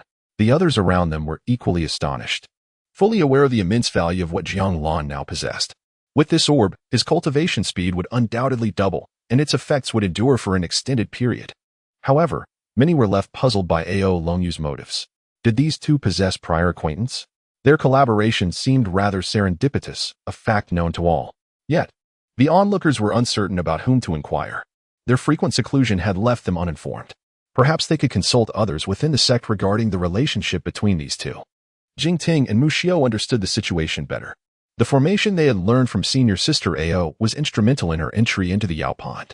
Yet, witnessing Jiang Lan receiving the orb offered them some solace. The disadvantages faced by the ninth peak were starkly evident. They all understood that Jiang Lan would find it challenging to enhance his abilities further. Excessive consumption of elixirs often led to immunity. As Ao Longyu entered the Yao pond, a mist began to envelop the surroundings, signaling to everyone that it was time to depart. Hongwan glanced at Ao Longyu, letting out a sigh before turning to leave. The others followed suit, soaring away from the Yao pond on their swords. Lin Xia felt a profound sense that she would not see her senior sister for a long time, and the gap between them had widened considerably. She navigated her way cautiously, yet this time, no one impeded her progress, and no unexpected incidents arose. For Jiang Lan, this visit to the Yao pond had yielded significant rewards, the Divine Maiden's album notwithstanding. The gratitude expressed by Ao Longyu is indeed quite meaningful. He understands the reason behind the thanks, for Ao Longyu harbors a strong aversion to being indebted to others, nor does he require anyone to owe him a favor. However, the timing of the gift was rather unexpected. The sheer number of people present implies that many are aware of the treasure he possesses. For the next several decades, he must remain at the ninth peak, focusing on assimilation. In a few decades, they will come to realize that the precious bead has been exhausted, and their interest will wane. He first ascended the ninth peak to meet his master. The appearance of a goddess at the Yaoqi during the ceremonial observance and significant events at Kunlun necessitated his report. "Master," Jiang Lan called out from the summit, gazing down. "Is my master present today?" "Yes," came the reply. "The ceremony has concluded." "It has, and senior sister Ao from the third peak has entered the Yaoqi." Jiang Lan stated sincerely. What do you desire? Mo Jingdong inquired unexpectedly. Jiang Lan was taken aback momentarily, but soon grasped the implication. The opening of the Yaoqi has caused shifts across the other 8 peaks of Kunlun, yet the 9th peak remains unchanged, treated distinctly in the process. Perhaps his master feels a sense of sympathy for him, wishing for him to remain in the depths of the nether cave during its impending eruption. Jiang Lan articulated his request. If his master intended to present a gift, he would graciously accept it, ensuring that his master could inspect it once a month. Mo Jingdong did not refuse. Thank you, master, Jiang Lan promptly replied. Thus, he could continue his stay within the cave. The eruption at the entrance of the nether would not take long to reach its zenith, and at that time, safety would be somewhat precarious. He would naturally act according to his capabilities. Subsequently, Jiang Lan departed from the summit of the 9th peak, watering the plant egg with some spiritual liquid before retreating to cultivate. Mo Jingdong watched as Jiang Lan left. This disciple surpassed his expectations considerably. While perhaps lacking in innate talent compared to those from other peaks, he considered it sufficient. To have such a disciple was a stroke of good fortune indeed. Jiang Lan's deficiencies in talent and the arduous path to immortality were well known to Mo Jingdong, who had been preparing to assist his esteemed disciple in achieving transcendence when the time came. Chapter 74. Do you know whether the path beneath your feet is right or wrong? Previously, he had always been accompanied by the plant egg in the nether cave, but now he found himself alone. There was no way around it. If the plant egg remained in the nether cave for too long, it would inevitably transform into a little villain. Having painstakingly nurtured this plant egg, he was unwilling to let it perish so easily. Upon returning to the nether cave, he sensed an even heavier aura of the underworld surrounding him. However, it posed no threat to him. The only concern was to guard against the emergence of inner demons. He first examined the goddess album. Before commencing his cultivation, Jiang Lan needed to ascertain the precise effects of the goddess album. Sitting cross-legged on the ground, he delved into his mind. The goddess album appeared before him, and he could feel that it had been activated and was ready for use. With a mere thought, the album began to unfold. Previously, there had been no presence of the goddess within its pages.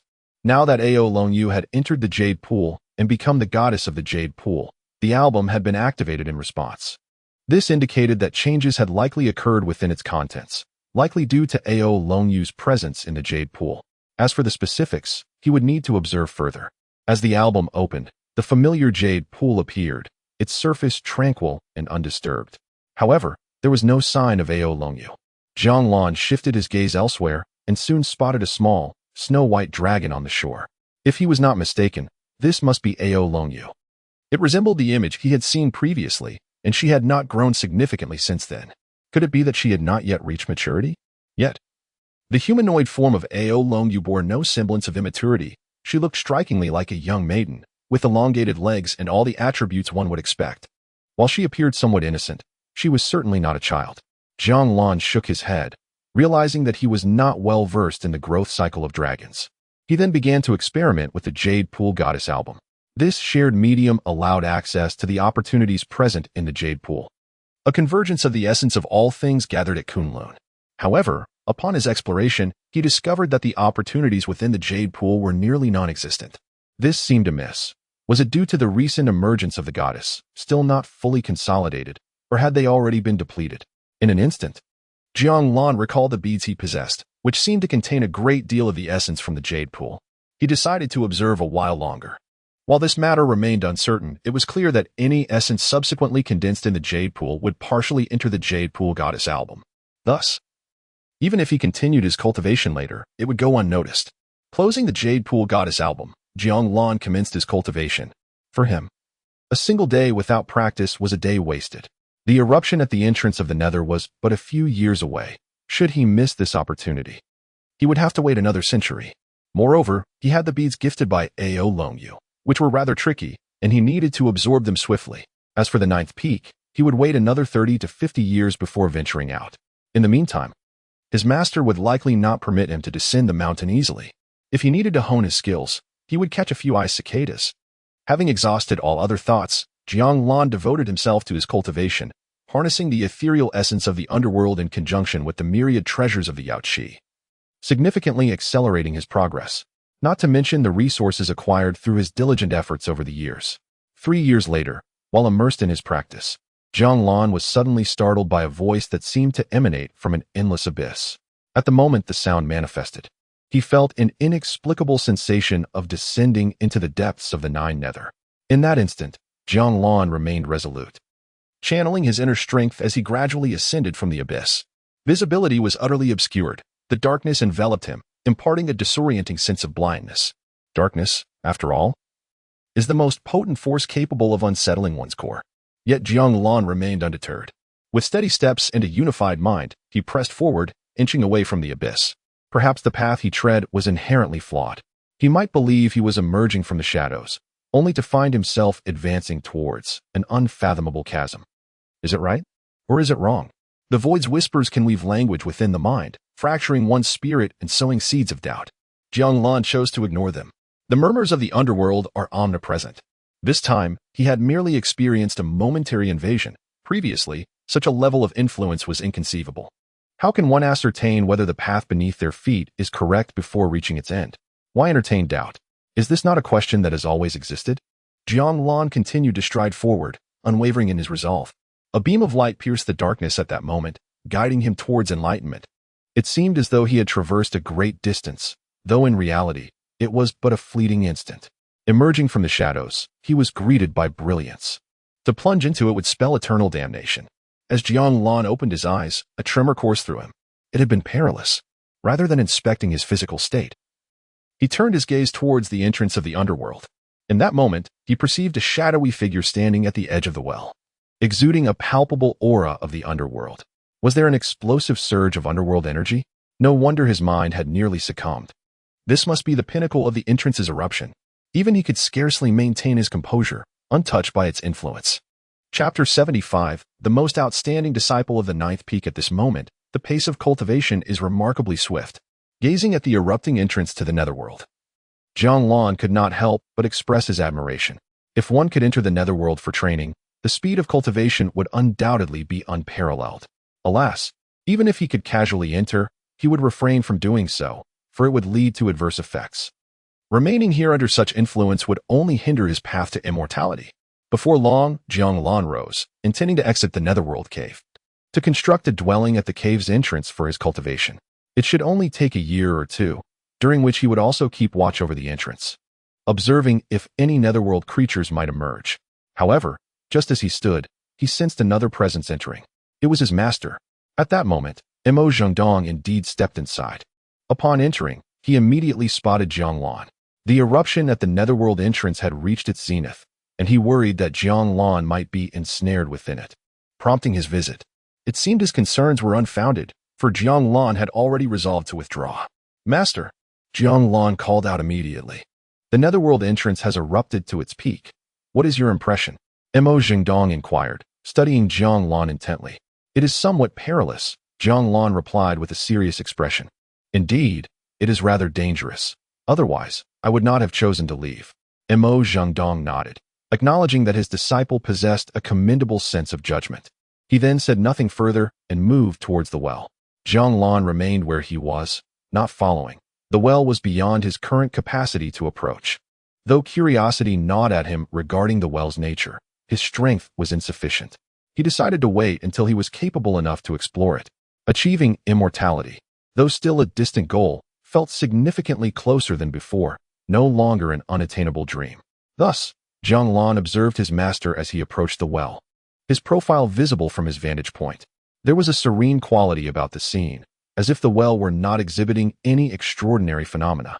Mo Zhengdong did not linger. He cast a brief glance and then turned to leave.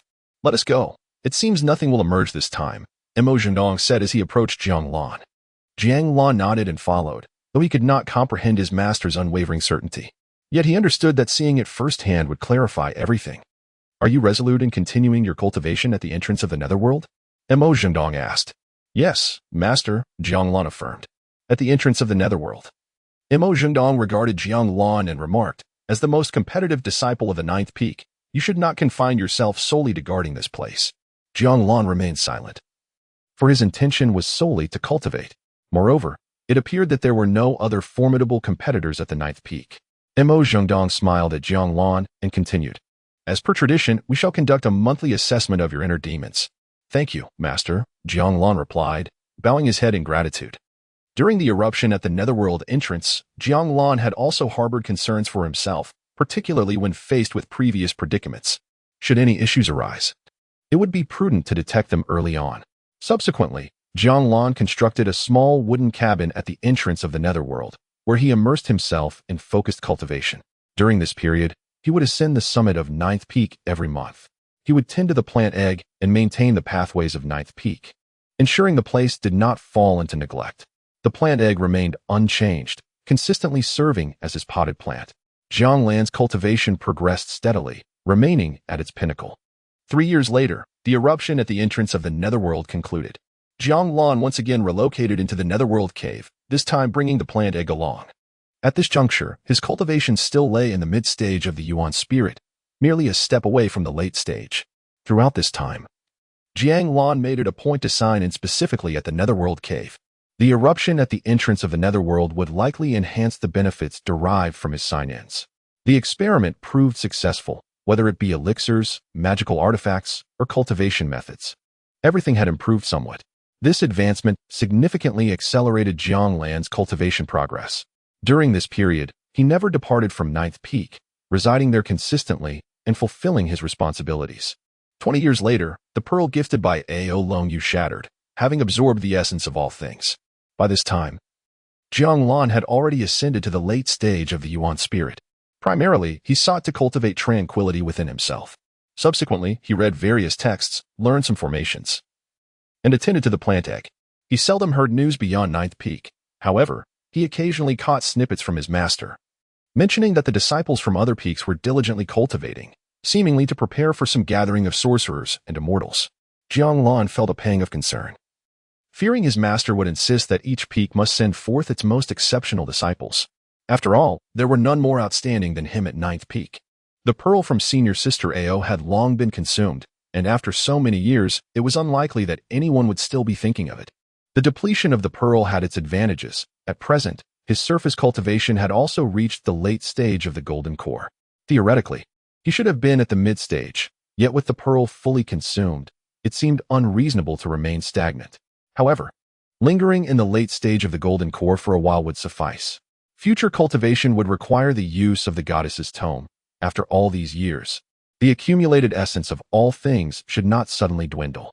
Once seated in meditation, Jiang Lan opened the goddess's tome in his mind, intending to cultivate. Yet this time, upon opening it, he realized he did not see the dragon by the lakeside. He then glanced at the lake's surface, only to find it absent. Or rather, the tome bore no trace of Ao Longyu. Where had she gone? Chapter 76. Peering into this realm indeed, Jiang Lan did not immediately discern the presence of Ao Longyu. However, he sensed something amiss with the lake's waters. The surface appeared to ripple, likely indicating movement beneath. Thus, the illustrated volume was not immutable. Jiang Lan found this revelation somewhat astonishing. Yet, given that Ao Longyu belonged to the dragon clan and did not manifest in human form, it was rather acceptable.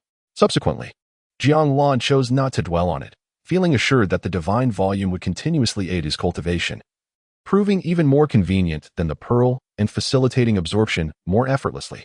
As he opened the volume, it felt akin to entering the Yao pool, where the essence of all things began to be absorbed by Jiang Lan.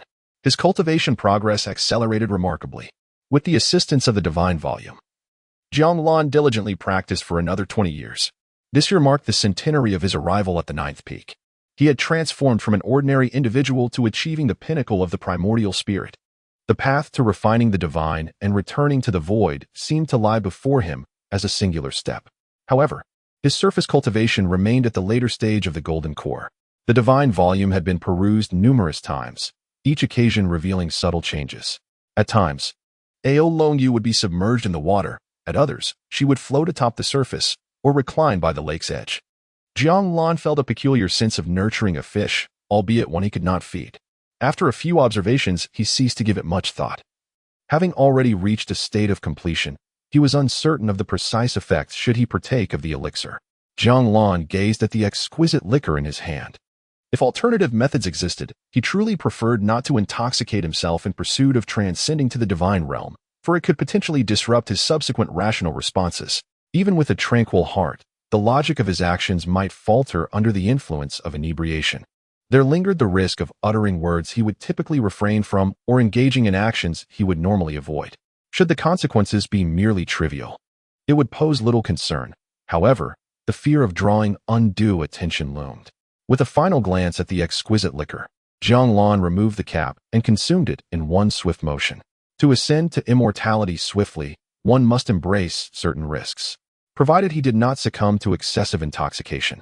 Significant issues were unlikely to arise. At worst, his master might deem him slightly foolish, though he dreaded the prospect of losing coherence. Post-consumption of the exquisite liquor, Jiang Lan activated a veil to obscure his essence from scrutiny. He then closed his eyes, attuning himself to the transformations within his body and spirit. The exquisite liquor.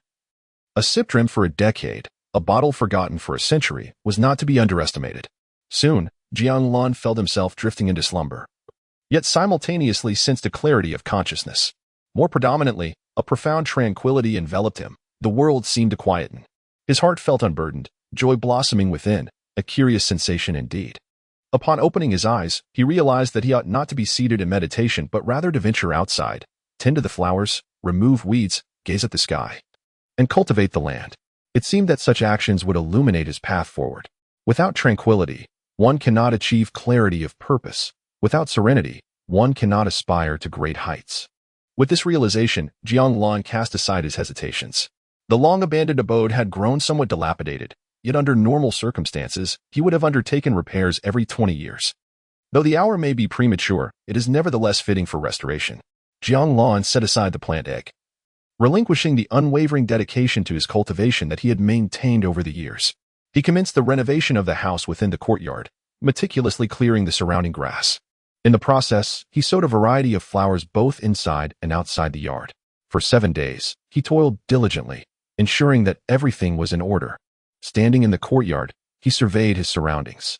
Yet, the blossoms had yet to bloom, and the grass had not sprouted anew, rendering the scene somewhat desolate. However, Jiang Lan knew that it would not be long before this place transformed into something splendid. A gentle breeze caressed him, rustling the edges of his garments. He did not engage in cultivation. Instead, he busied himself like an ordinary man on the 9th peak. Each day was filled with tasks, for the 9th peak was vast.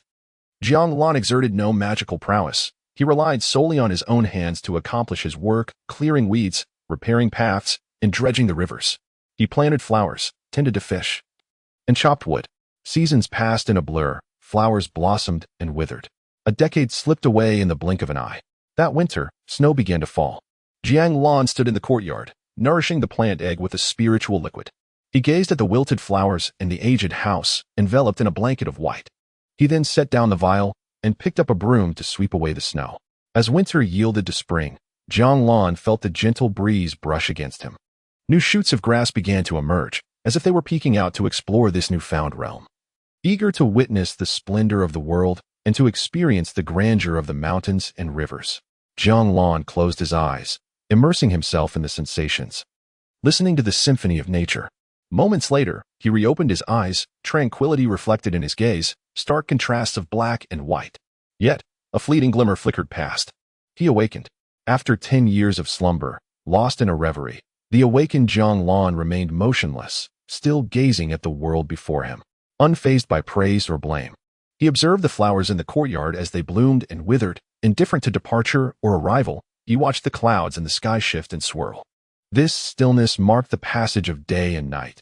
This gaze captured the cycle of the seasons. The strong wind swept through the courtyard, billowing Jiang Lan's long garments. Feeling the chill of the breeze, Jiang Lan once more closed his eyes. Crack! A crisp sound resonated within his consciousness. In that moment, Jiang Lan felt himself standing before a grand door, beyond which lay an endless void. It seemed that to enter was to embark on a quest for the elusive immortal he had long sought. Refining the spirit and returning to the void, he had achieved it.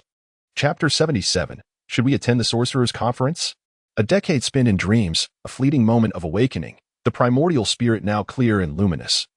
Venturing into the void in search of the celestial gate, Jiang Lan, having traversed 10 years of slumber and intoxication, finds himself instantaneously immersed in a realm of mental clarity.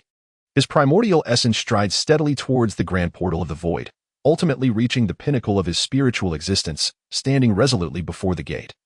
gazing into the abyss where the spirit may refine itself and transcend into the void. He finds himself one step closer to the celestial gate, where with a modicum of additional effort, the path to the immortals may be sought. Yet, the quest to find is arduous, and the entrance even more so. Upon entry, one must confront the tribulations of heaven. Success in this endeavor leads to immortality. Thus, the path to becoming an immortal is fraught with challenges. Jiang Lan, having partaken of the exquisite celestial nectar, has transcended his primordial spirit and feels a profound elevation in his mental state. The formidable power he now wields does not burden him, at least not for the time being. However, the future remains uncertain. Presently, he has only cultivated for a mere 110 years. Even the most gifted disciples still strive for the advancement of their primordial spirits at this juncture. The vast disparity in strength can engender a sense of superiority, leading one to become dismissive of many matters, particularly when bolstered by certain advantages. If he fails to maintain self-control, allowing his spirit to waver, the vast wilderness of this world will teach him humility. Thus, diligent cultivation is paramount. He must remain secluded atop the 9th peak, avoiding excursions until the time for ascension arrives. Nevertheless, immortals are not invincible. The fall of celestial beings is not uncommon. It is essential to retain one's core essence, dedicate oneself to cultivation, eschew complacency, and never underestimate any adversary. Currently, he possesses an additional bottle of celestial nectar, which appears quite palatable. Perhaps one day, he may present it to his master under a pretext, though its benefits to his master would likely be minimal. Primarily a matter of taste. At the summit of the 9th peak, Jingdong, who had been closely observing Jiang Lan, let out a sigh of relief. Previously, he had been taken aback to find Jiang Lan had emerged from the nether cave and was laboring in the courtyard. Initially, he paid little heed. However, as a month elapsed, he discovered that Jiang Lan had been tending to the weeds for an entire month, an unusual occurrence. While Jiang Lan would occasionally emerge to clear the weeds and tidy the great hall, such intervals typically spanned several months. Yet, this time, it was merely a month. He soon realized that his disciple had not merely taken a break but had been diligently working for the entire month. This unexpected revelation piqued his interest considerably. But his heart was plagued by the influence of inner demons. When he contemplated investigating further, a sense of disquiet washed over him. Jiang Lan's expression remained tranquil, devoid of any signs of being compromised by malevolent thoughts. In a state of half-belief and half-suspicion, he continued to observe for several months, only to be astonished by the emergence of a unique aura surrounding Jiang Lan. This was indeed a manifestation of his mental transformation. Jiang Lan's profound character and elevated realm took Jingdong by surprise. Such a remarkable shift in mindset at such a young age was truly astonishing. He watched the sun and moon alternate, the seasons change, flowers bloom and wither, and clouds drift and coalesce. Immersed in this experience, he felt as though his heart was like a placid lake, swaying with the tides. Upon recognizing these changes, Jingdong promptly sealed off the 9th peak, denying access to all. To prevent any disturbances to Jiang Lan, who is undergoing a transformation, caution is paramount. A moment's carelessness could lead to a disastrous failure in this metamorphosis. Meanwhile, Jingdong remains vigilant at the 9th peak, steadfast for a decade. Today, he has finally sensed the aura gradually descending, dissipating into the ether. The transformation has succeeded. After 10 long years, it has come to an end. Observing the other 8 peaks, Jingdong notices many individuals preparing for an upcoming event. The Witch and Immortal Conference is approaching, and they will depart in a few days. He considers inquiring whether Jiang Lan wishes to attend. Having awakened, Jiang Lan has successfully entered the realm of spirit refinement and void return. Yet, he harbors no intention of resting. His priority is to seek the existence of the immortal gate. His master must have witnessed his actions over the past decade. While he may not have discerned everything, the changes in Jiang Lan's mindset are undoubtedly apparent. Presently, his surface cultivation stands at the late golden core stage, a mere thread away from perfection. With the evolution of his inner state, his cultivation should also reflect this progress. And he anticipates achieving completion in 2 years, an interval that seems fleeting. Subsequently, Jiang Lan visits his master. Master, he greets respectfully at the summit of the 9th peak. With a shift in his mindset, Jingdong inquires whether Jiang Lan has considered venturing out to explore the world beyond. Jiang Lan pauses, not surprised that his master perceives the change within him. However, does this transformation necessitate an expedition? It feels premature. He is still far from the final threshold of ascension. Master, I have neglected my cultivation over the past decade. Jiang Lan expresses, his reluctance evident. His meaning is unmistakable. He does not wish to go. Have you heard of the Witch and Immortal Conference? It is a grand assembly of the finest young talents in the great wilderness. You need not engage in combat. Merely witness the world outside. Several elders from Kunlun will be leading the expedition, ensuring your safety is not a concern. What say you? Imo Zhendong gazes at Jiang Lan, seemingly attempting to persuade him. He adds, reading 10,000 books is no match for traversing 10,000 miles. Imo Zhendong regards Jiang Lan, awaiting his response. There seems to be no reason not to attend. Chapter 78. A decade without attendance. Jiang Lan lowered his gaze. According to his master, the Witch and Immortal Conference appeared to be quite secure. Yet, could one truly guarantee safety amidst such a multitude? Jiang Lan remained skeptical. In any endeavor or grand assembly, unforeseen occurrences often emerge. One might encounter them upon venturing forth. However, remaining indoors ensures tranquility. For the past 50 years, he had resided on the 9th peak, diligently cultivating for 110 years. Aside from a few encounters during the initial 50 years away from the 9th peak, he had not faced any further incidents. It had been proven that the 9th peak offered the utmost safety without hindering his cultivation attendance, though departing for 3 months might present the opportunity for valuable experiences. The distance and duration were daunting. Presently, he was engaged in refining his spirit and returning to the void, yet should he reveal his cultivation in front of a crowd, maintaining a peaceful practice would prove exceedingly difficult. In summary, he deemed himself still insufficiently strong. Master, your disciple's cultivation remains feeble, Jiang Lan gently declined. He firmly believed that continuing his practice on the 9th peak was the wisest course. Should he desire a change of scenery, he could simply visit other peaks. Venturing far afield was unnecessary. Furthermore, having dreamt for a decade implied a 10-year absence from attendance. One could only speculate the extent of the Tao's blessings accumulated during that time. In the event of another celestial creation, his ascension would become significantly easier. Imo Zhendong observed Jiang Lan for a moment before offering counsel. He perceived that his disciple seemed overly reclusive. A good disposition should not necessitate a rejection of social interaction. Failing to witness the brilliance and shadows of others could plunge one into a blind spot, particularly for someone with Jiang Lan's temperament. Imo Zhendong added, your disciple will often engage in self-reflection. Jiang Lan bowed his head in agreement. His master's words rang true at times. A lack of action stemming from his nature could lead him into a path of obsession. This warranted vigilance, especially as he ventured further down this road, where even minor missteps could result in deviation. Thankfully, his master had issued a timely reminder. With Jiang Lan expressing his sentiments, Imo Zhendong had little more to say. If you choose not to go, then so be it. You may consider visiting other peaks in Kunlun when time permits. Imo Zhendong remarked. A breath of fresh air is never amiss. Observing the behaviors and character of your senior and junior brothers would also grant you insight into yourself. Jiang Lan had not stepped beyond the 9th peak for decades. Nevertheless, the 9th peak was well cared for. Very well, Jiang Lan nodded. Such an endeavor is indeed acceptable. It is far preferable to external trials. Especially after all these years, few would likely remember him. As for the pearl bestowed by Ao Longyu, it was unlikely to be a lingering concern for anyone. Of course, his outward cultivation was on the verge of achieving the full golden core, far surpassing most of his contemporaries, remaining at a prodigious level. After all, the pearl from Ao Longyu was extraordinarily remarkable.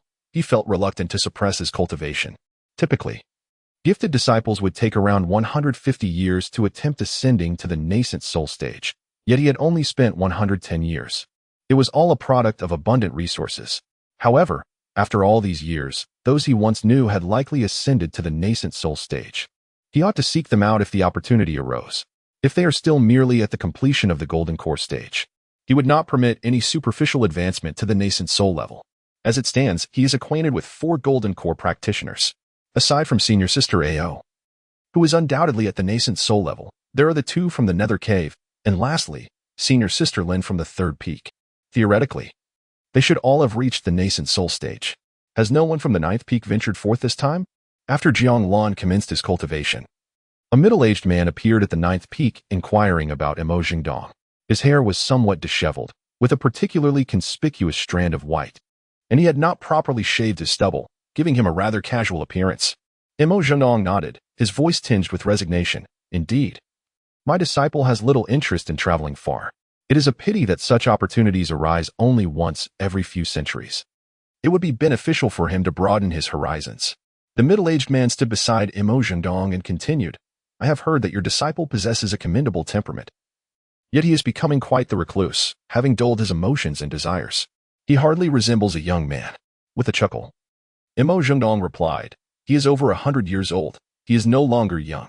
Zhou Zhongtian did not dwell on this matter, but regarded Imo Zhendong with a serious expression. When he reaches the void return stage and confronts the final hurdle of the immortal gates. What do you intend to do? Many are aware of the challenges inherent in this step. For some, it may be manageable, while for others, it is a dead end. Naturally, Jiang Lan is not facing a dead end, but it will be anything but easy. External assistance will be required. Jiang Lan is my only disciple after so many years. So what are your plans? Zhou Zhongtian inquired. Not much, Imo Zhendong replied calmly.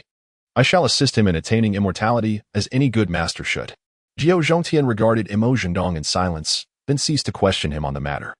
Are you certain he will not go? The departure is imminent. No, Imo Zhendong shook his head. Jiang Lan is not impulsive. He approaches matters with discernment. If he chooses not to go, he must have his own reasons. Zhou Zhongtian did not nod in agreement and subsequently vanished from sight.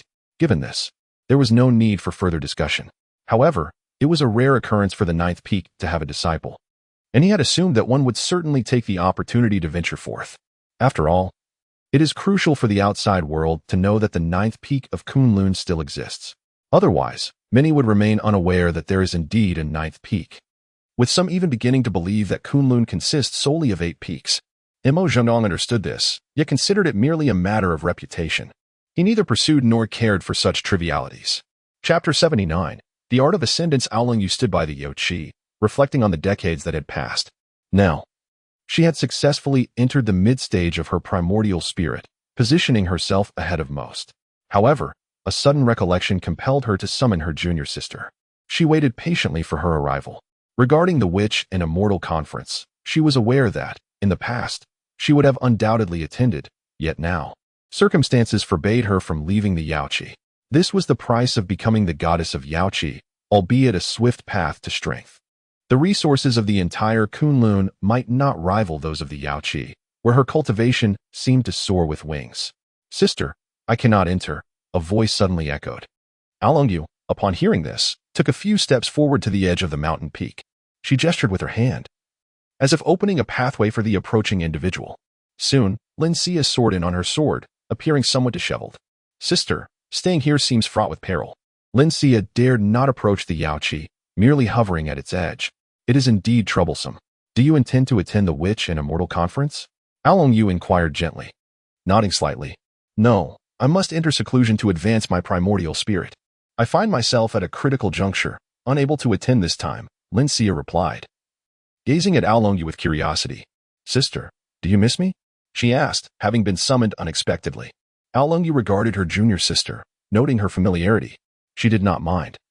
For Lin Xia's demeanor was endearing. I wish to inquire about something, Aolong Yu stated, looking at Lin Xia. I recall you once used a recording artifact to document my emergence from the water, did you not? Lin Xia froze at this, her voice faltering. Just recorded it for fun. She felt a twinge of guilt. I am aware, Aolong Yu replied, her tone as calm as ever. Could you lend me that recording artifact?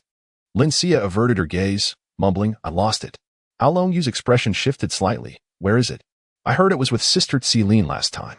I plan to seek her out in the coming days, Lin Xia explained, then curiously added. The recording captured Sister Aolong in her dragon form, without any obscurity. Aolong Yu lowered her eyes, remaining silent. She was no longer a child.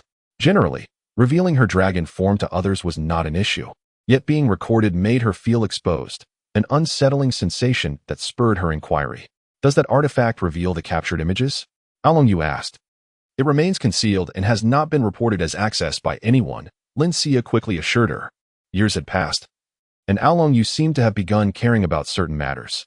Nevertheless, her expression remained unchanged. She nodded, relieved that if it had not been viewed, that would be for the best.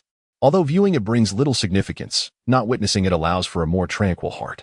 He did not rush to sign in. Instead, he tended to the plant egg. Over the years, he has not forgotten to nourish the plant egg with spiritual liquid. Yet, a century has passed, and it seems that this plant egg will not hatch. Even an ordinary tree, after being nourished with spiritual liquid for 100 years, should possess some level of consciousness. Yet this plant egg shows no signs of life. It appears to simply be a plant egg. What is a plant egg? It is akin to a vegetative state. Nevertheless, Jiang Lan remains unfazed. He wishes to continue nurturing it. After a century, he has grown accustomed to it. Having taken care of these matters, Jiang Lan sat cross-legged. System. Sign in. It is time to see if a decade of inactivity yields any worthwhile rewards. Ding. Sign in successful. Congratulations, host. On receiving the great gift of the Tao Pulse, the power of 9 calamities. 9 calamities power. A superior technique requiring the strength of 9 bulls, celestial technique. Possessing divine powers to subdue the divine might, and the strength of 9 bulls to be learned. Upon seeing the 9 calamities power, Jiang Lan was somewhat surprised. It seemed that this technique was beyond his current capacity for cultivation. Moreover, he found himself unable to learn it upon trying. Mastery of the 9 bulls' strength is a prerequisite. The true introduction to the 9 calamities power did not manifest.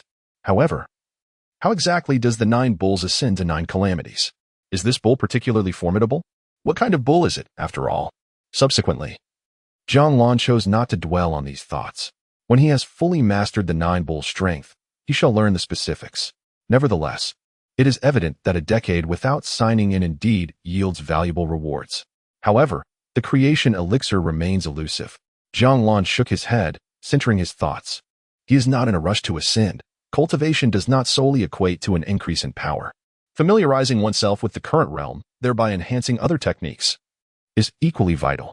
He intends to remain in the spirit refinement void for an extended period. Thus, it is imperative to become well acquainted with this realm, allowing other techniques to exhibit their utmost combat prowess. This preparation is crucial for confronting unforeseen circumstances. Even in the absence of crises, one must be ready. Adversity does not wait for anyone, nor does it grant time. Presently, the most pressing concern naturally revolves around the 9 bulls' strength. Upon ascending to spirit refinement void, the 9 bulls' strength should easily progress from 7 bulls to 8 bulls. The heavenly steps may also attempt to advance from 8 steps to 9 steps. Other techniques and treasures must also be familiarized. Jiang Lan devoted 3 days to mastering the 9 bulls' strength, although he did not immediately reach 8 bulls. His current 7 bulls' strength is astonishingly formidable. He feels capable of contending with mid-stage spirit refinement. Once the 9 bulls' strength is perfected, he wonders if it might be possible to engage in a few encounters with celestial beings. Perhaps not. But he is uncertain whether he can directly learn the 9 calamities power. Chapter 80. A century of change. As Jiang Lan was still acclimating to the art of sorcery, he abruptly received a message regarding the commencement of the Kunlun, Witch and Immortal Conference. He felt compelled to witness their departure. It was not an absolute necessity, but rather a request from his master to observe the spectacle, with the option to reconsider his attendance. Was his master merely wishing for him to take a stroll? Jiang Lan felt a sense of resignation. However, it seemed that his own journey into the world was imminent. After all, he had already attained the stage of refining his spirit and returning to the void, drawing near to the realm of immortals.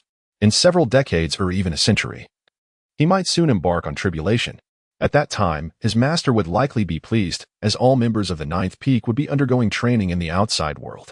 Subsequently, Jiang Lan left the 9th Peak and made his way to the Grand Hall of Kunlun, the very site from which the conference would initiate. The sun shone warmly, and a gentle breeze wafted through the air. As Jiang Lan ascended the steps towards the hall, he noticed several fellow disciples making their way upward as well. Glancing occasionally at them, he observed that their attire had already diverged from his own. Most of them were disciples of the Qi refining and foundation establishment stages. It appeared that the garments of the entry-level disciples had undergone a change. They were renewed every century and cycled every millennium. Hence, it was quite probable to ascertain how many years others had been initiated, though some disciples chose not to wear the designated attire, which made it less certain. Coming from the 9th Peak, few recognized Jiang Lan. This time, he overheard snippets of conversation, such as, "Which peak senior brother is this? He seems to possess a restrained power. Is he at the Golden Course stage? I don't know. I've never seen him before. Should we go ask? If you dare. Go ahead." As Jiang Lan traversed the path, he found himself somewhat unaccustomed to the situation. The discourse among the senior brothers had not been like this before. Dismissing such thoughts, he continued his deliberate steps toward the Grand Hall. Before long, he arrived at the square in front of the hall and found a corner to stand in. In the plaza, he beheld a floating disc, a grand flying magical artifact, upon which several disciples stood. A cursory glance revealed that many of them were immortals, all possessing at least the Yuan Shun cultivation level. Should he ascend, he would likely find himself among a throng of Yuan Shun stage practitioners, with only a single golden core amidst them. In truth, even in terms of superficial speed, his progress had been rapid. However, such a pace could not be sustained indefinitely through resources alone. Otherwise, some prodigies would find themselves at a disadvantage and easily cultivate enmities without cause. Nevertheless, he could not afford to be excessively slow, as it might invite trouble from those seeking to create disturbances. Standing in the corner, Jiang Lan observed as numerous disciples continued to make their way to the flying magical artifact. After a considerable time, many had gathered upon it, all exemplary disciples of their respective sections. Jiang Lan was merely regarded as an outstanding disciple of the ninth peak. What must one do to qualify for the Witch and Immortal Conference? A voice suddenly pierced through Jiang Lan's contemplation. It was a youth, possessing the cultivation of qi refinement, likely having only recently joined the sect within the past 2 years. This youth was among the few distinguished disciples of the ninth peak, being the direct disciple of the peak's master and the most formidable heir to the ninth peak's legacy. Is there any restriction on cultivation? The young boy inquired once more. Jiang Lan glanced at the flying artifact above and remarked, "The seniors above possess at least the cultivation of the nascent soul." The youth responded, "It's so distant. The nascent soul, indeed, represents the pinnacle of our sect, and it typically takes around 150 years to ascend to that level. For those who are not among the elite, achieving nascent soul status within 300 years would be considered commendable. Grateful for the enlightenment." The youth expressed his thanks and stepped back, opting not to disturb Jiang Lan further. Jiang Lan paid no heed, merely standing there and observing. The square was bustling with numerous individuals of varying cultivation levels, engaged in their own dialogues and discussions. Most were casting envious glances at those atop the flying artifact, seemingly adopting them as role models and aspirations. A few harbored a sense of regret, as if they themselves were but a breath away from boarding the flying artifact to the Wuxian conference. Despite the noise, the atmosphere was not unpleasant. As his master had advised, it was beneficial to wander around the sect occasionally, though venturing too far was best avoided to maintain a low profile. Soon, the flying artifact began to ascend, as nearly everyone had gathered. At the forefront stood a middle-aged man with disheveled hair, a single strand of white amongst the darkness. He surveyed the square and spoke slowly. "Are there any more direct disciples wishing to board? You may come up directly." Jiang Lan lowered his head, feeling as though the elder's gaze was directed towards him. Zhou Zhongtian indeed noticed Jiang Lan, but did not intend to assist him on board unless he showed a decisive inclination to ascend. As long as Jiang Lan remained hesitant, caught between desire and reservations, no action would be taken. For now, it was best to proceed without him. "Since there are none, we shall depart." Zhou Zhongtian's deep voice resonated, and the flying artifact soared into the sky. "Wishing our seniors a safe journey," the crowd murmured in unison, bowing their heads in farewell. Jiang Lan joined in, lowering his head along with the others. As he observed the departure of these individuals, a sigh of relief escaped him. At least his absence would go unnoticed, preventing any unforeseen consequences that might compel him to follow. Perhaps next time, he would be an immortal. Or at the very least, a human immortal, fulfilling his master's wishes. The disciples from the ninth peak were engaged in various activities and conferences. Once Zhou Zhongtian and the others had completely left, the crowd in the square began to disperse. Their 3-month excursion would have little impact on the sect.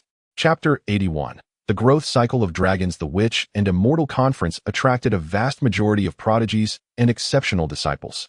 Indeed, the event was profoundly captivating. However, with so many individuals venturing out, Jiang Lan felt a sense of unease.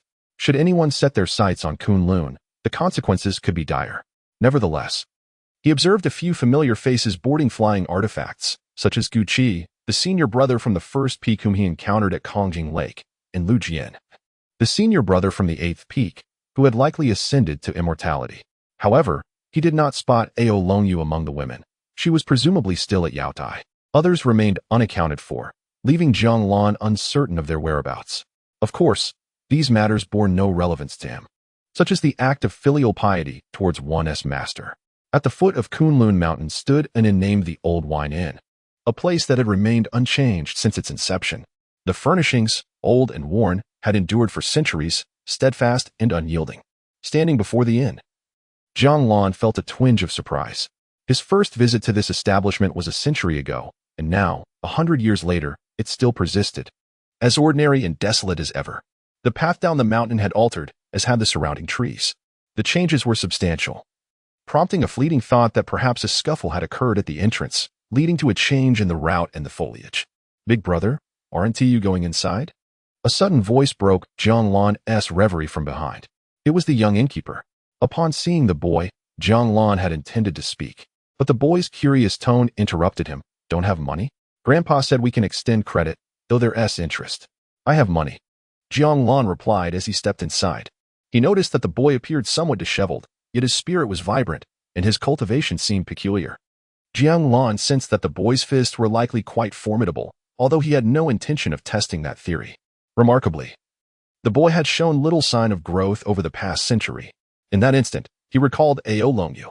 Did the dragon clan also possess a slow growth cycle? Dragons? The boy pondered before responding. Grandpa has mentioned this. The growth cycle of dragons is somewhat uncertain. While we humans reach adulthood at 18, dragons take much longer.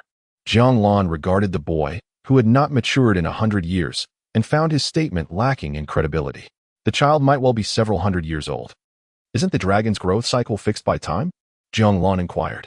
If the growth cycle is uncertain, it surely cannot be determined by age. As the boy dashed off to wash his hands, Jiang Lan chose a corner to sit down. He recalled his first visit, where he had met Aolongyu and encountered a small demon. At that time, he was merely at the initial stage of the golden core. Now, he had significantly progressed. He hoped that by the next time he visited, he would have ascended to immortality. "I'm here." The boy returned to Jiang Lan's table, carrying a plate of peanuts and a pot of tea. "Big brother, could you do me a small favor?" The boy sat down, gazing at Jiang Lan. "What is it?" Jiang Lan asked. He maintained himself in optimal condition, safeguarding against any unforeseen events. After all, many sought his assistance, not merely to lend a hand, but often to facilitate a lethal endeavor or to extend a lifeline. Thus, upon encountering this inquiry, he exercised greater caution than usual. The youth, however, remained blissfully unaware of any peculiarities. He produced a spirit stone, intended for the assessment of innate talent. "May I test my older brother's aptitude with this?" he inquired, presenting both peanuts and tea to Jiang Lan as if they were tokens of gratitude for his assistance.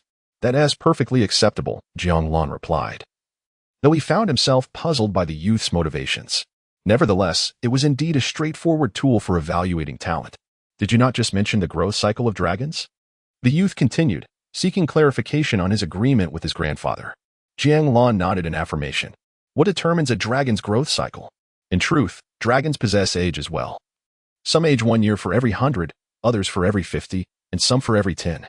The youth elaborated. The rate of aging, however, is contingent upon their strength. The faster their power escalates, the shorter their growth cycle becomes.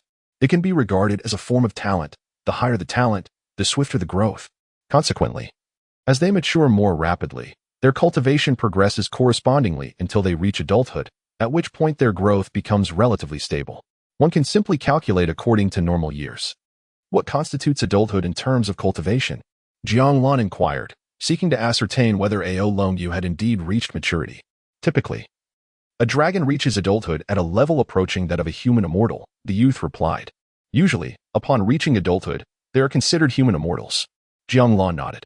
In simpler terms, any dragon with cultivation below the stage of refining the spirit and returning to the void remains juvenile. Therefore, Aolongyu was truly a young dragon. Deceived by her appearance. This information sufficed for Jiang Lan. There was no need to delve further. Nonetheless, Aolongyu hardly resembled a child. She was serious, executing tasks with precision and never indebted to others. Chapter 82. The remarkable grandson. "Do you still have any questions, big brother?" the young boy inquired with curiosity. Jiang Lan shook his head, affirming that he had no further inquiries. "Are you acquainted with the Dragon Clan?" The boy seemed to have not conversed with anyone for quite some time, and he had no intention of departing just yet. "I have indeed encountered them," Jiang Lan responded. He had collaborated with Aolongyu, which could be considered an acquaintance, though there were no other connections. Dragons possess a unique trait. The faster they grow, the more fragile they become. Consequently, those with exceptional talents within the Dragon Clan are typically well protected, revealing themselves only as they approach maturity. The boy offered this explanation. Intending to elaborate further, but Jiang Lan preemptively cautioned, "A bottle on the counter is about to fall." Huh? The boy paused momentarily before dashing towards the counter. Jiang Lan observed as the boy hurried to retrieve the bottle, feeling at ease while he waited. He did not touch the items on the table, nor did he dwell on the boy's words. Subsequently, Jiang Lan closed his eyes to cultivate a tranquil mindset. Noticing Jiang Lan's eyes shut, the boy felt encouraged to attempt entering the other's consciousness. If he could succeed, he would no longer need to exert himself. His grandfather had advised him thus. The boy then closed his eyes, envisioning an inn before him. If he could enter, he would be able to draw the big brother into the inn. It seemed quite simple. Upon reaching the entrance of the inn, the boy extended his hand to push open the door. However, despite his efforts, the door resisted his attempts. He pushed with both hands, yet it remained immovable. In frustration, he resorted to kicking it. Bang, bang, bang. Still, the door did not budge. Eventually, the boy conceded defeat. It was only natural. After all, the big brother had practiced for a century, while he had only been striving for a few years. He reassured himself that next time, it would surely be easier. Just then, he felt a hand grasp his shoulder, startling him. Grandfather? He turned to see his grandfather, who had now positioned himself at the counter, observing the boy. "I see you haven't dropped any bottles today. The wine is ready. Go prepare your gift," the elder instructed. Right away, the boy immediately dashed to the back. Meanwhile, the elder's gaze fell upon Jiang Lan, who remained in the corner, his eyes brimming with admiration. Every time he surpasses himself, Mo Zhengdong's heart is filled with joy. The elder mused silently to himself.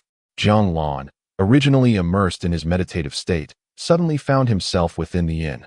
He noticed the elder at the counter gesturing to him, seemingly indicating that fine wine was available for purchase. Jiang Lan awakened, and upon opening his eyes, he indeed saw the elder standing at the counter, awaiting him. Truly impressive, Jiang Lan thought, astonished.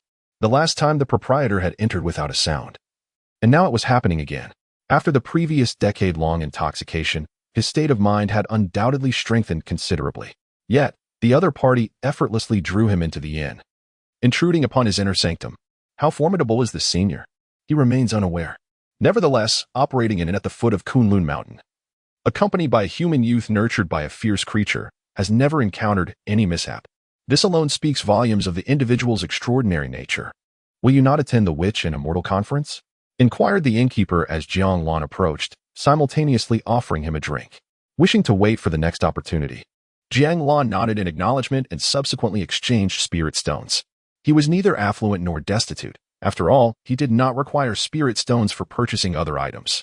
While other disciples needed to procure resources, as a direct disciple, he was the sole representative of the ninth peak. He lacked nothing in terms of resources, which were always abundant and assured. His master treated him with utmost regard, providing guidance and reminders. Within reasonable bounds, any decision he made would meet with approval. Thus, he could only afford to purchase a fine bottle of wine as a token of filial respect. Shortly thereafter, the youth produced a bag of peanuts. Jiang Lan remained silent, merely expressing his gratitude. Observing Jiang Lan's departure, the elder glanced at the youth and remarked, "Have you not forgotten about the test? I made a promise." The youth displayed an expression of unwavering confidence. The elder regarded him with a smile, choosing not to speak. This grandson was remarkable, his aspirations lofty. As Jiang Lan traversed the path toward the ninth peak, upon reaching its summit, he found his master absent. Lowering himself, he placed the wine and peanuts in their customary spot. His master would naturally be aware of his offering. He aimed to further familiarize himself with his current realm and diligently cultivate the strength of the nine bulls to perfection before mastering the higher-level technique, the nine tribulations power. This name carried far greater weight than nine bull strength. He hoped not to be disappointed, for he held a fondness for nine bull strength, not for any other reason, but primarily because it enabled him to vanquish foes with a single punch. If he could defeat an enemy with one blow, he would have no need to resort to other techniques. Why grant the adversary an opportunity?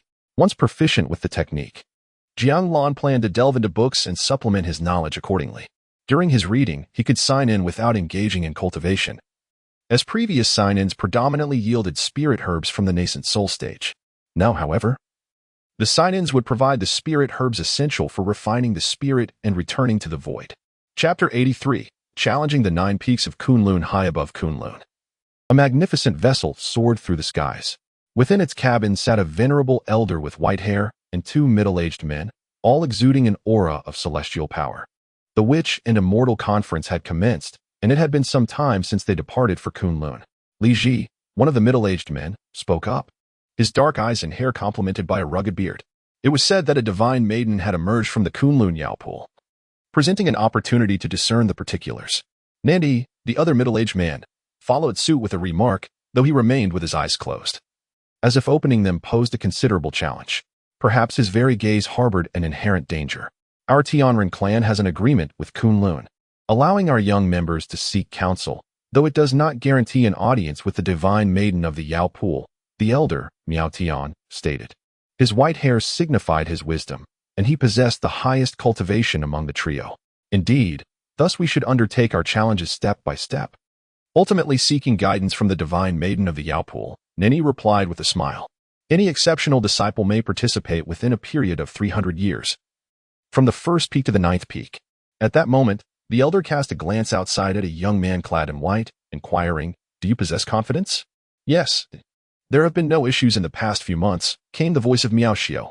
At the 9th peak of Kunlun, Jiang Lan was engrossed in his studies. Having familiarized himself with a particular technique over the course of a month, he had progressed from the strength of 9 bulls to that of 8. The remaining strength required considerable time to refine. He was also acclimating to the 9 steps of Heaven-S movement, yet advancing to the 9th step would demand further time. During this period, Jiang Lan experienced a twinge of confusion regarding the technique of 9 bulls.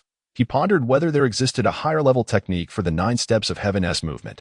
Even if it did, acquiring it now seemed implausible, as the higher-level technique of 9 bulls had taken a decade to attain, and even then, he was unable to cultivate it, making the decade feel wasted. Currently, he had only mastered these 2 primary techniques.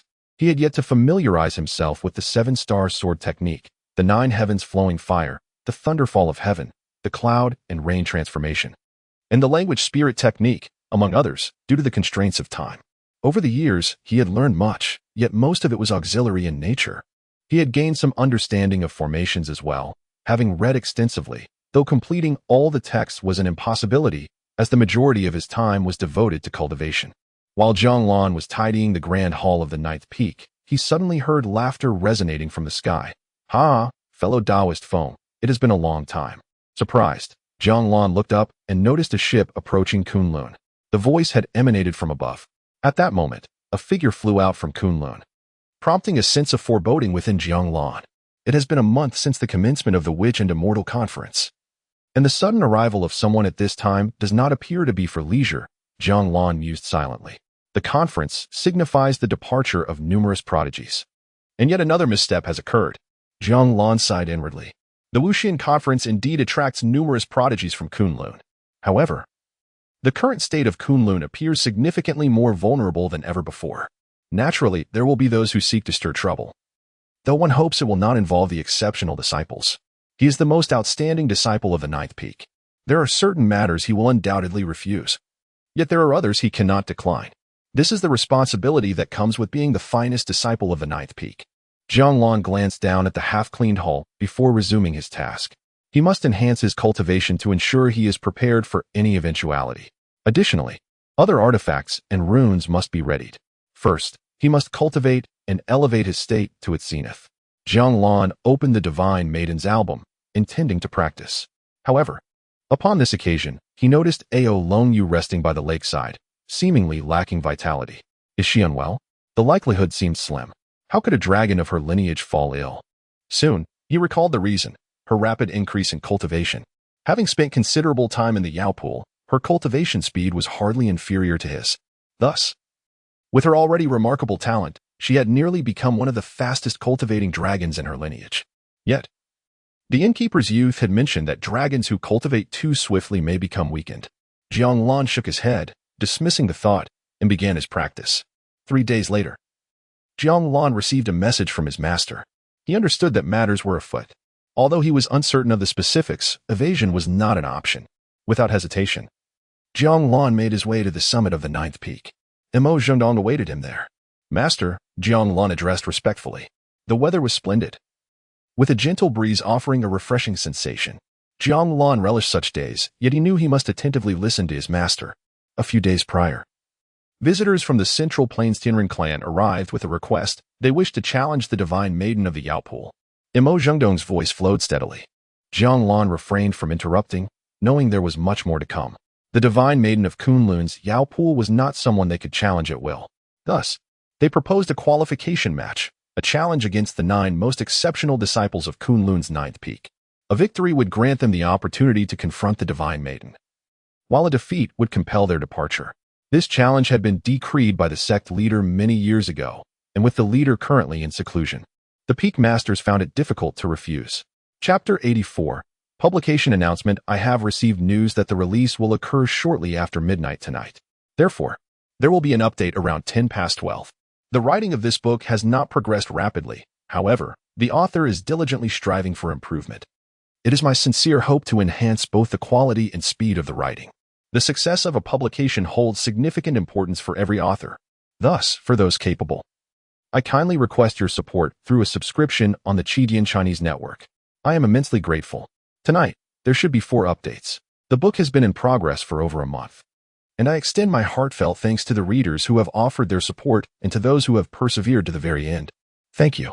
Chapter 85. A force unstoppable. Mo Zhendong observed Jiang Lan, who was quietly listening, and continued. The challenger is Miao Xiu from the celestial race's younger generation. He has cultivated for over 200 years, nearing 300, and has achieved the perfection of the primordial spirit. He is undoubtedly a prodigy, though not an anomaly among the celestial race. Any disciple with less than 300 years of entry can be challenged.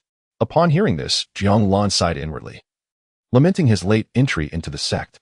Otherwise, he could have evaded this predicament. The disparity in strength was vast. Was there even a need for combat?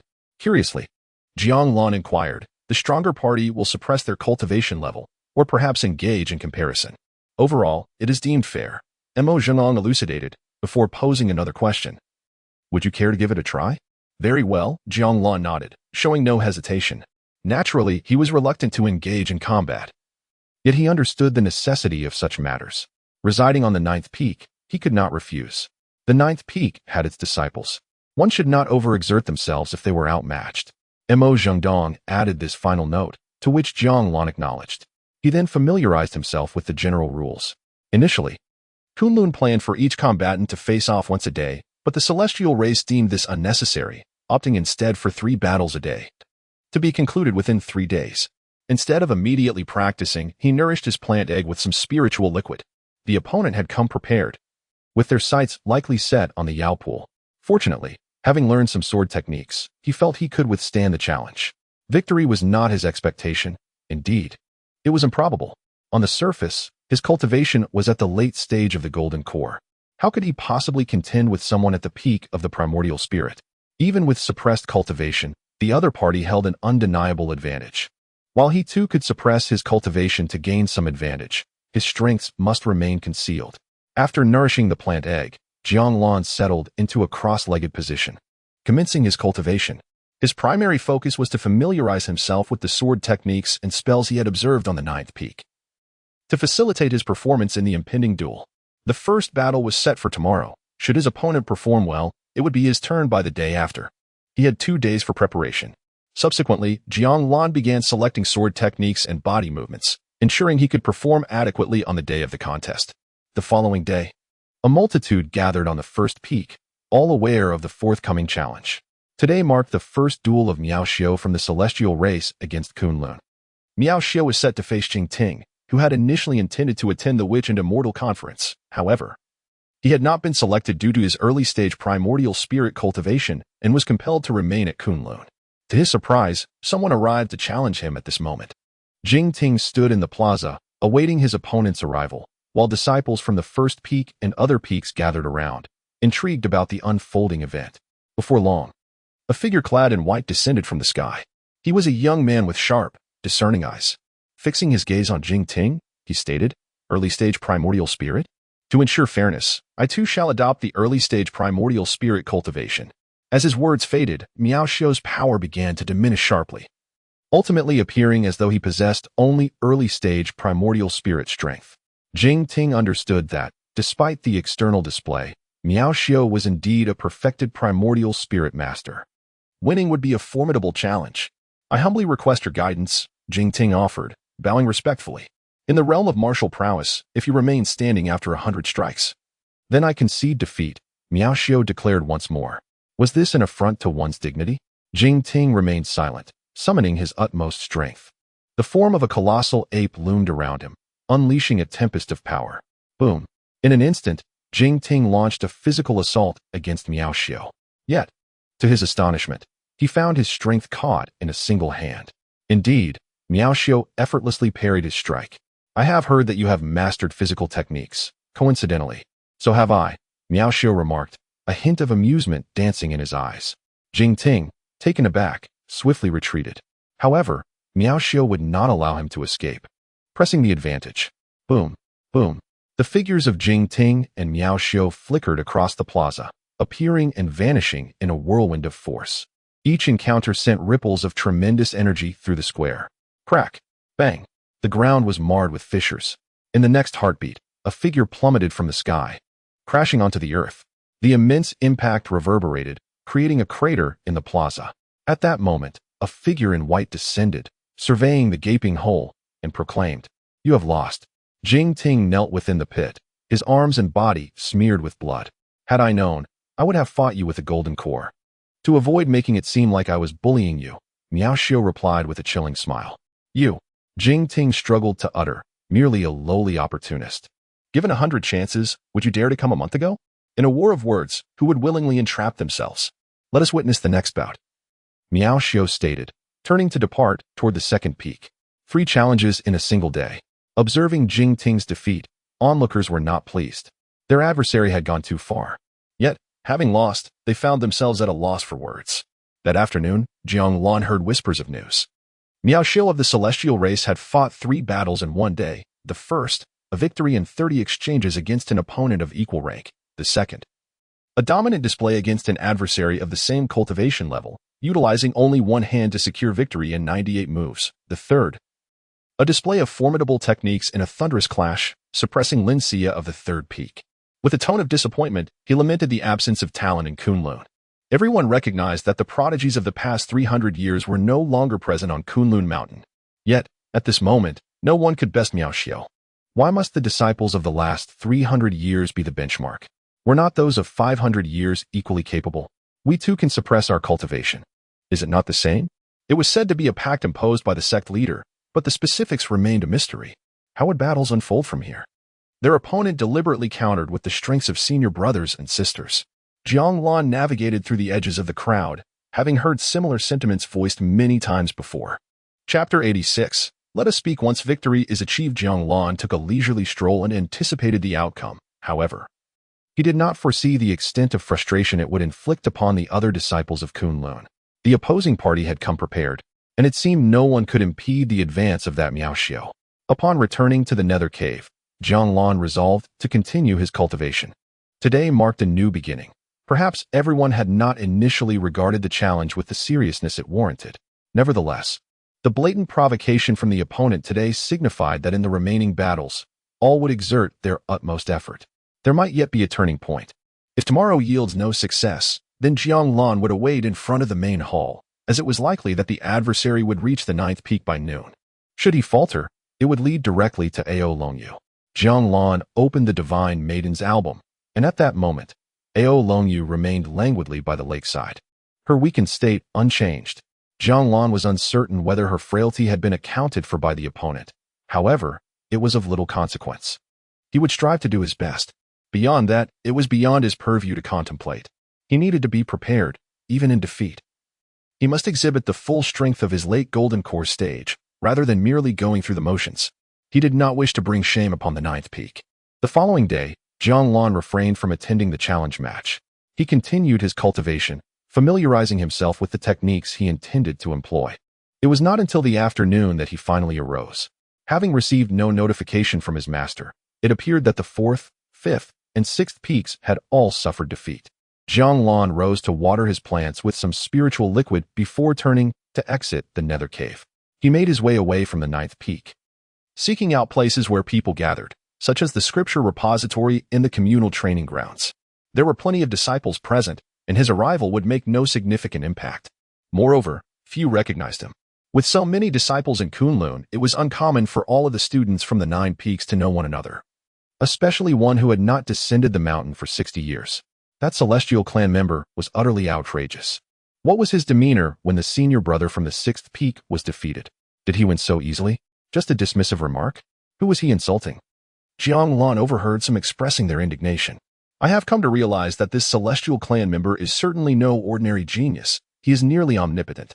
The senior sister from the 4th peak lost to him in a battle of formations, and the senior brother from the 5th peak was also bested in alchemy. He even claimed that the alchemical disciples of Kunlun were inferior to the herb-gathering boys by his side. Why not let one of those boys come forward and give it a try? If the senior brothers and sisters had not attended the Witch Immortal Conference, would he have had the audacity to act so arrogantly? Yet, among the disciples of the past 300 years, there was indeed no one who could rival him. Some whispered amongst themselves. As for the other 3 peaks, the outcome remained undecided. The 7th and 8th peaks, with their perfected nascent souls over the past 300 years, had all gone to the Witch Immortal Conference. It was uncertain whether there were any disciples from the 9th peak. Rumor had it that there was indeed. Seemingly a senior brother. Was the senior brother from the 9th peak a direct disciple? I recall hearing a certain senior brother mention it. What about the junior brother from the 9th peak? At that moment, a gentleman clad in attire reminiscent of Jiang Lan's appeared. The 9th peak's junior brother possesses remarkable talent. How shall I put it? He has not been in the sect for many years and is likely still in the golden core stage. Is there no hope for him then? A sense of frustration washed over them. Yet, their low cultivation level rendered them powerless to act, leaving only indignation. Jiang Lan maintained a serene countenance before shifting to another location. His master was indeed correct. Observing the world beyond one's own confines could prevent the emergence of biases. In the relentless pursuit of tranquility, one may inadvertently tread a path of extremity. Expectations often falter. It is no wonder that the adage great hermits hide in the wild, while greater ones dwell in the city exists. Subsequently, Jiang Lan resumed his cultivation, biding his time for the morrow. A confrontation was inevitable on the following day, though he remained uncertain about the nature of the challenge posed by his opponent. The next day, just as dawn broke, everyone gathered at the 7th peak, eager to glimpse any potential for a turnaround. At the edge of the mountain, Miao Tian and others stood before the Kunlun Grand Hall, gazing towards the 7th peak. Elder Miao remained disinclined to approach. Feng Yixiao, with an expression of calm, inquired, "It's merely a minor skirmish. Should you win, there's nothing of interest to behold. And losing would spare you the embarrassment of going over." Turning to Feng Yixiao, Miao Tian added, "Isn't that so, friend Feng?" Feng Yixiao stood silently, a smile playing on his lips. "After all these years, you have all progressed remarkably, while I have not fared as well. Fortunately, I have a promising junior. Otherwise, I would not have had the opportunity to introduce him to the wider world. How about you, friend Feng? Have you recently taken on any exceptional disciples?" "Oh, it slipped my mind. They are all at the Witch and Immortal Conference," Miao Tian remarked with a hint of amusement, as if recalling that many from Kunlun had attended that gathering. Feng Yixiao narrowed his eyes, observing Miao Tian, who was also scrutinizing him in return. "Elder Miao, what are your plans for your junior after his challenge against the goddess?" Feng Yixiao initiated the conversation, recognizing that the purpose was merely to broaden his horizons and witness the talents of other cultivators. Miao Tian appeared nonchalant, and Feng Yixiao refrained from further inquiries, opting instead to wait for the final 3 challenges to commence and conclude. The 7th peak witnessed a significant turnout. The challenger was a celestial maiden at the mid-stage of the nascent soul realm. She had been in seclusion and thus did not attend the Witch and Immortal Conference. Who could have anticipated that someone would dare to provoke her during this time? This was undoubtedly a calculated move. Upon Miao Shou's arrival, the enchanting maiden spoke. "Friend, I acknowledge your strength. I am aware that your visit is a deliberate provocation. However, have you considered that when the time comes, you may challenge your Tianren clan? Once you have bested me, then you may threaten me." Miao Shou suppressed his cultivation and stepped forward. Chapter 87. The Ineffectiveness of the 9th Peak After a Brief Period. Miao Shou departed from the 7th peak, leaving behind the injured fairy Xianxi lying on the ground. Before his departure, he uttered a single phrase, the impotence of rage. It became evident to all that he had come merely to provoke, taking advantage of the absence of the multitude of prodigies from Kunlun. Otherwise, he would not have dared to act so arrogantly. Yet, at present, Miao Xia was nearly invincible, leaving everyone utterly helpless. Subsequently, Fairy Xianxi was assisted to her feet by a junior sister from the 7th peak. "Sister, let me help you to rest," she offered. No, it's fine. Let us first check on the situation at the 8th peak, Xinchi replied. She could not bear to witness Miao Xiao's triumph, feeling as though she was being trampled upon. Soon, they arrived at the 8th peak, only to find that it had already fallen. This, Xinchi found it hard to believe. Had they truly lost so easily? The others were equally at a loss for words. Sister, there is still the 9th peak. Should we go there? One inquired. It would be futile. I have seen the junior brother from the 9th peak once. His talent is not superior to others, even with ample resources. He is still at the golden core stage. There is no chance of victory at that level. The perfection of the nascent soul can easily suppress the golden core, providing an overwhelming advantage. Jing Ting had actually come to witness the events unfold. The 8th peak had faced a swift defeat, pressured by the opponent's consecutive victories. A senior from the 8th peak had offered to suppress his cultivation to challenge Miao Xiao, but Miao Xiao had declined the challenge as per their prior agreement, leaving everyone frustrated and without an outlet for their anger. Now Miao Xiao had moved on to the 9th peak. If it fell, it would signify that no disciple from Kunlun's 9 peaks could triumph over Miao Xiao for the next 3 centuries. But could the 9th peak prevail? Jing Ting did not think it likely, as he had observed the junior brother from the 9th peak and found his cultivation lacking. Is there anyone at the 9th peak? I am unaware of their strength, he mused. I don't know, but I am not optimistic. It seems there is only one disciple at the 9th peak. Let us go take a look. It should be fine for a while, right? Let us go and see. At this moment, some ventured to the 9th peak, while many others felt it better not to witness the inevitable defeat, predicting a disheartening outcome. At the edge of the Kunlun Grand Hall, Feng Yi smiled as he gazed towards the 9th peak. It seems we have arrived at the 9th peak. Does Elder Miao still intend not to take a look? I recall that there were no disciples there. Is that so? Quite remarkable, Miao Xiao replied with an air of nonchalance, as if he could already foresee the conclusion. Meanwhile, by the Yao Qi, Ao Longyu, donned in a blue and white celestial gown, also observed the 9th peak. In truth, she had seen the 9th peak from the 1st peak. While the specifics were not visible, she could discern who had the upper hand, especially as many were flying in the same direction on their swords. As for the details, she had asked her junior sister to document them. Having witnessed the first 6 battles, she could clearly sense the strength of the opponents, who were not at all inferior to her. Now, with all 8 peaks having fallen, only the 9th peak remained. Ao Longyu was acquainted with Jiang Lan, whose cultivation was insufficient. Should I engage with the opponent? Upon contemplation, Ao Longyu is able to foresee the outcome. Given her current physical condition, she stands little chance of victory. Yet, refusal is not an option. As the divine maiden of Yaotai, her rejection would have significant repercussions for Kunlun. However, should she be defeated, without further deliberation, Ao Longyu turned her gaze towards the 9th peak. She had already arrived at the 9th peak. Jiang Lan stood before the grand hall of the 9th peak early in the morning. With the preparations of the celestial race and the absence of personnel from the 7th and 8th peaks, an advance on the 9th peak was hardly surprising. Jiang Lan maintained his optimal state, patiently awaiting. It was not long before he sensed the approach of others, individuals from other peaks. For the first time, such a multitude had gathered at the 9th peak. The courage of those who ventured here was commendable, for prolonged exposure could easily foster inner demons, especially in those whose minds were unsettled. Positioned in the square before the grand hall, Jiang Lan remained still, awaiting Miao Xiao. Yet he was aware that the 8th peak had already succumbed. Is this the senior brother of the 9th peak? Can anyone enlighten me on his cultivation level? Perhaps late-stage golden core? Quite swift. I entered the path earlier yet have fallen behind. All resources of the 9th peak rested upon the shoulders of its junior disciple. Are they merely accumulated resources? Is that not a sign of limited combat prowess? Uncertainty lingered, for no one had witnessed the junior disciple of the 9th peak in battle. Although unspoken, it was clear to them that the situation appeared grim. In terms of cultivation, talent, or reputation, there were no discernible advantages. The outcome of this battle seemed all but predetermined. It was no wonder so many had chosen to abstain from participation. Nevertheless, they still wished to witness if a twist of fate might occur. Jiang Lan paid little heed to the others. The sudden arrival of individuals, though previously uncommon, had now become the norm. Soon enough, he beheld someone descending, a young man clad in white, exuding a hint of arrogance. Miao Xiao. Jiang Lan recognized him instantly. Despite having fought 2 consecutive battles, the impact on him was negligible. Was it due to the suppression of his cultivation? Since he naturally operated under such constraints, the expenditure of energy proved to be quite manageable. By the same token, no one could surpass him in a war of attrition. Subsequently, Jiang Lan set aside his thoughts and courteously spoke. Friend Miao, I hear that you are the sole disciple of the ninth peak. Indeed, Jiang Lan's voice was remarkably calm. It requires a certain level of mental composure to be at the ninth peak, does it not? Are you adept in this regard? Miao Xiao inquired once more.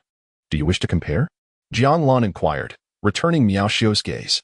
Miao Xiao, with a smile playing at the corners of his mouth, replied, That is precisely my intention. Chapter 88. Beyond Jiang Lan was somewhat taken aback by Miao Xiao's decision. As for temperament, it differed from his expectations. However, it posed no issue. He remained thoroughly prepared. Whatever challenge his counterpart presented, as long as it was suitable, he was ready to accept. How shall we compare, fellow cultivator? Jiang Lan inquired. The essence of temperament is elusive and nearly impossible to quantify. The empty tranquil lake could serve as a point of comparison, yet distinctions remained. The current him diverged significantly from his past self. The paths they traversed were bound to differ. It was not a matter of traveling farther. For his cultivation and realm had evolved, and the pressures he faced were vastly different. He might not reach the same heights as before. Thus, comparing temperament was a challenge, intangible and inscrutable. Have you heard of the balance ladder? Miao Xiao produced a staircase of white jade, releasing it into the air. Instantly, the staircase expanded, revealing a luminous disk hovering above. As the disk materialized, the staircase vanished. The balance ladder reveals itself when the mind is steady. When the mind is troubled, it disappears. The process entails various attacks, risks, and trials of temperament, all contingent upon one's personal realm. Therefore, there is no need to suppress one's realm. They shall not interfere with one another. Miao Xiao explained the balance ladder to Jiang Lan and then inquired, Shall we give it a try? To ascend to the summit signifies victory. This was not merely a comparison of temperament. Jiang Lan discerned the answer in his heart. The balance ladder tested the steadiness of one's mind and the ability to respond to sudden circumstances. The celestial race seemed to be challenging him in an area of his expertise, yet it might very well be their strength. Jiang Lan pondered this, yet found no reason to decline. Very well, Jiang Lan acquiesced. The others looked on in confusion, uncertain of what this contest entailed. It appeared not to be perilous. Jing Ting furrowed his brow. If it were a pure test of temperament, he believed the disciple of the ninth peak would have a chance. However, this balance ladder did not seem to be solely about temperament. The ninth peak disciple lacked experience. Upon encountering an attack, he would likely panic. All they could do was observe. Please proceed, Miao Xiao gestured for Jiang Lan to begin. Without hesitation or further contemplation, Jiang Lan lifted his foot. At that instant, a staircase materialized before him, providing a place to land. Thud. He stepped down. Yet, in that moment, Jiang Lan sensed an attack emanating from above the disk. Striking with astonishing speed. Boom. The assault collided with Jiang Lan's rear, creating fissures across the square. The attack, at the perfected golden core level, surpassed his own realm by a minor degree. At that moment, Jiang Lan maintained a sideways stance, feeling a sharp sting on his face. Subsequently, a faint scar appeared on his cheek, a result of the attack grazing him. Thankfully, he had evaded it. Jiang Lan paid little mind to this and continued to observe the disk as it ascended, not casting a single glance at Miao Xiao. Upon witnessing the moment of the attack, everyone was taken aback. The assault was utterly unexpected, had they been in the same position. It would have been impossible to achieve such a feat. This attack seemed remarkably potent, far beyond what one might anticipate from someone at the late stage of the golden core. Furthermore, there had been no prior indication that an assault would occur at this juncture. Indeed, had it been them, evasion would have been impossible. The suddenness was overwhelming. It was audacious to withhold clear rules and allow others to advance first.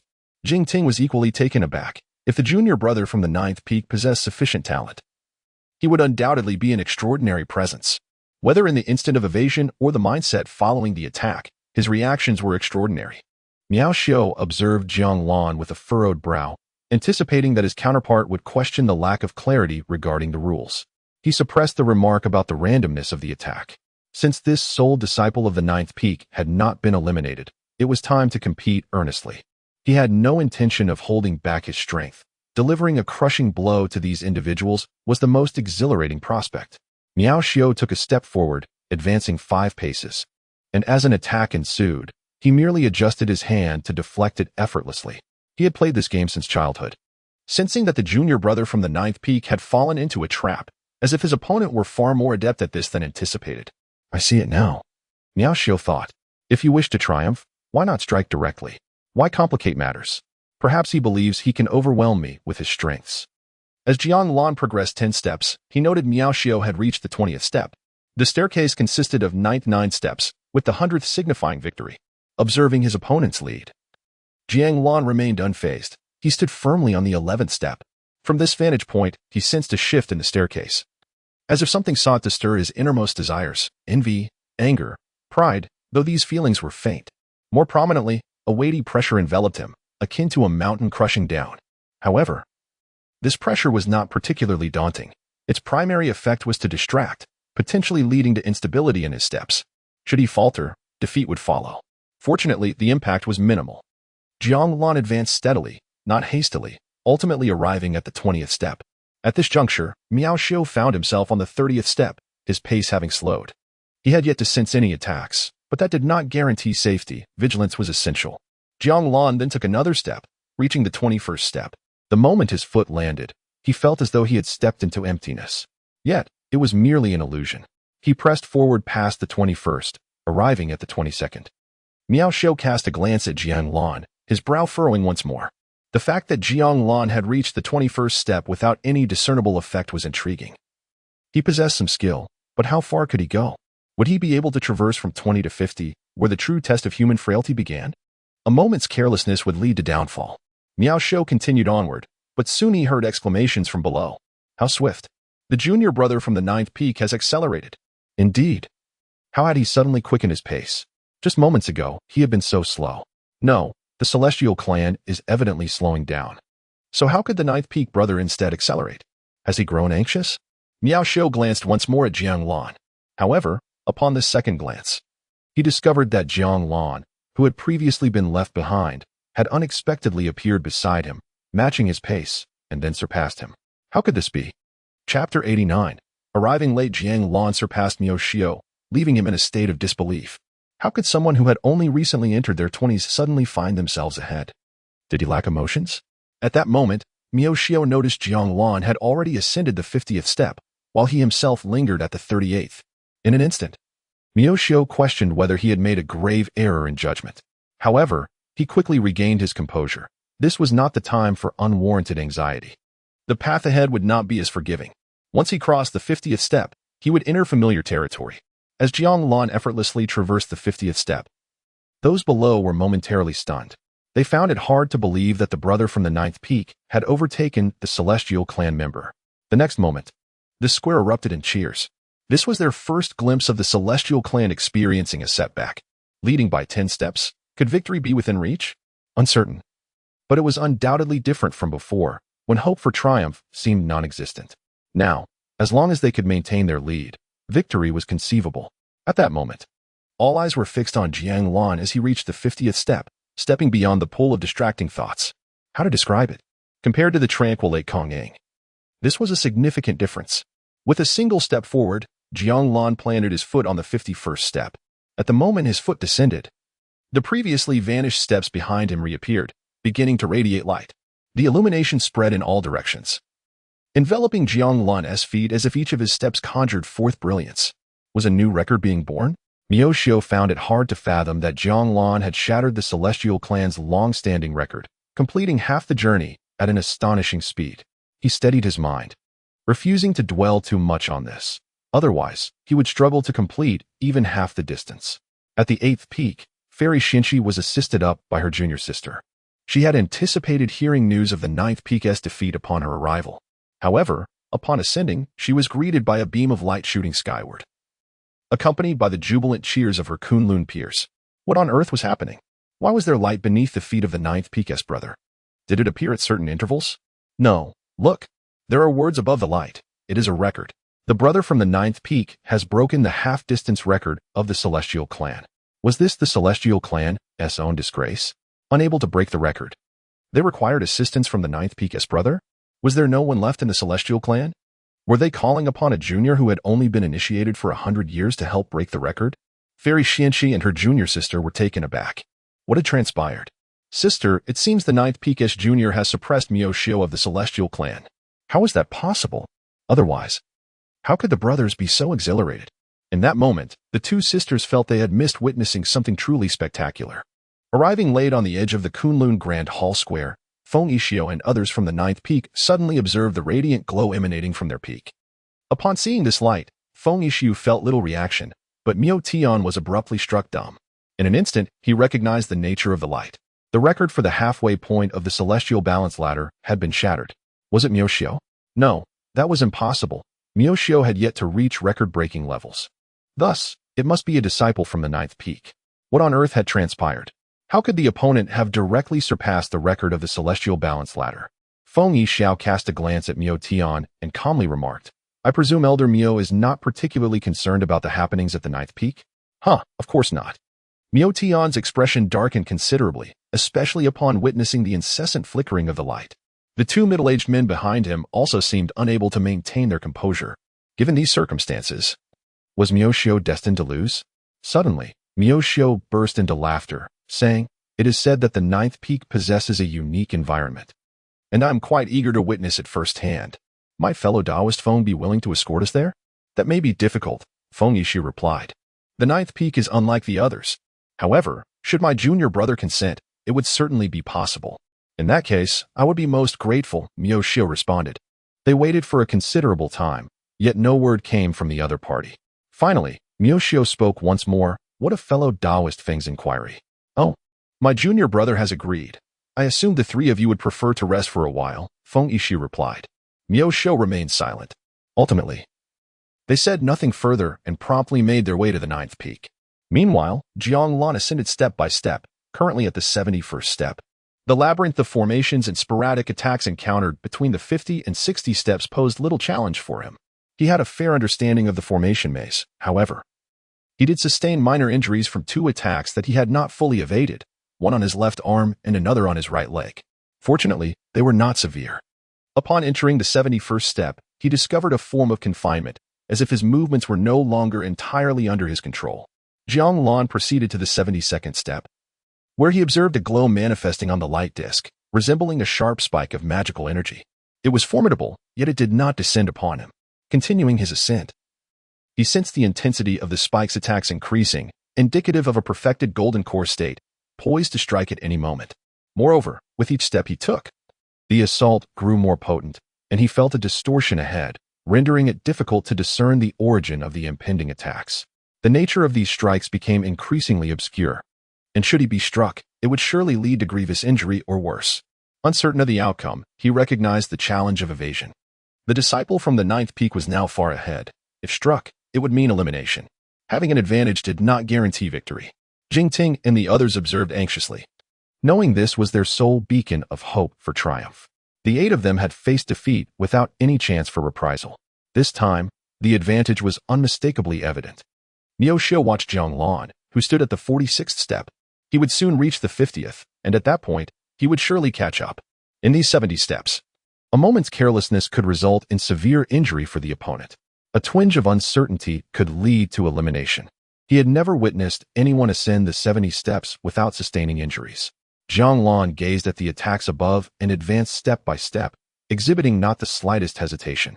The light above grew increasingly brilliant, and the force intensified, indicative of a mid-stage soul realm. It appeared as though it could descend at any moment. Upon reaching the 78th step, as his foot touched the 79th, a gust of wind swept past, and a formidable power surged down from above. The force was swift and overwhelming. The storm of energy caused Jiang Lan's skin to tingle with a faint ache. In the face of this onslaught, Jiang Lan simply observed, refusing to evade, and continued to stride forward without a moment's pause. Boom! The power of a perfected soul realm crashed down upon the square, creating a vast crater. All present stared in astonishment at Jiang Lan, realizing that throughout the ordeal, the disciple of the ninth peak had not flinched once. Was he unafraid? Had he not been swayed by his own heart? Miao Xiao suddenly recognized that he had indeed made an erroneous choice. Given this realization, he could only pursue an alternative path. In that moment, a new light emanated from the disk above. Chapter 90. Ascending to the heavens in the pavilion atop the ninth peak, Imo Zhengdong observed the Grand Hall's position. Accompanied by 4 others, Feng Yixio and 3 members of the celestial race, Miao Tian gazed at Jiang Lan's figure, feeling an overwhelming shock. His heart, like a clear mirror, remained undisturbed by the heavens' collapse. No wonder he had achieved such heights at such a young age. Miao Tian murmured to himself, "This individual is truly beyond imagination. How could one possessing golden elixir stage cultivation attain such a state of mind? It appears that Elder Miao's junior is destined to lose." Feng Yishu turned to Miao Tian, stating, until the final moment, one cannot foresee the outcome." Miao Tian forced a smile in response. At that moment, everyone observed the light of the disc suddenly radiate, as if its strength had been greatly enhanced. "Oh," Feng Yishu remarked curiously, "it appears that Elder Miao's junior has taken a step back, significantly increasing the difficulty of reaching the summit. Can such a rule be considered cheating?" Miao Tian replied, "Both sides will be reinforced. If the ninth peak disciple also retreats, it will bolster both parties. How can this be deemed cheating?" Yet, he was aware that Miao Xiu could no longer ascend to the peak. He was merely forcing the opponent to be eliminated. It was indeed the best course of action. Feng Yishu remained silent, shifting his gaze toward Mo Jingdong, who displayed no emotion whatsoever. Suddenly, Miao Xiu stepped back, a sight witnessed by all. However, at the moment of his retreat, the disc's strength surged at least twofold. Everyone recognized that this was a consequence of the opponent's withdrawal. Was this not cheating? A deliberate retreat to instigate turmoil in the celestial ladder? How shameless could the celestial race be? Unable to comprehend this individual, Miao Xiu coldly addressed the crowd below. "Did you not notice that the ninth peak has remained silent?" The people in the square erupted in fury. Miao Xiu chose to disregard them, focusing solely on Jiang Lan. He sought to provoke him, to destabilize his mindset. Was he not capable of feeling anger? Miao Xiu could not fathom this person. Jiang Lan, looking ahead, resolved that his only option was to ascend. As for Miao Xiu, he did not concern himself with the other's progress. The path taken by his opponent was of no significance. What mattered now was reaching the highest steps and prevailing in this contest. As long as victory was within his grasp, he would not choose to forfeit. The enhanced disc posed no obstacle to him. It merely made the journey more arduous. It did not diminish his resolve to ascend or his desire to move forward. Finally, at the last 20 steps, Jiang Lan silently spoke to himself and took his stride. After stepping onto the 81st step, countless points of light appeared above, transforming into myriad small swords that rushed forth with overwhelming momentum, striking terror into the hearts of onlookers. Upon witnessing this assault, Jiang Lan understood that he could not defend against it. Each sword contained the power of a perfected golden elixir stage. Should they unleash their force, he would undoubtedly be defeated. As the dense barrage of swords whistled toward him, he did not evade. It was too numerous to dodge. Puff, puff. The sword lights sliced past Jiang Lan, cutting through his skin. On his arms, thighs, cheeks, and even around his waist, there were deep scars.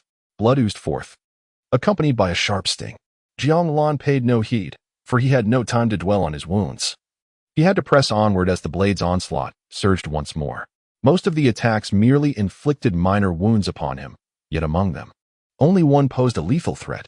Should he fail to evade it, he would suffer grave injury. At that moment, Jiang Lan concentrated all his faculties on the shimmering lightsaber racing towards him. Whoosh! Thud! Thud! His body was relentlessly assaulted, blood gushing forth. But this was not the time for concern. A fatal strike was imminent. In the blink of an eye, he perceived it. This time, Jiang Lan attempted to tilt his head aside, escaping the direct path of the sword aimed at his gaze. Thud! The corner of his eye was wounded. Yet, there was no time to tend to it. He had to forge ahead as the deadly assault approached once more. All eyes were upon him, and they were astonished to see Jiang Lan, bloodied and battered, continuing to advance without a hint of hesitation. Faced with such an onslaught, the spectators were momentarily rendered speechless. They believed they could not evade these attacks, and any misstep would surely lead to disaster. What kind of mental fortitude allowed him to maintain such steady composure? Indeed, a moment's carelessness could spell his doom. I noted a few strikes that could have claimed the life of the Ninth Peak's senior brother. You must not realize just how formidable the Ninth Peak's junior brother's spirit is, nor the heights he has achieved. Over the years, senior brother Guqi from the First Peak has been diligently striving at the Silent Lake. What do you think his purpose is? It is to surpass the Ninth Peak's junior brother from decades past. More than 60 years ago, senior brother Gu suffered defeat at the hands of the Ninth Peak's junior brother at the Silent Lake.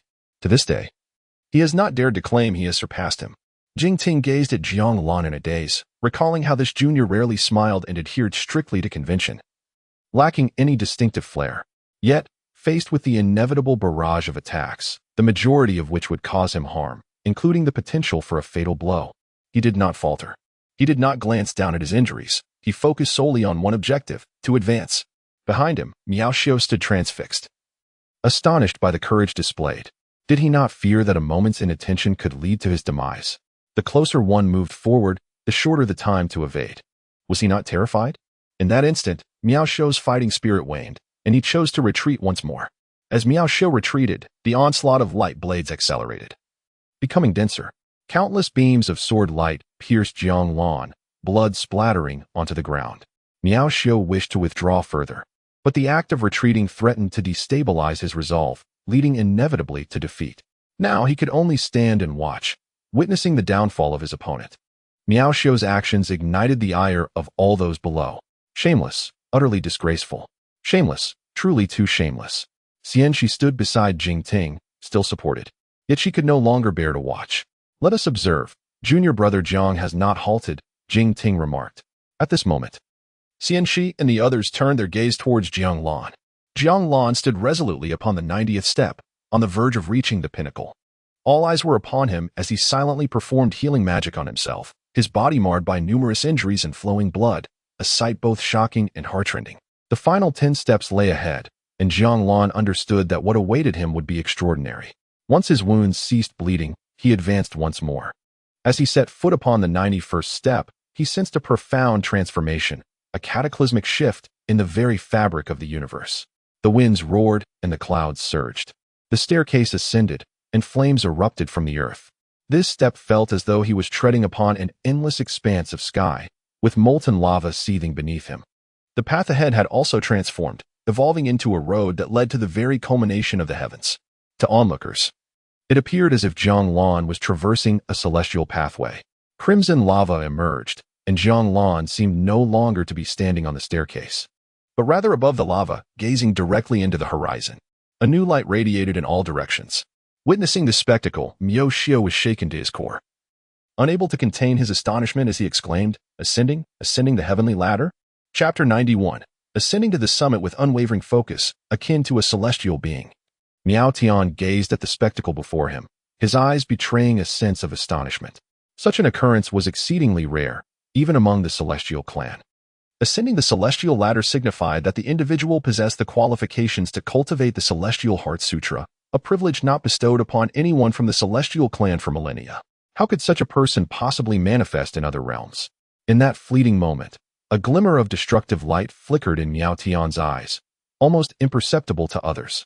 Meanwhile, Emo Jingdong, who had been observing Jiang Lan, abruptly turned to glance at Miao Tian. Sensing Emo Jingdong's scrutiny, Miao Tian offered a smile, remarking, "Your esteemed mentor has indeed nurtured a remarkable disciple." However, his smile appeared somewhat forced. "The most mediocre disciple of the 9th peak," Emo Jingdong responded calmly, then resumed his gaze upon Jiang Lan. Below in the plaza, onlookers were taken aback by the unfolding scene. What transpired? Something felt amiss. One need only observe Miao Xiu's power to discern the abnormality of the situation. What had the disciple of the 9th peak done to incite such an eerie transformation? Had he once again shattered records? Jing Ting, astounded, came to the realization that Miao Xiu had chosen a path of no return, daring to compete with the disciple of the 9th peak in this regard, an act of self-destruction. Though Xianxi and her companions were unaware of the details, they grasped the essence of the moment. Miao Xiu likely aimed to dominate the 9th peak's disciple on a psychological level. Yet, in all his calculations, he had failed to foresee the ironclad nature of this particular domain. Yes, Miao Xiu regretted it deeply. Given another chance, he would opt for direct confrontation, seeking to severely wound or even eliminate his adversary. Such individuals, capable of ascending the celestial ladder, posed a significant threat to their clan. Yet, regret offered no remedy. Jiang Lan moved ahead, sensing a murderous intent lurking behind him. However, he dismissed it, determined to press onward. At that moment, he beheld 9 beams of light. As if with each step he took, a ray would assail him. The lights shimmered in 9 hues, symbolizing 9 distinct desires and aspirations. It seemed that one would be attacked merely by possessing such thoughts. To ascend unscathed, one would require a technique akin to the supreme forgetting of emotion. For ordinary individuals, reaching the pinnacle seemed an insurmountable challenge. Without hesitation, Jiang Lan resolved to exert his utmost effort. He took a step forward, and in an instant, a beam of light pierced through his being. At that moment, he felt an exhilarating surge of strength, witnessing those who once surpassed him now lagging behind. As if all the world consisted of mere mortals, while he stood apart, extraordinary. With a sudden cough, he expelled a mouthful of blood. Jiang Lan sensed the toll on his body. Arrogance lingered within him, though the years had dulled its edges. Yet, who could entirely be devoid of such emotions? For years, he had endeavored to remain unperturbed by such feelings. Once more, he took a step forward, and the second beam of light once again penetrated his form. As the light surged through him, Jiang Lan felt as though he was once again enveloped in a cacophony of voices discussing his fate. How long do you believe he can remain on the ninth peak? His talent is woefully inadequate. Even a noble character is of little consequence. In his weakness, do you think he might falter? A chorus of derision echoed in Jiang Lan's mind, each taunt laced with disdain. Suddenly, a multitude of new wounds erupted upon Jiang Lan's body, reopening previously healed scars. He wiped the blood from the corner of his mouth and pressed onward. Whether in anger or composure, he remained in control. This light was indeed intriguing. All eyes were fixed upon Jiang Lan as he advanced step by step, each stride adding to his growing injuries. None could fathom the tribulations he had endured. They only knew that with each step forward, he would inevitably endure immense suffering. His aura was also affected, yet his adversaries showed no signs of retreat, pressing on relentlessly. No one paid any heed to Miyoshio. He was deemed insignificant. At this moment, Miyoshio too ceased his advance, recognizing the futility of attempting to surpass the 50 steps. He wished to witness his opponent's downfall. However, not only did the opponent remain upright, but he continued to forge ahead.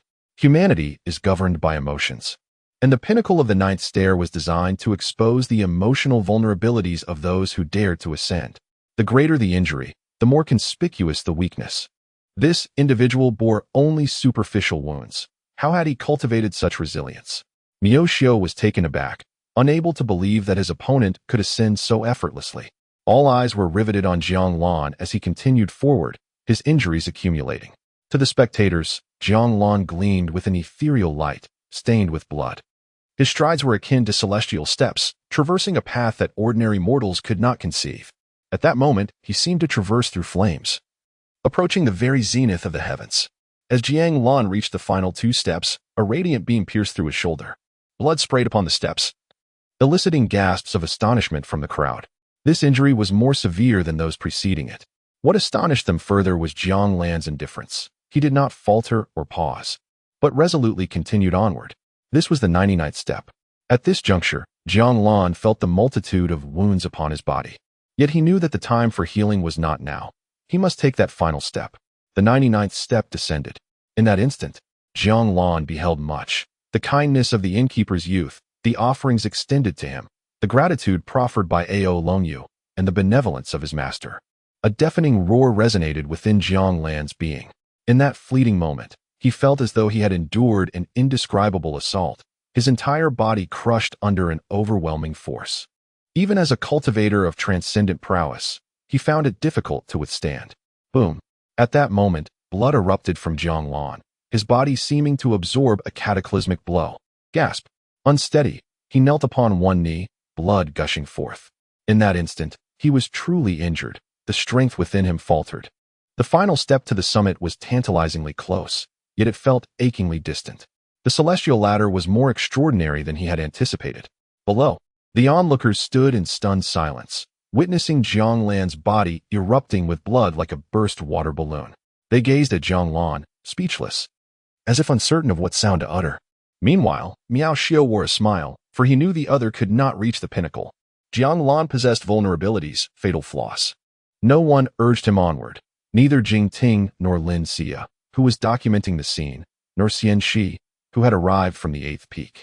Even the novice disciple who had initially questioned Jiang Lan regarding the witch and immortal conference remained silent. In that moment, regardless of the outcome, none would dare voice dissent against Jiang Lan. Yet, Jiang Lan had never allowed others to sway his convictions. He ascended not for any other reason, but merely to uphold the honor of being the most exceptional disciple of the 9th peak. Nothing more. This time, his concealed strength was irrelevant. He was fully committed. Having come this far, how could he possibly yield? Jiang Lan stood, unsteadily, as though he might tumble from the steps at any moment. He confronted the luminous disk, feeling as if it impeded him, as if it were questioning his heart, his path. It seemed to convey that he was on the wrong road. But the path was his to tread, and as long as he felt it was right, that sufficed. With a resounding crash, the obstruction shattered. In that moment, Jiang Lan's foot met the surface of the disk, the 100th step, the summit. He then turned to Miao Xiu below, raising his hand in greeting. Blood still staining his palm, yet he remained indifferent. He addressed Miao Xiu, saying, I concede. Chapter 92, The Defeat of Miao Xiu Defeated. Miao Xiu gazed at the figure on the disk, his heart overwhelmed with astonishment. In that moment of instability, he stumbled down the steps. How could this be? He harbored enough weaknesses that he should not have ascended the celestial stairway. Why was this happening? The celestial stairway forbids ascent to those with obvious faults, blocking them from passage. Yet, this person had managed to ascend. He could not fathom how the opponent had achieved this. It was simply inconceivable. Victory? A feeling of unreality washed over the crowd in the square. The 9th peak had triumphed, dominating the competition, yet at a significant cost. They truly won. The celestial clan was defeated. Was it not said that Kunlun had no rivals? Could they still utter such claims now? Even with their talented members absent, they were not a challenge for the celestial clan. You all claimed that the disciple of the 9th peak was unscathed, yet it seemed he was still bleeding. The sudden exclamation caught everyone off guard. Indeed, Jiang Lan was gravely injured. Jingting moved to soar upwards to check, but soon he abandoned the idea as a middle-aged man in dark blue attire appeared in the sky, his chiseled profile and deep, compassionate eyes radiating a sense of solace. Mo Zhendong was the first to reach Jiang Lan's side, enveloping him in a healing aura. You have suffered greatly, Mo Zhendong gently remarked, observing Jiang Lan's wounds. Mo Zhendong accompanied Jiang Lan away, and a collective sigh of relief swept through the others. Ultimately, they had emerged victorious. Many had not attended. I shall disseminate the news, and they are bound to feel immense regret. Jingting exhaled in relief. In the future, we should refrain from embarrassing ourselves before junior brother Jiang. Will our cultivation lead us to a state of selflessness? Xianxi inquired curiously from the side. Many heard her question, and a wave of astonishment rippled through the crowd, particularly among those of lesser cultivation. It dawned upon them that they were indeed on the 9th peak, a place they ought not to approach. After lingering for so long, they wondered if their minds had been compromised. In that moment, the taunts directed at the celestial clan ceased, and they hastily departed the 9th peak. Lin Xia also left promptly, intending to inform her senior sister of the good news. However, it was undeniable that the disciple of the 9th peak was gravely wounded. Elder Miao, would you like to stay a few more days? Feng Yixiao asked Miao Tian. No, fellow Taoist Feng, there is no need for your courtesy. Miao Tian replied curtly as he piloted his flying artifact away from Kunlun, his expression far from pleasant. Feng Yixiao watched Miao Tian depart, his gaze lingering. Meanwhile, Jiang Lan had been taken to his quarters, where his master instructed him to recuperate and provided him with a healing elixir that would ensure his recovery by the next day. I must step out for a moment. That night, upon confirming Jiang Lan's condition was stable, Mo Zhendong uttered a few words before leaving the 9th peak. Jiang Lan was indeed severely injured. He spent the entire day in recovery, and the elixir his master provided proved to be remarkably effective. Otherwise, he would have to resort to his own elixirs. That final strike severely injured him. Indeed, even after refining the divine and returning to the void, one must not be too reckless. In the dead of night, Jiang Lan opened his eyes and exhaled. It was nearly time. He was unaware of what his master was up to, but it was likely that he was procuring gifts for him. Winning today was a joyous occasion, though the injuries were quite severe. However, furrowing his brow, he gazed at the ceiling. He persistently felt the sensation of being watched, faintly, yet laced with malice. It felt somewhat familiar. It must be from Miao Xiu. Here in Kunlun, the adversary dared not approach, but once he descended the mountain, that would no longer be certain. This feeling likely stemmed from the feedback of the divine ability. One leaf obstructing the view. It was quite dark outside, suggesting that few were around. After a moment's hesitation, Jiang Lan closed his eyes once more. He needed to continue his healing to restore himself to peak condition. When Jiang Lan opened his eyes again, sunlight streamed into the room. Yet, the sensation of being watched persisted. He rose and attempted to simulate a movement. The 9 steps of heaven should enable him to escape danger. He also had some talismans as a backup. This time, he had specifically prepared 3 ropes of celestial binding, pseudo. Without hesitation, he stepped out of the room. intending to descend the mountain and conveniently purchase a jar of wine as an offering for his master. Before leaving, he made a special trip to the nether cave to water the plant egg with some spiritual liquid. After departing from Kunlun, Jiang Lan underwent a transformation. The leaf obstructing the view activated, and the heavenly mechanism concealed his presence. What the adversary perceived was still the old him, utterly unaware of his current actions. It felt very close. The 9 steps of heaven initiated, and Jiang Lan's residual shadow dissipated with the wind. In a certain cave, Miao Xiu gazed at the formation ahead. This was a talisman used to lock onto Jiang Lan, the celestial configuration within. Having interacted with Jiang Lan before, he naturally had a way to vaguely pinpoint his location. Such a person could not be allowed to live, even if it meant guarding this place for a decade. He must be eliminated at the first opportunity. However, it was entirely normal for a mere primordial spirit to leave the team in a fit of anger. He had prepared numerous measures, waiting for the other to emerge. Curiously, why did he remain at the Kunlun gate without coming out? The moment he did, Miao Xiu would strike to eliminate him without leaving any room for escape. Miao Xiu's gaze on the talisman grew intense with murderous intent. Just then, his confusion was resolved by a voice that echoed from behind him, because that was deliberately shown to you. The sudden voice caused Miao Xiu's pupils to contract. He immediately fled forward, needing to create distance. Yet, he soon discovered a figure had materialized before him, offering no chance of reprieve as the attack descended. A fist that sent shivers through him. This fist seemed capable of overturning the heavens, enveloping his entire world. In the face of life and death, Miao Xiu activated all his talismans to buy himself time. Boom. Several targeted magical artifacts directly confronted the sudden onslaught of a fist. Boom. Boom. One artifact after another was shattered, each explosion resonating through the air. In just a few breaths, the fist reached Miao Xiu. At that moment, a glimmer ignited in Miao Xiu's eyes as a celestial symbol began to form on his brow. His aura surged upward, embodying the innate secret technique of the celestial race, union of heaven and man. This remarkable union transcended realms, propelling him into the next tier of existence. Such is their unique gift, enabling the celestial race to surpass boundaries. In that instant, Miao Xiu retaliated with a punch. Bang! The 2 fists collided. Miao Xiu, brimming with unwavering confidence, was suddenly taken aback upon the moment of impact. An overwhelming force struck his arm like a tempest. His fist began to disintegrate, his bones crumbling under the strain. Chapter 93. Is there a need for explanation before your demise? Through his mystical abilities, Jiang Lan discerned the approximate location of his target. Subsequently, he utilized his cultivation to locate Miao Xiu's presence. Exercising utmost caution, he activated his concealment technique to avoid detection. Realizing that Miao Xiu was alone, he resolved to strike, especially since the adversary had already determined to eliminate him. Against such an opponent, Jiang Lan would show no mercy. Upon speaking, he initiated the 9 steps of celestial movement, channeling immense strength and enhancing his attack with the divine suppression technique. In the fleeting moment of Miao Xiu's shock, he launched his assault, a decisive strike. Boom. At the instant Jiang Lan attacked, he noticed several magical artifacts manifesting from Miao Xiu, some appearing spontaneously. His opponent exhibited considerable caution. Nonetheless, Jiang Lan had no intention of holding back. Bang! Bang! One by one, Miao Xiu's artifacts were shattered. Throughout this exchange, Jiang Lan sensed a powerful force emanating from Miao Xiu. A secret technique? Boom.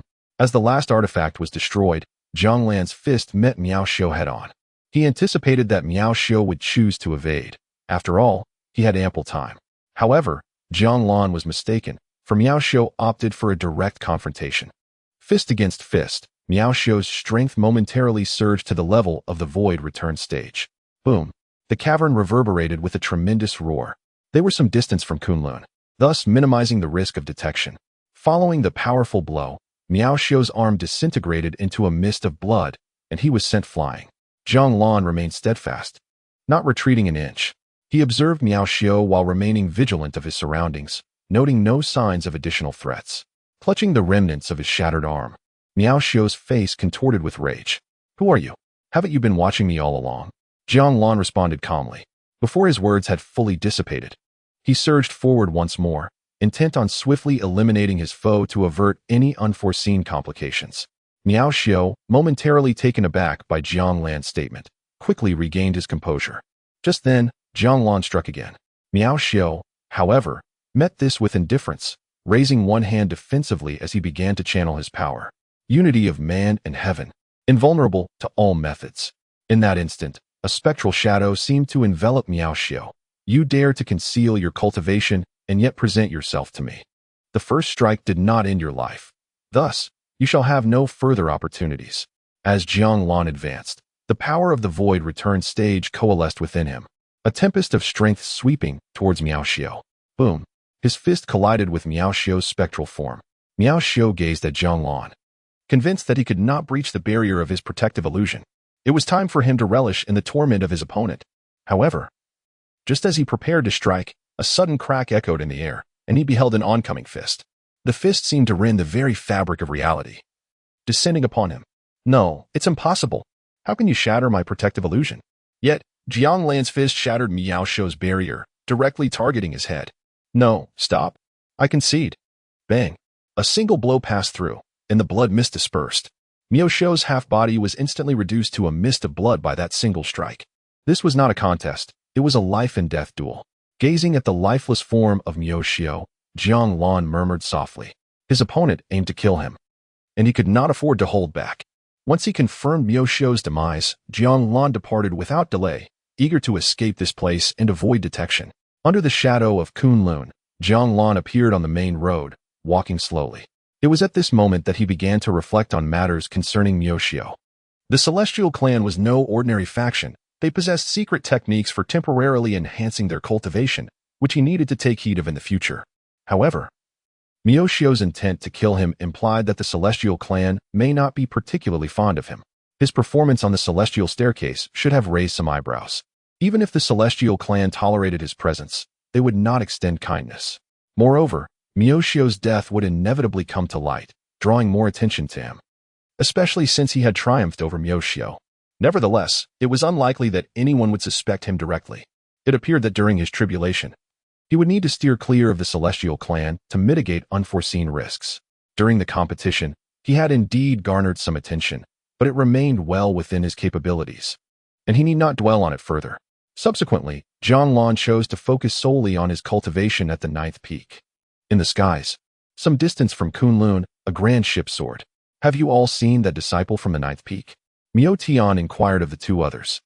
Breaking records and ascending the celestial staircase, such individuals, regardless of their talent, must not be underestimated.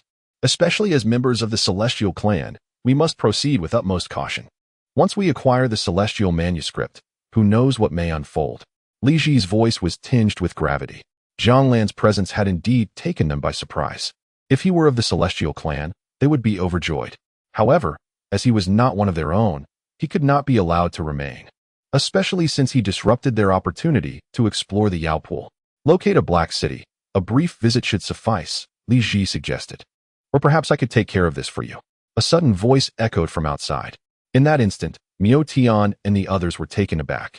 They sensed the surrounding space closing in on them. Who goes there? Miao Tian rose, his voice low and commanding. The intruder had appeared unexpectedly and overheard their conversation. With ill intentions, he would not permit them to survive. Who are you? Suddenly, a powerful force surged forth, shattering the ship's door. Accompanied by a chilling voice. Here you are, scheming against my disciple, yet you dare question my identity. Truly, you lack sincerity. Miao Tian waved his hand, parting the debris of shattered wood. A figure emerged from outside Imo Zhengdong. Miao Tian regarded the middle-aged man with a stormy expression. What does Kunlun intend to do? Such a foolish question, Imo Zhengdong replied coldly, fixing his gaze on Miao Tian. Is my purpose not evident enough? A formidable power erupted from Imo Zhengdong, as if ready to obliterate everything in its path. Do you dare to kill us? We are within the confines of Kunlun. How will you answer to the Celestial Clan? Li Ji stared at Imo Zhengdong with a somber expression. An explanation? Imo Zhengdong looked at him as if he were a fool.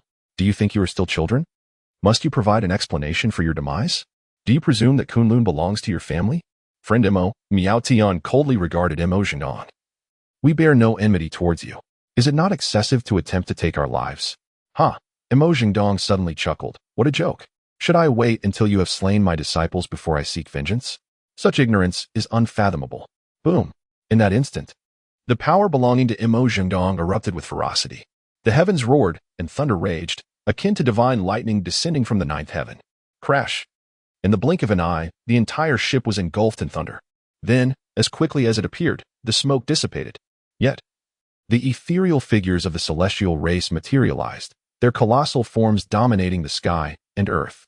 Dong, do you truly believe you can annihilate us? Chapter 94. Speak your last words. The myriad shadows of the mystical arts unleashed around Miao Tian, while thunder raged beside him. Yet it could not inflict a single wound upon him. Nearby, Li Ji and Nan Yi began to manifest their own powers. As the three united their strength to vanquish Dong. Gazing at them, Dong stood amidst flickering lightning. How much of the celestial arts have you mastered? How far have you traversed the path of the great Tao? Not much, I presume, and not far at all. Nan Yi attempted to open his eyes. And in that moment, the forces of heaven and earth began to wane. Sounds faded away, colors dulled. Behind him, eyes of black and white emerged, embodying the duality of heaven and earth. At this juncture, Li Ji stepped forward, his form expanding, flames coursing across his body. The intense heat surging forth as if capable of melting everything in its path. Let me witness the might of the master of Kunlun's ninth peak. With a downward motion of his hands, tremors echoed through the air, akin to the earth fracturing beneath their feet. Fiery infernos erupted, and at that moment, countless fissures appeared in the sky, spewing forth torrents of flames, engulfing everything in their wake. Such childish techniques, Dong remarked, showing no inclination to evade. Allowing himself to be engulfed by the flames. A gust of wind swept through, and the inferno dissipated at a visible pace. Is this truly the strength of the celestial clan? Use whatever techniques you possess. Do not claim I have not afforded you the opportunity. Dong stood as an immovable force, a realm unto himself, impervious to the powers of others. Yet, his own thunderous might continuously radiated outward. Miao Tian regarded Dong with cold eyes and declared, "Unleash your full strength, or escaping will prove difficult." Then, with hands clasped, Miao Tian summoned forth a multitude of arcane energies. Wind, rain, thunder, and fire, countless techniques surged forth like extensions of his will, launching an assault upon Dong. Li Ji ascended into the sky, where a colossal formation took shape, traces of flames illuminating the heavens. The wrath of the celestial beings shall incinerate all.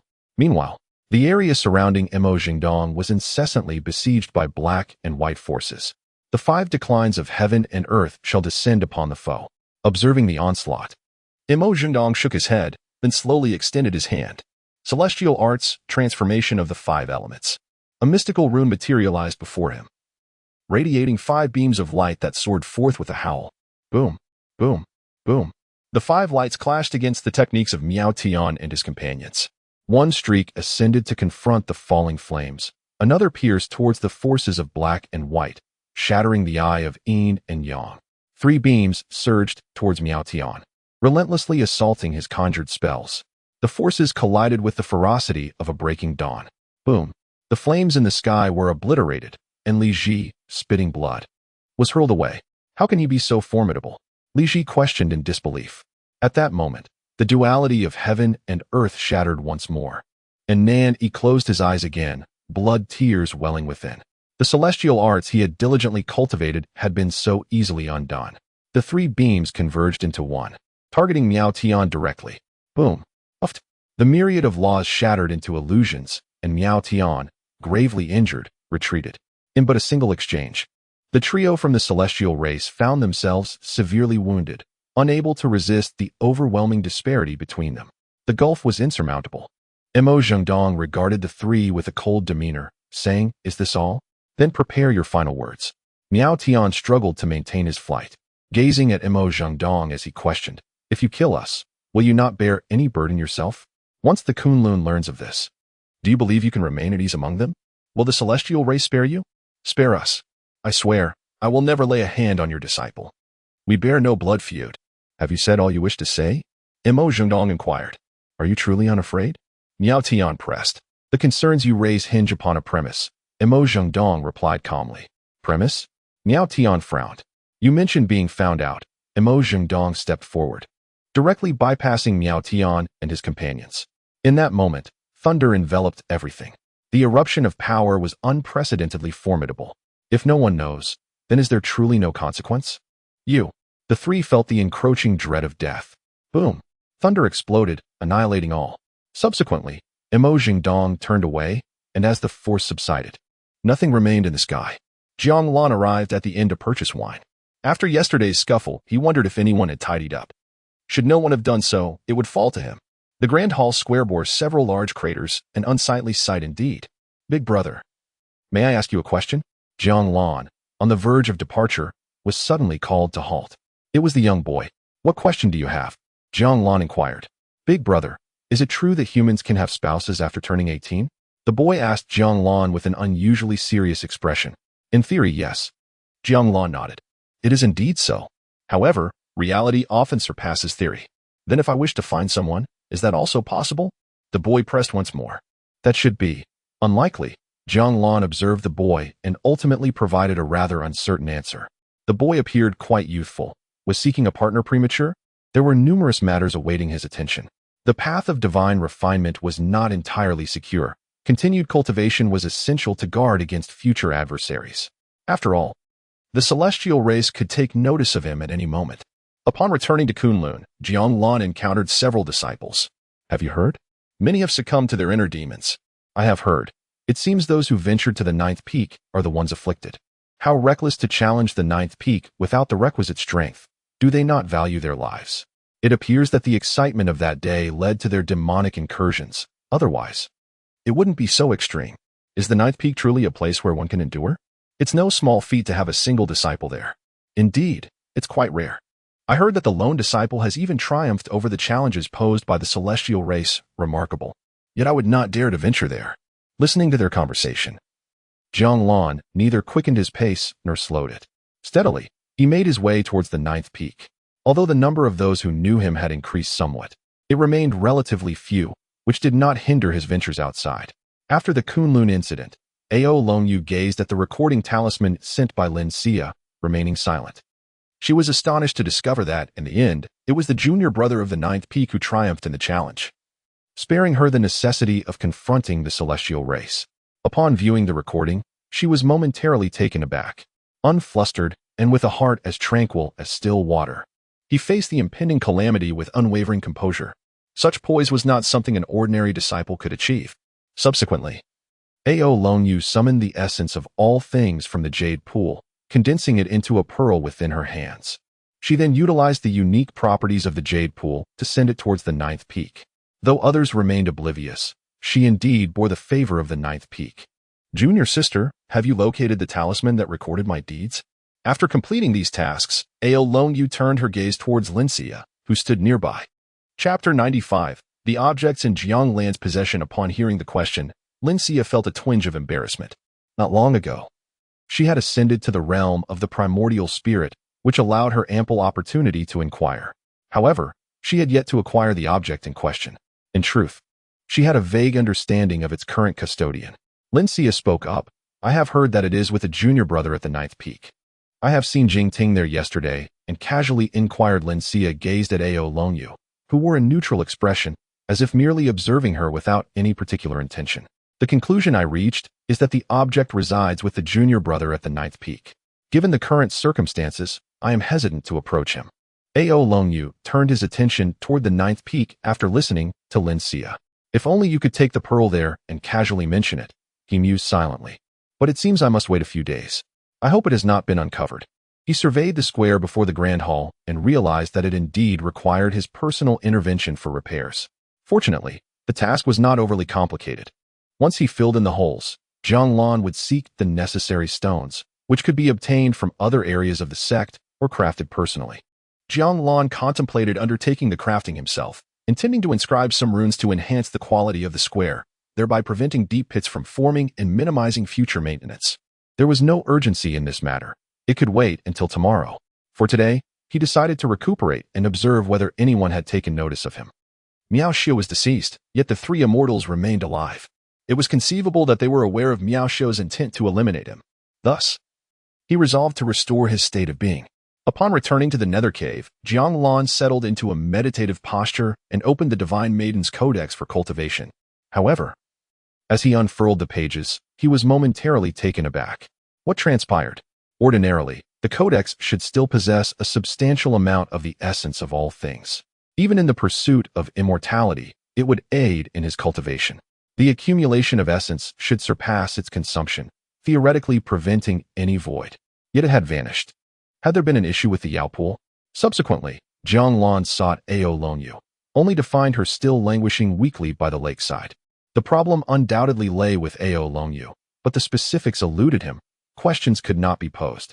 Afterward, Jiang Lan consumed a sign-in elixir and commenced his cultivation. The following day, ding, sign-in successful. Congratulations, the host has received the Great Tao's Vein Endowment, the Su Ling Dan. Su Ling Dan, a high-grade elixir, essential for refining the primordial spirit and enhancing cultivation. Jiang Lan opened his eyes and casually signed in. The Su Ling Dan was a commonly encountered elixir following the refinement of the spirit, often yielding spells, magical treasures, and runes. Most of them were the elixirs required for spirit refinement. He pondered the possibility of signing in at other locations, as it might yield further surprises. If he could gain access to the Yao pool, there might be remarkable treasures awaiting him. The second sign-in felt promising as well. Yet Jiang Lan had no intention of venturing there at present. At present, the primary focus should remain on enhancing one's strength, particularly given the potential scrutiny from the Celestial Clan. Should adversaries arise, possessing adequate power would ensure self-preservation. However, throughout the night, there was no sensation of being watched. This could stem from two possibilities. Either the opponents indeed have no intention of targeting him, or, unless their attention is as pronounced as that of Miao Xiao, his perception would remain unperturbed. His current prowess is insufficient to detect any calculated moves against him. The latter scenario appears more plausible. Jiang Lan remains uncertain of the Celestial Clan's intentions and sees no need for excessive contemplation at this moment, especially as he is not prepared for any external ventures, rendering him safe for the time being. When the time comes to face tribulations, he will reassess the situation. Over the years, it would be prudent to familiarize himself with the circumstances surrounding the Celestial Clan to avoid being caught off guard. Upon departing from the Nether Cave, Jiang Lan arrived at the site of stone refinement. With a thunderous crash, he severed a massive boulder and commenced the process of segmenting it with various techniques. Subsequently, he transported the materials to the Grand Plaza. While ascending the heavenly stairs, his heart experienced a profound impact. Engaging in such endeavors calmed his spirit. Thus, delaying his cultivation for a few days bore no detriment. Rather, it yielded considerable benefits. Particularly following yesterday's practice, he sensed subtle changes within himself. Upon reaching the plaza, Jiang Lan was taken aback, not by renovations to the area, but by the sight of a cerulean orb floating above, one that seemed eerily familiar. The orb appeared to originate from Kunlun, emanating a faint glimmer. Could it be from the Yaoqi? A sense of surprise washed over him as he extended his hand, invoking the language of spirits. As his voice resonated, the cerulean orb gracefully descended from the air, settling quietly in the palm of his hand.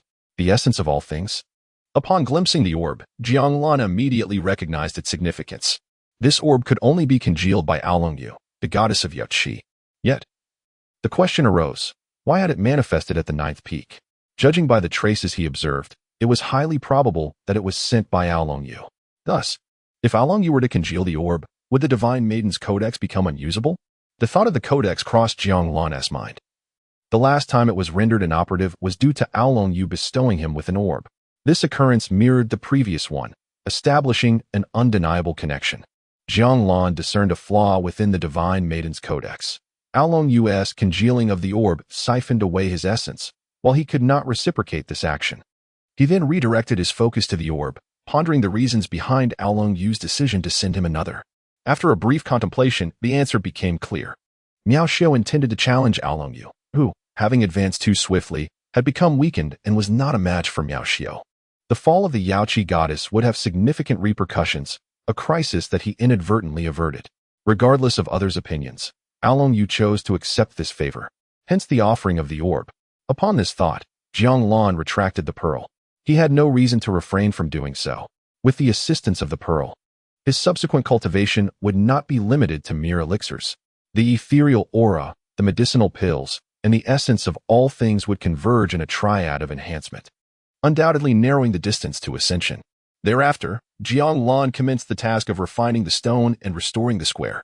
Naturally, he also pondered how to inscribe the formation. His knowledge of formations was rather scant. However, he understood that fortifying the square against assaults was imperative, instead of merely reinforcing defenses. He considered employing a diversionary formation to absorb and redirect energy elsewhere. With this in mind, Jiang Lan proceeded accordingly.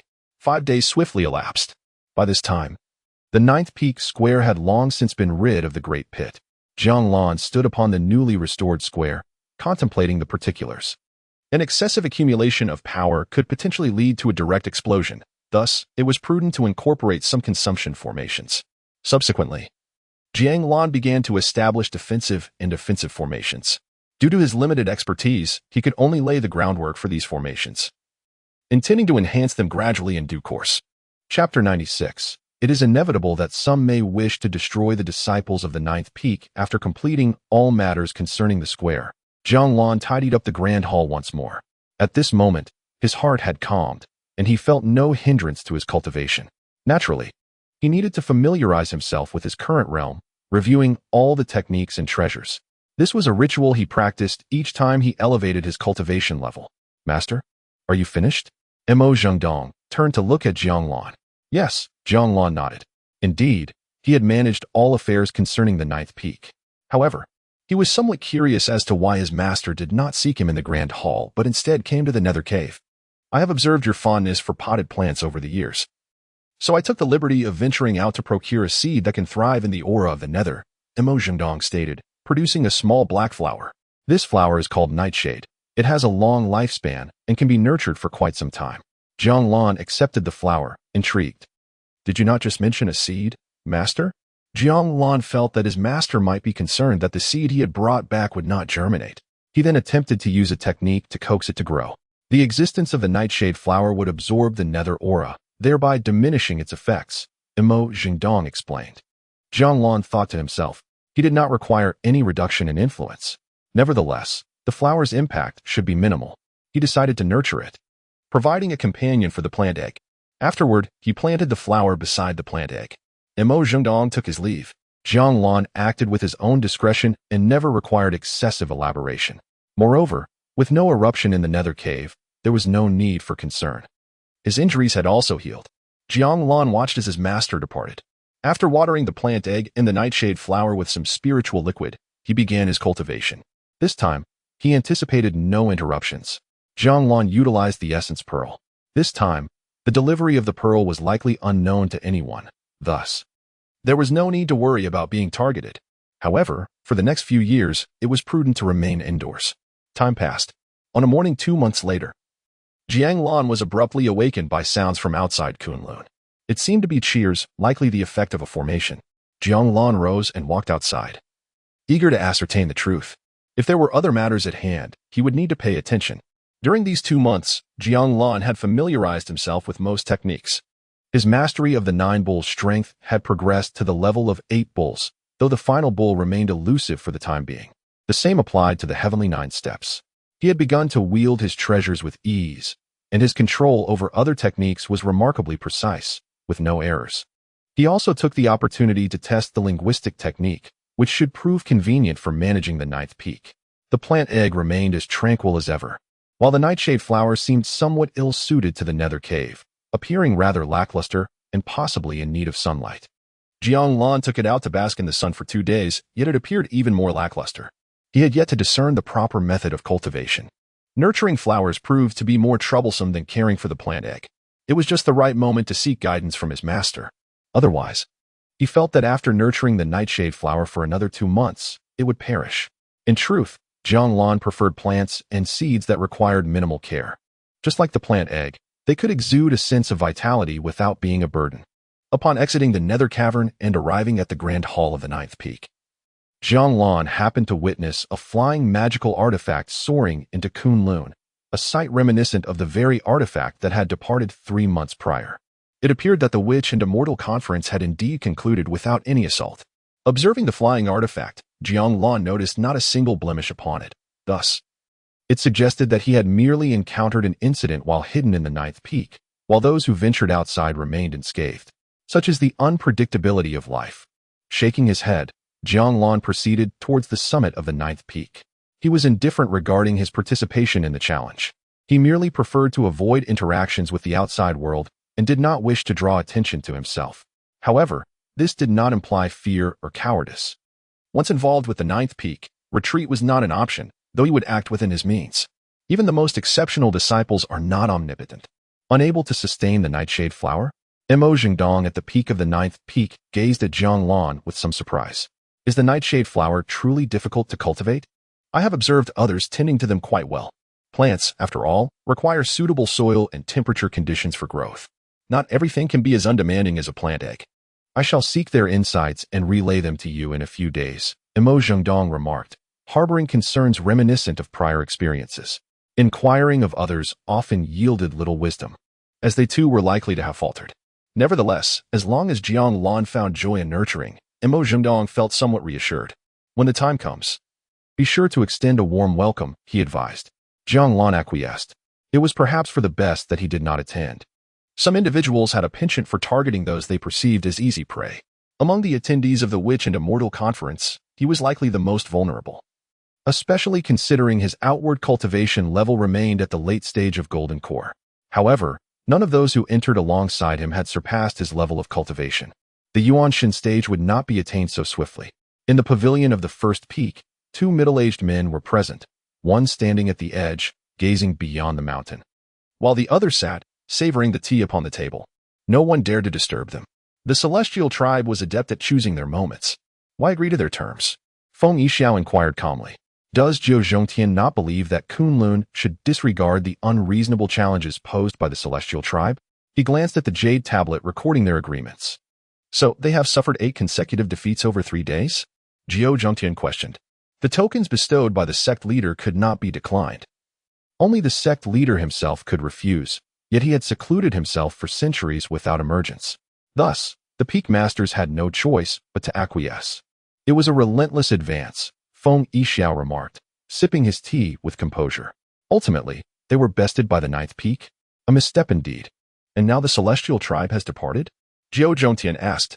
Upon hearing the question, Feng Yixiao set down the tea in hand. Gazing at Zhou Zhongtian Dao, aside from Yao Xiu's mysterious disappearance, the remaining 3 perished along the way, reduced to ashes. Zhou Zhongtian appeared somewhat taken aback. However, he quickly grasped the situation. Feng Yixiao lifted the tea once more, casually remarking, the disciples of the ninth peak excel in certain aspects, inevitably attracting those who wish to bring about their ruin. Chapter 97. Perception of murderous intent. Zhou Zhongxian chose not to elaborate further, instead expressing curiosity. Has the celestial clan not come to inquire? The atmosphere remained tranquil, with not a single word spoken. Feng Yixiao continued to sip tea from the stone table. I shall visit the celestial clan once more, Zhou Zhongtian stated directly. Is it appropriate? Why would it not be? The elder of the celestial clan had just perished here. Your visit would be akin to courting disaster. Does that concern us? This time, I shall go with Lu Jian. Zhou Zhongtian replied plainly. Following this, he departed without delay. Feng Yixiao finished a cup of tea and then vanished from sight. Jiang Lan had been diligently practicing. Occasionally, he would consume a medicinal pill to solidify his cultivation. This past month, he had not remained solely on the ninth peak. He heeded his master's advice to explore other areas of Kunlun. He did not venture to any particularly notable places, thus his attendance records bore little significance. However, he was able to observe various individuals and hear a multitude of voices. He witnessed others' excitement, rage, and jealousy. Some experiences were worthy of emulation, while others prompted introspection. Venturing outside posed no detriment, especially in the absence of danger. A fortnight prior, he had received 2 magical artifacts, gifts from a senior brother from the 8th peak, who claimed they were specifically chosen by Brother Lu Jian for him. While not the finest, they were deemed most suitable. The first was a copper mirror, named the Yuan Yi mirror, with a singular function, to reflect one's cultivation, allowing one to spar with oneself. According to the senior brother from the 8th peak, Jiang Lan seldom ventured out, lacking practical experience, and was unaware of his own shortcomings, as well as deficient in combat experience. This Yuan Yi mirror could aid him in addressing these deficiencies, a notion with which Jiang Lan wholeheartedly agreed. However, engaging in self-combat proved challenging. The outcome of a contest between equal strengths was unpredictable. Fortunately, the mirror was usable beneath the realm of immortals, and he could utilize it for quite some time. The second artifact was a Bagua square plate, also an auxiliary tool. Its primary function was to simulate formations and demonstrate their effects, thereby conserving considerable materials. The senior brother from the 8th peak remarked that possessing talent for formations while allowing it to go to waste would be a pity. He suggested Jiang Lan experiment with formations. If his aptitude proved commendable, he could further develop in that direction. Jiang Lan agreed with this sentiment. Thus, he accepted both artifacts, albeit he had yet to employ them significantly. The path must be traversed step by step, and meals consumed bite by bite. The journey of cultivation should likewise be approached methodically. Mastery of all aspects simultaneously was an impossibility due to time constraints, rendering the order of progression paramount. Nonetheless, during this month, he had heard certain news. 3 immortals from the Celestial clan had perished upon arriving at Kunlun, and his esteemed master, along with brother Lu Jian, had ventured to the Celestial clan and had yet to return. Jiang Lan rose to assist the nightshade flower and the plant egg with a watering of spiritual liquid. The nightshade flower appeared as lifeless as ever, seemingly on the brink of wilting. His master had provided him with materials on flower cultivation, and he had followed the guidance diligently, nurturing it with utmost care. However, the lack of spirit persists. He finds himself at an impasse, compelled to nurture this flower, hoping it can weather the storm. The plant egg remains unchanged, exhibiting remarkable stability. A century of steadiness indeed brings solace. After completing these tasks, Jiang Lan departed from the 9th peak, eager to wander and explore. Each destination is distinct, ensuring he remains unnoticed. Should anyone take notice of him, he would promptly depart. Nonetheless, there are individuals who recognize him, which complicates matters somewhat. It seems there have been reports of an encounter with a demonic race, resulting in serious injuries to his senior brother, Lu Jian. Recently, there have been frequent sightings of these demons. Their intentions remain unclear. Speaking of which, are you aware of the outcome of the challenge between the 8th peak senior brother and the Celestial race? The results? I have not heard. But it is said that all challengers are immortals, engaging in battles day after day for 9 consecutive days. It appears he won 5 matches, with the 6th ending in a draw. Jiang Lan withdrew from this discussion. He had previously met Lu Jian, the individual who had come specifically to greet him. Yet, he was somewhat taken aback by Lu Jian's formidable strength. Even if the rumors of inflated victories were true, such prowess is still impressive. He had sparred with Miao Xiao. The Celestial race possesses extraordinary talents. Were it not for his ambush and the opponent's arrogance, a single strike would have been unattainable.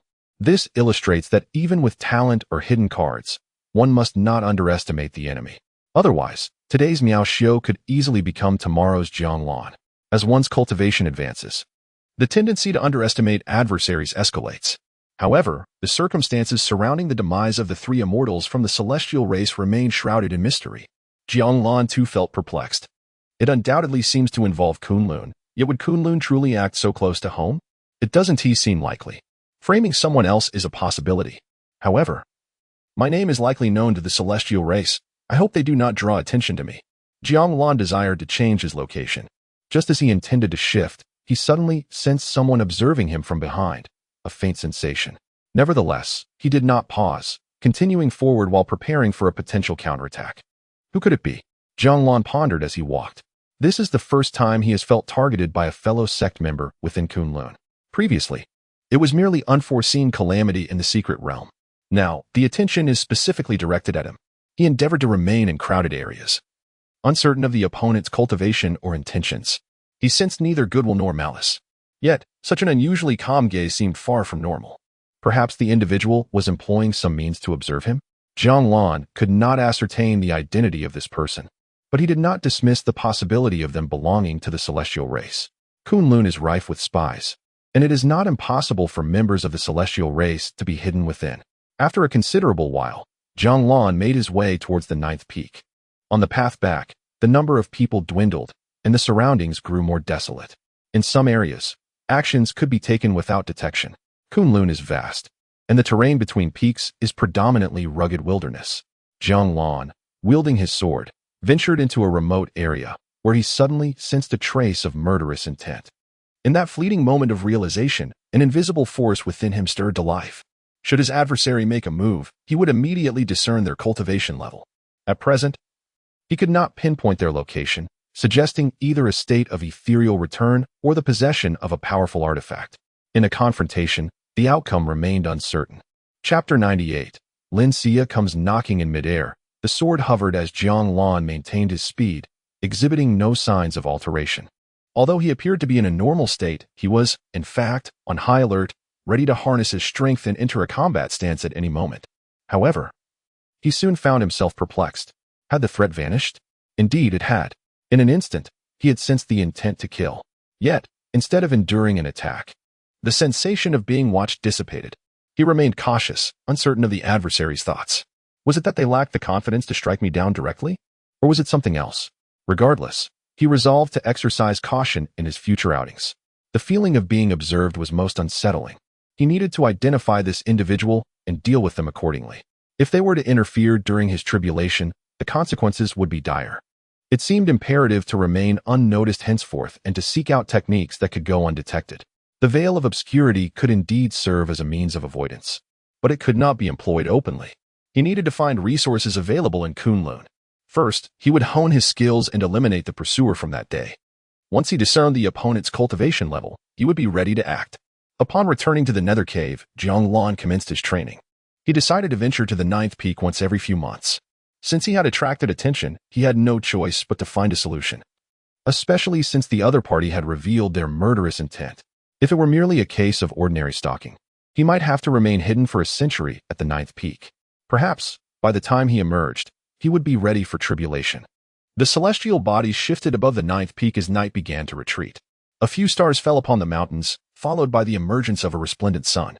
Time swiftly elapsed, and 3 years passed in the blink of an eye. On a clear morning, Jiang Lan stepped out of the nether cave once more. This time with a potted plant in tow, a plant egg, and a nightshade flower. The nightshade flower was still alive, albeit lacking vitality. Occasionally, he would take it out to bask in the sun. There had been no improvement, but neither had there been any deterioration. Thus, it was best to maintain the status quo.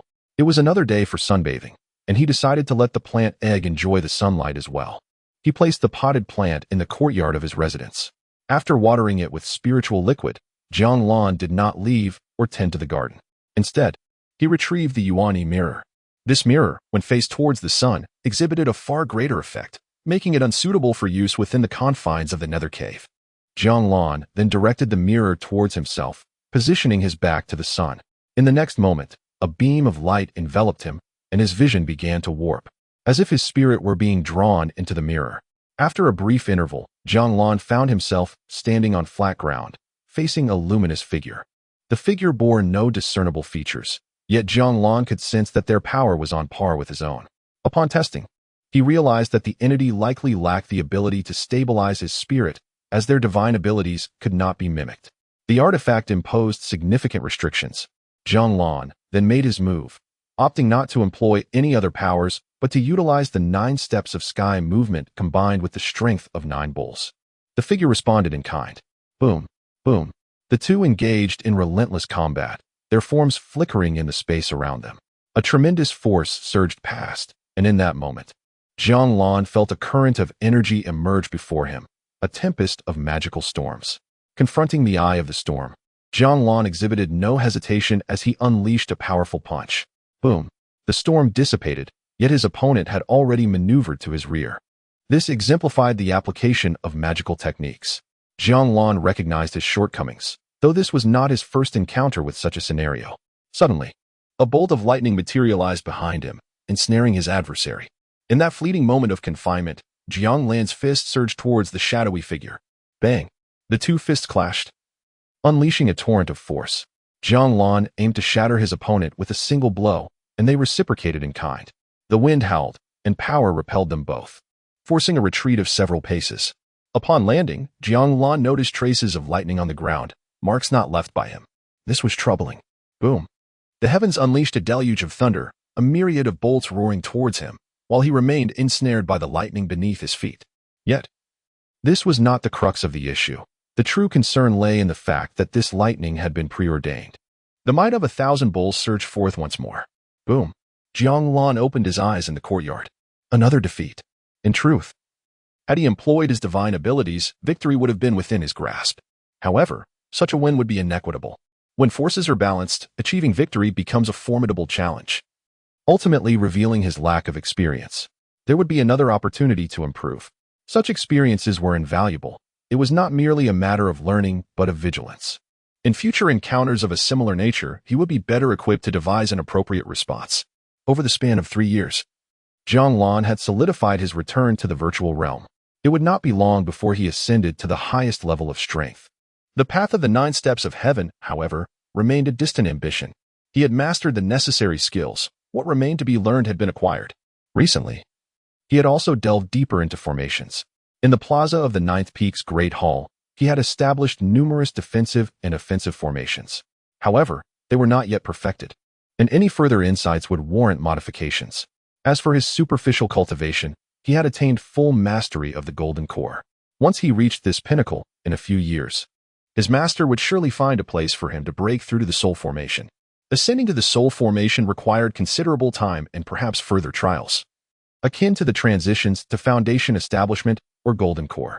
During his advancement to foundation establishment, he had ventured into the secret realm of the 3rd peak. When he ascended to the golden core, he had visited the tranquil lake. Thus, for his upcoming transition to the soul formation, his master would undoubtedly secure a fitting location. What that place would be remained to be seen. Jiang Lan was not particularly concerned. His focus lay on the unseen adversaries. Throughout the years, he had occasionally ventured outside. Yet each time, he found himself under scrutiny. Whenever he found himself in desolate and remote locations, a murderous intent would emerge from the shadows. His assailant appeared confident in their ability to deliver a lethal blow, yet they had refrained from striking. What could be their motive? The hidden foe had remained elusive. Their cultivation undetected by Jiang Lan. Over the years, he had practiced inconspicuous magical techniques, though he had never employed them, aiming to avoid alarming his pursuer. Once revealed, he feared that the one who had been watching him would become aware, making it impossible to lure them out. Today, he intends to venture out and seek ways to expose the other party's true intentions. Naturally, the simplest approach would be to leave Kunlun, yet that carries certain risks. Jiang Lan did not resort to flying with his sword. Instead, he proceeded towards the 9th peak, taking the opportunity to observe areas that might require attention. However, just after descending the mountain, he encountered 2 individuals who appeared to be heading to the 9th peak. They were not strangers, but rather acquaintances of sorts. One was Jing from the 1st peak, and the other was Lin Xia from the 3rd peak. Junior brother Jiang, are you heading out? Jing initiated the conversation upon seeing Jiang Lan descend. Senior brother, senior sister, is there something you need? Jiang Lan inquired softly. As he had not engaged much with anyone, the sudden appearance of these 2 suggested they likely sought him for a particular matter. Lin Xia regarded Jiang Lan, momentarily at a loss for words, and could only look towards Jing. Jing, feeling a bead of cold sweat trickle down, found the situation somewhat difficult to articulate. Nevertheless, recalling that the temperament of the junior brother from the 9th peak was commendable, he felt somewhat reassured that he would not be overly interested in such matters. Chapter 99, The Sudden Appearance of a Little Girl. Indeed, there are some trivial matters for which I seek the assistance of my junior brother, Jing remarked while gazing at Jiang Lan. The act of selling the image of the goddess emerging from her bath is a grave sin. He found himself in a predicament. Otherwise, he would not have come today. Lin Xia had been persistently threatening him, causing him considerable distress. Had he the choice, he would undoubtedly have refused that orb, thereby avoiding the troubles of the day. What is the matter? Jiang Lan inquired, ever vigilant regarding such requests for help. Especially in light of having been followed recently, he remained cautious, though he did not outwardly display it, aware that such displays could easily alarm the pursuers. Do you remember the orb I once gave you when I departed from the 9th peak? Jing attempted to inquire. He refrained from immediately mentioning the orb's name. At the question, Jiang Lan contemplated briefly. When Jing left the 9th peak, he indeed received several items from him, among which was an orb. If his memory served him correctly, it should be the image of Ao Longyu emerging from her bath. Upon this realization, Jiang Lan comprehended their intentions, particularly since this Lin sister was a junior to Ao Longyu. Without further inquiry, he retrieved the orb from the red gourd. Is this what you mean, brother? He asked. It would have been better to simply hand it over, as the item held little value. However, for the individual concerned, it might be a thorn in their side. The moment Lin Xia beheld the orb, joy illuminated her countenance. Jing also exhaled in relief. Indeed, his junior brother from the 9th peak was rather reclusive and would not sell such an item. Who knows how long it would have taken otherwise? He was aware that Lin Xia had searched for many years to find this place. Lin Xia promptly reached out to take the orb, stating, they would naturally not resort to coercion. Such actions would bring them considerable trouble. Minor skirmishes between the peaks are inconsequential, but the ninth peak is different. With only one disciple, their elders surely regard him with great importance. Compensation? Jiang Lan felt no need for recompense, as the item was inherently devoid of value. He would accept whatever they offered, merely to avoid any debts between them. There was no need for excessive entanglements in the future. Lin Xia, initially elated, suddenly froze as she examined the orb, her smile vanishing from her face. She looked at Jiang Lan and asked tentatively, "Junior brother, have you seen the contents within?" Startled by this inquiry, Jing Ting interjected. "When I handed it to Jiang brother, it was in an unopened state." "You must speak the truth, Jiang brother." Jiang Lan regarded Lin Xia and Jing Ting, asserting, "There must be something peculiar within. I merely sought to confirm." He spoke the truth upon acquiring the orb. He understood that it was far from what an ordinary person might perceive. He then concluded that the contents held little of consequence. Dragon scales could be considered clothing, right? "Junior brother, keep the orb," Lin Xia insisted, returning it to Jiang Lan. "We shall return another day. And please, do not misplace the orb. I entrust it to you." As Jiang Lan held the bead, Lin Xia fled, followed by Jing Ting. Jiang Lan was perplexed by their actions. However, he sensed that this bead might pose a dilemma. Contemplating the bead in his hand, he felt a peculiar apprehension. Yet, he believed it was not overly concerning, so he chose to disregard it. As for their potential return, he thought that while he remained on the mountain, they would be unable to find him. He wouldn't concern himself with their arrival if fate allowed them to meet. So be it. If not, there was little he could do. After stowing the bead away, Jiang Lan set off, intending to visit the place where the disciples of Kunlun practiced their techniques. Perhaps he could devise a means to draw out the elusive figure lurking in the shadows. Understanding his adversary's cultivation level would suffice. The uncertainty weighed heavily on him. If all else failed, he might have to resort to taking the pseudo-binding immortal robe out of Kunlun for a trial. Fortunately, the other party seemed hesitant to approach the ninth peak. Jiang Lan journeyed towards the disciples' training grounds for an extended period, passing through bustling areas, yet he remained oblivious to the presence of the figure following him. Just as he neared his destination, he finally sensed a gaze fixated upon him from behind. He chose to ignore it, pretending to be unaware, as he had done for years. However, this time felt markedly different. The figure offered no concealment, as if they were right behind him, unmasked. This was unusual. Jiang Lan's intuition hinted at a shift. The gaze lacked malice and felt tentative, unlike any he had encountered before. Additionally, he could hear footsteps and, upon focusing, discern the cultivation level of the one pursuing him. Mid-stage of the primordial spirit, the individual was right behind him, and he could no longer feign ignorance. He halted and turned to look back. Upon doing so, his brows furrowed. It was a little girl, sporting a high ponytail and clad in blue and white attire, with large, expressive eyes that exuded cuteness. When she noticed Jiang Lan's gaze, she appeared a bit nervous but did not shy away. "Is there something you need?" Jiang Lan inquired.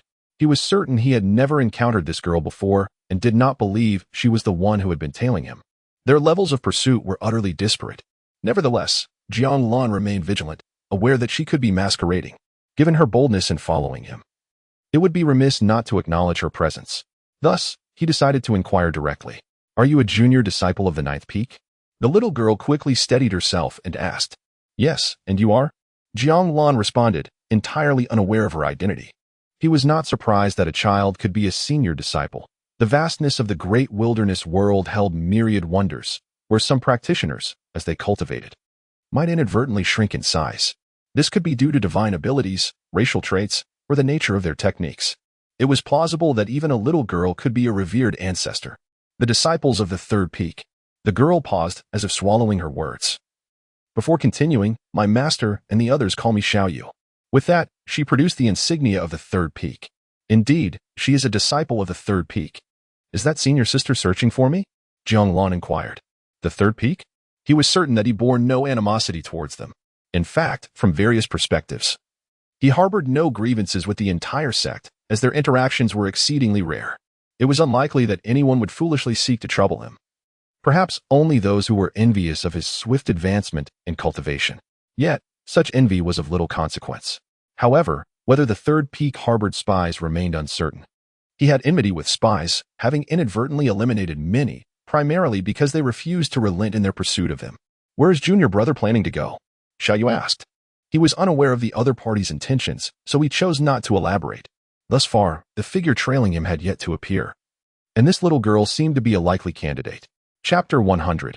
Retreat and Ascend. The young girl appeared to possess a mid-stage primordial spirit cultivation. Yet Jiang Lan himself was capable of concealing his own cultivation level, which raises the likelihood that others could do the same. Furthermore, he had no acquaintance with the girl from the third peak, Xiaoyu, who had approached him unexpectedly. It seemed improbable that her intent was merely casual conversation. All indications suggested that it was far more likely that an unseen individual had come closer. If stealth was not an option, then a direct approach would suffice. Junior brother, have you achieved the completion of the golden core? Xiaoyu inquired. His cultivation level had never been concealed, thus anyone of reasonable perception could discern it. Albeit those of considerably lower cultivation would likely remain oblivious. As Xiaoyu walked alongside Jiang Lan, she hesitated momentarily before asking, "Do you know any senior sisters or junior sisters from the third peak?" Jiang Lan cast a glance at the young girl, genuinely perplexed by her purpose in approaching him. Nevertheless, it was not necessarily a matter of concern. Thus far, everything appeared to be in order.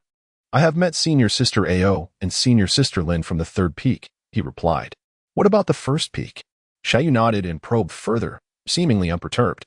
Regarding names, he had eventually come to know them through casual conversation during outings, which had left him with a faint impression. As they strolled, Xiaoyu remained silent at first, preoccupied with her fingers. Noticing her silence, Jiang Lan directly asked, "Do you have any other matters to attend to, senior sister?" This particular senior sister was quite petite and adorable. If he were to be seen with her in a crowded area, he would surely draw attention, potentially leading to unforeseen complications. Although he was keen to lure out the hidden individual, he had not anticipated that stepping outside would attract so much scrutiny, especially now that the repercussions of the challenge had finally begun to fade.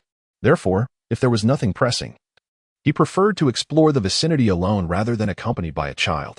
"I do," Xiaoyu contemplated before speaking. "Earlier, did you receive something from junior brother Jingying?" "Received something?"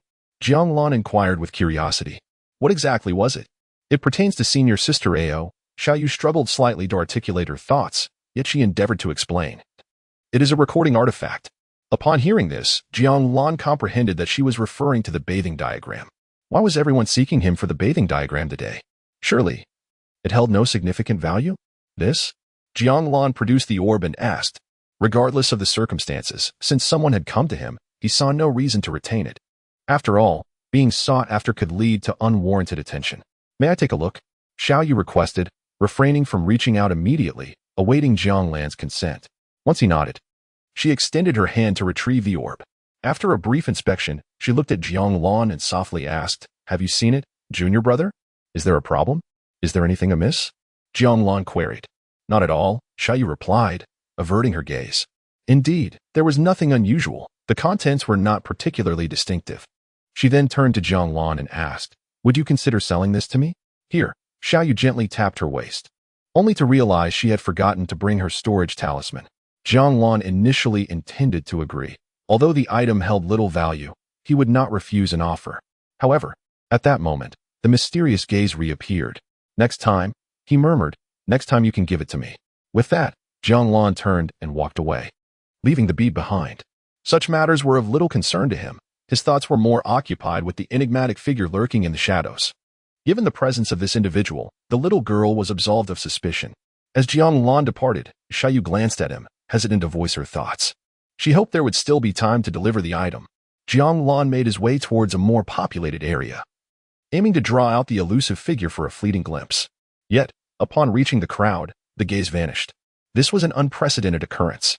Had the individual chosen to abandon their pursuit? Jiang Lan remained unperturbed, leisurely wandering and observing.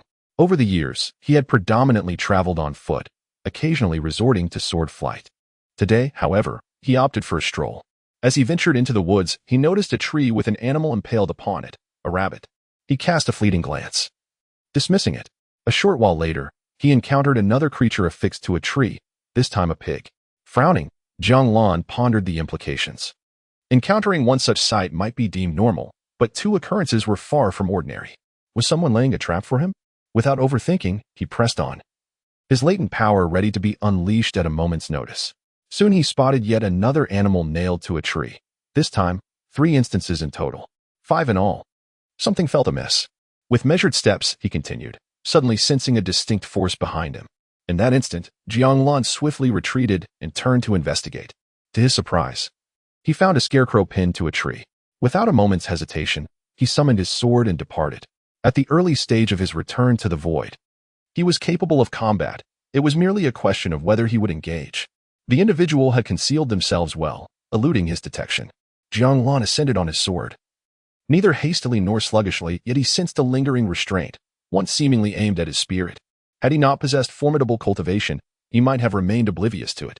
At this juncture, the calming force within him suddenly surged with ferocity. Boom, boom, boom. The energy relentlessly assaulted the binding force within him. After a brief moment, the restraint dissipated. However, Jiang Lan discreetly employed a veil to obscure his condition from prying eyes, akin to a spell. He surmised that the adversary had long been prepared, waiting for his descent from the mountain, which explained their earlier disappearance. It appeared that they had already taken action, compelling him to hasten his own efforts. Firstly, he needed to advance to the mid-stage of returning to the void, then exit Kunlun to eliminate the threat. In the days to come, he would refrain from approaching the ninth peak, as his opponent likely believed him to be ensnared in a spell, with little time remaining. Clearly, this matter bore significant ties to the celestial race. Aside from the celestial beings, there should be no one who harbors a desire to take his life. Chapter 101. 30 years in the blink of an eye. The celestial clan possesses arcane arts that can enhance one's cultivation. Though he possesses the strength of 9 bulls and feels capable of contending with those in the mid-return void stage, he has never truly tested this hypothesis. There is no necessity for such risks. Jiang Lan is unwilling to gamble. Despite appearances suggesting otherwise, he is the one shrouded in darkness. Holding the reins of initiative firmly in his grasp, he must ensure he has ample assurance. Among all the adversaries Jiang Lan has encountered, the one at the mid-return void stage boasts the highest cultivation. While he has hidden cards, he is not confident enough to strike a fatal blow with a mere punch. Patience is key. He has already waited 3 years, and an additional 3 years poses no significant burden. Once he ascends to the mid-return void stage, he shall descend from the mountain. The ninth peak has not reported his demise, indicating that his adversaries are unlikely to abandon their pursuit. Evading them for a few more years will serve to demonstrate his apparent weakness and fearfulness. Thus, he resolves to enter seclusion, vowing not to emerge from the ninth peak until he attains the mid-return void stage. Initially, as Jiang Lan traversed his path, a young girl wandered about, casting her gaze in various directions, yet she failed to locate the person she sought. Disappointed, she murmured to herself, acknowledging that she would have to wait for another opportunity. Xiaoyu despised being in debt to others, yet she believed she would soon repay it, as perhaps a disciple from the ninth peak would emerge in a few days.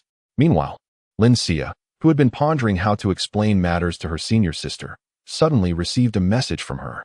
Her sister indicated that there was no need to search for the recording orb any longer, as it no longer mattered to her. This revelation left Lin Xia perplexed. Had her sister matured? The psychological evolution of the Dragon Clan is indeed a wondrous phenomenon. Nevertheless, she felt a sense of relief. As dawn broke, resplendent hues painted the eastern sky, and light cascaded before the abyssal cave.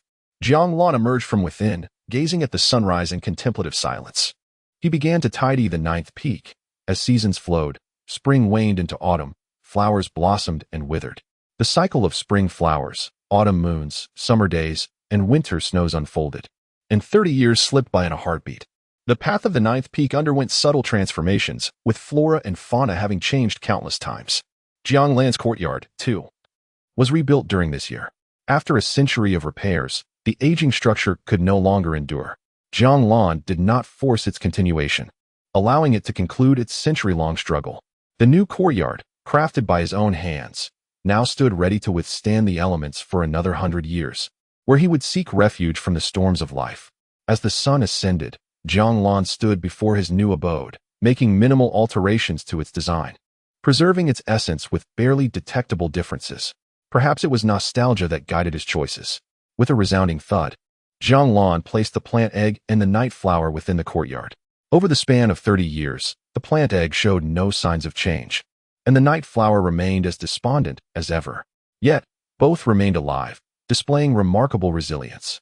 After nourishing the plant egg with spiritual essence, Jiang Lan turned his gaze towards the expanse beyond the ninth peak. 30 years had passed, it was time to venture forth from Kunlun. Throughout these 3 decades, he had devoted himself to cultivation, successfully reaching the mid-return void stage 3 years prior. The intervening years had been dedicated to solidifying his powers and mastering his techniques. With immense effort, he was merely a thread away from mastering his skills completely. Regrettably, his body seemed unable to bear the strain, thus preventing him from achieving full proficiency. He had indeed mastered the 9th step of the Celestial Steps technique, yet he felt he could not fully unleash its potential. Jiang Lan remained unperturbed, gradually enhancing his cultivation, confident that clarity would soon manifest. This time, he had prepared an array of formidable treasures and runes, both offensive and defensive. He now possessed sufficient confidence to confront the individual he had previously faced. Of course, it was possible that the adversary had also advanced to the mid-stage of the Void Return. However, Jiang Lan had the Great Strength Diamond Pill, which might allow him to temporarily break through to the strength of 9 bulls. With the power of 8 bulls, he felt capable of engaging with someone at the mid-stage of the Void Return. Once he broke through to 9 bulls, he would likely not be inferior to the secret arts of the celestial race, making it worth a try. Waiting any longer seemed unnecessary. It all depended on whether that person was still paying attention to him. If not, he would stroll around crowded areas to lure them out of Kunlun. At that moment, he would be able to confront and eliminate them directly. As he contemplated this, Jiang Lan stepped beyond the 9th peak, when suddenly, a message arrived. It was from his master. Jiang Lan felt a twinge of confusion, then looked closely. His master's cultivation had reached the pinnacle of the Golden Core stage. 3 decades of secluded meditation had allowed him to attain the utmost in Golden Core mastery. His master had also prepared a trial for his breakthrough. His master was indeed causing him to waver in his resolve. Not dwelling on it further, Jiang Lan hastened to the summit of the 9th peak. He was curious about where his master would send him this time. Each time, he had received undeniable benefits. Thus he felt a sense of anticipation. Master, Jiang Lan called softly from behind Emo Jingdong. Are you planning to venture out recently?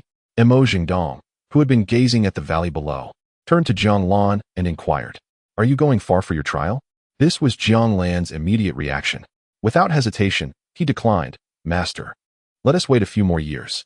Indeed, waiting a few more years was prudent. In several decades, he would be ready to face the tribulations. If all went well, he believed he could ascend to immortality within a century. The greatest challenge was not advancing to the pinnacle of the Void Return, but rather confronting the threshold of the immortal gates. Those with higher talents found it easier to cross this threshold, while he possessed greater talent than the average individual. In Kunlun, he was merely average, facing considerable challenges. He hoped that by then, there would be corresponding treasures available. If another creation of heaven and earth were to arise, it would become much simpler. Whether it be the Taoist texts or the transformation pill, either would suffice. It is not a distant journey, Emo Jingdong corrected. He merely wished to test his disciple's mettle. His disciple was commendable in many respects, yet somewhat reclusive. Decades prior, he would frequently wander around Kunlun. Emo Jingdong had assumed his disciple was beginning to engage with the outside world. However, he was mistaken. For it did not take long before this disciple ceased to venture out again. 30 years passed, an entire 30 years without stepping outside. His disciple had spent this time either in seclusion or managing the 9th peak. Fortunately, he had the 9th peak to tend to. Otherwise, he might not have left the depths of the nether cave for 30 years. However, he could sense that Jiang Lan was diligently striving, undoubtedly in pursuit of immortality. But where does one go for that? Jiang Lan felt a tinge of curiosity. In truth, he had little desire to undertake the journey, for it was only a half-day's distance.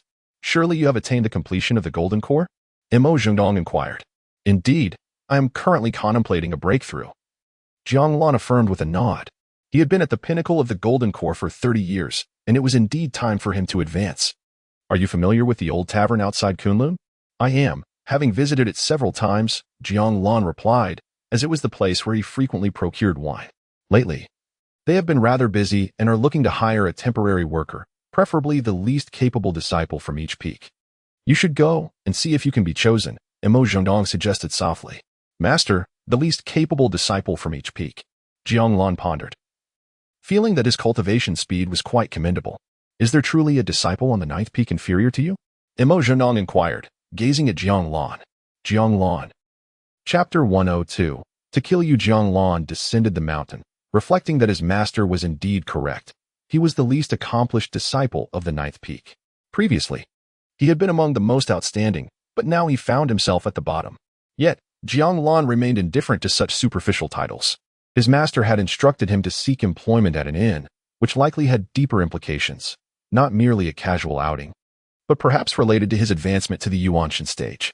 Jiang Lan was uncertain of the connection, but his current cultivation level was at the mid-returning void stage, leaving him uncertain of what rewards might await him.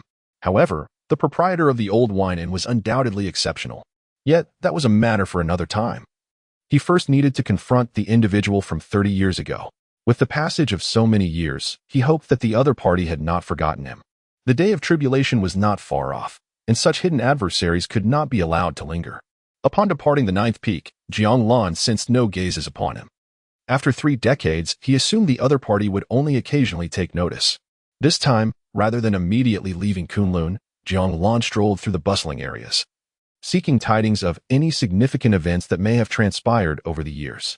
He heard whispers of a recent conflict between the Dragon Clan and the Demon Clan, with tensions escalating.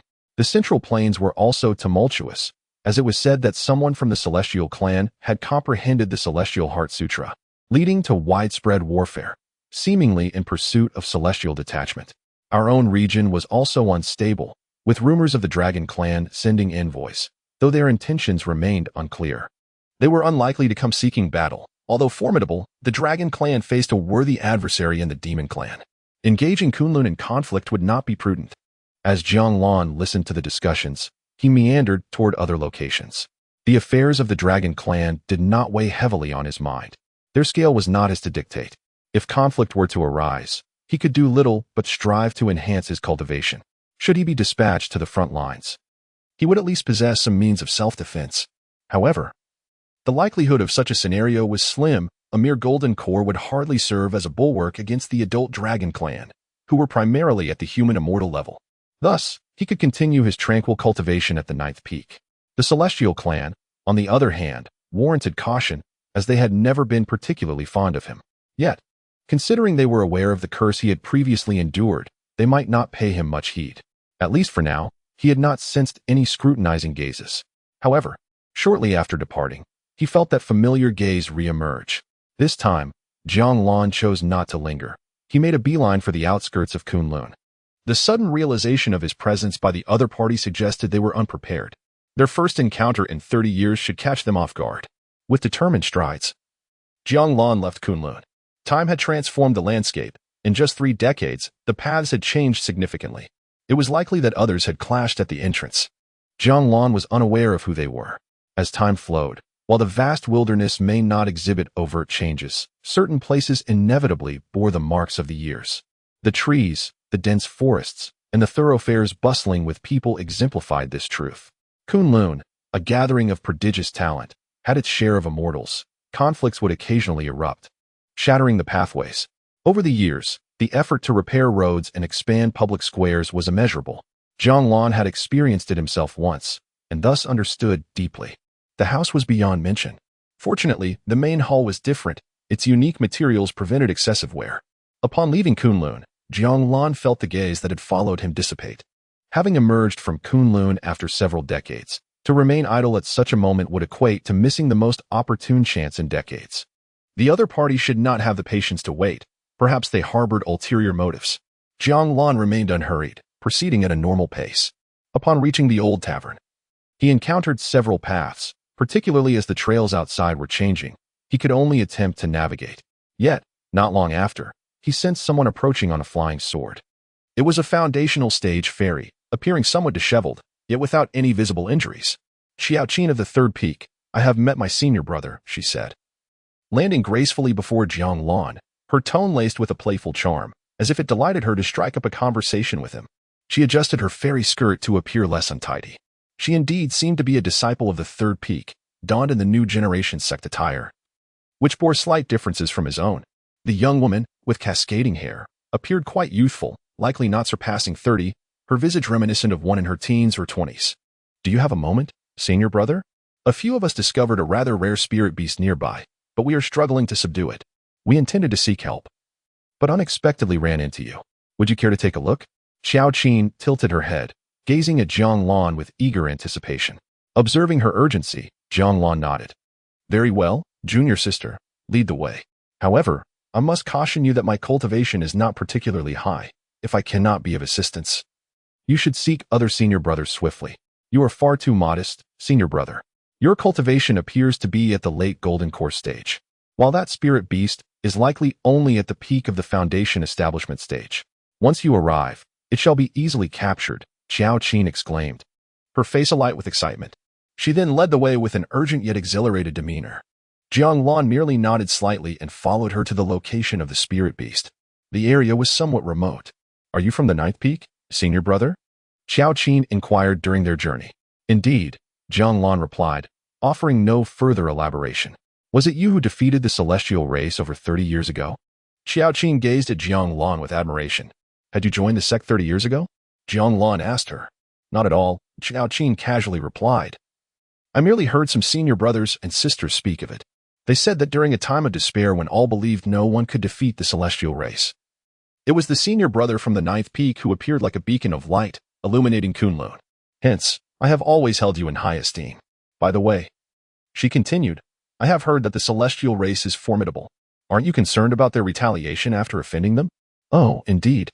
Our Kunlun is so powerful that we need not worry at all. Wouldn't you agree, senior brother? Indeed, Jiang Lan nodded in agreement. Before long, they arrived at a grove, where the sounds of battle echoed within. At this moment, Xiao Qin discreetly sidestepped, her voice laced with caution. Senior brother, be vigilant. It approaches. Jiang Lan stood resolutely, merely nodding as he fixed his gaze ahead. Soon, he beheld 6 individuals contending with a spirit beast resembling a bear. With a thunderous roar, the beast unleashed a forceful strike, sending 5 of them sprawling in various directions, leaving only the central figure to struggle against the onslaught. Form the formation. I will hold it off. Senior brother, draw it here. I have summoned senior brother from the ninth peak, and all will be well, Xiao Qin urgently called out. At that moment, the beleaguered individual retreated toward Jiang Lan. With a resounding crash, the bear launched another attack, propelling the man directly toward Jiang Lan. As the figure soared through the air, Jiang Lan perceived the 7 individuals before him coalescing into a singular symbol. In that instant, he felt an entity attempting to seize his very essence, as if his spirit were on the brink of annihilation. The surge of the spirit calming technique reverberated within him, creating an imperceptible roar. Unyielding to all, every assault rendered ineffective. Just then, the man landed before Jiang Lan. Without a moment's hesitation, Jiang Lan extended his hand. With a swift motion, his fist pierced through the man's back. The man gazed at Jiang Lan in disbelief. Cough. He spat out blood, struggling to articulate, Master, senior brother. What are you doing? Eliminating you, Jiang Lan replied in an eerily calm tone. Chapter 103. The lackey of the alien race. The man pierced through by Jiang Lan's punch gazed at him with evident terror in his eyes, struggling to comprehend the surreal reality before him. How could it be that he still possessed consciousness despite the blow? Are you curious as to why I struck? Even more so, why I was able to? Jiang Lan inquired, fixing his gaze upon the man. Why? The man stammered. Bang! With a formidable force, Jiang Lan reduced the man before him to a mist of blood. He had no time to waste explaining himself. The individuals surrounding him began to conjure spells against him once more. Indeed, Jiang Lan was acutely aware of their sinister intentions.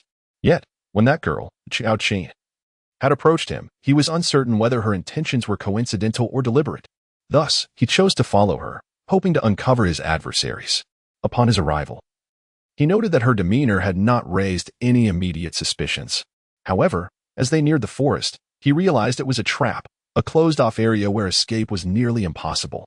It was then that he understood these individuals were orchestrated by the vanishing gaze he had sensed earlier. Nevertheless, he surmised that they were also present within this confined space. Consequently, he felt no compulsion to hold back, especially when they had immediately resorted to lethal curses aimed at his demise. The 7 of them coordinated their efforts seamlessly, capable of executing their deadly designs without a sound. Regrettably, their spells proved futile against Jiang Lan.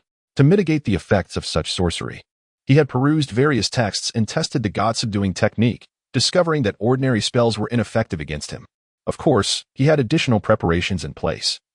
Even if the god-subduing technique could not eliminate the negative state, he would remain unharmed. As the blood mist settled, the onlookers regarded Jiang Lan with incredulity. Brother, what are you doing? You dare to strike against your own sect? Xiao Qin exclaimed, staring at him in disbelief. We must inform the sect. A traitor has emerged from the ninth peak, another voice echoed.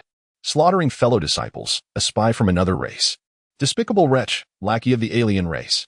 Jiang Lan's heart remained unperturbed by their accusations. After their proclamations, 5 individuals encircled him, while one made a hasty retreat, none other than Xiao Qin, who mounted her spirit beast and sped away, her direction clearly not toward Kunlun. Is there any other charge you wish to levy against me? Jiang Lan asked, surveying the 5 with calm composure. The positions of the 5 shifted once more, and Jiang Lan sensed the alteration in their spells. Was this the power of the celestial race? He could not be certain, yet it mattered little now. Do you require additional charges? These alone are sufficient to ruin your reputation and lead to your demise before the great hall of Kunlun, one of the celestial beings declared. They spoke with righteous fervor, as though they were the embodiment of justice. Since there are no further accusations then, I shall commence, Jiang Lan announced. Observing the tranquility etched upon the faces of the 5 before him, they had heard whispers of his benevolent nature, yet what was this icy indifference?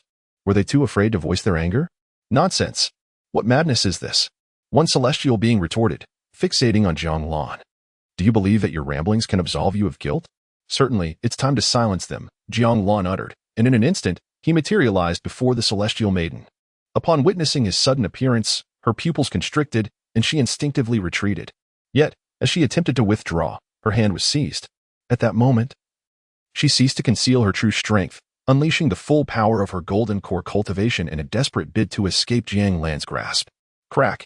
As her abilities were revealed, Jiang Lan acted swiftly, yanking her arm with such force that it shattered.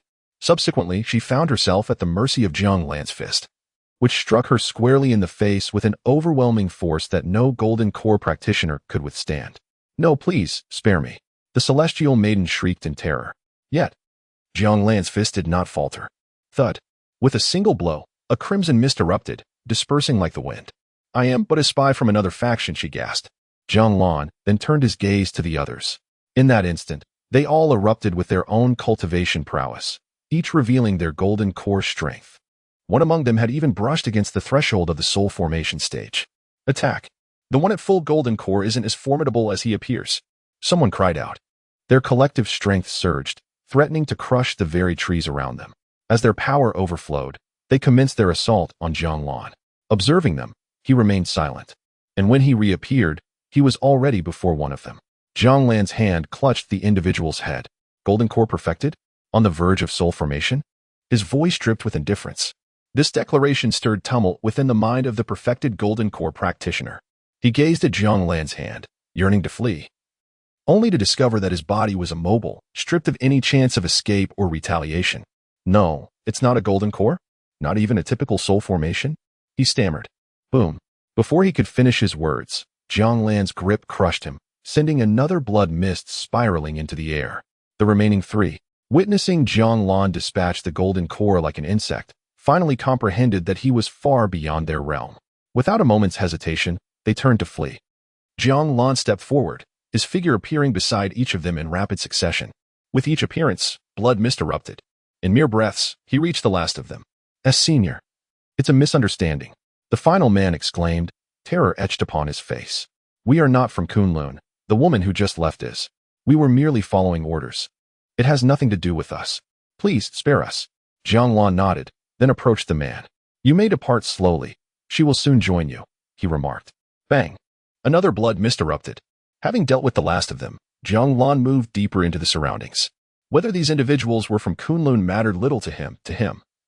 All enemies were the same, regardless of their origins. Yet, these were mere trifles. The true adversary lay within. He had already stirred the hornet's nest and must now annihilate them. Xiao Qin sat atop the bear, steadily moving inward. Her brow furrowed as she murmured to herself. The unfolding events diverged from her initial plan, confirming that the impromptu strategy was indeed flawed. Nevertheless, a perfected golden core cultivator should not stir significant turmoil. Despite the setback, it was imperative to inform her senior. Although the plan had faltered, success still seemed within reach. It was merely a tempest encountered along the way.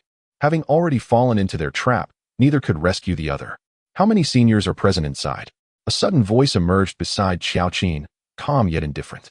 At the sound of this voice, Xiao Qin was taken aback. Instinctively, she turned to her side, and there stood Jiang Lan. Master, senior brother? Jiang Lan floated in midair, parallel to Qiao Qin, and kindly warned her about the traitor of their sect she had mentioned. Chapter 104. Fearing your solitary journey, the sudden appearance of Jiang Lan left Qiao Qin momentarily stunned. She recalled the formidable prowess of those individuals. Despite Jiang Lan's initial ambush that resulted in one death, the others should not be underestimated. It would be effortless for them to subdue a perfected golden elixir practitioner, and a confrontation would undoubtedly yield no uncertainty. Moreover, how could they have caught up so swiftly? Was their evasion technique exceptionally potent? Qiao Qin found herself in a state of uncertainty. Master, brother, why are you here?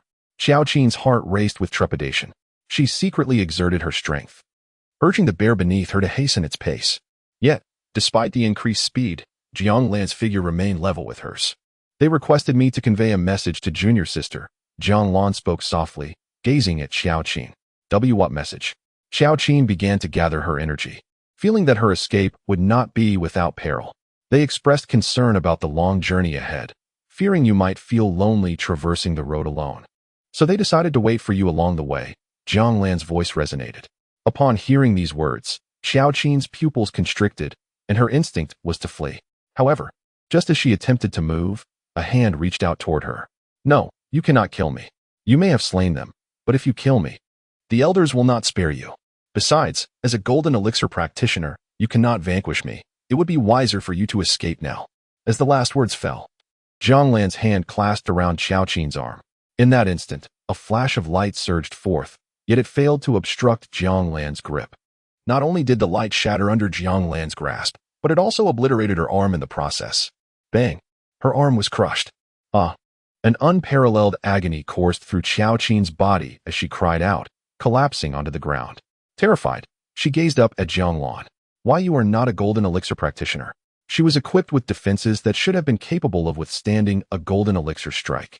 The defense had activated, yet it proved futile, shattered by her opponent in an instant, along with her arm. Indeed, not a golden elixir, Jiang Lan replied, standing beside Qiao Qin. Then, how many elders are present within? Two elders, she stammered. Master, brother, please do not kill me. I was momentarily bewitched and merely followed their words. Qiao Qin endeavored to plead for her life. Yet, the arm behind her began to emit a glow, as if summoning something. Jiang Lan noticed this and swiftly stamped down. Bang! A mist of blood erupted. With unyielding resentment, Qiao Qin succumbed to eternal unconsciousness. Jiang Lan paid no heed to her demise, merely turning her gaze toward the interior. 2. Roar. Suddenly, the spirit beast beside her went berserk and charged at Jiang Lan. Unperturbed, Jiang Lan ventured deeper, though the path was now thick with blood mist. The roars of the ferocious beast faded into silence. Within the depths of the forest, two figures stood near towering trees encased in frost. An elderly man with white hair and a middle-aged man were nearly undetectable, as if shrouded by some magical artifact. Taoist Fengji, your efforts for that golden elixir have indeed stirred quite the commotion. The white-haired elder, Cheng San, inquired with curiosity, my friend. You previously sought my guidance on the Gu Xin spell, and now you intend to use this incantation to shatter his consciousness and seize control of his body. What is your purpose? After 30 years, you still cannot let him go. Feng Ji gently shook his head, a hint of coldness in his eyes. It is not that I wish to spare him, but rather that the celestial race does not desire his continued existence. On several occasions, I contemplated ending his life directly. However, it is far too perilous, as the ninth peak is not easily provoked. Thus, I resort to utilizing the spell to first capture his spirit and control his body. Subsequently, I shall compel him to take his own life within the Kunlun Hall, ensuring that suspicion does not fall upon me. It will also serve as a lesson to those in Kunlun. The celestial race is formidable, and should the ninth peak seek vengeance, they would find no target. Is it not evident that the celestial race is behind this? Chengsen asked with intrigue. Yet, evidence is required. Feng Ji gazed toward Kunlun, his voice cold. The 4 members of the celestial race perished within the Kunlun realm. Everyone is aware that it was the handiwork of Kunlun's people. Yet the celestial race remains inactive, as they lack the evidence to act. To strike without justification would be irrational and result in mutual destruction. Those 4 do not warrant such an action from the celestial race. However, the individual from the ninth peak must be eliminated. Fortunately, you are here. Otherwise, I would have had to devise a plan. Feng Ji expressed some sentiment. It is truly difficult to fathom that the other party has remained secluded for 30 years. I have guarded him for 3 decades, and I could scarcely imagine that, had he not unexpectedly emerged from Kunlun, I would have prepared to take action. The pressure from that direction is immense. Indeed, Cheng San replied. But given your capabilities, you must surely be on the path to becoming a direct disciple of Kunlun? In truth, I hold little interest in the individual from the 9th peak, Fengji responded. My primary purpose for coming here is to investigate matters concerning the wolf tribe. A member of the wolf tribe has been slain, and the location should be nearby. They have searched for many years to find this place. To be frank, whether we find them or not has become inconsequential. Direct disciple? Fengji shook his head. That is impossible, unless one possesses extraordinary talent. Otherwise, it is unattainable. Becoming an ordinary disciple in Kunlun is not difficult, but to be a direct disciple, one must have a pristine lineage. Aside from the 9th peak, disciples from other peaks must traverse the path of heart. As for the 9th peak, historically, no one of weak cultivation has remained there. Only one has endured. I see. Cheng San comprehended. He then glanced behind him and remarked, It has been quite some time. I wonder if those individuals have encountered any unforeseen circumstances. Unlikely, Fengji replied. Your few disciples aside, Xiao Qin possesses not only protective magical artifacts but also a spirit beast in her company, so she is unlikely to face any danger. A mere golden core completion cannot stir much trouble. However, as soon as he uttered these words, an object began to soar toward them. The two were startled and swiftly employed wind techniques to catch the object. Upon inspection, Fengji's expression darkened, a flicker of fury igniting in his eyes. What had been thrown to them was the lifeless body of the spirit beast. He had scarcely finished speaking when the other party hurled a corpse towards him. Was this an act of provocation? Who dared to be so audacious? As his words hung in the air, he sensed an overwhelmingly powerful attack approaching from behind. Both Fengji and Cheng San became aware of the impending threat simultaneously, and together they launched a counterattack against their assailant, displaying remarkable speed in their response. As Jiang Lan's voice faded, his fist collided directly with the force of the two attackers. Boom! The terrifying power, along with Fengji's magical aura, instantly engulfed the surroundings. Trees splintered, and the ground crumbled. Both parties swiftly retreated a short distance. It is you, Fengji discerned the identity of the newcomer. It was none other than Jiang Lan, whom he had mistakenly thought to be a perfected golden core disciple of the 9th peak. Mid-stage of returning void, you have concealed your cultivation level, Fengji thought, somewhat astonished. Indeed, it is I. Having been under your watchful gaze for so many years, I had no choice but to continually enhance my cultivation. Jiang Lan replied calmly as he alighted gracefully on the ground, observing Fengji and Cheng San. It had taken him considerable time to locate them. Had he known, he would have brought a guide along. These two were exceedingly difficult to find, akin to how someone had once tracked him without his awareness of their precise location. It seemed likely that some magical artifact or technique facilitated this. Fortunately, with the aid of the heavenly steps, he had wandered about and eventually discovered their whereabouts. Thanks to the veil of illusion, they were oblivious to his presence. Out of curiosity, he concealed himself in the shadows and listened for a while, discerning the reason why this individual had never made a move against him within Kunlun.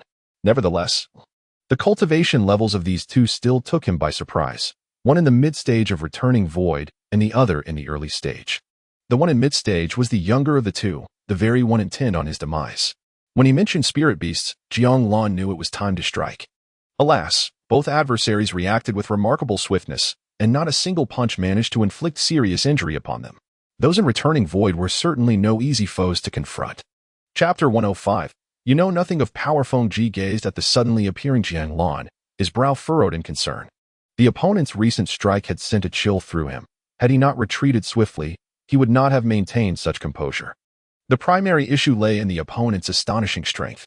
More critically, Jiang Lan had been aware of Fengji's scrutiny all along. After 30 years of seclusion, he had descended the mountain solely to eliminate him. Fengji's expression darkened with regret. He had missed the optimal opportunity, having waited for 30 long years. Cheng San observed Jiang Lan, his eyes shimmering with intensity as his mind raced to devise a strategy. Presently, it was essential to comprehend the extent of the disparity between these two individuals. He understood that he should not know this. Those from Kunlun would not spare him. It was vital to note that Fengji remained oblivious to the opponent's concealed cultivation level. This was Jiang Lan's trump card, one that he would never allow the living to uncover. Thus, should both suffer mutual destruction, he would gain the initiative. Otherwise, either the disciples of Kunlun would perish, or he and Fengji would meet their end. What of the others? Feng Ji surveyed Jiang Lan. The presence of the spirit beast's corpse indicated that no one else had managed to hinder him. Were the curses ineffective? As for the fate of the others, confronting someone at the mid-stage of the Void Return realm, their outcome was unlikely to be favorable. Awaiting you on the road, he murmured just as Jiang Lan vanished from sight. He was uncertain whether Jiang Lan possessed the secret arts of the celestial race, but allowing him to unleash such techniques would complicate matters further. It was imperative to eliminate him now. When Jiang Lan reappeared, he was startlingly behind Feng Ji, his fist already poised to strike. Feng Ji, taken aback, dared not meet the blow head-on. Boom! A tempest of force erupted, sending Feng Ji hurtling backward. Blood trickled from his wounds. His arm bore significant injury, yet it remained intact. In that moment, his aura began to surge, enveloped by runes. As he landed, everything coalesced. In the next instant, he initiated his counterattack. Naive, to think that mere brute strength could challenge me? As his voice echoed, a fiery power began to manifest around him. He formed seals with his hands, channeling energy towards his palms. You fail to grasp the essence of power, relying solely on your fists like a fledgling. In the blink of an eye, Feng Ji completed his seal and struck toward Jiang Lan. Unperturbed by this palm strike, Jiang Lan did not hesitate. To him, it felt as though an immense Dharma body loomed behind Feng Ji, and this attack resembled that of the Dharma itself, overwhelming and oppressive. Jiang Lan would not remain passive to be struck. The moment Feng Ji unleashed his palm, he had already closed the distance, raising his own fist to meet the terrifying blow. Seeing Jiang Lan directly confront his Dharma-like strike left Feng Ji momentarily astonished. Was he mad? Not even attempting to evade. He was choosing to engage directly? Since you seek death, I shall oblige, he thought. The forces collided, giving rise to an invisible storm that began to expand. Boom. A formidable force surged from all directions, accompanied by an ethereal bovine cry. Moo. This sound seemed to emanate from an endless void, capable of penetrating all barriers and shattering mountains and earth. Boom. Another explosive sound reverberated. The once equally matched Feng Ji found it hard to believe. His Dharma form was thwarted by a single strike, and not only that, his intangible manifestation began to disintegrate. Along with it, his hand shattered. In the next instant, he felt Jiang Lan's fist collide with his hand. He witnessed his palm disintegrating at a visible pace, crumbling before his very eyes. How could this be possible? Boom. A punch flew past. Feng Ji, severely injured, fled, leaving behind a mist of blood while Jiang Lan stood unwavering. Yet, in the next moment, Feng Ji saw Jiang Lan's figure vanish. Behind you. Jiang Lan's voice echoed ominously behind Feng Ji, akin to the Grim Reaper calling for his due. Feng Ji felt a surge of terror. How could this person be so fearsome? He never anticipated that he would be so utterly defenseless before him. A sense of dread enveloped him. Chung-san. What are you waiting for? A voice filled with panic rang out, as if grasping for a lifeline. At that moment, Jiang Lan's fist was already before Feng Ji. The powerful impact instilled a sense of dread within Feng Ji, as if he were confronting death itself. He wished to retreat, but his speed was no match for Jiang Lan's fist. Boom. Jiang Lan unleashed a punch, expecting to shatter half of Feng Ji's body. To his surprise, a wolf's head intercepted his blow. It was a magical artifact. Bang. The wolf's head was obliterated by Jiang Lan. At that moment, Feng Ji retreated, accompanied by an elder. The elder's palm bore a small wolf's head, now shattered, while blood trickled from the corner of his mouth, a testament to Jiang Lan's distant assault. Feng Ji, my friend, think of a way out. Chung-san urged immediately. They were no match for this person. He was an unstoppable monstrosity. No one had ever witnessed a mid-returning void cultivator capable of resolving everything with mere fists. Feng Ji, using secret methods, had strength close to that of a late-returning void. Yet the heavenly wolf artifact, lacking the power of the late-returning void, could not be shattered. This individual's prowess was already comparable to that of a late-returning void cultivator. Feng Ji was filled with trepidation. The disciples of the ninth peak were not as he perceived. It was his own narrow-mindedness that revealed his ignorance of true strength. My friend, we can negotiate, Feng Ji quickly proposed. The celestial clan seeks to kill you. I am merely a scout for them, not one of their kin. Should you slay me, they would merely send another to pursue you. As long as I live, no one else will come after you. Moreover, I can convey a message to inform them that I have rendered you powerless. Thus, the celestial clan will never concern themselves with you. Jiang Lan regarded Feng Ji with curiosity. Why must the celestial clan seek my life? Jiang Lan was not concerned that the matter of killing Miao Xia would come to the attention of the celestial race, for he had ascended the heavenly ladder. Feng Ji immediately remarked, attracting the attention of the celestial race is a troublesome affair. Even if you were to kill me now, they would still send someone to investigate the situation. Therefore, keeping me alive is advantageous for you. Jiang Lan nodded, acknowledging the validity of his words, yet he insisted. That is not the only course of action, nor the most prudent one. Without further ado, Jiang Lan resumed his advance. Both Feng Ji and Cheng San were astounded. At this juncture, they had no retreat, as their adversary was wholly uninterested in dialogue. The force drew nearer, and soon, a fist was before Feng Ji. Utterly foolish. You have left me no choice. Countless fissures appeared upon Feng Ji's form, and even in the face of death, he resolved to take Jiang Lan down with him. However, no matter how swift he was, he could not outpace Jiang Lan's fist. He could not fathom why this individual refused to heed his counsel, nor grasp the weight of such a blow. Feng Ji felt that this fist encompassed his entire existence. Bang! Chapter 106. Let the celestial race disappear. A deafening explosion reverberated through the air. Feng Ji's battered body was flung aside, narrowly evading a fatal blow at the last moment. Yet ultimately, he could not escape the deadly strike. Now, he lay on the ground, barely clinging to life, gazing at Jiang Lan with a sense of disbelief. How could he, the hunter, suddenly find himself as the prey? Was it his overconfidence that led to this predicament? Jiang Lan approached Feng Ji, determined to deliver a final strike, ensuring his adversary's demise.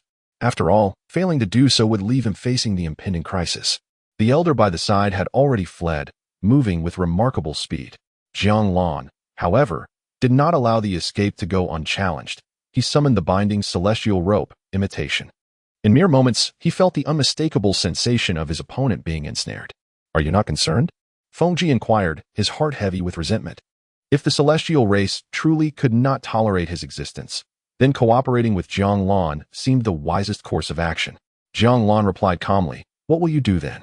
With his life force waning, Feng Ji pressed for answers, genuinely curious about Jiang Lan's intentions. His inquiry also served the purpose of buying time, hoping to allow Chang San a greater distance to escape. Chang San's successful flight would undoubtedly pose a significant complication for Jiang Lan, perhaps even leading to his demise accompanied by a companion. However, the words that followed from Jiang Lan sent turbulent waves through Feng Ji's mind. Jiang Lan's voice was flat and somewhat detached. The path ahead is too cold and dark. It is lonely to walk alone. I shall send them down to keep you company. You, wait a little longer. Feng Ji stared at Jiang Lan, his eyes wide with the realization of the speaker's madness. He truly had lost his sanity. Bang! Jiang Lan did not afford Feng Ji another chance to speak. He needed to confront the individual who had gained some distance, Tianlang clan. His memory served him well. He had indeed slain a wolf before. It seemed he had unwittingly attracted numerous formidable foes. Nevertheless, with a veil obscuring his vision, he remained unconcerned. The outside world was perilous. It was wiser to remain at the ninth peak and cultivate in safety. Once he ascended to immortality, he would face these adversaries with far greater composure, equipped with the ability to preserve his life. Jiang Lan vanished from his spot, the celestial steps reaching their pinnacle. Soon, he found himself at the edge of the forest, the boundary of a confined space.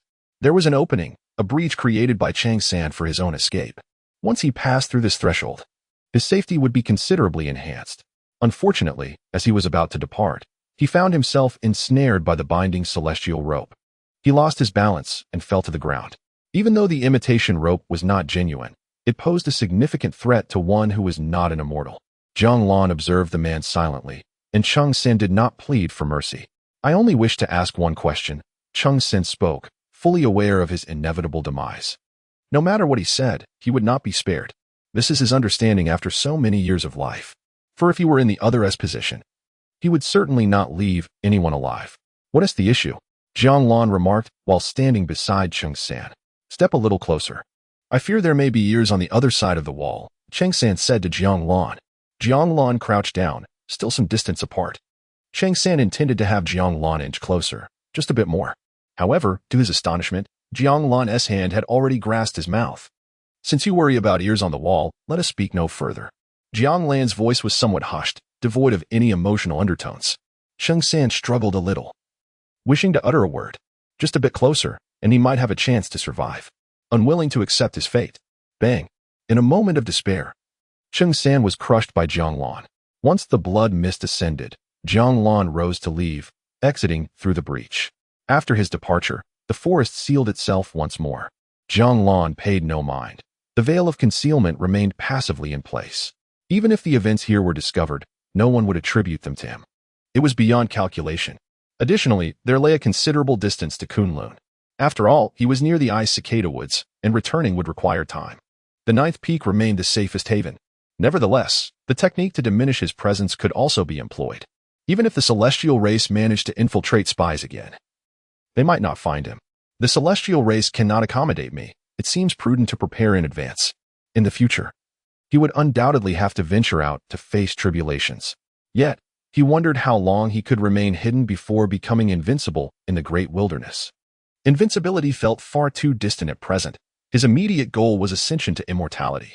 If he failed to become an immortal, all would be mere fantasy. Thus far, nothing he had garnered from his sign-ins had aided in his ascension. If nothing beneficial appeared by the end, he would need to explore other renowned places in Kunlun, such as its other secret realms and the Yao Pool above. Jiang Lan walked along the main road, intending to apply for a position at an inn. Reflecting on the previous battle, he resolved to exercise greater caution in the future. Some matters were best left unexamined. For instance, had he succumbed to curiosity at the end, he could only speculate on what awaited him. As for Feng Jie's words, they held a degree of truth. However, he could never trust someone intent on his demise. Such a path would always harbor life-threatening risks. The celestial race posed a challenge, but as long as he grew strong enough, with a formidable fist, it would not be a matter of whether the celestial race could accommodate him, but rather whether he could tolerate them. One thing was certain, the celestial race was aware of Miao Shou's demise, yet none suspected him. After that, Jiang Lan chose not to dwell on these thoughts. His focus should be on diligently enhancing his cultivation, seeking a path to immortality. In the meantime, the most troublesome aspect remained applying for temporary work. Nevertheless, there was a possibility of reaping significant benefits. Ultimately, he would go with the flow. Regardless of the outcome, it was not entirely unfavorable. Suddenly, as Jiang Lan traversed the road, he was startled by a thunderous dragon roar emanating from the heavens. A dragon? Gazing at the vast sky, Jiang Lan discerned a colossal azure dragon soaring towards Kunlun. Merely observing it, he felt an overwhelming aura of terror. This dragon was undeniably formidable. The might of the dragon clan is not to be underestimated. It had truly arrived, yet merely one dragon seemed unlikely to herald a declaration of war. Upon his emergence, he had overheard discussions regarding the dragon clan. Little did he anticipate that within a day, the dragon clan would make its direct entrance. Jiang Lan paid little heed to the arrival of the dragon clan. Such matters were beyond his concern. Should they come to challenge, it was not his place to intervene. Even if it were, he would simply concede, for the dragon clan was far beyond his capacity to contend with, unless it were a young dragon akin to Ao Longyu. However, 3 decades had passed, and Ao Longyu, as depicted in the Divine Maiden's Codex, had matured significantly. It was highly probable that she had reached the late stage of her primordial spirit. Chapter 107. The inn's recruitment. The arrival of the dragon clan at Kunlun did not elicit a significant reaction. At least, as Jiang Lan traversed the path, he felt no tremors of disturbance. He merely observed the dragon entering Kunlun, devoid of any sound emanating from within. The last time the celestial clan visited Kunlun, he had heard their presence. The aura they exuded was more formidable than that of the celestial clan, though their words were fewer. This scenario was evidently more challenging than that posed by the celestial clan. Yet, such matters were clearly beyond his purview. After all, he was merely a perfected Golden Core disciple. Even if he revealed his true cultivation level, it would bear no consequence. His master had enough to worry about. Considering he was only the first disciple of the 9th peak, a candidate with the most potential to become its leader, Jiang Lan lowered his gaze, focusing on his steps. If he could walk, there was no necessity to fly. Had he chosen to soar, he might have found himself face to face with the dragon, a rather uncomfortable prospect. Should the dragon take a disliking to him, it could lead to complications. After some time, Jiang Lan arrived at the old tavern. This time, it was not as desolate as before. Upon entering, he found 8 individuals standing inside, 5 men and 3 women, all relatively young with modest cultivation levels. Around the initial stages of foundation establishment, while half had reached the perfected stage of Qi training. Naturally, the 8 turned their gazes towards Jiang Lan upon his arrival. However, a mere glance sufficed for them to discern that Jiang Lan's cultivation was significantly higher than theirs. His attire revealed that he was a senior brother, yet they remained unaware of his intentions for being there. Jiang Lan, observing the group, had his speculations, but he chose to remain silent and sought out the tavern owner instead. The 8 individuals stepped aside. Oh, at that moment, an elderly proprietor emerged. Regarding Jiang Lan with a keen eye, it appears everyone is present. You are not late. Jiang Lan immediately bowed his head in respect, offering an apology, unaware that tardiness was even a concern. His master had not mentioned it, and presumably, neither had the owner. Upon hearing the proprietor's words, the other 8 grasped that Jiang Lan was indeed a senior brother from the 9th peak. The 9th peak was shrouded in mystery for them, rumored to rarely accept disciples. For those who did often could not be retained. Moreover, it was said that if an ordinary disciple ascended to the 9th peak, they might succumb to inner demons. Whether or not there were disciples at the 9th peak remained uncertain for them. They had heard of their existence, but had never encountered one, leading them to wonder if they truly were real. Come forth. It is just in time for the assessment. The proprietor addressed Jiang Lan. Jiang Lan acknowledged and stepped forward. The owner sat at the table, holding a teapot and a cup, placing the cup on the opposite side. Let us proceed in the order of arrival. Who was the first? He inquired, glancing at the 9 individuals. Despite his advanced age, the proprietor appeared quite vigorous, as Jiang Lan was the last to arrive. He could not ascertain who was first. The others exchanged glances, and then a celestial maiden spoke up. When I arrived, there were no others present. It must have been me. She, too, was uncertain whether being first was a fortune or a misfortune. Nonetheless, they did not mind assisting with menial tasks in this place. As for the negative aspects, it may not be too dire, considering it is merely a temporary assistance and there is some time for cultivation involved. Of course, some individuals may be reluctant to come, as those who do tend to be relatively weaker. Would good fortune ever befall them? Please take a seat. The innkeeper gently addressed the little fairy. I am Jiangxi from the 5th peak. I apologize for the intrusion, esteemed senior. After performing a respectful greeting, Jiangxi took her seat. She felt somewhat uneasy, uncertain of what she might face. Jiang Lan merely stood at the back, observing, sensing that it felt akin to an interview, as if the innkeeper were selecting candidates. It was stated beforehand that sitting down would imply consent to assist at the inn. Provided one was chosen, of course. The inn required only 2 individuals. Once filled, no more would be accepted. Do you all understand? The innkeeper inquired, gazing at everyone present. Jiang Lan and the others nodded. This indicated that those positioned behind them essentially had no chance. 2 spots. As the last one. It seemed uncertain whether I would be retained, Jiang Lan mused. He was indifferent, as the outcome would not significantly alter his circumstances.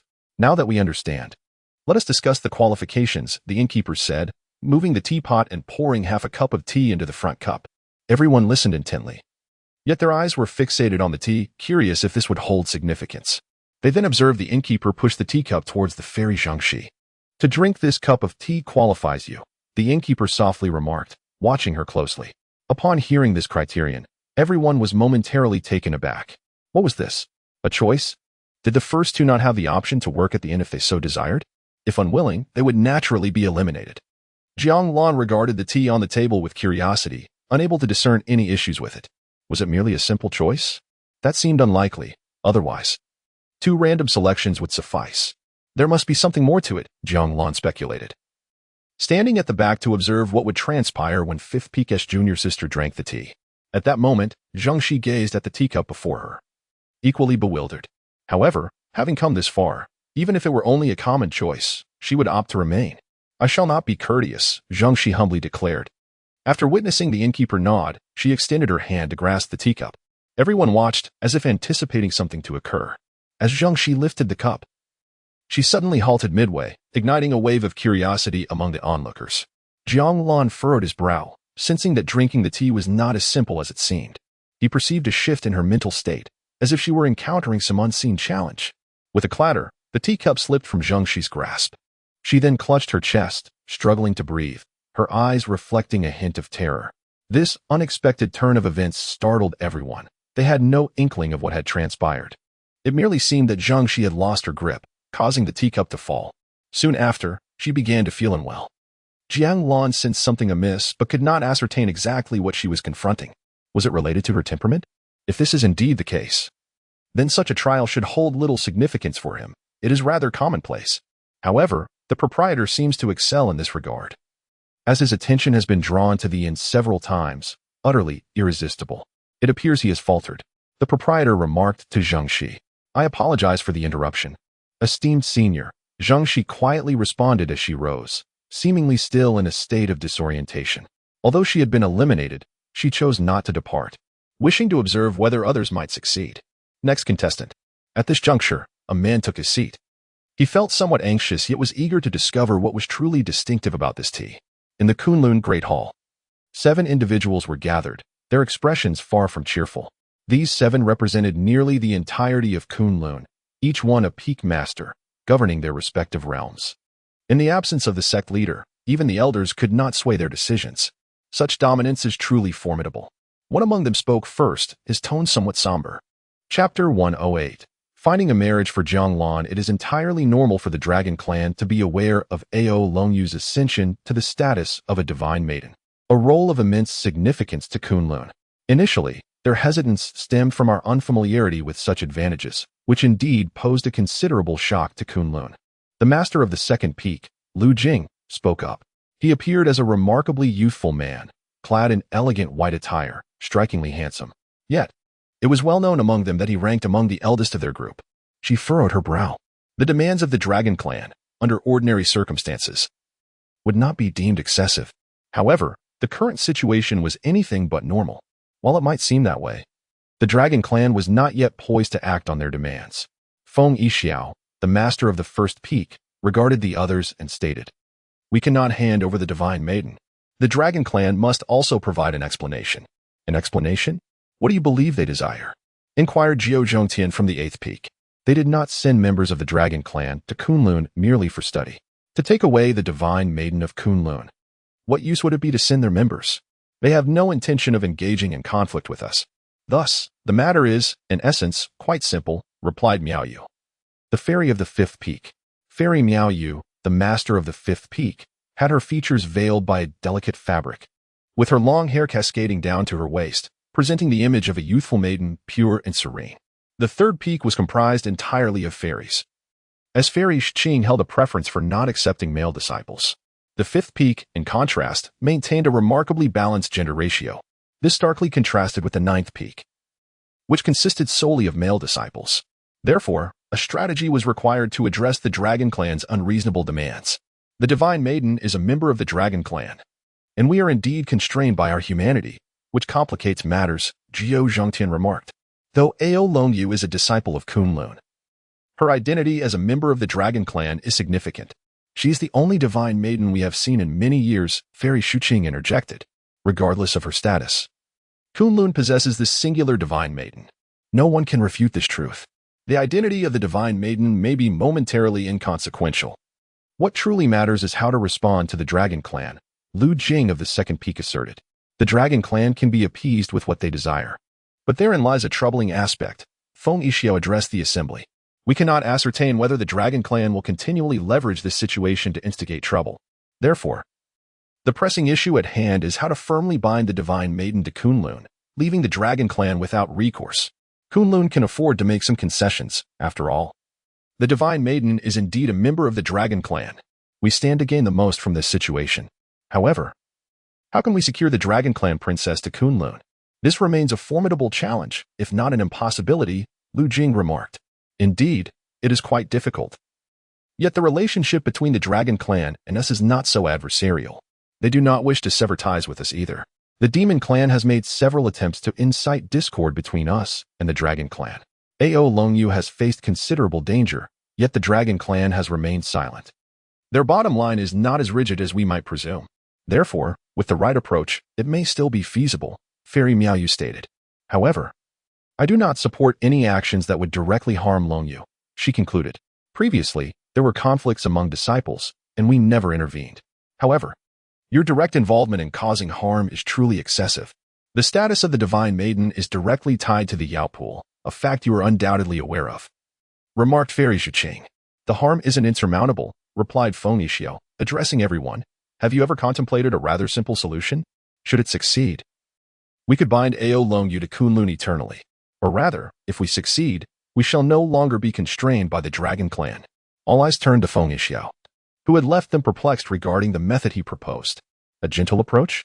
Jiao Zhongtian inquired. Quite gentle, requiring not a shred of conflict, Feng Yixi replied.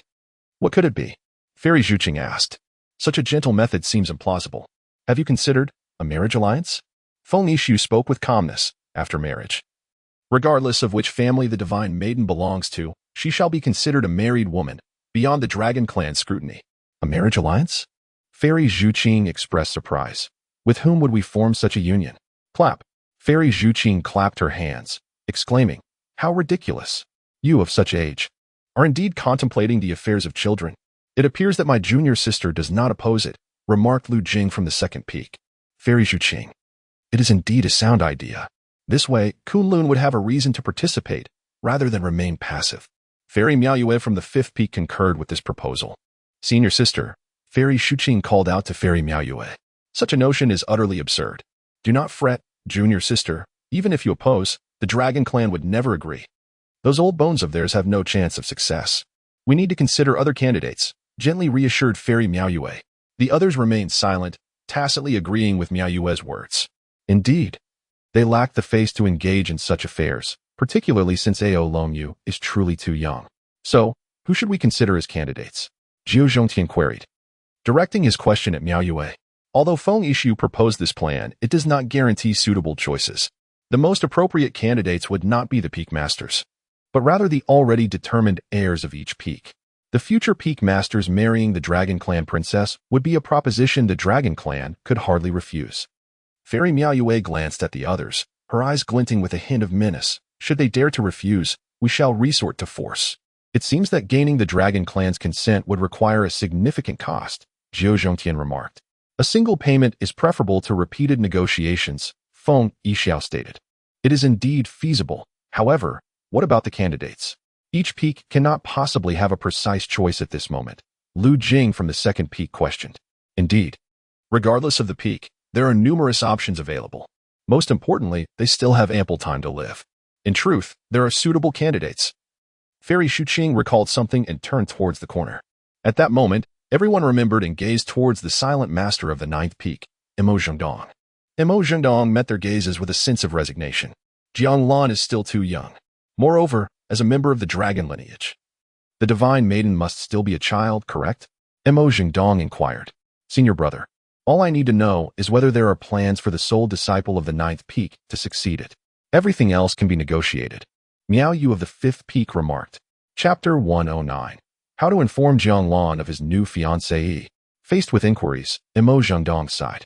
This matter was troublesome and significant. Unless absolutely necessary, he had no intention of involving his disciple in this turmoil. The pressure on Jiang Lan was considerable. Indeed, I have been nurturing Jiang Lan as the heir of the ninth peak. He is the most suitable candidate I have ever encountered. Over the years, no one has matched him. Imo Zhengdong gazed at the others before continuing. However, without sufficient strength, the Dragon Clan would be reluctant to agree, especially since the Divine Maiden is still quite young. Indeed, Longyu appears to be in her late teens, but according to the Dragon Clan standards, she has yet to reach adulthood, remarked Fairy Zhuqing. Among those present, none understood Ao Longyu better than she, having watched her grow. A union does not equate to marriage, interjected Feng Yixi. What we require is a compelling reason to intervene in the Divine Maiden's affairs. However, without a marriage contract, the constraints would be insufficient, added Lu Jing from the second peak. That may be true, yet it is certainly preferable to having no constraints at all, replied Fairy Miaoyue from the fifth peak. Let us first establish a marriage contract in the form of an engagement. The Divine Maiden is still young. Marriage can wait until she reaches adulthood. As for the heir of the ninth peak, there is no rush for him to ascend, no matter how gifted one may be. It is impossible to progress as swiftly as the Divine Maiden. Thus, the lack of sufficient strength is not a concern. If the Dragon Clan insists on waiting for the heir of the ninth peak to ascend, then let them wait. There will be ample opportunities for negotiation over the next few centuries. One point must be clarified. Is the intended spouse the heir of the ninth peak or Jiang Lan himself? Questioned Jiao Zhongtian. Indeed, this is a grave issue. The Dragon Clan is astute. They will surely wish to bind themselves to a person rather than to the ninth peak, Fairy Zhuqing stated. This is something they cannot contest. However, it is sufficient for their purposes. So is it settled? Feng Yixi addressed the assembly. Jiang Lan of the ninth peak, the heir to the peak, shall be betrothed to the Divine Maiden of Yachi, Ao Longyu. Is there any opposition? Lu Jing from the second peak surveyed the room. At this moment, no one spoke. Fairy Shuqing also found herself at a loss for words. The parties involved could hardly express their own opinions, as this decision bore consequences for the future of all Kunlun. As disciples of Kunlun, they had no choice in the matter. Then it is settled. I shall negotiate with Fairy Miao Yue, declared Foni Xiao. Let Jiao Zhongtian accompany us. Naturally, Jiao Zhongtian had no objections. He understood his purpose in attending. The others remained silent. This matter was of great magnitude, concerning both Kunlun and its relationship with the Dragon Clan. A failure to reach an agreement would surely lead to conflict, while even a successful negotiation would likely incite disputes. In any case, the mere mention of this issue was bound to stir controversy. Before concluding their discussion, Fairy Miao Yue of the fifth peak turned to Mo Jingdong. Is there no issue on your end, senior brother? She inquired about Jiang Lan. There are no problems whatsoever. Mo Jingdong replied directly. Jiang Lan is a person well understood. Even if he harbors reluctance in his heart, he would still acquiesce. However, the pressure would undoubtedly be considerable. He worries about becoming more reclusive. Yet, he finds himself at a loss as to how to communicate this to Jiang Lan, opting instead to wait and see how things unfold. As for the junior sister, Miao Yu now gazes at the bamboo clear fairy. I will assess the situation and speak to Long Yu. She possesses a strong sense of pride, yet is quite obedient, the bamboo clear fairy remarked. Long Yu is indeed compliant, though her temperament may not endear her to others. She often gives off an impression of keeping others at a distance. The engagement must have caused her great sorrow, yet she will endure it silently. Thus, it is our duty to negotiate this matter, declared the Fairy Miao Yu of the fifth peak. On the Kunlun path, a young girl gazes at the ninth peak, her disbelief palpable. 30 years have passed. A full 30 years without a single descent from above. Can one truly live alone on a mountain for 30 years? With so many people below? Why not come down to see? Xiaoyu finds it hard to believe. She has awaited Jiang Lan for 3 decades, consistently yearning to return what she owes him. However, throughout these 30 years, she has never witnessed Jiang Lan leave the ninth peak. Visiting him seems rather inappropriate. Thus, she often descends to wait. A wait that has stretched into 3 decades. She had intended to present him with a record-keeping artifact, a tome of cultivation, and a spell. Alas, she has been unable to deliver them. She overheard that the inns outside are in need of personnel. Could it be that the inn itself also lacks staff? A sudden voice reached Xiao Yu's ears. She lacked the enthusiasm to listen, yet could not resist the proximity of 2 individuals, a man and a woman, engaged in conversation as they strolled. Indeed, the inn is quite remarkable. It is said that the current shortage has stirred the Kunlun 9 peaks. Each peak has dispatched nearly its least capable disciples for the innkeeper's selection. The least capable? How arduous indeed. With already lacking skills, they must now sacrifice their cultivation time. Surely, we cannot send the most outstanding ones, they chattered jovially as they departed from the path. Xiaoyu watched the direction in which they left, then moved beyond Kunlun. If all the 9 peaks' disciples have gone, it stands to reason that the 9th peak might have sent someone as well, considering it has but 1 disciple. Not wishing to dwell further, Xiaoyu exited Kunlun. At this moment, Jiang Lan remained observant of others sipping tea or undergoing interviews. He had just witnessed the 8th candidate. The first 7 had all failed. Initially, they had anticipated encountering something terrifying, especially as Zhang Shi from the 5th peak was enveloped in panic. Yet, they soon discovered otherwise. The 2nd candidate wept, the 3rd laughed, the 4th fainted, and the 5th slammed the table in anger. In essence, each individual reacted differently. They merely bowed in apology and quietly awaited the subsequent attempts. Their collective failure sparked curiosity about who might ultimately succeed. With the first 7 having faltered, the 8th candidate stood before them now. If the 8th individual fails as well, it appears that the recruitment here will remain unfulfilled, given that there is only 1 opportunity left. Jiang Lan was genuinely astonished, as this did not seem to be a test of character. Each person present exhibited certain behaviors. They felt awkward, yet did not perceive anything amiss. This struck him as peculiar. If they were seeing illusions, their reactions would not align with what he observed. They harbored no doubts about what they witnessed.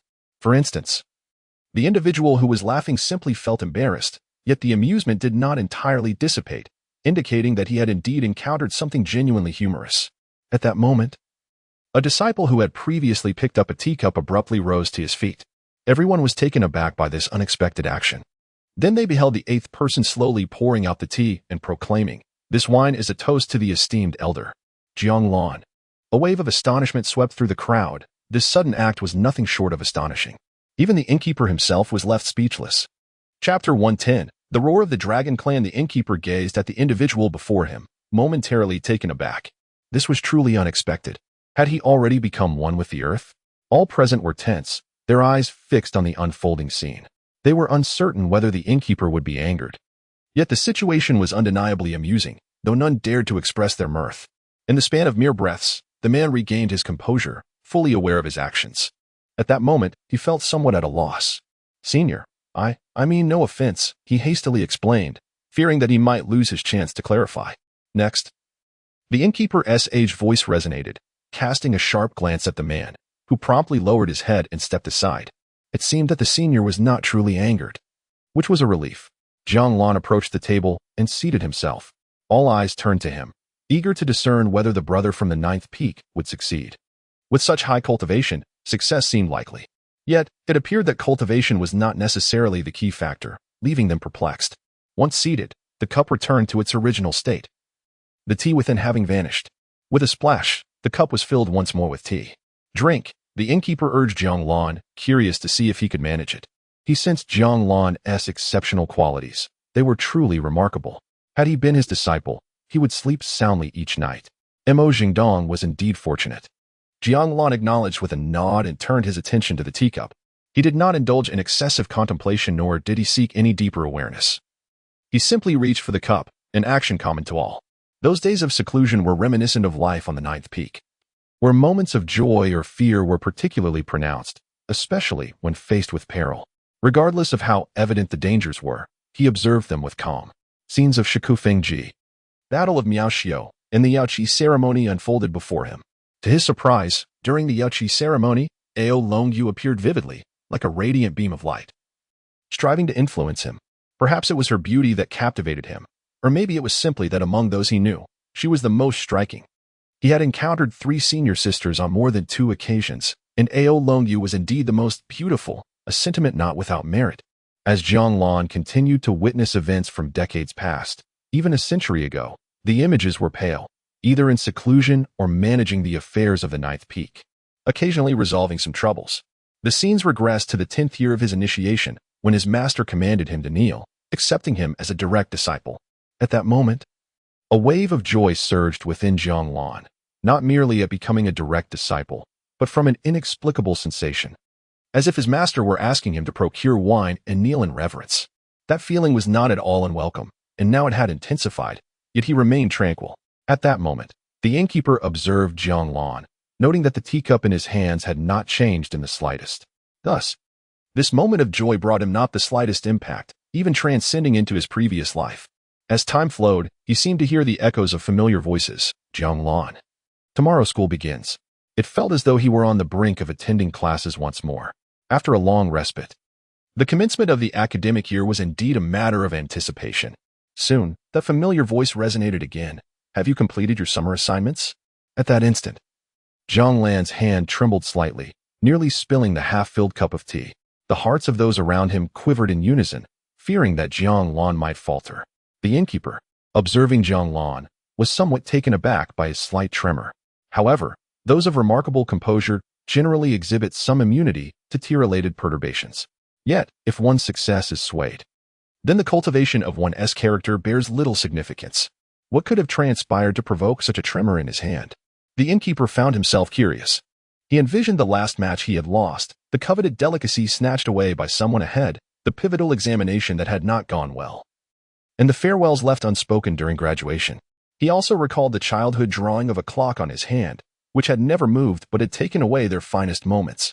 After reflecting on all this, Jiang Lan came to his senses, finally gazing at the cup in his hand, devoid of any spillage. A wave of sentiment washed over him. In his previous life, he bore few significant regrets, despite some tribulations. This life, too, might not harbor great regrets, yet it could prove even more arduous. Nevertheless, he felt prepared to confront it all. Subsequently, Jiang Lan lifted his hand and drank the tea in one swift motion. The flavor was initially bitter, soon followed by a hint of sweetness. In that moment, his spirit soared, and a sense of renewal enveloped him. A glimmer of enlightenment emerged within his consciousness. In the fleeting passage of time, a millennium seemed to unfold. The ephemeral nature of trivial matters dissipated instantaneously, while the vastness of change endured through the ages. All present witnessed Jiang Lan consume the tea, unaware of his internal journey, yet the very act of drinking surprised them. However, even more astonishing events soon unfolded. Suddenly, they perceived a hush enveloping their surroundings. Subsequently, they were influenced by this tranquility, each individual perceiving visions of the past.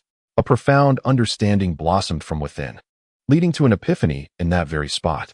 Meanwhile, Xiaoyu was making her way to the old tavern, hoping to find Jiang Lan there. However, halfway through her journey, the sound of a dragon's roar resonated from Kunlun. Xiaoyu gazed towards Kunlun in astonishment. What could be happening? Just moments ago, she had deciphered the dragon's roar, which seemed to convey a message of audacious defiance. Following the roar, a beam of sword light surged forth from Kunlun, a powerful force shaking the heavens and the earth. Were they engaged in battle? Xiaoyu was taken aback, never imagining that things would escalate so rapidly. Then, another dragon's roar erupted, seemingly questioning, "Dare you harm me?" It sounded infuriated. After that, silence ensued. Xiaoyu looked toward the direction of Kunlun, filled with confusion. She felt a wave of concern yet knew she could not draw any closer. Ultimately, she resolved to return the items before inquiring further to extract any information. Xiaoyu made her way to the old tavern. Upon her arrival, she was somewhat taken aback. An air of enlightenment pervaded the atmosphere. There were 9 individuals present. At the center stood a man engaged in the act of sipping tea, embodying a stillness akin to that of a statue. He was none other than Jiang Lan, the person Xiaoyu sought. Would the little fairy like to give it a try? Inquired the tavern owner, approaching the outermost table to gaze at Xiaoyu. Chapter 111. Have you recently considered seeking a companion on your journey? When Jiang Lan regained consciousness, the golden rays of the setting sun had already permeated the inn. Night was approaching. Jiang Lan lowered his gaze to the teacup in his hand and gently placed it upon the table. The encroaching darkness did not concern him. In that moment of profound enlightenment, he felt as though he had traversed centuries. It was merely the sun dipping below the horizon. He still had ample time to experience the passage of ages. However, he found himself alone, likely because others had already departed. Awake? A sudden voice called from behind Jiang Lan. It was the innkeeper. Jiang Lan turned and bowed respectfully. Thank you, esteemed elder. The recent epiphany had been linked to that cup of tea. He could distinctly sense a slight advancement in his cultivation. Moreover, he anticipated that his future training would proceed with greater ease than before. It felt as though he was drawing ever closer to the realm of the immortals. This, of course, was attributable to the innkeeper's guidance. The tea does not possess such extraordinary powers. It merely reflects your own insights and a touch of fortune, the innkeeper remarked. Jiang Lan chose not to elaborate further, simply nodding in acknowledgement. Be sure to arrive early tomorrow. I will discuss the tasks at hand with you then, the innkeeper instructed. You mentioned you? I am somewhat curious, Jiang Lan replied, pondering if he was the only one deemed worthy. Will another be chosen at random? I had intended to seek 2. The innkeeper casually stated. Do you have any fine wine? Jiang Lan inquired. With a resounding thud, the innkeeper placed a flask of exquisite liquor upon the table. Consider this a prepayment for your services, he said, pushing the wine towards Jiang Lan. Very well, Jiang Lan accepted the fine wine, preparing to take his leave. He had not encountered the young lad today, thus he had no peanuts to enjoy. As for the lad's whereabouts, he was unaware. Perhaps tied to the previous inquiry about finding a companion.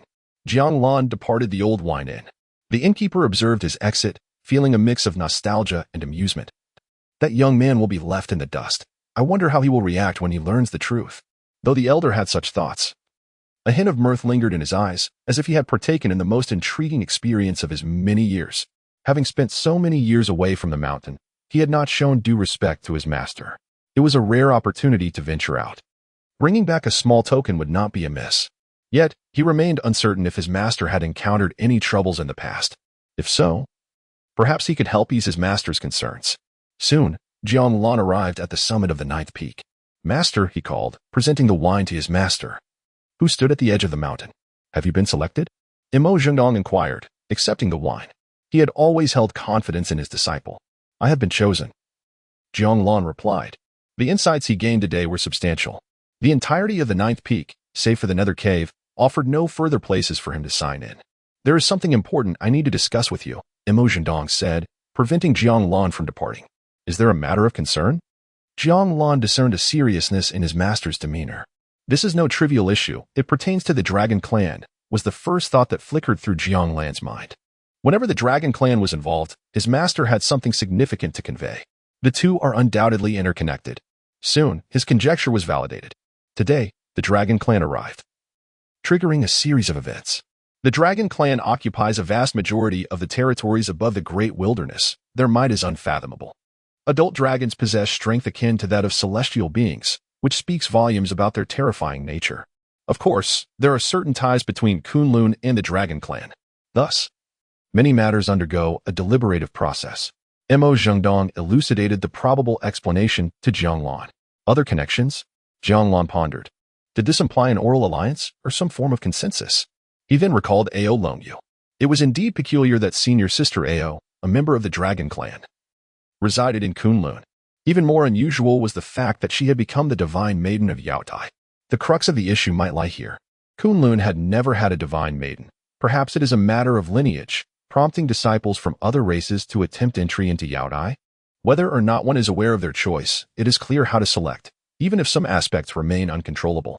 However, every issue has a prerequisite. Kunlun must have a divine maiden. Without one, all discussions are futile. Now that one exists, the questions arise. After some conjecture, Jiang Lan began to discern a semblance of the event's outline. As for its accuracy, he was uncertain. Yet, this matter was not directly related to him, was it? He had merely assisted Ao Longyu to some extent. Was Kunlun seeking retribution due to this incident? Did it concern the disciples? Jiang Lan felt compelled to inquire. That would offer some peace of mind. How many years have you been on the mountain? Over 140 years. Over 140 years is still a bit young, but you are an adult now. Have you considered finding a partner? Not really, Jiang Lan replied, puzzled by his master's sudden inquiry. However, he had indeed never contemplated seeking a partner. Presently, he remained on the 9th peak, a place not meant for ordinary individuals. Moreover, he was pursuing the path of immortality and wished to avoid any encumbrances. This way, he would bear no burdens. As for the future, that could wait until later. It might not be easy to find someone in the future either. The majority of the peak masters of Kunlun are solitary, including his master, Mo Zhengdong. Jiang Lan's ambition was to surpass them all, achieving sanctity in Kunlun and becoming invincible in the Great Wilderness. This would grant him time to contemplate other matters. This is something to consider, Mo Zhengdong remarked. Jiang Lan thought to himself, he truly did not wish for such a thing. However, his master suddenly broaching this topic seemed to imply it was not merely a concern for his single status. Master, does this matter relate to the Dragon Clan? Although he felt somewhat presumptuous, he posed the question nonetheless. His master had suddenly mentioned the Dragon Clan and then inquired about his emotional matters. Therefore, he found it hard to believe that the two were unrelated. With the arrival of the Dragon Clan, two factions entered negotiations. The reasons behind these discussions will become clear to you later. However, the outcome is something you need to know now, Mo Zhengdong stated while observing Jiang Lan. Before nightfall, the masters of the 3 peaks negotiated a final result with the visiting Dragon Clan, arranging for you to be betrothed to the divine maiden of Yaotai. Jiang Lan widened his eyes in astonishment. Even though his state of mind was remarkable, upon hearing the news, he could not help but display a profound shock. He opened his mouth, intending to refuse, yet no words escaped his lips. Finally, Jiang Lan bowed his head and spoke. Listen, heed the master's arrangement. A union. This was the sole conclusion Jiang Lan could fathom. He had never anticipated that Kunlun would enter into an alliance with other factions, and he was to be the sacrificial pawn. Could he refuse? Theoretically, yes. Chapter 112. The senior sister wept through the night. However, this was merely theoretical. Jiang Lan found himself without options. For him at this moment, abstaining from choice was the wisest decision. He had already grasped the general circumstances surrounding the matter. The impact of these several centuries was negligible for him. The engagement had indeed been established. Yet the consummation of the marriage would only occur after Ao Longyu ascended to immortality, that is, upon reaching maturity. Naturally, he too must attain immortality. Should he ultimately fail in this endeavor, the betrothal would become void. The union was proposed by Kunlun, and the Dragon Clan was compelled to acquiesce. The criteria for marriage were also dictated by the Dragon Clan, which Kunlun had no choice but to accept. After all, neither party desired an actual conflict. A standoff between the clam and the heron only benefits the fisherman. The intention was mutual gain. Kunlun, having Ao Longyu, acquired a celestial maiden, a lasting advantage, while the Dragon Clan reaped significant benefits as well. As for Ao Long U's personal wishes, they were exceedingly fragile in the face of such formidable powers. Yet, no one dared to press too harshly. After all, celestial maidens were not immune to demise. Ascend to immortality, Jiang Lan murmured softly before the plant egg. Once he achieved immortality, he would marry Ao Long Yu. Judging by his apparent cultivation level, he had ample time ahead. Typically, 600 years was the swiftest pace for a mortal to attain immortality. As the Yochi celestial maiden, Ao Long Yu should reach maturity within 400 to 500 years. The essence of all things from Yaoqi could provide her with sufficient resources, combined with her innate talents from the dragon clan. 400 to 500 years to mature was not excessive. As for him, 700 to 800 years to attain immortality was considered quite normal, even with his master's unwavering support. Thus, theoretically, he still had 500 years remaining. By that time, perhaps he might hold the reins, deciding whether or not to marry, unless he fails to surpass Kunlun. However, Jiang Lan did not know much about Ao Long Yu, but she was not unpleasant. He soon ceased to ponder this further and diligently nourished the nightshade flower and the plant egg with spiritual liquid. This was an inevitable task he had undertaken over the years. It brought him joy to sustain the plant egg and the nightshade flower. After completing this, Jiang Lan commenced his cultivation. Today, he experienced a profound revelation that made his practice exceptionally smooth, far superior to previous times. Naturally, he also activated the auxiliary treasure, the Celestial Maiden's album. In the early morning, before dawn, Jiang Lan rose and carried the plant egg out of the nether cave to bask in the sunlight. The nightshade flower and the plant egg had lingered in the cave for too long. They would surely appreciate the warmth of the sun outside, although they appeared somewhat despondent. Perhaps the nightshade flower was content after all these years of unchanged circumstances. He was not the nightshade flower. How could he fathom its joy? A seemingly despondent exterior might very well be a manifestation of happiness. Once he placed the flower pot in the courtyard, Jiang Lan engaged in a spar with his reflection in the mirror. After a defeat, he departed from the ninth peak and headed toward the old tavern. This time, he should not be late. He had no habit of tardiness. Previously, he was unaware of the time constraints. Moreover, his delay was due to resolving matters with Feng Ji. Upon arriving at the tavern, Jiang Lan discovered that the doors had yet to open. The sun was not yet strong, and astonishingly, they had not opened their doors. Jiang Lan was somewhat taken aback, yet he did not dwell on it. Instead, he stood quietly at the entrance, awaiting the inn's opening. Tap, tap. After a brief moment of anticipation, the sound of footsteps approached, soft and delicate. Out of caution, Jiang Lan turned his gaze to discover a young girl approaching. Clad in a blue and white outfit, her hair tied in a high ponytail, she possessed strikingly beautiful features, with bright eyes and a radiant smile. However, her eyes bore a hint of redness, as if she had been weeping for an extended period. Jiang Lan recalled having seen this girl before. Yet he did not ponder it further, as they were not acquainted. His observation stemmed from a sense of vigilance, ensuring his safety. He then resumed his position at the door, continuing to wait. The girl, little Yu, with reddened eyes, produced a recording orb along with a book. Jiang Lan glanced at them, expressing his confusion. They must belong to him, for he never turned down such offerings. However, he was averse to accepting unearned benefits, unless they came from his master, which he could graciously accept. Taking charge of the ninth peak and guarding the entrance to the underworld, he aimed to find a successor, after which he could roam freely across the vast wilderness, both above and below, unrestrained, provided he remained unmarried. 30 years ago, little Yu looked up at Jiang Lan and explained, "Junior brother gifted me a recording artifact as a token of gratitude. These are for you. However, you have not descended from the mountain in all these 30 years, and I have awaited this moment." Upon hearing her words, Jiang Lan's memory was jogged.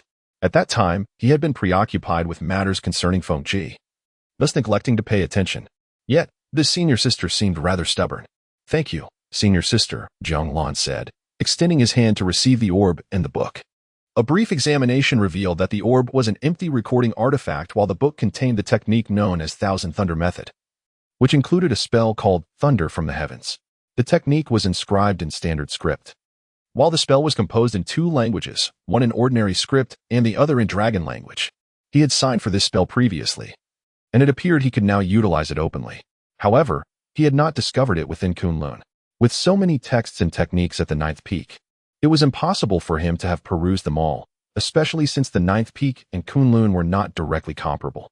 Observing Jiang Lan accept the items, little Yu ceased to speak further. The two stood in silence at the entrance, waiting for the door to open, an unusual tranquility enveloping them. Jiang Lan was surprised. He had expected this senior sister to leave after delivering her gifts. The words spoken by the innkeeper yesterday, could they refer not to one of those 8 individuals but rather to this little you? Jiang Lan pondered this possibility. With a conjecture in mind, he felt no need for further contemplation. He had come here seeking to break through to the primordial spirit level as instructed by his master, while he himself hoped to acquire something beneficial for his ascension. As one at the mid-stage of void return, he was nearing the threshold of immortality. Creak. The door swung open. You have arrived? The innkeeper immediately spotted Jiang Lan and Little Yu. I apologize for the intrusion, esteemed senior, they both replied in unison, displaying an unexpected harmony. The innkeeper casually remarked, the prices for drinks are at the counter. Feel free to take a look. Tea and peanuts are complimentary, depending on your generosity. The proprietor exited the inn while carrying a basket, casually remarking, you managed to get by this morning. Do remember to tidy up. With that, he departed, leaving Jiang Lan and Xiaoyu watching his figure fade away. Eventually, they entered the inn, only to find the premises in disarray, littered with empty bottles and peanuts, as if revelers had indulged throughout the night. Xiaoyu, confronted with this chaotic scene, momentarily hesitated, uncertain of how to proceed. Jiang Lan, observing her sister's lack of experience in such matters, gently suggested, I shall handle the cleaning. You might want to check the prices of the wine to prepare for any customers who may wish to purchase it. Chapter 113. Working with Xiaoyu. Upon noticing Xiaoyu heading to the counter, Jiang Lan cast his gaze downward at the scattered peanuts and empty bottles, sensing an air of clandestine activity during the evening hours. Undoubtedly, it was of no concern to him, as he had no intentions of returning here at night. His focus lay on cultivation. Subsequently, Jiang Lan began to tidy up the discarded bottles and clean the area. Such tasks were commonplace for him at the 9th peak, where he executed them with practiced ease. Engaging in these chores instilled a sense of tranquility within him. During his decade-long pursuit of ascension to the void return stage, he had often performed similar duties without a hint of monotony. Before long, both the ground and tables were restored to cleanliness. Jiang Lan carried the refuse to the back courtyard, where trash bins were typically located. Curiosity stirred within him. Over the years, had the inn's waste accumulated to mountainous proportions? Upon reaching the back courtyard, he sought to gauge the extent of any potential refuse pile. However, as he stepped into the area, an unexpected gust swept through, an impact of force that took him by surprise. Without a moment's hesitation, he summoned the power of his perfected golden core to retreat. Yet, the sudden surge arrived with alarming speed, leaving little room for reaction. In desperation, he raised his hands in defense. Boom! A thunderous clash ensued as the force collided with Jiang Lan, propelling him backward. The refuse in his hands was sent flying. It was only then that he had the chance to recover. Taking 2 steps back to assess the source of the attack, an imposing spirit beast stood before him, radiating ferocity and strength. Its form resembled that of a tiger or leopard, with a dragon-like head and tail, adorned in hues of gold and jade, and crowned with a singular horn that arched backward. Merely by appearance, Jiang Lan discerned that this creature was formidable. The recent encounter bore no murderous intent. Otherwise, he would have been compelled to unleash his full power or flee. What a powerful spirit beast! Jiang Lan pondered its nature. However, he noticed a metallic ring around its neck, the purpose of which remained a mystery. Roar! A low growl emanated from the beast as it sprang into action. Jiang Lan, taken aback, contemplated retreating. Yet, he soon found himself immobile, for the spirit beast was intent on the refuse. In mere moments, it consumed the discarded items with astonishing swiftness. Jiang Lan was taken aback. He had unwittingly encountered a spirit beast that feasted on garbage. He turned to leave, but the moment he moved, the beast positioned itself in front of him, growling lowly. Was it perceiving him as refuse? The thought crossed his mind, albeit it seemed unlikely. Is there something you need? Jiang Lan inquired, believing that communication might alleviate unnecessary complications. Roar! The spirit beast growled once more, fixating its gaze on him as though demanding something. It appeared that dialogue was futile. What, then, was the path to escape? With the celestial art of the 9 steps, he was uncertain if he could elude it. The creature might possess superior capabilities. He pondered its speed as he found himself in a standoff with the spirit beast, just as he contemplated an escape. Sister Xiaoyu unexpectedly entered the courtyard, witnessing the confrontation and gaining a moment of clarity. Xiaoyu cast a spiritual stone, intended for the spirit beast. With a snap, the creature promptly seized the stone, gesturing towards Jiang Lan as if to say, remember to offer more next time. It appeared there was a fee involved. Jiang Lan comprehended the situation and expressed his gratitude to his senior sister. Approaching Xiaoyu, he thanked her. This was a Pishio, and feeding it required payment. Did the junior brother possess no knowledge of such creatures? Xiaoyu briefly elucidated, albeit with some confusion, and then led Jiang Lan towards the inn's counter. He indeed had scant exposure to the lore of spirit beasts, having devoted most of his time to studying cultivation techniques, formations, and related insights and notes. While he had some understanding of the general situation in the great wilderness, he had yet to delve into the specifics of spirit beasts. As time was a finite resource and he could not explore every topic. Have you been solely focused on cultivation? Xiaoyu inquired with curiosity. They had arrived at the counter, which was spacious enough for two without feeling cramped. Xiaoyu stood on a chair, appearing tall enough for patrons to see her. The prices for ordinary wine were quite affordable, while those for fine wine were somewhat peculiar, depending on what the customers were willing to pay. Jiang Lan pondered, feeling he had offered a generous amount, as he adhered to the quantity his master had first provided. He paid little heed to whether it exceeded what others offered, deeming it unnecessary to clarify such matters, as long as he felt satisfied with the exchange. How far do you think you are from ascension? Xiaoyu asked. Her curiosity piqued as she instinctively began to polish a wine glass. Jiang Lan replied candidly that he had not given much thought to ascension, only coming to this place at his master's behest in preparation for advancing to the Yuanshan stage. He acknowledged that he was indeed far from becoming an immortal, estimating he required at least several decades more. Typically, one might attempt ascension after 50 or 60 years, but whether one could succeed remained uncertain. Senior sister, it should be easier for you to achieve immortality, right? Jiang Lan inquired, still examining the prices for any particular items of note. I would likely progress faster than you, Xiaoyu replied. Jiang Lan nodded in agreement, and they lapsed into silence, both preoccupied with their own tasks. After a brief interval, a pair of newcomers entered, one male and one female, strikingly matched in appearance. Their cultivation levels were modest, marking them as new disciples of Kunlun. Since Jiang Lan was not clad in the traditional Kunlun attire, it was unlikely they recognized him, particularly the newcomers. Having spent 30 years on the ninth peak, even those of his own cohort might not recall him. Although practitioners of the Tao possess remarkable memories, certain details inevitably fade into obscurity without specific reminders. I've heard you have fine wine here? I would like to purchase 2 jars, the male disciple boldly stated, his tone confident yet youthful, hinting at a possible influential background. As the inquiry was directed at Xiaoyu, Jiang Lan chose not to engage, instead reaching out to secure a wine bottle that was precariously close to falling. This intrigued him, evoking a sense of being tested, and he found himself capable of responding aptly. Is there any prior notification? Must one announce their intention to purchase wine in advance? This seems devoid of emotion, bordering on indifference. Upon hearing Xiaoyu's words, both individuals furrowed their brows. Young lady, we are willing to pay double the price. We are in urgent need of fine wine, Zhou Shu remarked, attempting to soften the atmosphere as he gazed at Xiaoyu. Yet, Xiaoyu remained silent. Her stance was unequivocal. Surely, an inn must conduct business? Rules are rigid. Offering double the price is no small matter. Why the refusal to sell? Lu Qian interjected, directing her gaze towards Xiaoyu. Xiaoyu chose to ignore her. How can this little girl be so ungrateful? Zhou Shu retorted, producing a spirit stone. This is for you. Can it be sold now? Xiaoyu did not even lift her eyelids in response. Her position was abundantly clear. Jiang Lan observed Xiaoyu with a sense of helplessness, pondering whether the senior sister was here to assist or to create enmity. Chapter 114. The arrival of the dragon clan. With a resounding clap, Zhou Shu struck the counter, his irritation palpable. Young lady, is your demeanor not a bit inappropriate? The sudden impact caused the counter to tremble. Jiang Lan swiftly caught the teacup that was about to fall, returning it to its rightful place. Was I not clear enough? Xiaoyu inquired calmly, directing her gaze towards the two individuals.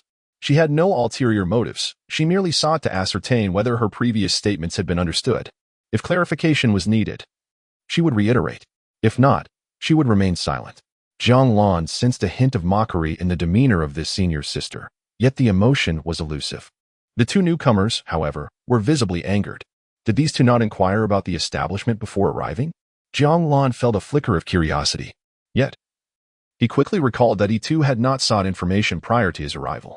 He simply chose not to provoke trouble, opting instead to wait quietly. Acknowledging his own limitations, he understood his place. It seemed these two were less adept at such discernment. Xiaoyu did not intentionally conceal her cultivation level. and the two showed no sign of trepidation. This was likely the handiwork of the innkeeper. Jiang Lan began to speculate. Otherwise, it would take considerable audacity for these two to speak loudly in her presence. Xiaoyu grasped this nuance as well, though she paid it little mind. As the two appeared ready to escalate the situation, Jiang Lan interjected, moving the spirit stones closer. "Esteemed guests, please feel free to converse with me." Xiaoyu glanced at Jiang Lan but remained silent, her attention diverted to the ledger that required her scrutiny. While she was engrossed in her task, Jiang Lan's voice interrupted her thoughts. "Xiaoyu, the second cup on your right is about to topple. Please steady it." Surprised, Xiaoyu swiftly glanced at the cup, confirming that it was indeed on the verge of falling. She had not noticed it earlier. Did I overlook it? Without dwelling on the thought, she righted the cup and returned to her duties. At this moment, Zhou Shu and his companion recognized Jiang Lan's perceptiveness as he moved the spirit stones. "Young brother, how shall we price this fine wine?" "Do not hesitate to state your price," Zhou Shu inquired. Lu Qian observed Jiang Lan, finally feeling a sense of superiority. "Perhaps the esteemed guests are unaware," Jiang Lan began. "What do you mean?" Zhou Shu's brow furrowed. He sensed an impending exorbitant demand. "The fine wine is personally prepared by the owner, who is currently away and has only set aside the quantities reserved yesterday. Aside from the proprietor, no one else possesses the capability to procure such wine. This is not merely a rule of the establishment. The one who can offer fine wine is not present. I hope you can understand." Jiang Lan spoke with a tone of politeness, neither submissive nor arrogant. Zhou Shu and his companion comprehended Jiang Lan's message clearly. In essence, they would not be able to acquire fine wine regardless of the price offered. At that moment, Lu Qian interjected, "Surely someone must have been informed beforehand? Where is this fine wine?" "There is indeed one bottle available," Jiang Lan replied, gesturing towards a nearby exquisite bottle of wine. "Then there is no issue." "Are you certain?" Jiang Lan asked. "What is there to be uncertain about? Bring the wine," Lu Qian insisted, urgency evident in her tone. Jiang Lan placed a small bottle of fine wine on the counter. Just as the two individuals reached out, he cautioned them, stating, "This is the exquisite wine reserved by Lu Jian of the 8th Peak." Upon hearing this, Zhou Shu's hand froze mid-air. He dared not touch the wine. At that moment, he understood why this person sought clarification. He and Lu Jian were worlds apart. Who is Lu Jian? He is the proud disciple of the master of the 8th Peak, having once challenged the celestial beings of the Tianren clan single-handedly, achieving remarkable feats. To many disciples of Kunlun, Lu Jian is a legendary figure. Who would dare to touch his wine? Even with tenfold courage, Zhou Shu would not. In this instant, he grasped the reality. All those who had ascended to immortality abide by the rules here. As a mere foundation-building disciple, his audacity was utterly reckless. "I apologize for the intrusion. We shall take our leave." "Leave?" Lu Qian expressed her confusion. "Who is that Lu Jian? Let us go. Don't embarrass yourself." Zhou Shu urged his junior sister, leading her away. Watching the two depart, Jiang Lan put the wine away. "Why did junior brother say so much?" Xiaoyu inquired. Her curiosity piqued. "They do not know who we are, and we do not know who they are.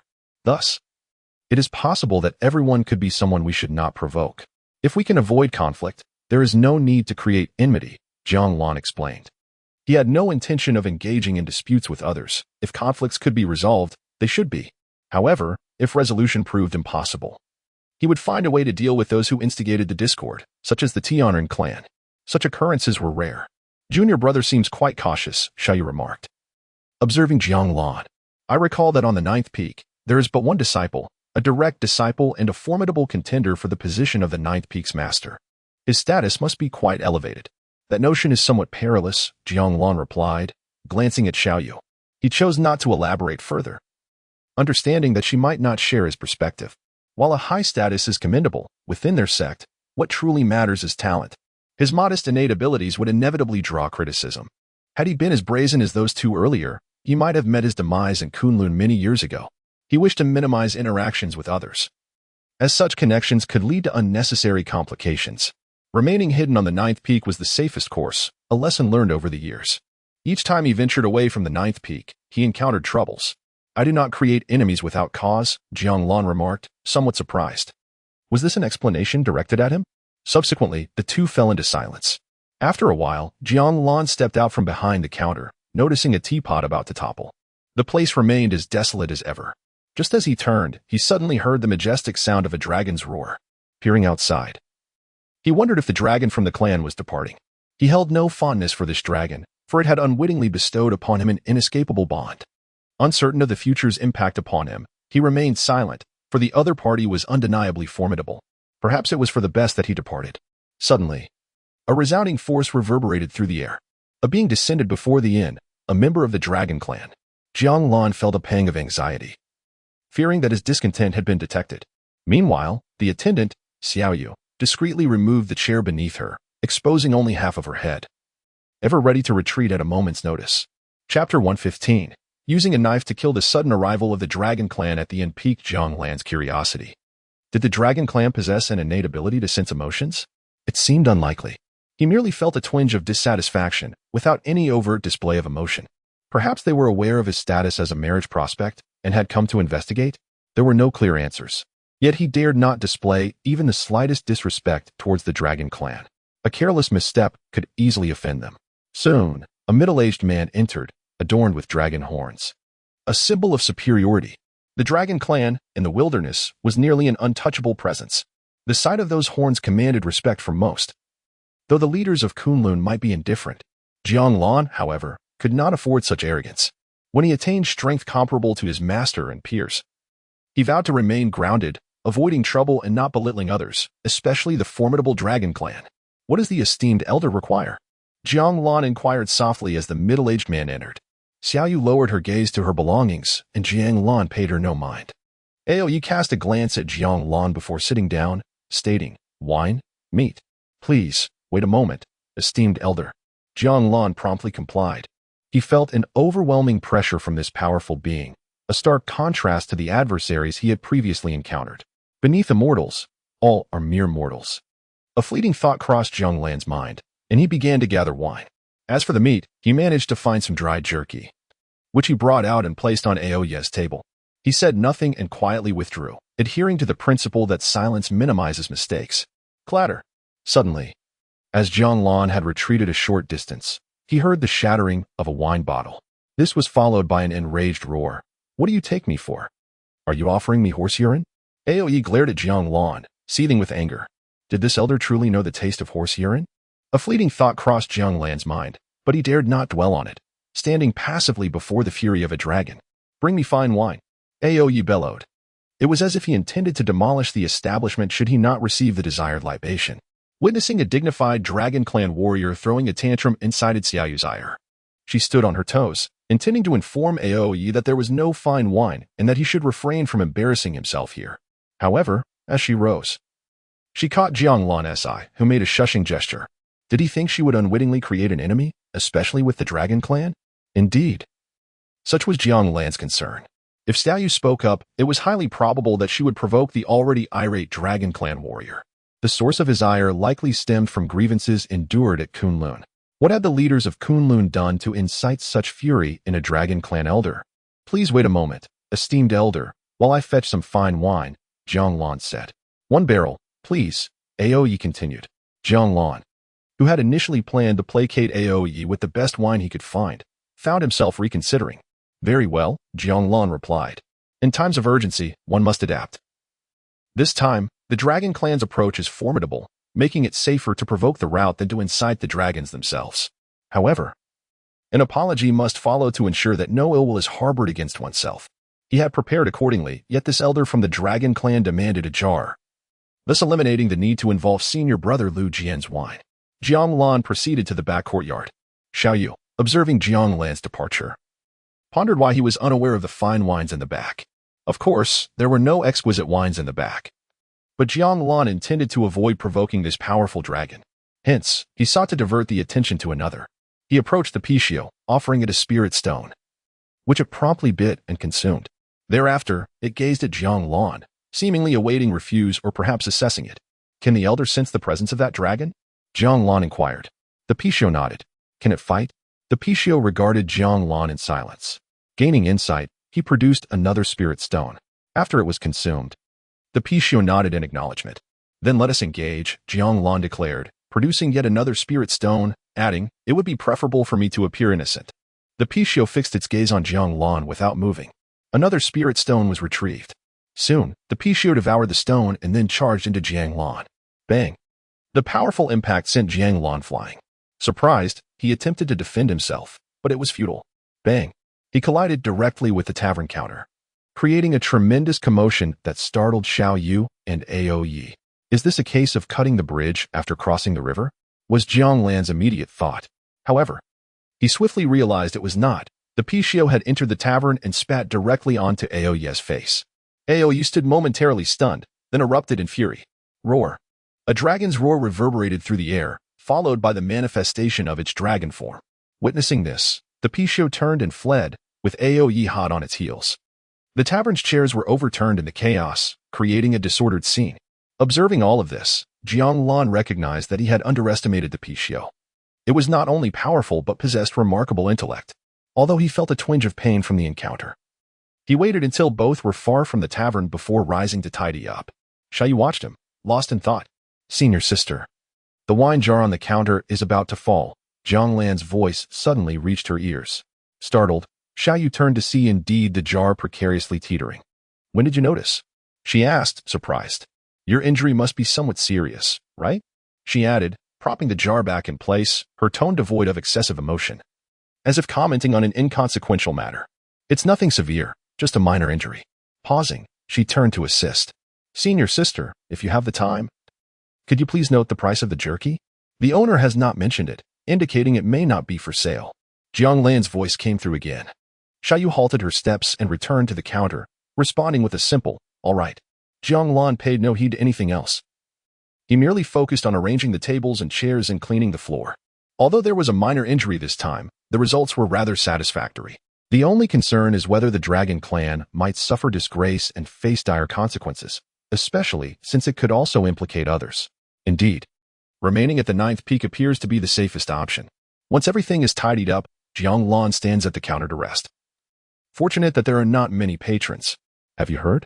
Some individuals from the Demon clan have arrived, although they have not approached Kunlun.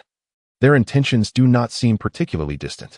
It is said that the Celestial clan is also present, purportedly to investigate the circumstances surrounding their kin's demise. The cause of death of the Celestial clan? I recall that this matter transpired several decades ago. What is the purpose of such an investigation now? And what is the Demon clan's objective? It is rumored that they have lost a certain treasured artifact and are now searching the vicinity,